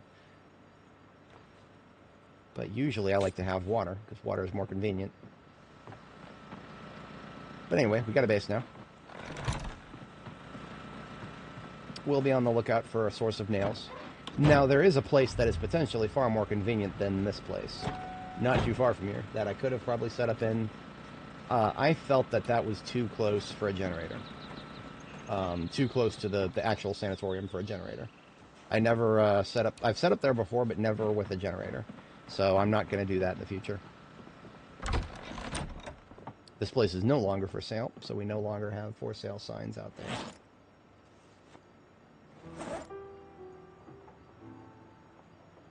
Actually, that pole ball's coming back with me. As the first thing that I've found out here that I actually want to take back with me. Like I said, not much loot out here. That's not why we're here. We do not come here for the loot.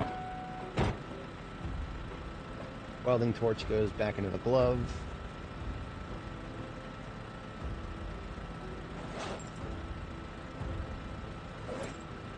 Now, in the passenger seat, I've got me a entrenching tool. I always carry around a shovel of some sort, and this is the most expedient way to do it.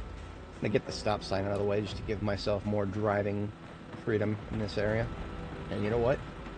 You know where I'm going to put it? Not there, because I can't put it there. Okay.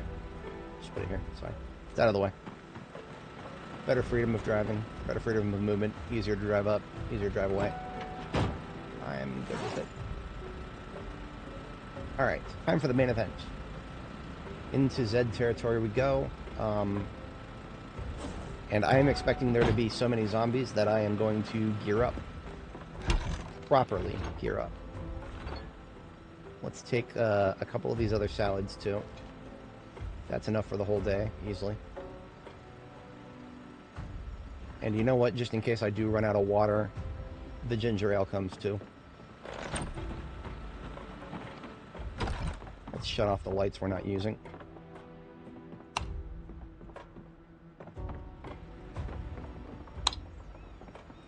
that should be all of the lights off, but let's double check. Yeah, just the fridge now.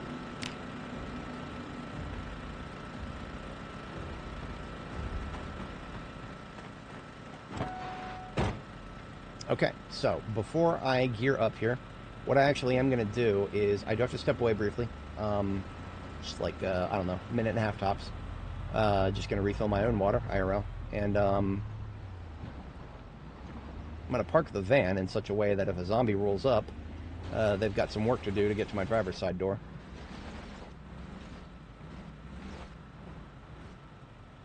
And I will be back momentarily. When I do get back, we're going to armor up, and we're going to get ready to fight. The RB. Oh, I only just now saw your question, Richard. Possibly. I mean, I might even be able to just straight dismantle the door frame. It's nails that's the problem. A wall frame and a wall would cost a lot of nails. I ran out of nails just trying to do the windows. So, yeah, nails are a bit of a stickler. Be right back.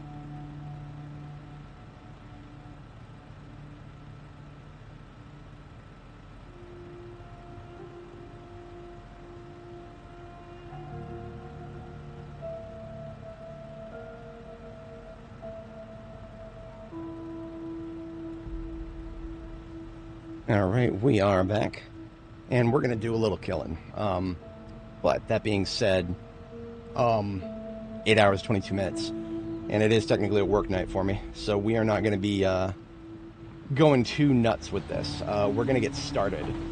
We're not going to finish this entire operation, nor was I expecting to. This is why I put all the effort of putting a base together. Yeah, let's get armored up. I didn't bring the coat of plates, so shit. Well, nothing I can do about it now.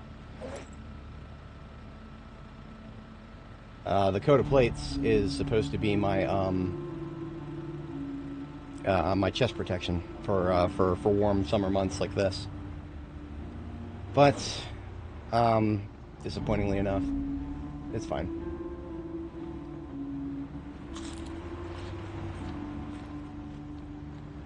Yeah, see, look at this. This place right here. Last time I was here, it was looted and trashed. Now it's actually intact, which is, I find to be extra funny because the rest of Sunderland Hills isn't. Sunderland Hills is basically a homeless encampment, but I guess it's because the homeless couldn't break into the security door, but they have no problem breaking windows. So I don't know. I genuinely don't get it. Yeah, I got nothing on that. All I know is that, you know, this place would not be all that different if I were to put a generator down here. You'll see soon why that would be a very bad idea. We're way too close now. This area is way too close for a generator. Last time I was here, I never put down a generator, and I didn't regret it. Yeah, we're gonna have a lot of fun here soon. In fact, we're gonna be having so much fun that when the time comes, I'm most likely gonna put on my custom mix.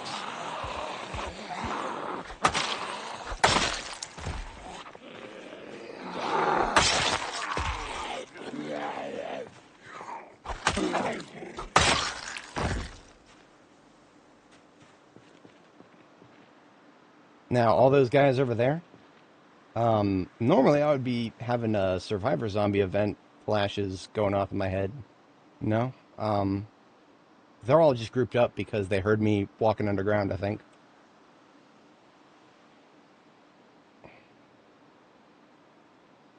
Right?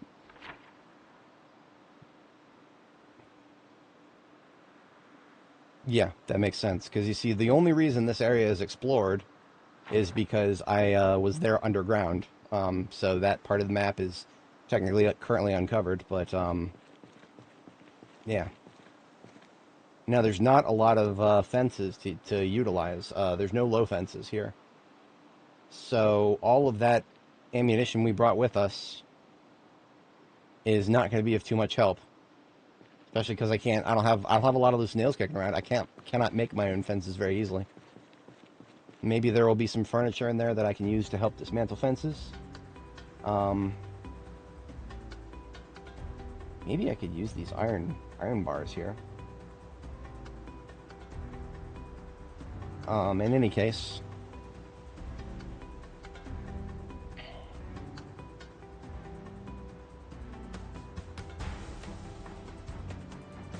sorry, just kind of parsing my options here. I would rather not pull that entire group at once. As epic as it would be much better to take them in manageable chunks. So we're going to use the machete here. What I'm going to do is do a little sneaky sneak and see who sees me.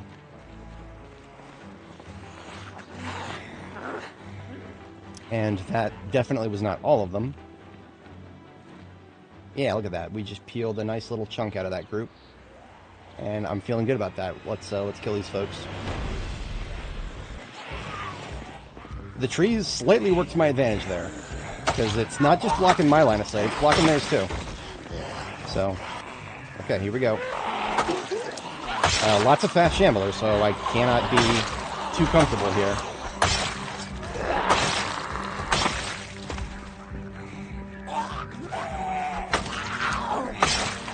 As long as I can reliably two-shot them. This machete is coming down the end of its lifespan, so what that means for a bladed weapon is that its damage is constantly going down. Because every time a bladed weapon, if you're not familiar, every time a bladed weapon loses durability of its head, or just in this case the blade itself, every time it loses durability, the maximum sharpness goes down to the point where, you know, eventually the blade can never be sharpened again. It's just permanently dull. And the moment I get permadull is the moment I most likely put this machete aside and go get the other one. So I have another one that's basically fresh and unused. We switch to that.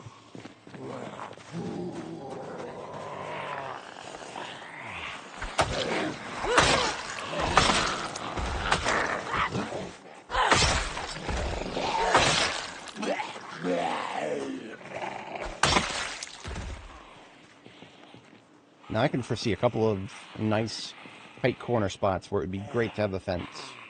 I would just have to acquire a few nails to make that happen. Nails are harder than it looks, because these doors right here, no nails.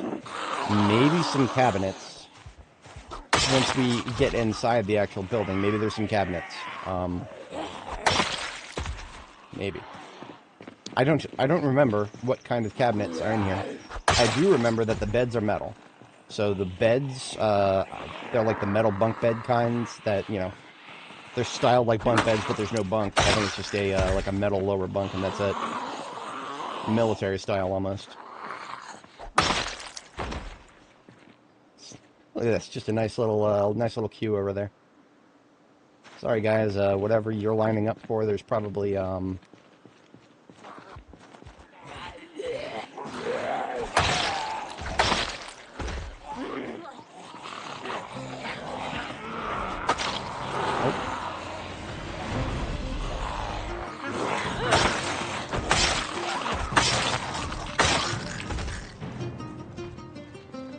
and that is, we have woken up everybody inside now.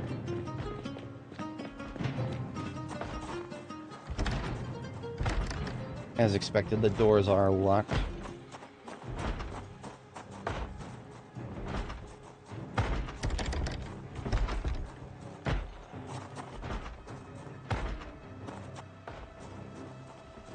I would like to deal with anybody outside before I start going inside. Wow, hello. Hi, friendos. Interesting. They definitely enjoyed clustering up there.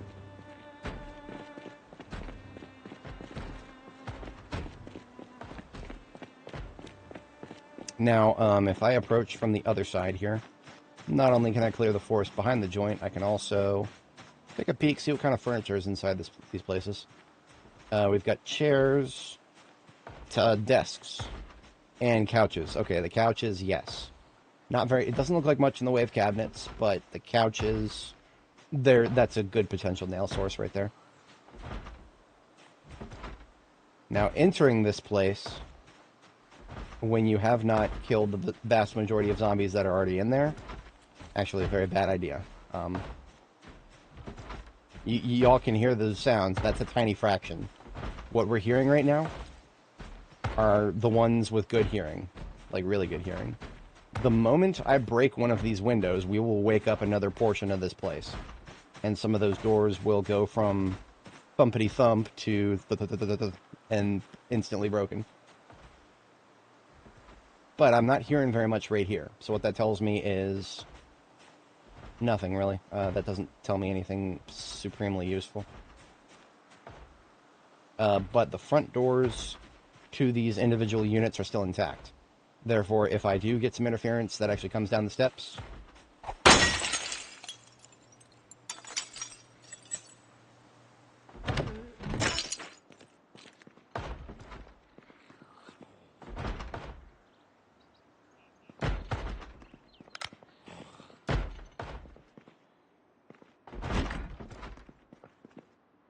we did have water here. Excellent.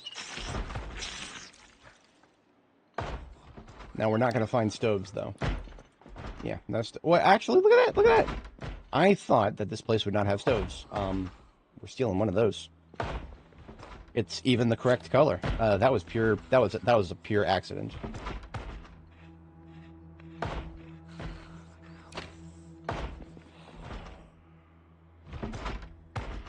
Yeah, that's right. I got an oven in my offhand. Fuck y'all gonna do about it, huh? I'm gonna put that in the van.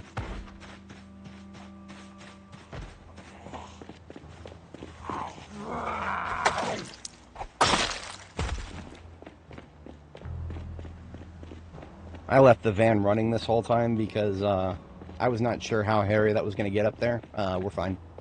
That is definitely not as bad as I was expecting. It could have gone either way. But it decided not to go tits up, and that's good by me. Alright, so our outpost here now has a stove. Didn't necessarily need one as, like, desperately, but we got one.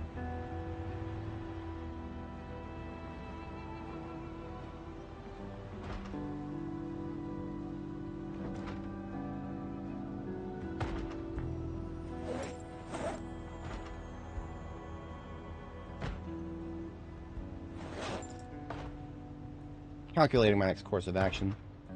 There's a couple things I could do, and thankfully, I have a sledgehammer. Having a sledgehammer in a place like this actually gives you quite a few options that you normally would never have. So I am definitely going to consider using it strategically here to benefit my scenario. But what I would like to do first is secure some nails.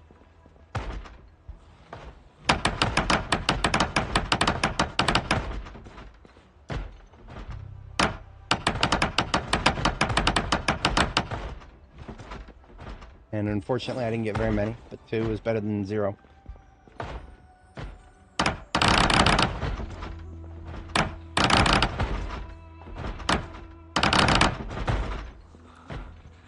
All that, and we got a grand total of 6 nails.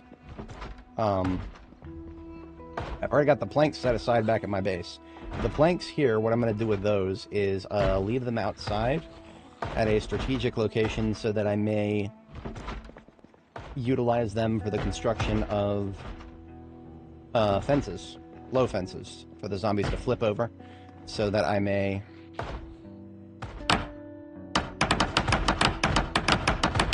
abuse the hell out of that. I don't expect to get anything from this door, but 1 hinge was all I needed. Now I've got a another door for back at base. I don't have to use the ghetto piling furniture in front of the doorway thing anymore. Now those where would I build a low fence right now in this area? There's several candidates. One is surprisingly right here.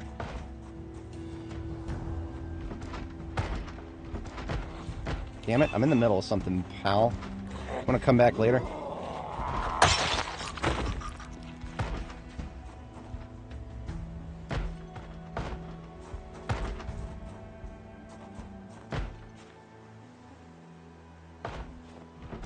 So the reason I would want to build I would build one here. I'd build like 2 wide here. This just means that anybody who comes around the building, if I'm fighting right here, anybody who comes around the building will flip over these fences on their way to come around that corner.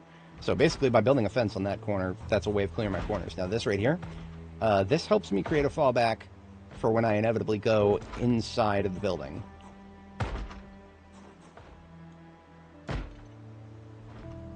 Because there's a couple ways to handle the building once I'm inside. What we're hearing is the sound of zombies hitting doors. But like I said, it is a fraction of what we could be hearing. And I'm not yet quite ready to... if I wanted to, I could discharge the firearm and we would start hearing most of them. They would make themselves known. But I'm not going to quite do that yet. I would like to have a place to lure the zombies to before I start discharging the firearm on them. So I want to continue with that operation, in fact.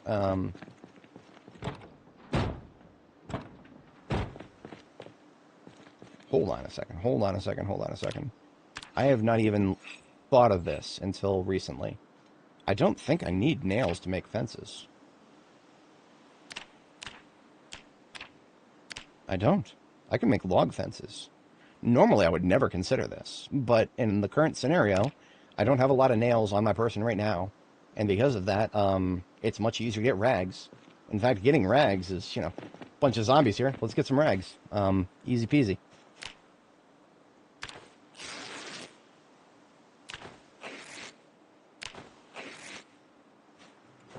Yeah, look at this poor fool.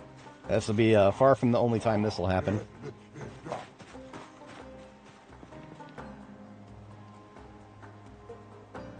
But yeah, some of these planks over here I should probably use.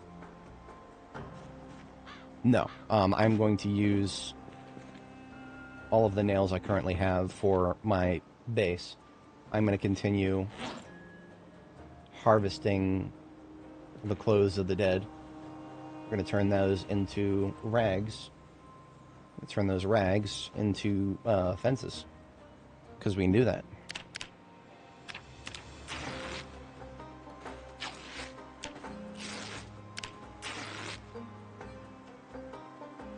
Now, of course, all the rags we just got are dirty.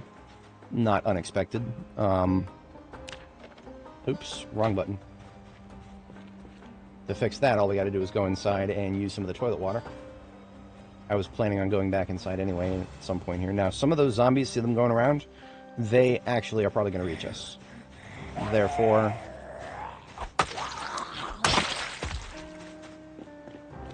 let's just go out and meet them. Let's do a little meet and greet here.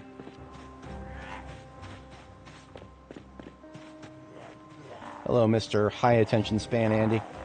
We'll call you High Spandy. We got Karen here. I'm close enough to the fence that I can take her. Thank you, Karen. Come again. They're not all that kind, unfortunately.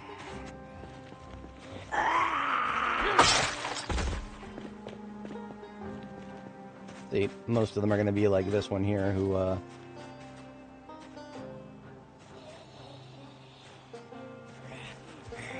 see, look at that. She's coming around, but she's not going to hug the fence.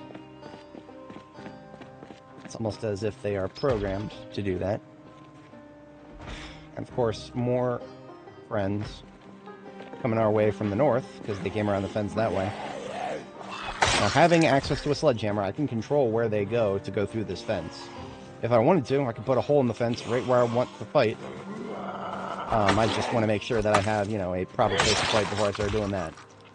So right now, we're just getting a small trickle. I don't want a tidal wave coming at me just yet. Otherwise, I won't really be able to use my firearms very effectively. Quite a lot of them.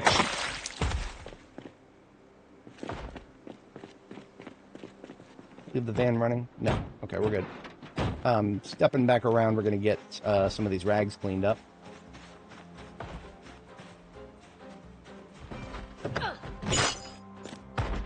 Then we're going to harvest some more nails. I've spotted where one of the zombies is. It's in the bathroom on the adjacent unit.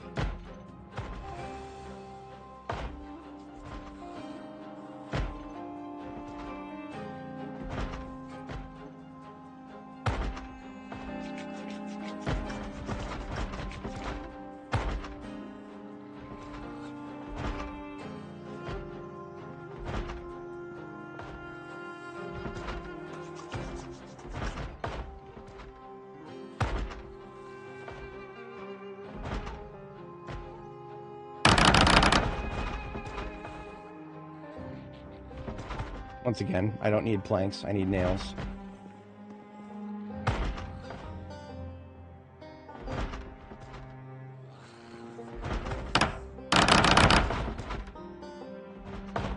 The game only seems to be in the mood to give me nails or planks right now. That's alright, I guess. With this unit, I've got more nails that I can access, but I need to kill the zombie first.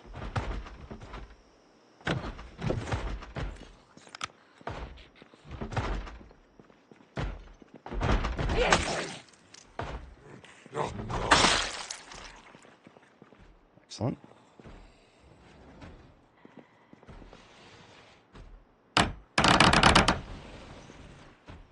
Once again, no nails.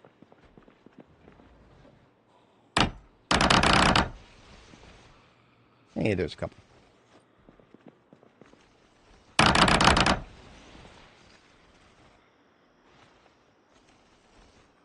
This machete is finally past the point of it's going to be forever dull at this point.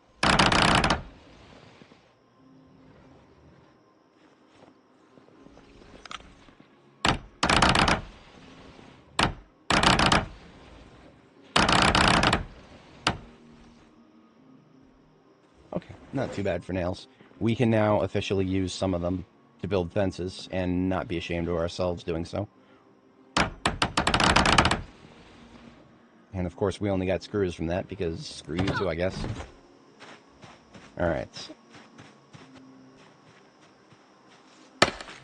We can do a hybrid type of fences. We can do a little bit of both. And you see, this is not the only place I would want to build them. If I'm going to discharge the firearm, I'm going to need them placed in multiple locations.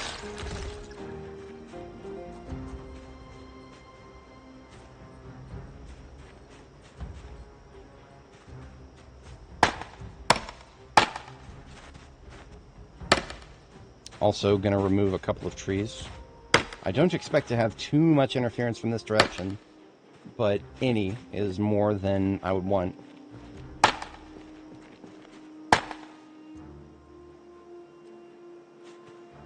Okay, I've identified 5 trees that I want to get rid of. So this is also going to get me the logs to put together some log fences.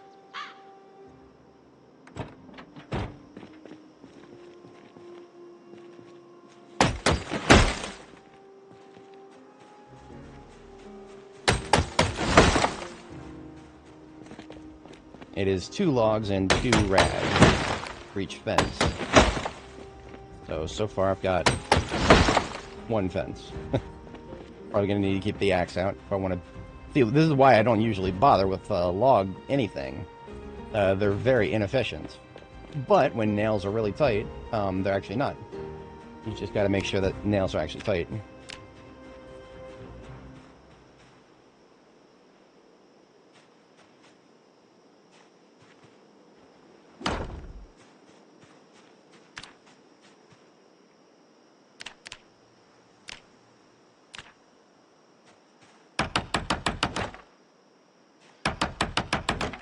Okay. I don't expect to have to use those fences very much. These ones right here are going to be the stress points.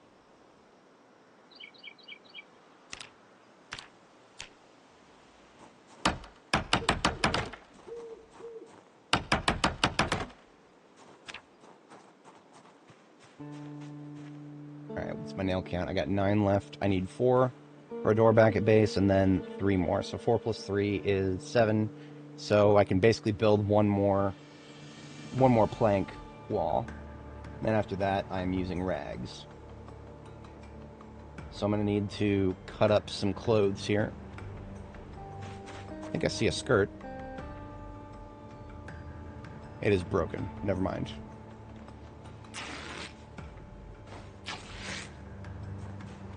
If it was not broken, I would shorten it before.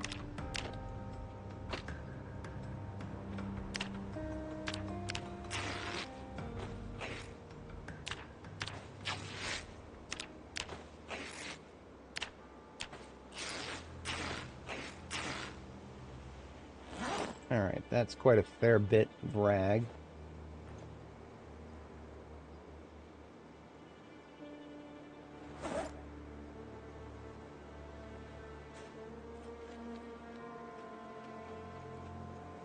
Look at that, we've still got a couple coming our way.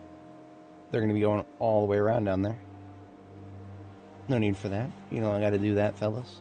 You don't got to come all the way around here just to come see little old me. But they're going to. Definitely a bit preemptive to put up all of my put on all of my armor right now, but that's okay.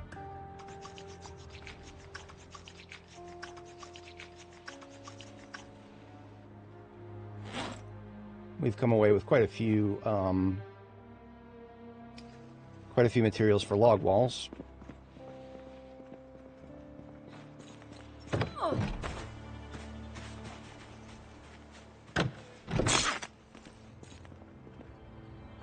And we can afford to build one more plank wall before we are using up more nails than I would prefer to. So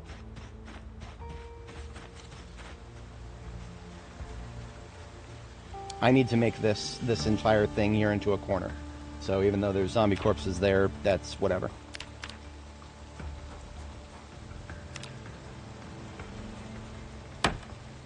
Tell me this is going to get interrupted. Okay, we're good. Yep, there's my 7 nails. We are done here for now. Let's kill these assholes. Let us be done with this.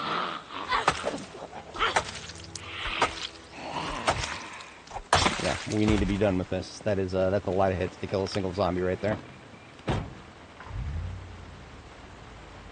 So now remember, once we build ourselves a very nice kill zone, we've got an ambulance.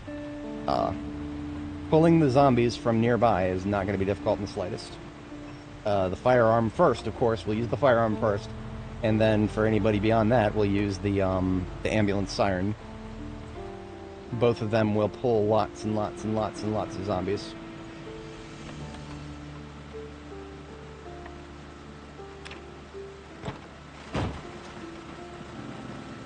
The armor can come off, and the axe can get put away. Because I'm now done with the axe for now. There's more log walls that I want to build, but plenty of logs already over here, so that's no problem. Right now, I just want to build one of them there door things. Well, I need to saw some planks.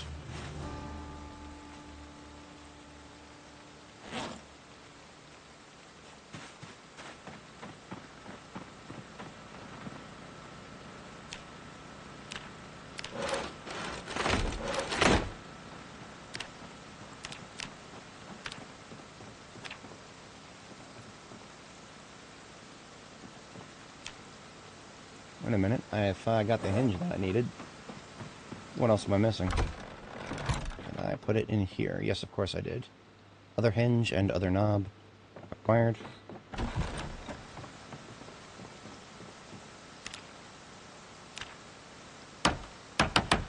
Everything is intact once more.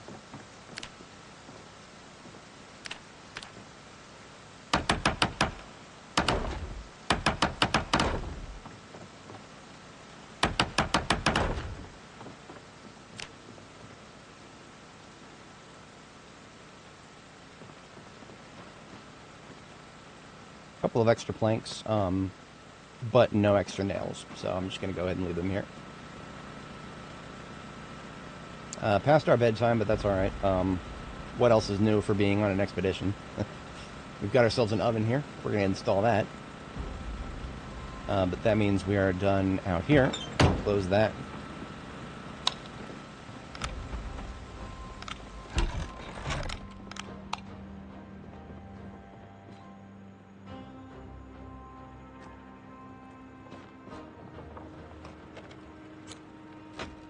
So, we've got all the comforts of home now. It's great. I love it. Maybe not quite all of the comforts of home yet, but soon. It's definitely, we've got all the defenses of home, for sure. Speaking thereof, but before I sleep, armor needs to come off. Bone choker, bicycle helmet, and bone gauntlets. If I continue wearing those after going to sleep, I will wake up, I don't know, 10 less happy points than when I went to sleep. So, solved that problem. I sure as hell would be unhappy if I tried to sleep in armor made out of bones.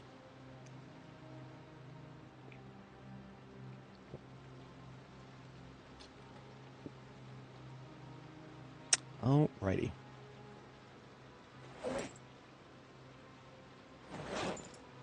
It's already 10 p.m., isn't it? Definitely not ordering any food tonight. I've got some food. My meal prep is not as weak as it has been lately.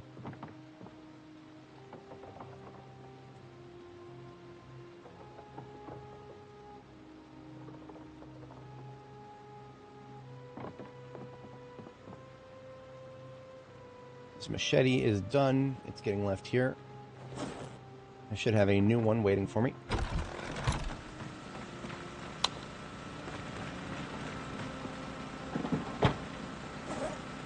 Yep. A fresh machete. A fresh machete, if you will. I'll be here all night, folks. No, not really. I think I'll spend in-game day tomorrow grinding through, killing some zombies, and after that, I think the day after tomorrow, in-game, I will go ahead and call it there, I think. That feels good. I do still have some life in me, but I also, you know, there are other things I do with my life aside from Zomboid. We've been at this for coming up on 9 hours now. So,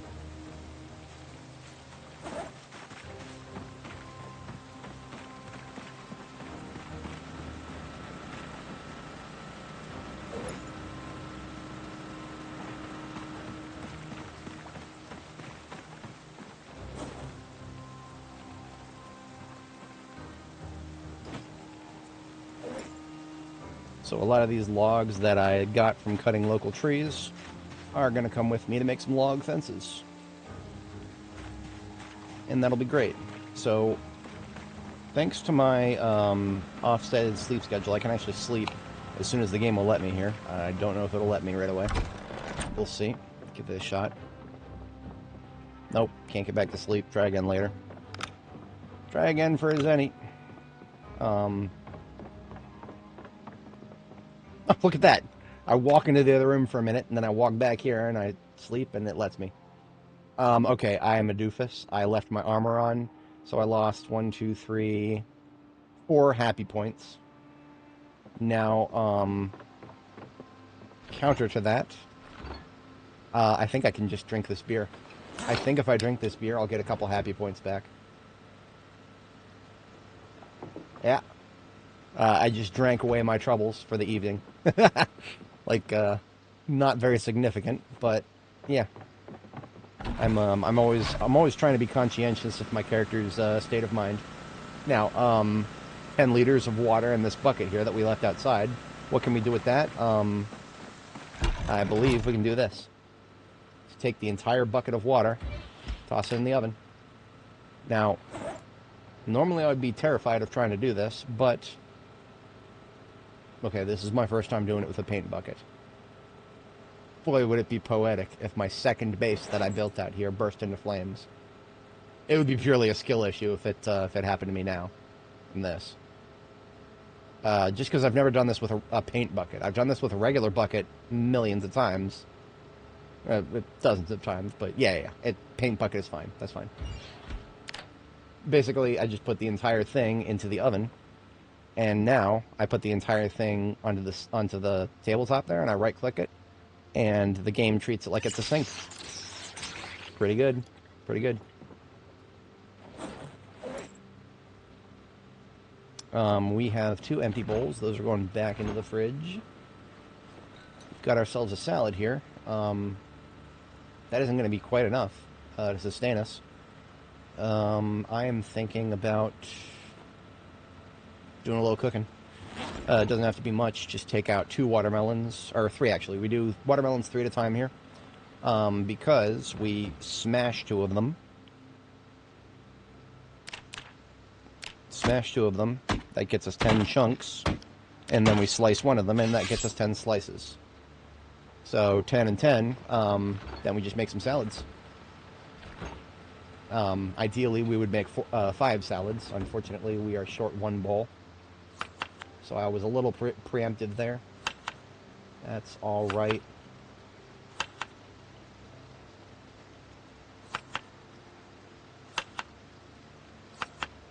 And what we do is we add 2 chunks and 2 slices each.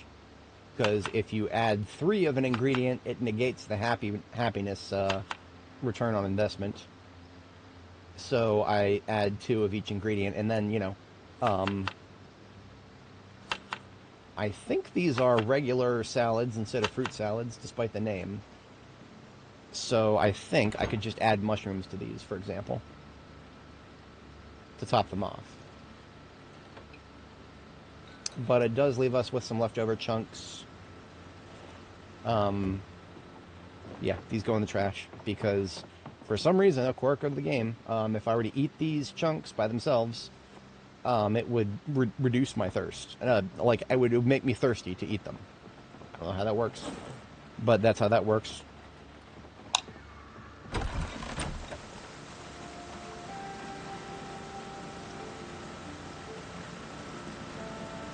Generator's looking good. Condition is degrading a little faster than I thought. Maybe I should have brought a red. It's fine.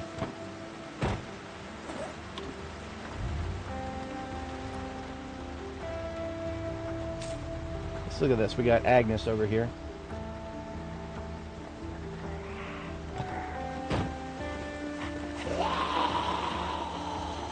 Coming at me while I'm still carrying stuff.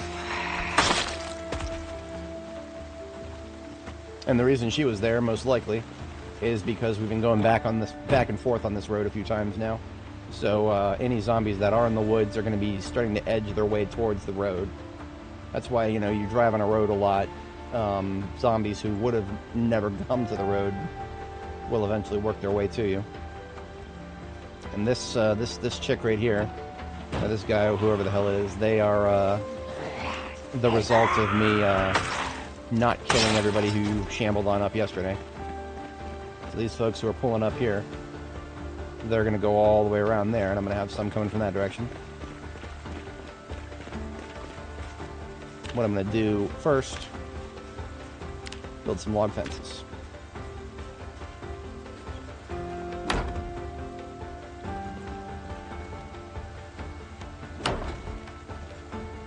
Apparently just 2? Yeah. Oh, that's right, it's 2 logs a pop, so the 4 logs that I had on me have just been used up. Okay. We got Chuck down there to the south, he completely missed us. Oi. I don't know where he's going, but he, I don't think he does either.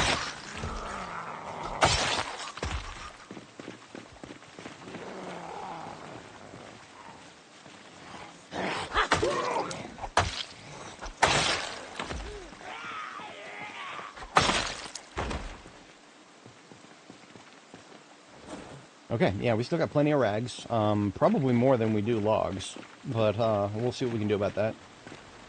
Got yeah, we've got absolutely more rags than we do logs. We got a whole axe though. We have an axe for that situation.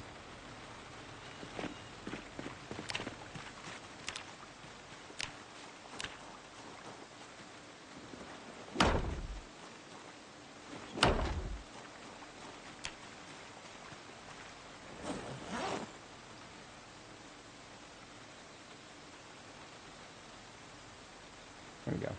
O alpha, right there.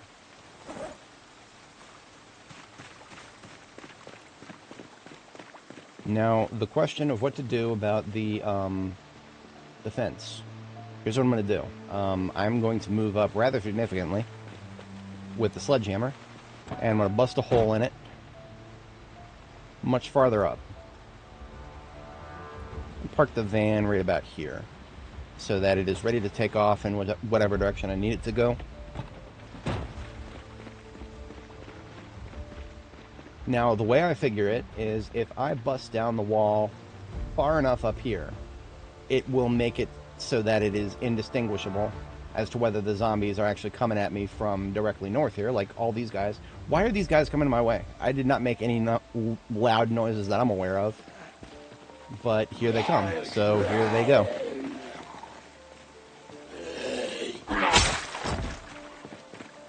What? You guys want to tell me what's going on here? Jesus Christ! I don't know why I was moving pretty slow there for a second. It's got to be the rain. Yeah, something feels off about my movement. It's probably the rain.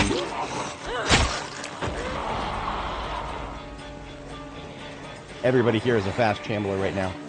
Now the problem with this situation is my fences are kind of ready, but, well, they're partially ready. I'm not quite ready to start discharging the gun yet. So these guys... I don't know what feels wrong with my movement right now. Something feels wrong with my movement. I feel slower, and I don't know why. I don't have any debuffs that would make me slower right now. I mean, I'm stage 1 over encumbered, but that's hardly even noticeable for me.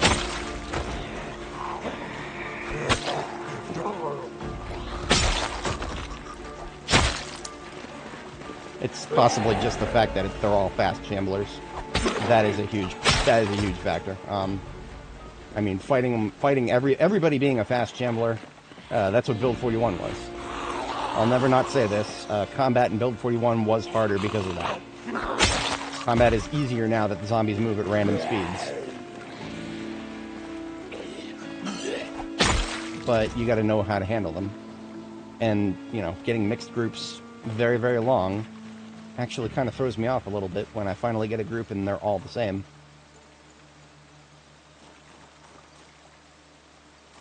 Okay. So, what else do I need? I don't feel very insecure about the flank here. Because you remember, once I bust a hole in the fence further up north, I think for a lot of these zombies who are coming at me now, that would have been a faster route to get to me. So a lot of the zombies that I'm killing right now down here, they went very far from up north to come around to get to me. So these guys down here that I'm killing should not... Yeah, see this guy right here? He probably came from somewhere all the way up here like this. Just like this other one who's coming, like this bitch right here. They're all coming from further up north, which is why I went up there with the sledgehammer just now. I was going to bust a hole further up north. Because if they come through up there, like if I, you know, somewhere up here, like where the vines are, if I bust a hole right there, they'll just come through there and then come at me like this. And at that point, it would feel no different than if they were coming at me from the other unit up here. Or the other, the other big complex. So let's see if I can do this without getting interrupted now.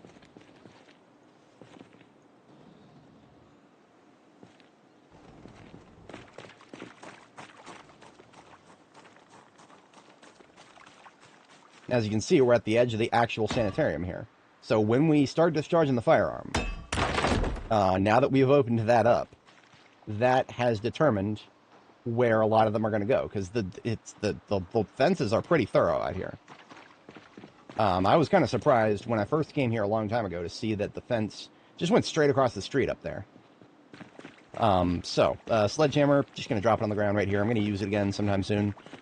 Next, I am grabbing the axe, and the axe shall be used to devastating effect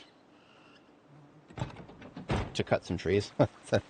You know, quote-unquote devastating effect. It's really just a question of what direction to cut them in, and I'm thinking this way. There's going to be so many of them coming at me from this direction that I feel like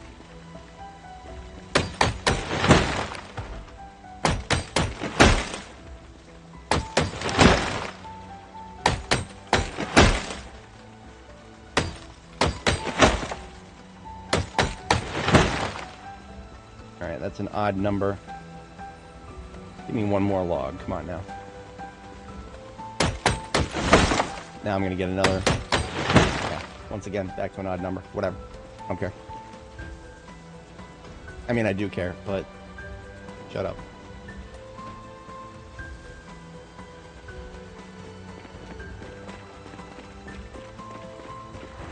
See how one of them just turned around? Now he's going that way? It's already working. That doesn't mean that we won't get anybody from our right side now, from the south or for the right here, but we have substantially reduced it. Like, we got Chuck down there. He already went the mile, so he's coming our way, but everybody else, yeah, everybody else is going to come at us from the correct direction now. We've made our own angle of approach with blackjack and hookers. Now, this sword is both bloody and dull. You know what? I might need the axe again. I'm just going to put the axe straight on my back.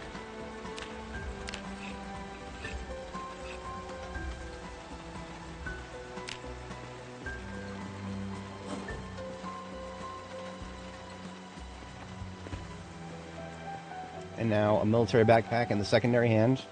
We're going to pick up some logs. We're going to kill Alistair here.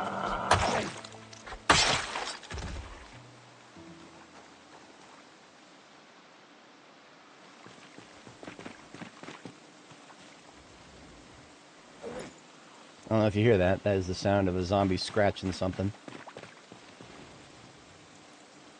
Not one of the outer doors yet, just one of the inner doors. We can make 3 fences now, I think.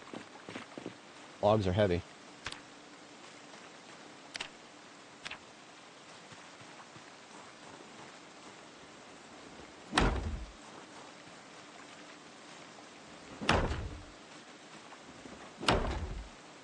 Now, no good combat position is complete without a fallback.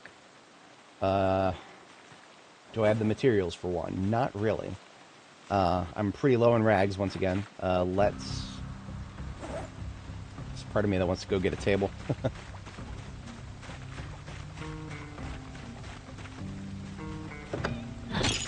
I craft on this bed. Nope. There's a counter still. Now I don't have light. Now I have light. I had light.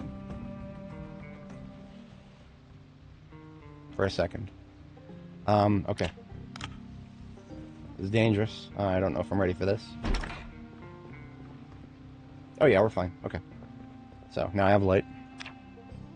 We are gonna, so there, I found a skirt on a zombie.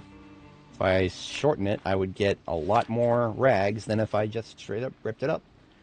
How does that work? Fuck if I know. But we just got 6 rags plus 1 from that one skirt. And now the one that was dirty, we just wash it here.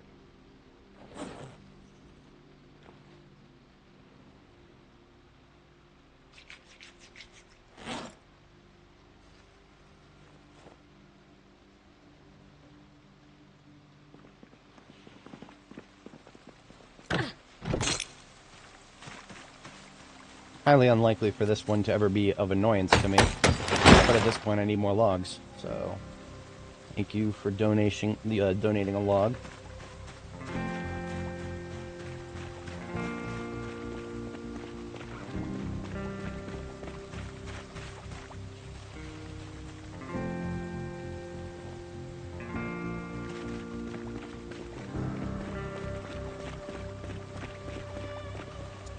So, again, it's a little difficult to estimate exactly how many are going to be spilling over right around this corner here. It could be a lot, it could be not as many. All of that really depends is how many of them get woken up and start coming down the stairs from inside here. That there could be many of them, there maybe there won't be. I don't know off the top of my head, really. I mean, hell, even the random spawn system might make that even more unpredictable. So, establishing fallback positions, I think I couldn't do too much worse than a couple tiles back. Yeah, that's fine. You see, I could actually make use of this corner as a fallback. Because honestly, if most of them are going to come from this direction, falling back just to this corner right here is a sound strategy. So yeah, we've got our fallback position already. It's already partially complete. So if we need to fall back, I will build one here. Basically, just create another chevron pointing in this direction. So let's cut a couple more trees in this direction then.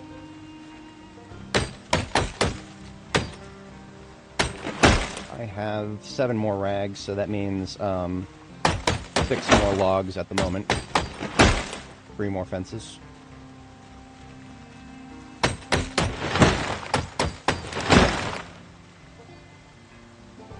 These 2 in my main backpack. The other 4 in my secondary.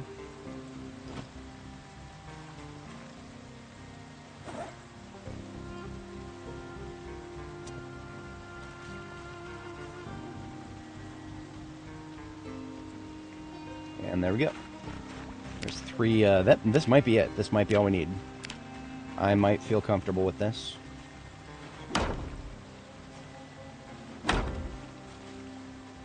That actually feels a bit... Okay, that's fine. Again, this is a fallback. It doesn't have to be quite as comfortable. Because again, we're expecting the bulk majority of them to come from this general direction. Right? Because if you think about it, this tall fence here is going to prevent most of them coming from this direction. I probably built a couple too many fences going this way. But this also gives me room to juke them a little bit here. And if I get too many spilling out from down the stairs here, coming around the corner, then I fall back here. And then I fall back here. So that's technically 3 points of fallback at this point. So I'm feeling good about this. I'm going to laugh really hard if I don't actually get to use this place anywhere near as often as I think I might. But, again, there's a lot of noise we haven't made yet. I have not yet discharged my firearm in this area. Once we start shooting, we might get a lot more than I've been bargaining for. So, I guess we're going to find out.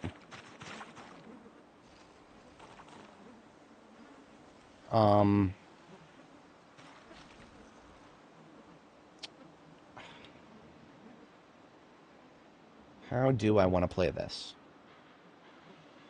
If I were to do a single discharge of the M36 up here, that feels like it would pull a fair amount. You know what I'm going to do before I get started with that, though?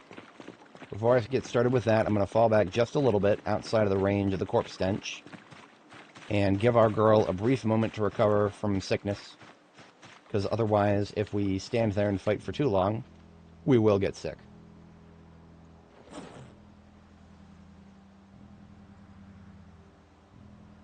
While I'm waiting for that sickness to go away, what I can do is refill these bottles of water.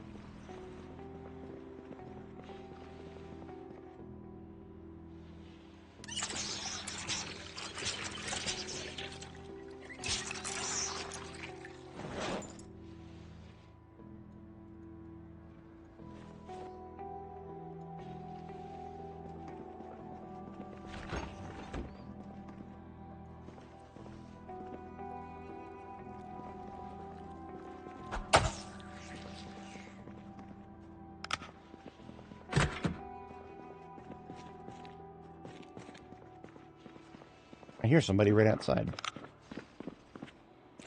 Oh. You know what? Look at that, we got our first victim. We're going to use the M36. Hardly quiet, but it's the quietest of the firearms. And what that's going to do... Well, I want to find out what that's going to do. Genuine FAFO moment right there. What I'm going to do is, real quick, I'm going to step back inside. I just want to see if the number of zombies smacking things has gone way up.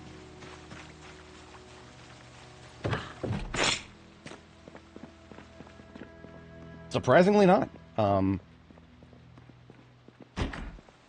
No, that is intentional. Because at this point, I want them, if they're inside there, I would like them to come on out. Now, I'm also going to go ahead and pull a little bit from this direction, so let's make some noise.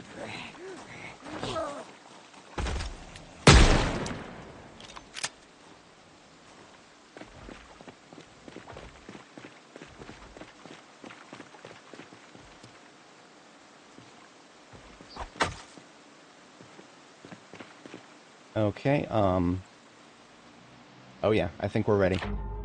Folks, I think we're ready. I only have a few live viewers right now, but if you guys are not familiar with my streams, you may be in for a treat. I made my own custom soundtrack mix for this game. I just use the high-intensity variations of the tracks. I am going to be merciful on my new neighbors, assuming I have any. Turn the volume down just a little bit for me. It should sound the same for you guys. Yeah, down to 40. Ought to be good. Okay. Here goes. Time to fight. And you know what? We'll do just a single toot.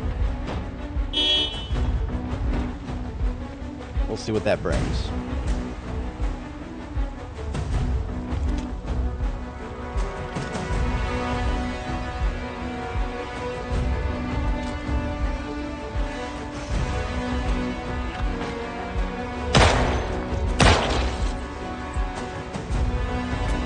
Selection of people here.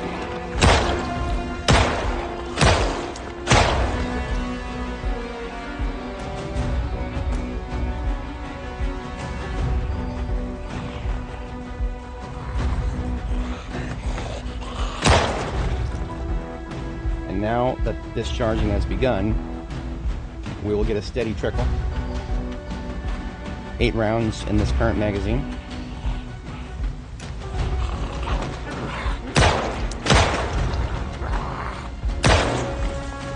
Even though I cannot see them, I would prefer to see them, but I can't. That's alright.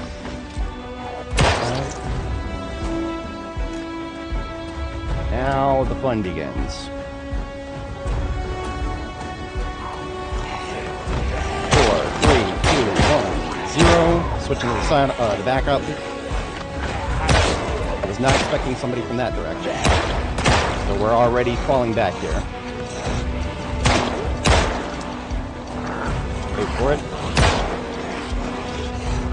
Damn it. Fucking...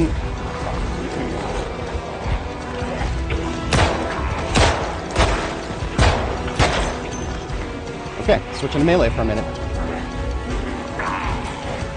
Yeah, unfortunately, we got overwhelmed a little too fast there. That's alright.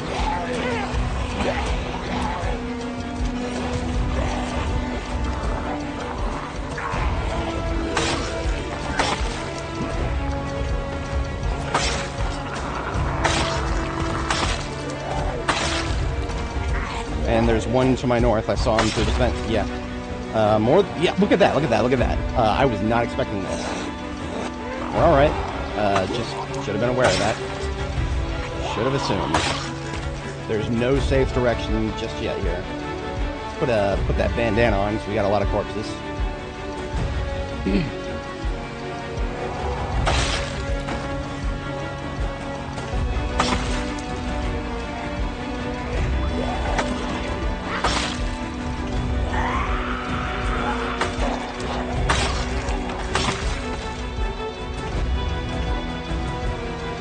As you can see, because we don't have necessarily a constant stream of noise, some of the ones that we've already retracted are still just up there chilling.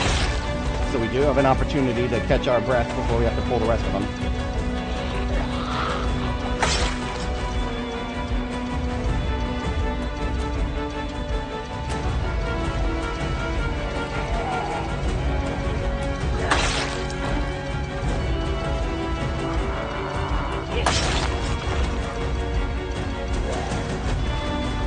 We're about to try round 2 on the defensible area.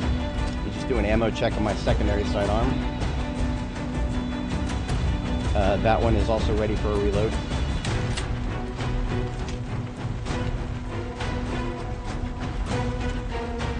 Hello, friendos.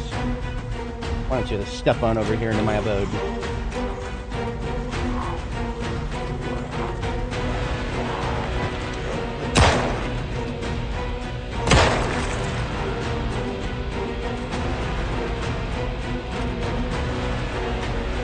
Looks like we got a lot of slow bees.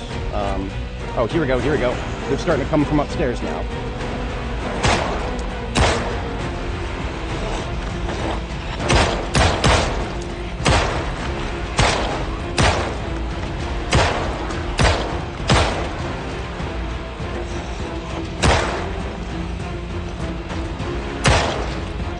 Ammo check. Damn it. Zoomed out too far. Falling back.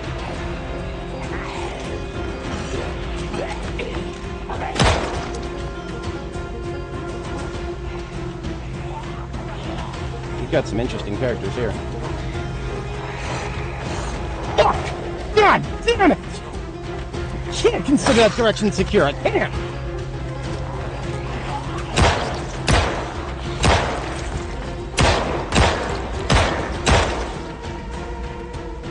Sorry. I don't respond well to situations like that. Yeah, I need some solutions for that. I'll think of something.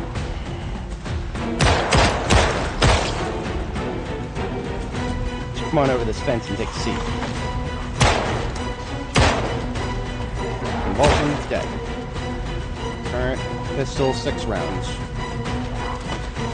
5, 4, 3.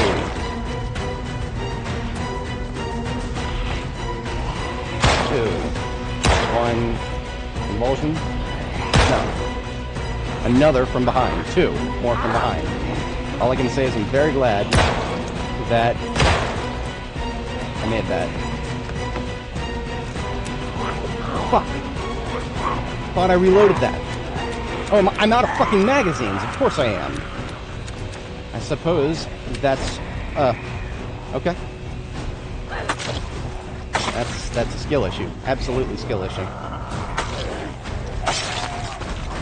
A billion of these fucking things. I would have thought I brought enough.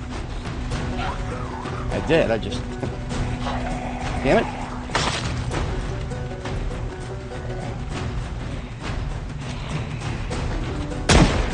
That's what the backup is for. In the very few situations where I've actually genuinely needed it. Okay, more backup magazines there. Empties into the trunk. Incoming. Multiple. Let's go. Thankfully, I can start doing this, juking him over here.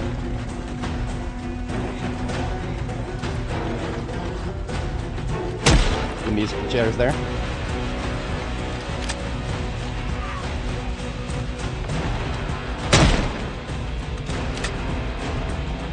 Okay, M9. This one's got 6 rounds left, and then I reload it. The other one should be alright.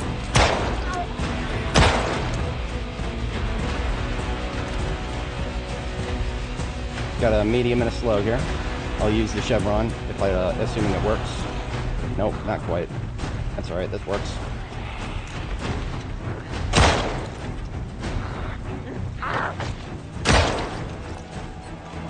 Lost track again. 2 in this one. We're definitely not done with this building yet. However, I'm not sure if the upper floor is actually spawned yet. Weird thing about this game, I'm pretty sure the 3rd floor has not even spawned yet. I think just the 2nd floor has. How to deal with that? Yeah. How indeed. See, we also got Karen over here. She was coming around the corner, and then she lost sight of us, and now she's not coming around the corner. Now she's just chilling there.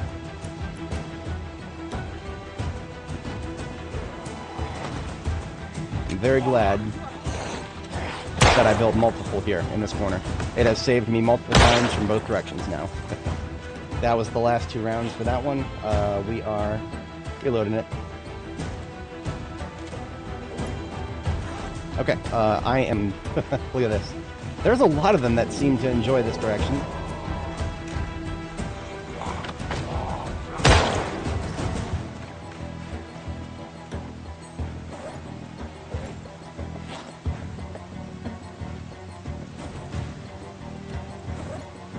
So, main backpack.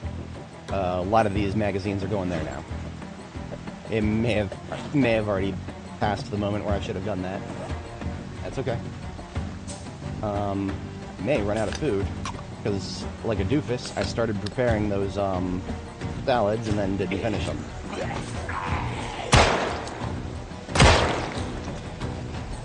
Current firearm is 12. I've got to be constantly checking my flank. And look at this. Was not expecting this guy. That's okay. I've got an answer for him too.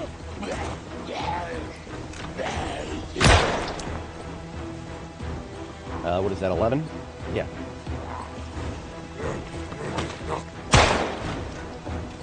10. 8. I was off by 2. Okay. Whatever. Still pulling him in. Coming from a little further away, though. Now, I have a potential solution for them coming from behind like that.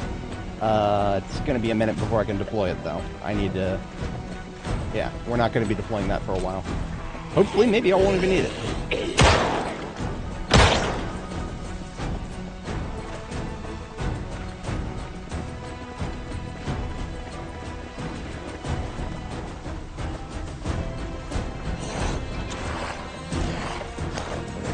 That's right. Right on over.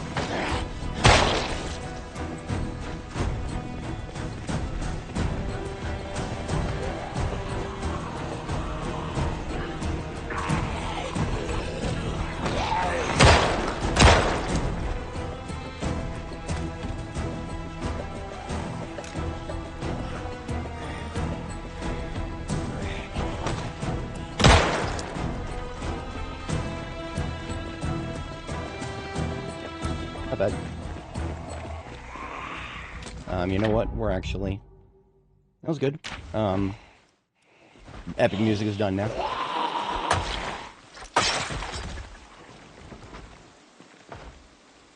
As you can hear, we still definitely have a few upstairs there. But we have taken out quite a number.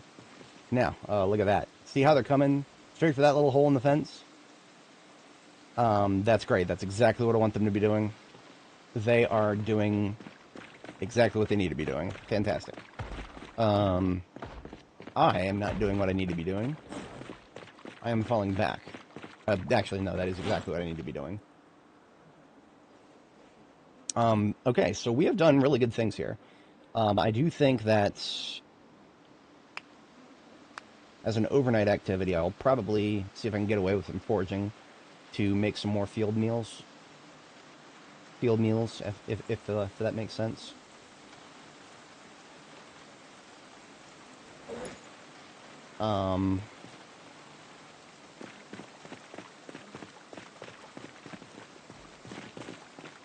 These guys are really far behind. There's a part of me that wants to build like build a bit of a chevron, like right here. Or just, you know, at this corner area.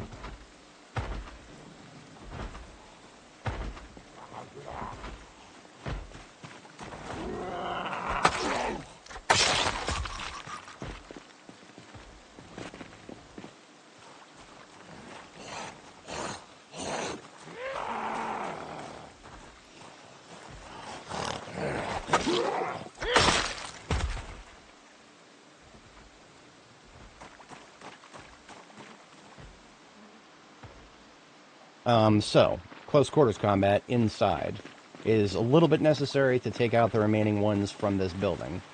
I would prefer there to not be zombies coming out of this building indefinitely. So, to solve my chest armor problems, I will temporarily put on this leather jacket that I've been sitting on. It's not just there for warmth. I don't need warmth in the summer. It's also there for, it's technically part of the armor kit. As you can see, my character's protection levels are now very, very thoroughly green. Some of these zombies are probably going to need to be looted. I've noticed some of them seem to actually have had weapons on them. Yeah, this guy's got a bandolier and a 625. Motherfucker was rocking his, Yeah, it looks like people must have come here after the start of the apocalypse. Like, that's the only thing that makes sense for some of these people.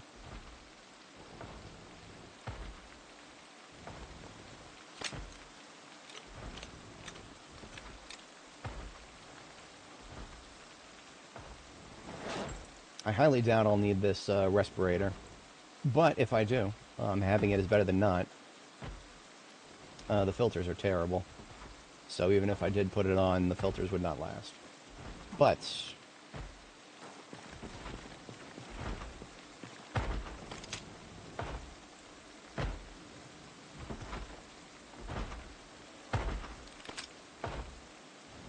you know what? I have quite a bit of loose M9 on me.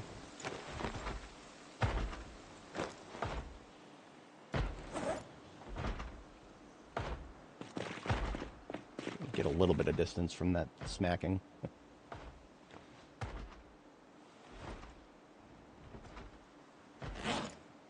Gonna eject this one, top it off.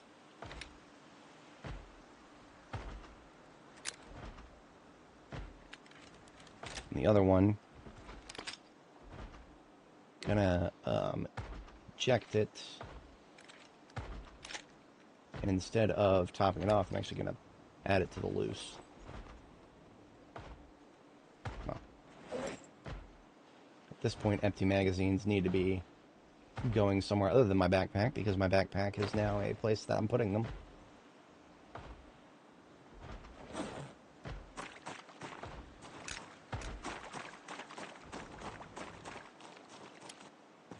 Interesting.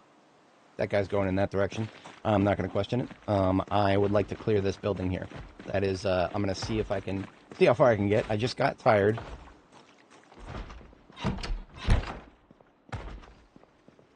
Now, leaving this door open was a very intentional thing.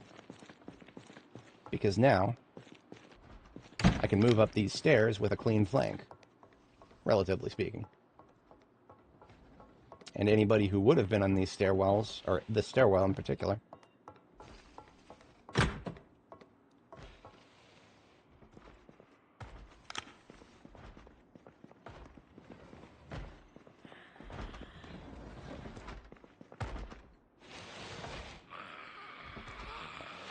there should just be one in the store. Yeah. If there was more than one, it would be moving it would be visually bumping more quickly. I don't trust any of the doors on this floor. I am expecting there to be at least one on the other side of this. So I'm just going to open that and back away from it.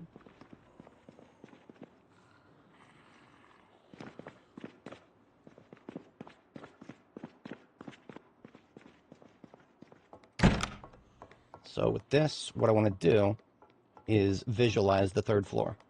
Should come up here, because I do believe, with this particular POI, or at least that's the way it used to be. Okay, so last time I came here, when I first opened up the third floor, there were like 20 zombies up here that I never saw when I was on the lower floors, as if they just spawned in. Doesn't look like that happened this time. I am perfectly okay with that, as it were.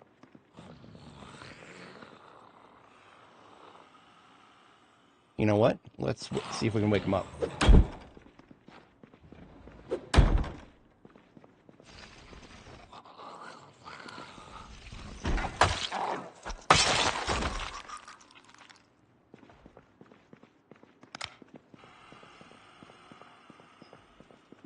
Okay, this room is empty.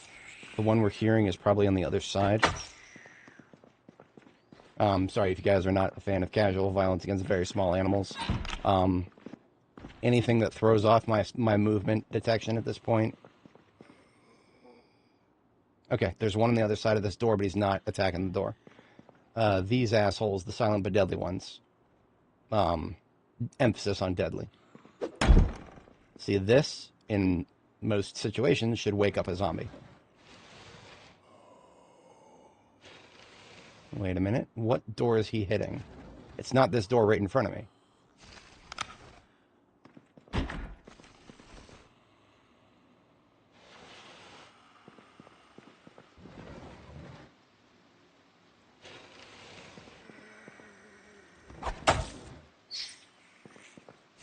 It's not even the door directly to my right here. But I already checked this room. There isn't a fourth floor to this place. These are three-story buildings.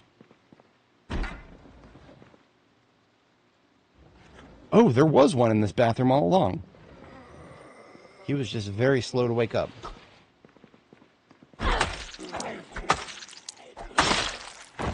Okay.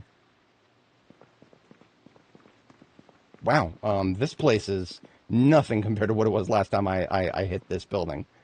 Like, one of the reasons I set up my protective area there to do the fighting, little low fences and everything, one of the reasons I set up there specifically was because I was expecting a lot of zombies to come spilling out of this place.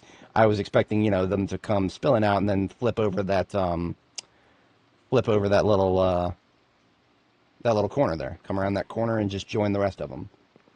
We only ended up having like a dozen of them come out of there. So, okay. I mean, you know, I'm here to kill zombies. Literally, that is the only reason I'm here to. So, not finding zombies where I'm expecting... Look at this bitch. This is one of the really scary ones for me, personally. Zombies that do absolutely nothing to respond to your sound. And just fucking stand there.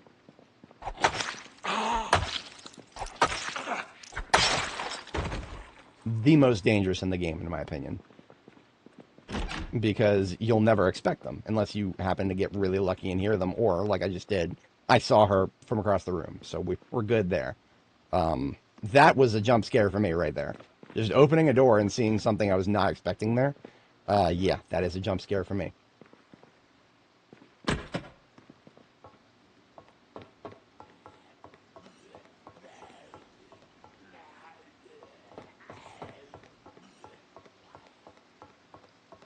Now that is the sound of an aggroed zombie. Is it going up those stairs? It may be. Yeah, doors are closed on both sides here. If there is one coming up the stairs in there, I'll let him come up to that door. And if there are any still left in these units, let's wake them up.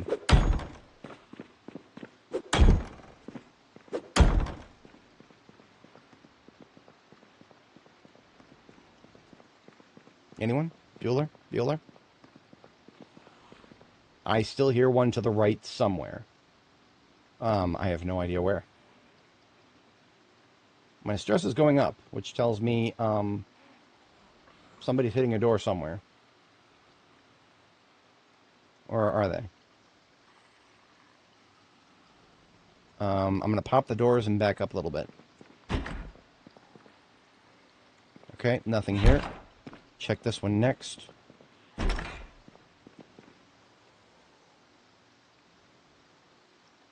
I'm eyeballing the bathroom specifically. A lot of zombies seem to be in the bathrooms in these places. I definitely passed it. Like, there's one potentially in one of the bathrooms there. And it's yet another one of those assholes who's not responding to sound.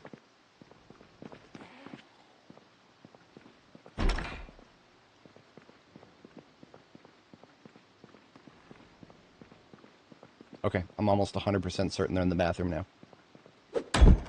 Wake up, bitch. Confirm your location. Really?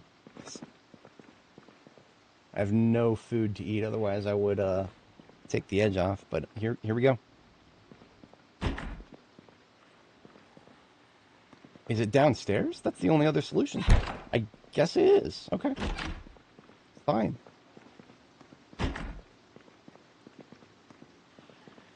It's got to be downstairs. It did not sound muffled enough to be on the other side of a door. Or like another side of the floor, rather. But our stress keeps going up, so we are definitely... That could only mean that there's a zombie scratching a door somewhere.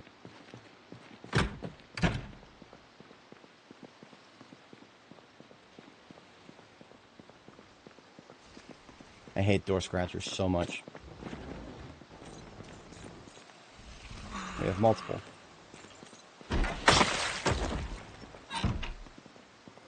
Multiple door scratchers.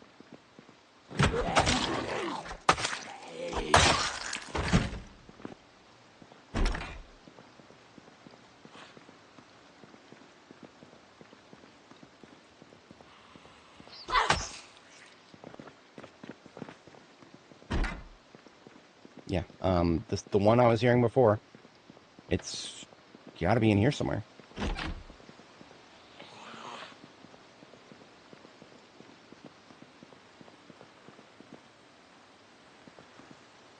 Like, again, Hey!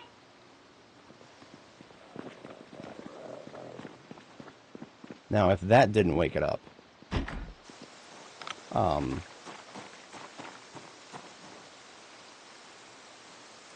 that should wake anybody up.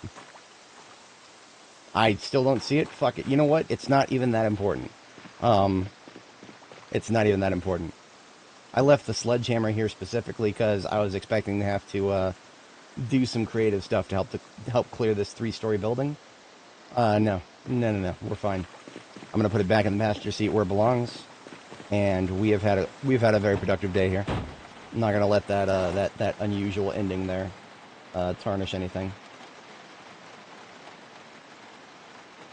Hell did I put it? Oh, it's in my backpack.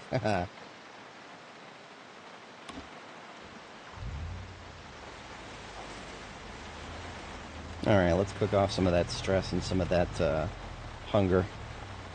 Let's go get something to eat.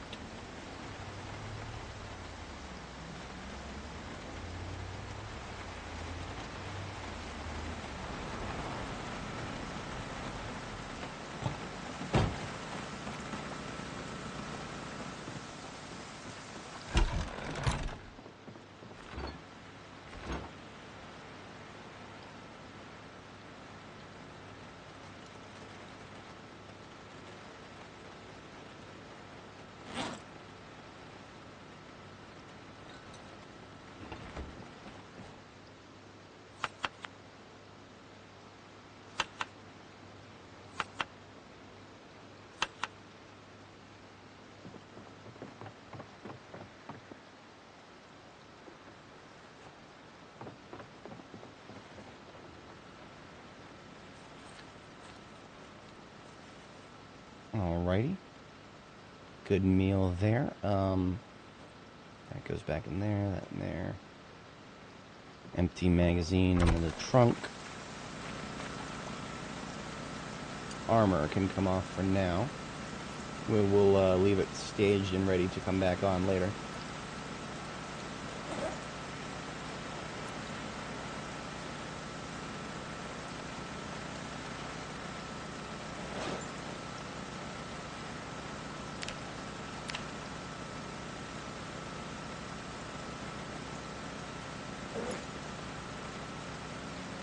I will establish a garbage bag of loot here.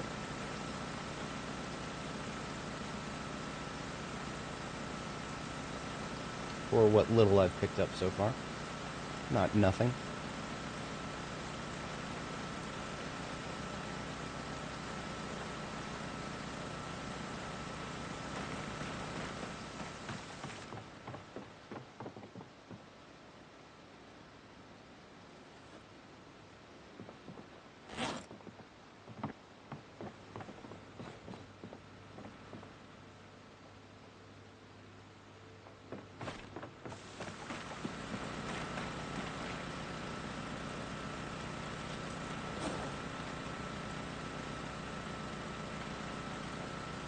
I did come away with some scrap electronics, so I can actually effect a bit of a repair to the generator here. It is degrading condition faster than it is degrading gasoline, which is not entirely unsurprising. It is a blue generator. The blue ones are pretty bad. So we just got about another 30 minutes to burn in-game. I'm going to do a little bit of foraging. See if I cannot pick up something to sweeten the rest of those salads. Now my search radius is going to be dog shit right now because of the rain. Actually, no, not too awful bad. It is only reduced by 12%.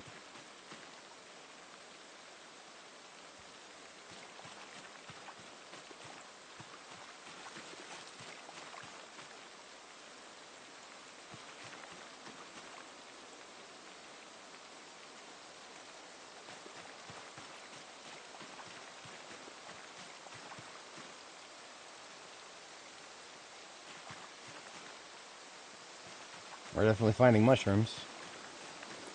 Is it the shrooms we want? No. But at least we're finding some shrooms.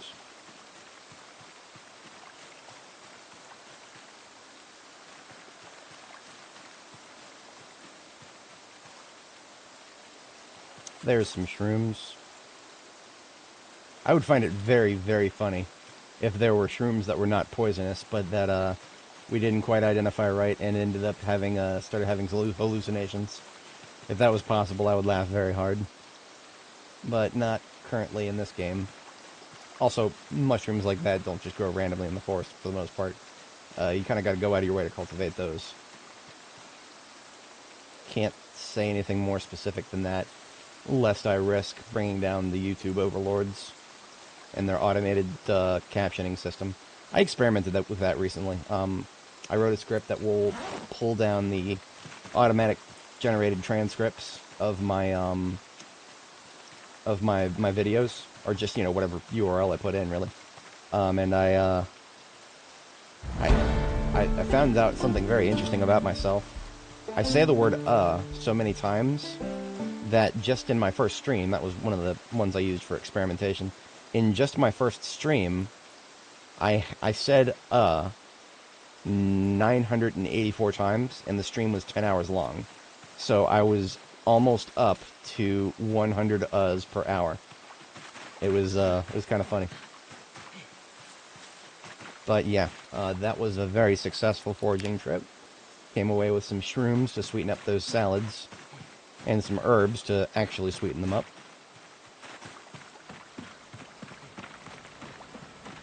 And if it sounds like we're out of breath, yep, that's foraging now. It reduces your stamina, because we were having way too much fun with foraging. Getting way too much stuff at once. That's not allowed. We were not miserable enough.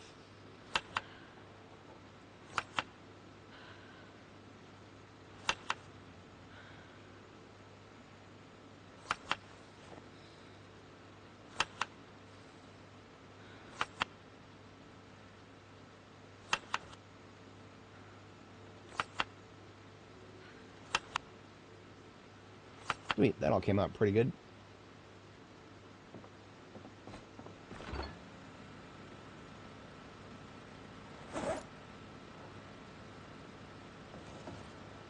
So most of the shrooms that I have left here are not actually worth very much nutritionally.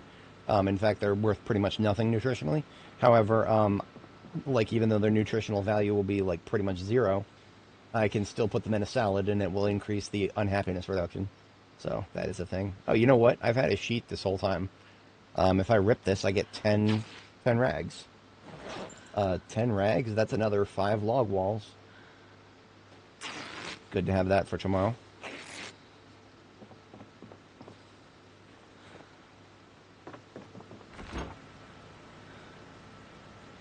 So this salad that I picked up here is actually, or rather the one that I'm going to be eating next, is chunky enough that it will feed me for pretty much a whole day. But yeah, she is ready to sleep. She shall sleep.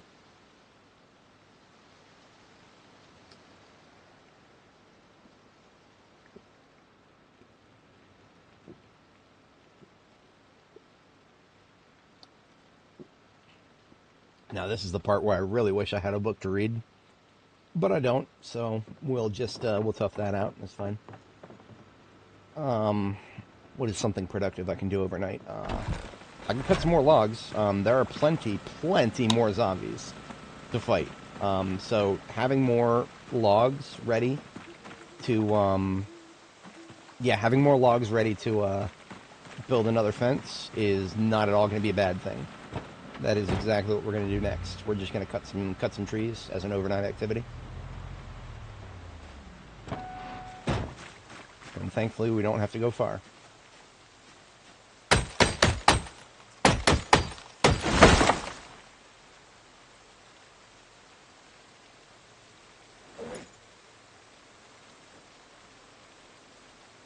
Now, one of the things about these military backpacks of mine is if I put too much in them at once, you know, actually use their large capacities, they will be too heavy to pick up. Therefore, even though they can fit 4 logs, I'm only going to put 3 in each. That way I can still actually fucking pick them up. Silly as that might sound. Yeah, that's fine. My resting encumbrance generally is below 20. It varies a lot, but as long as it stays below 20, I'll be able to pick up a military backpack with 3 logs in it.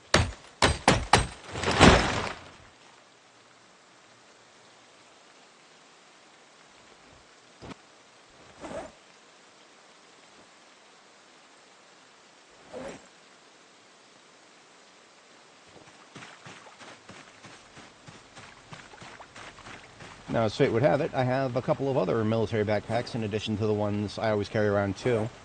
I have the D series here. In fact, I can even consolidate the D series a little bit further. To the point where pretty much everything can probably fit in Alpha. And everything except for some long sticks. Which is fine. You know what I'm going to do? I'm going to take one of those long sticks and a long metal spearhead and make a spear. Because this axe does not need to be on my back anywhere near as much as a spear right now. Spear would be amazing as a fallback weapon.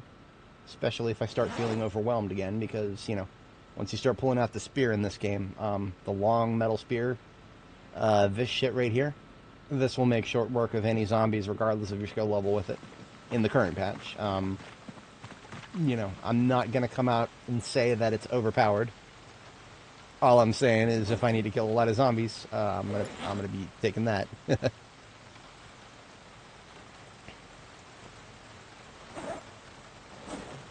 Okay, so that leaves me with 2 more military backpacks to work with. I'm all about that life. This will make it nice and convenient. Wait a minute. Okay, you know what? I don't care.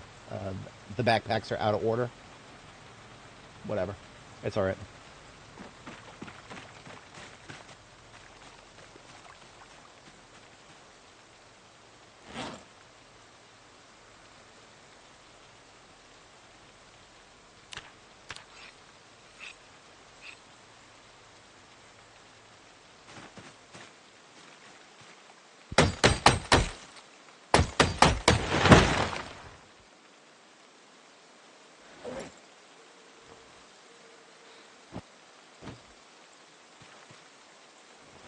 right? Half of the logs into one, the other half into this one. And I still got some logs in my main backpack, so we're going to split those off so that we've got 3 in each, just as God intended.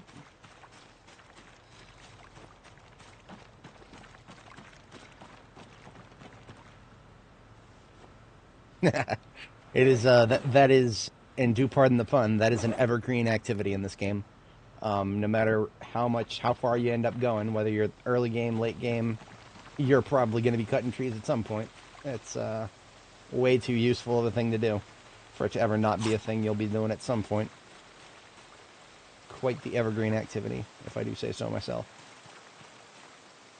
Now, cutting this one down is actually a bit superfluous. I'm out of backpacks to fill up. And I probably have, at this point, gotten more logs than I do cloth. But, you know, cloth is, the nearest source of cloth is the nearest zombie, which means, yeah, never going to run out of that. Literally never going to run out of that, because zombies respawn. In fact, it was so superfluous to cut those down that I don't have room for them anywhere.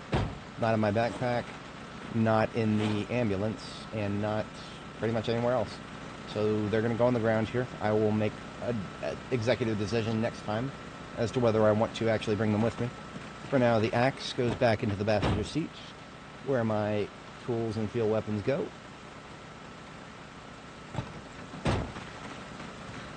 And the superfluous lights go off. And my head goes to hit the pillow.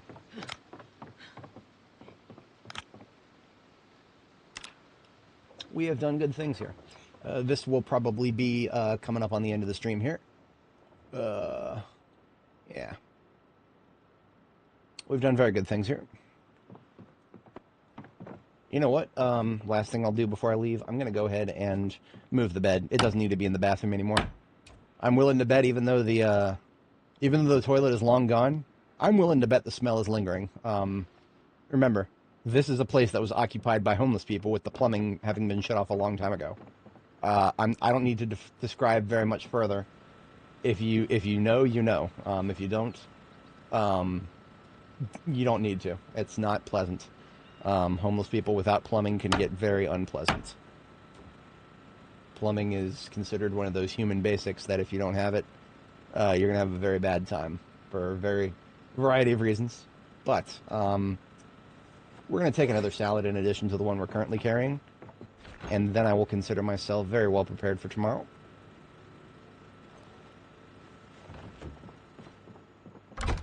Okay, folks, we've had a good time here.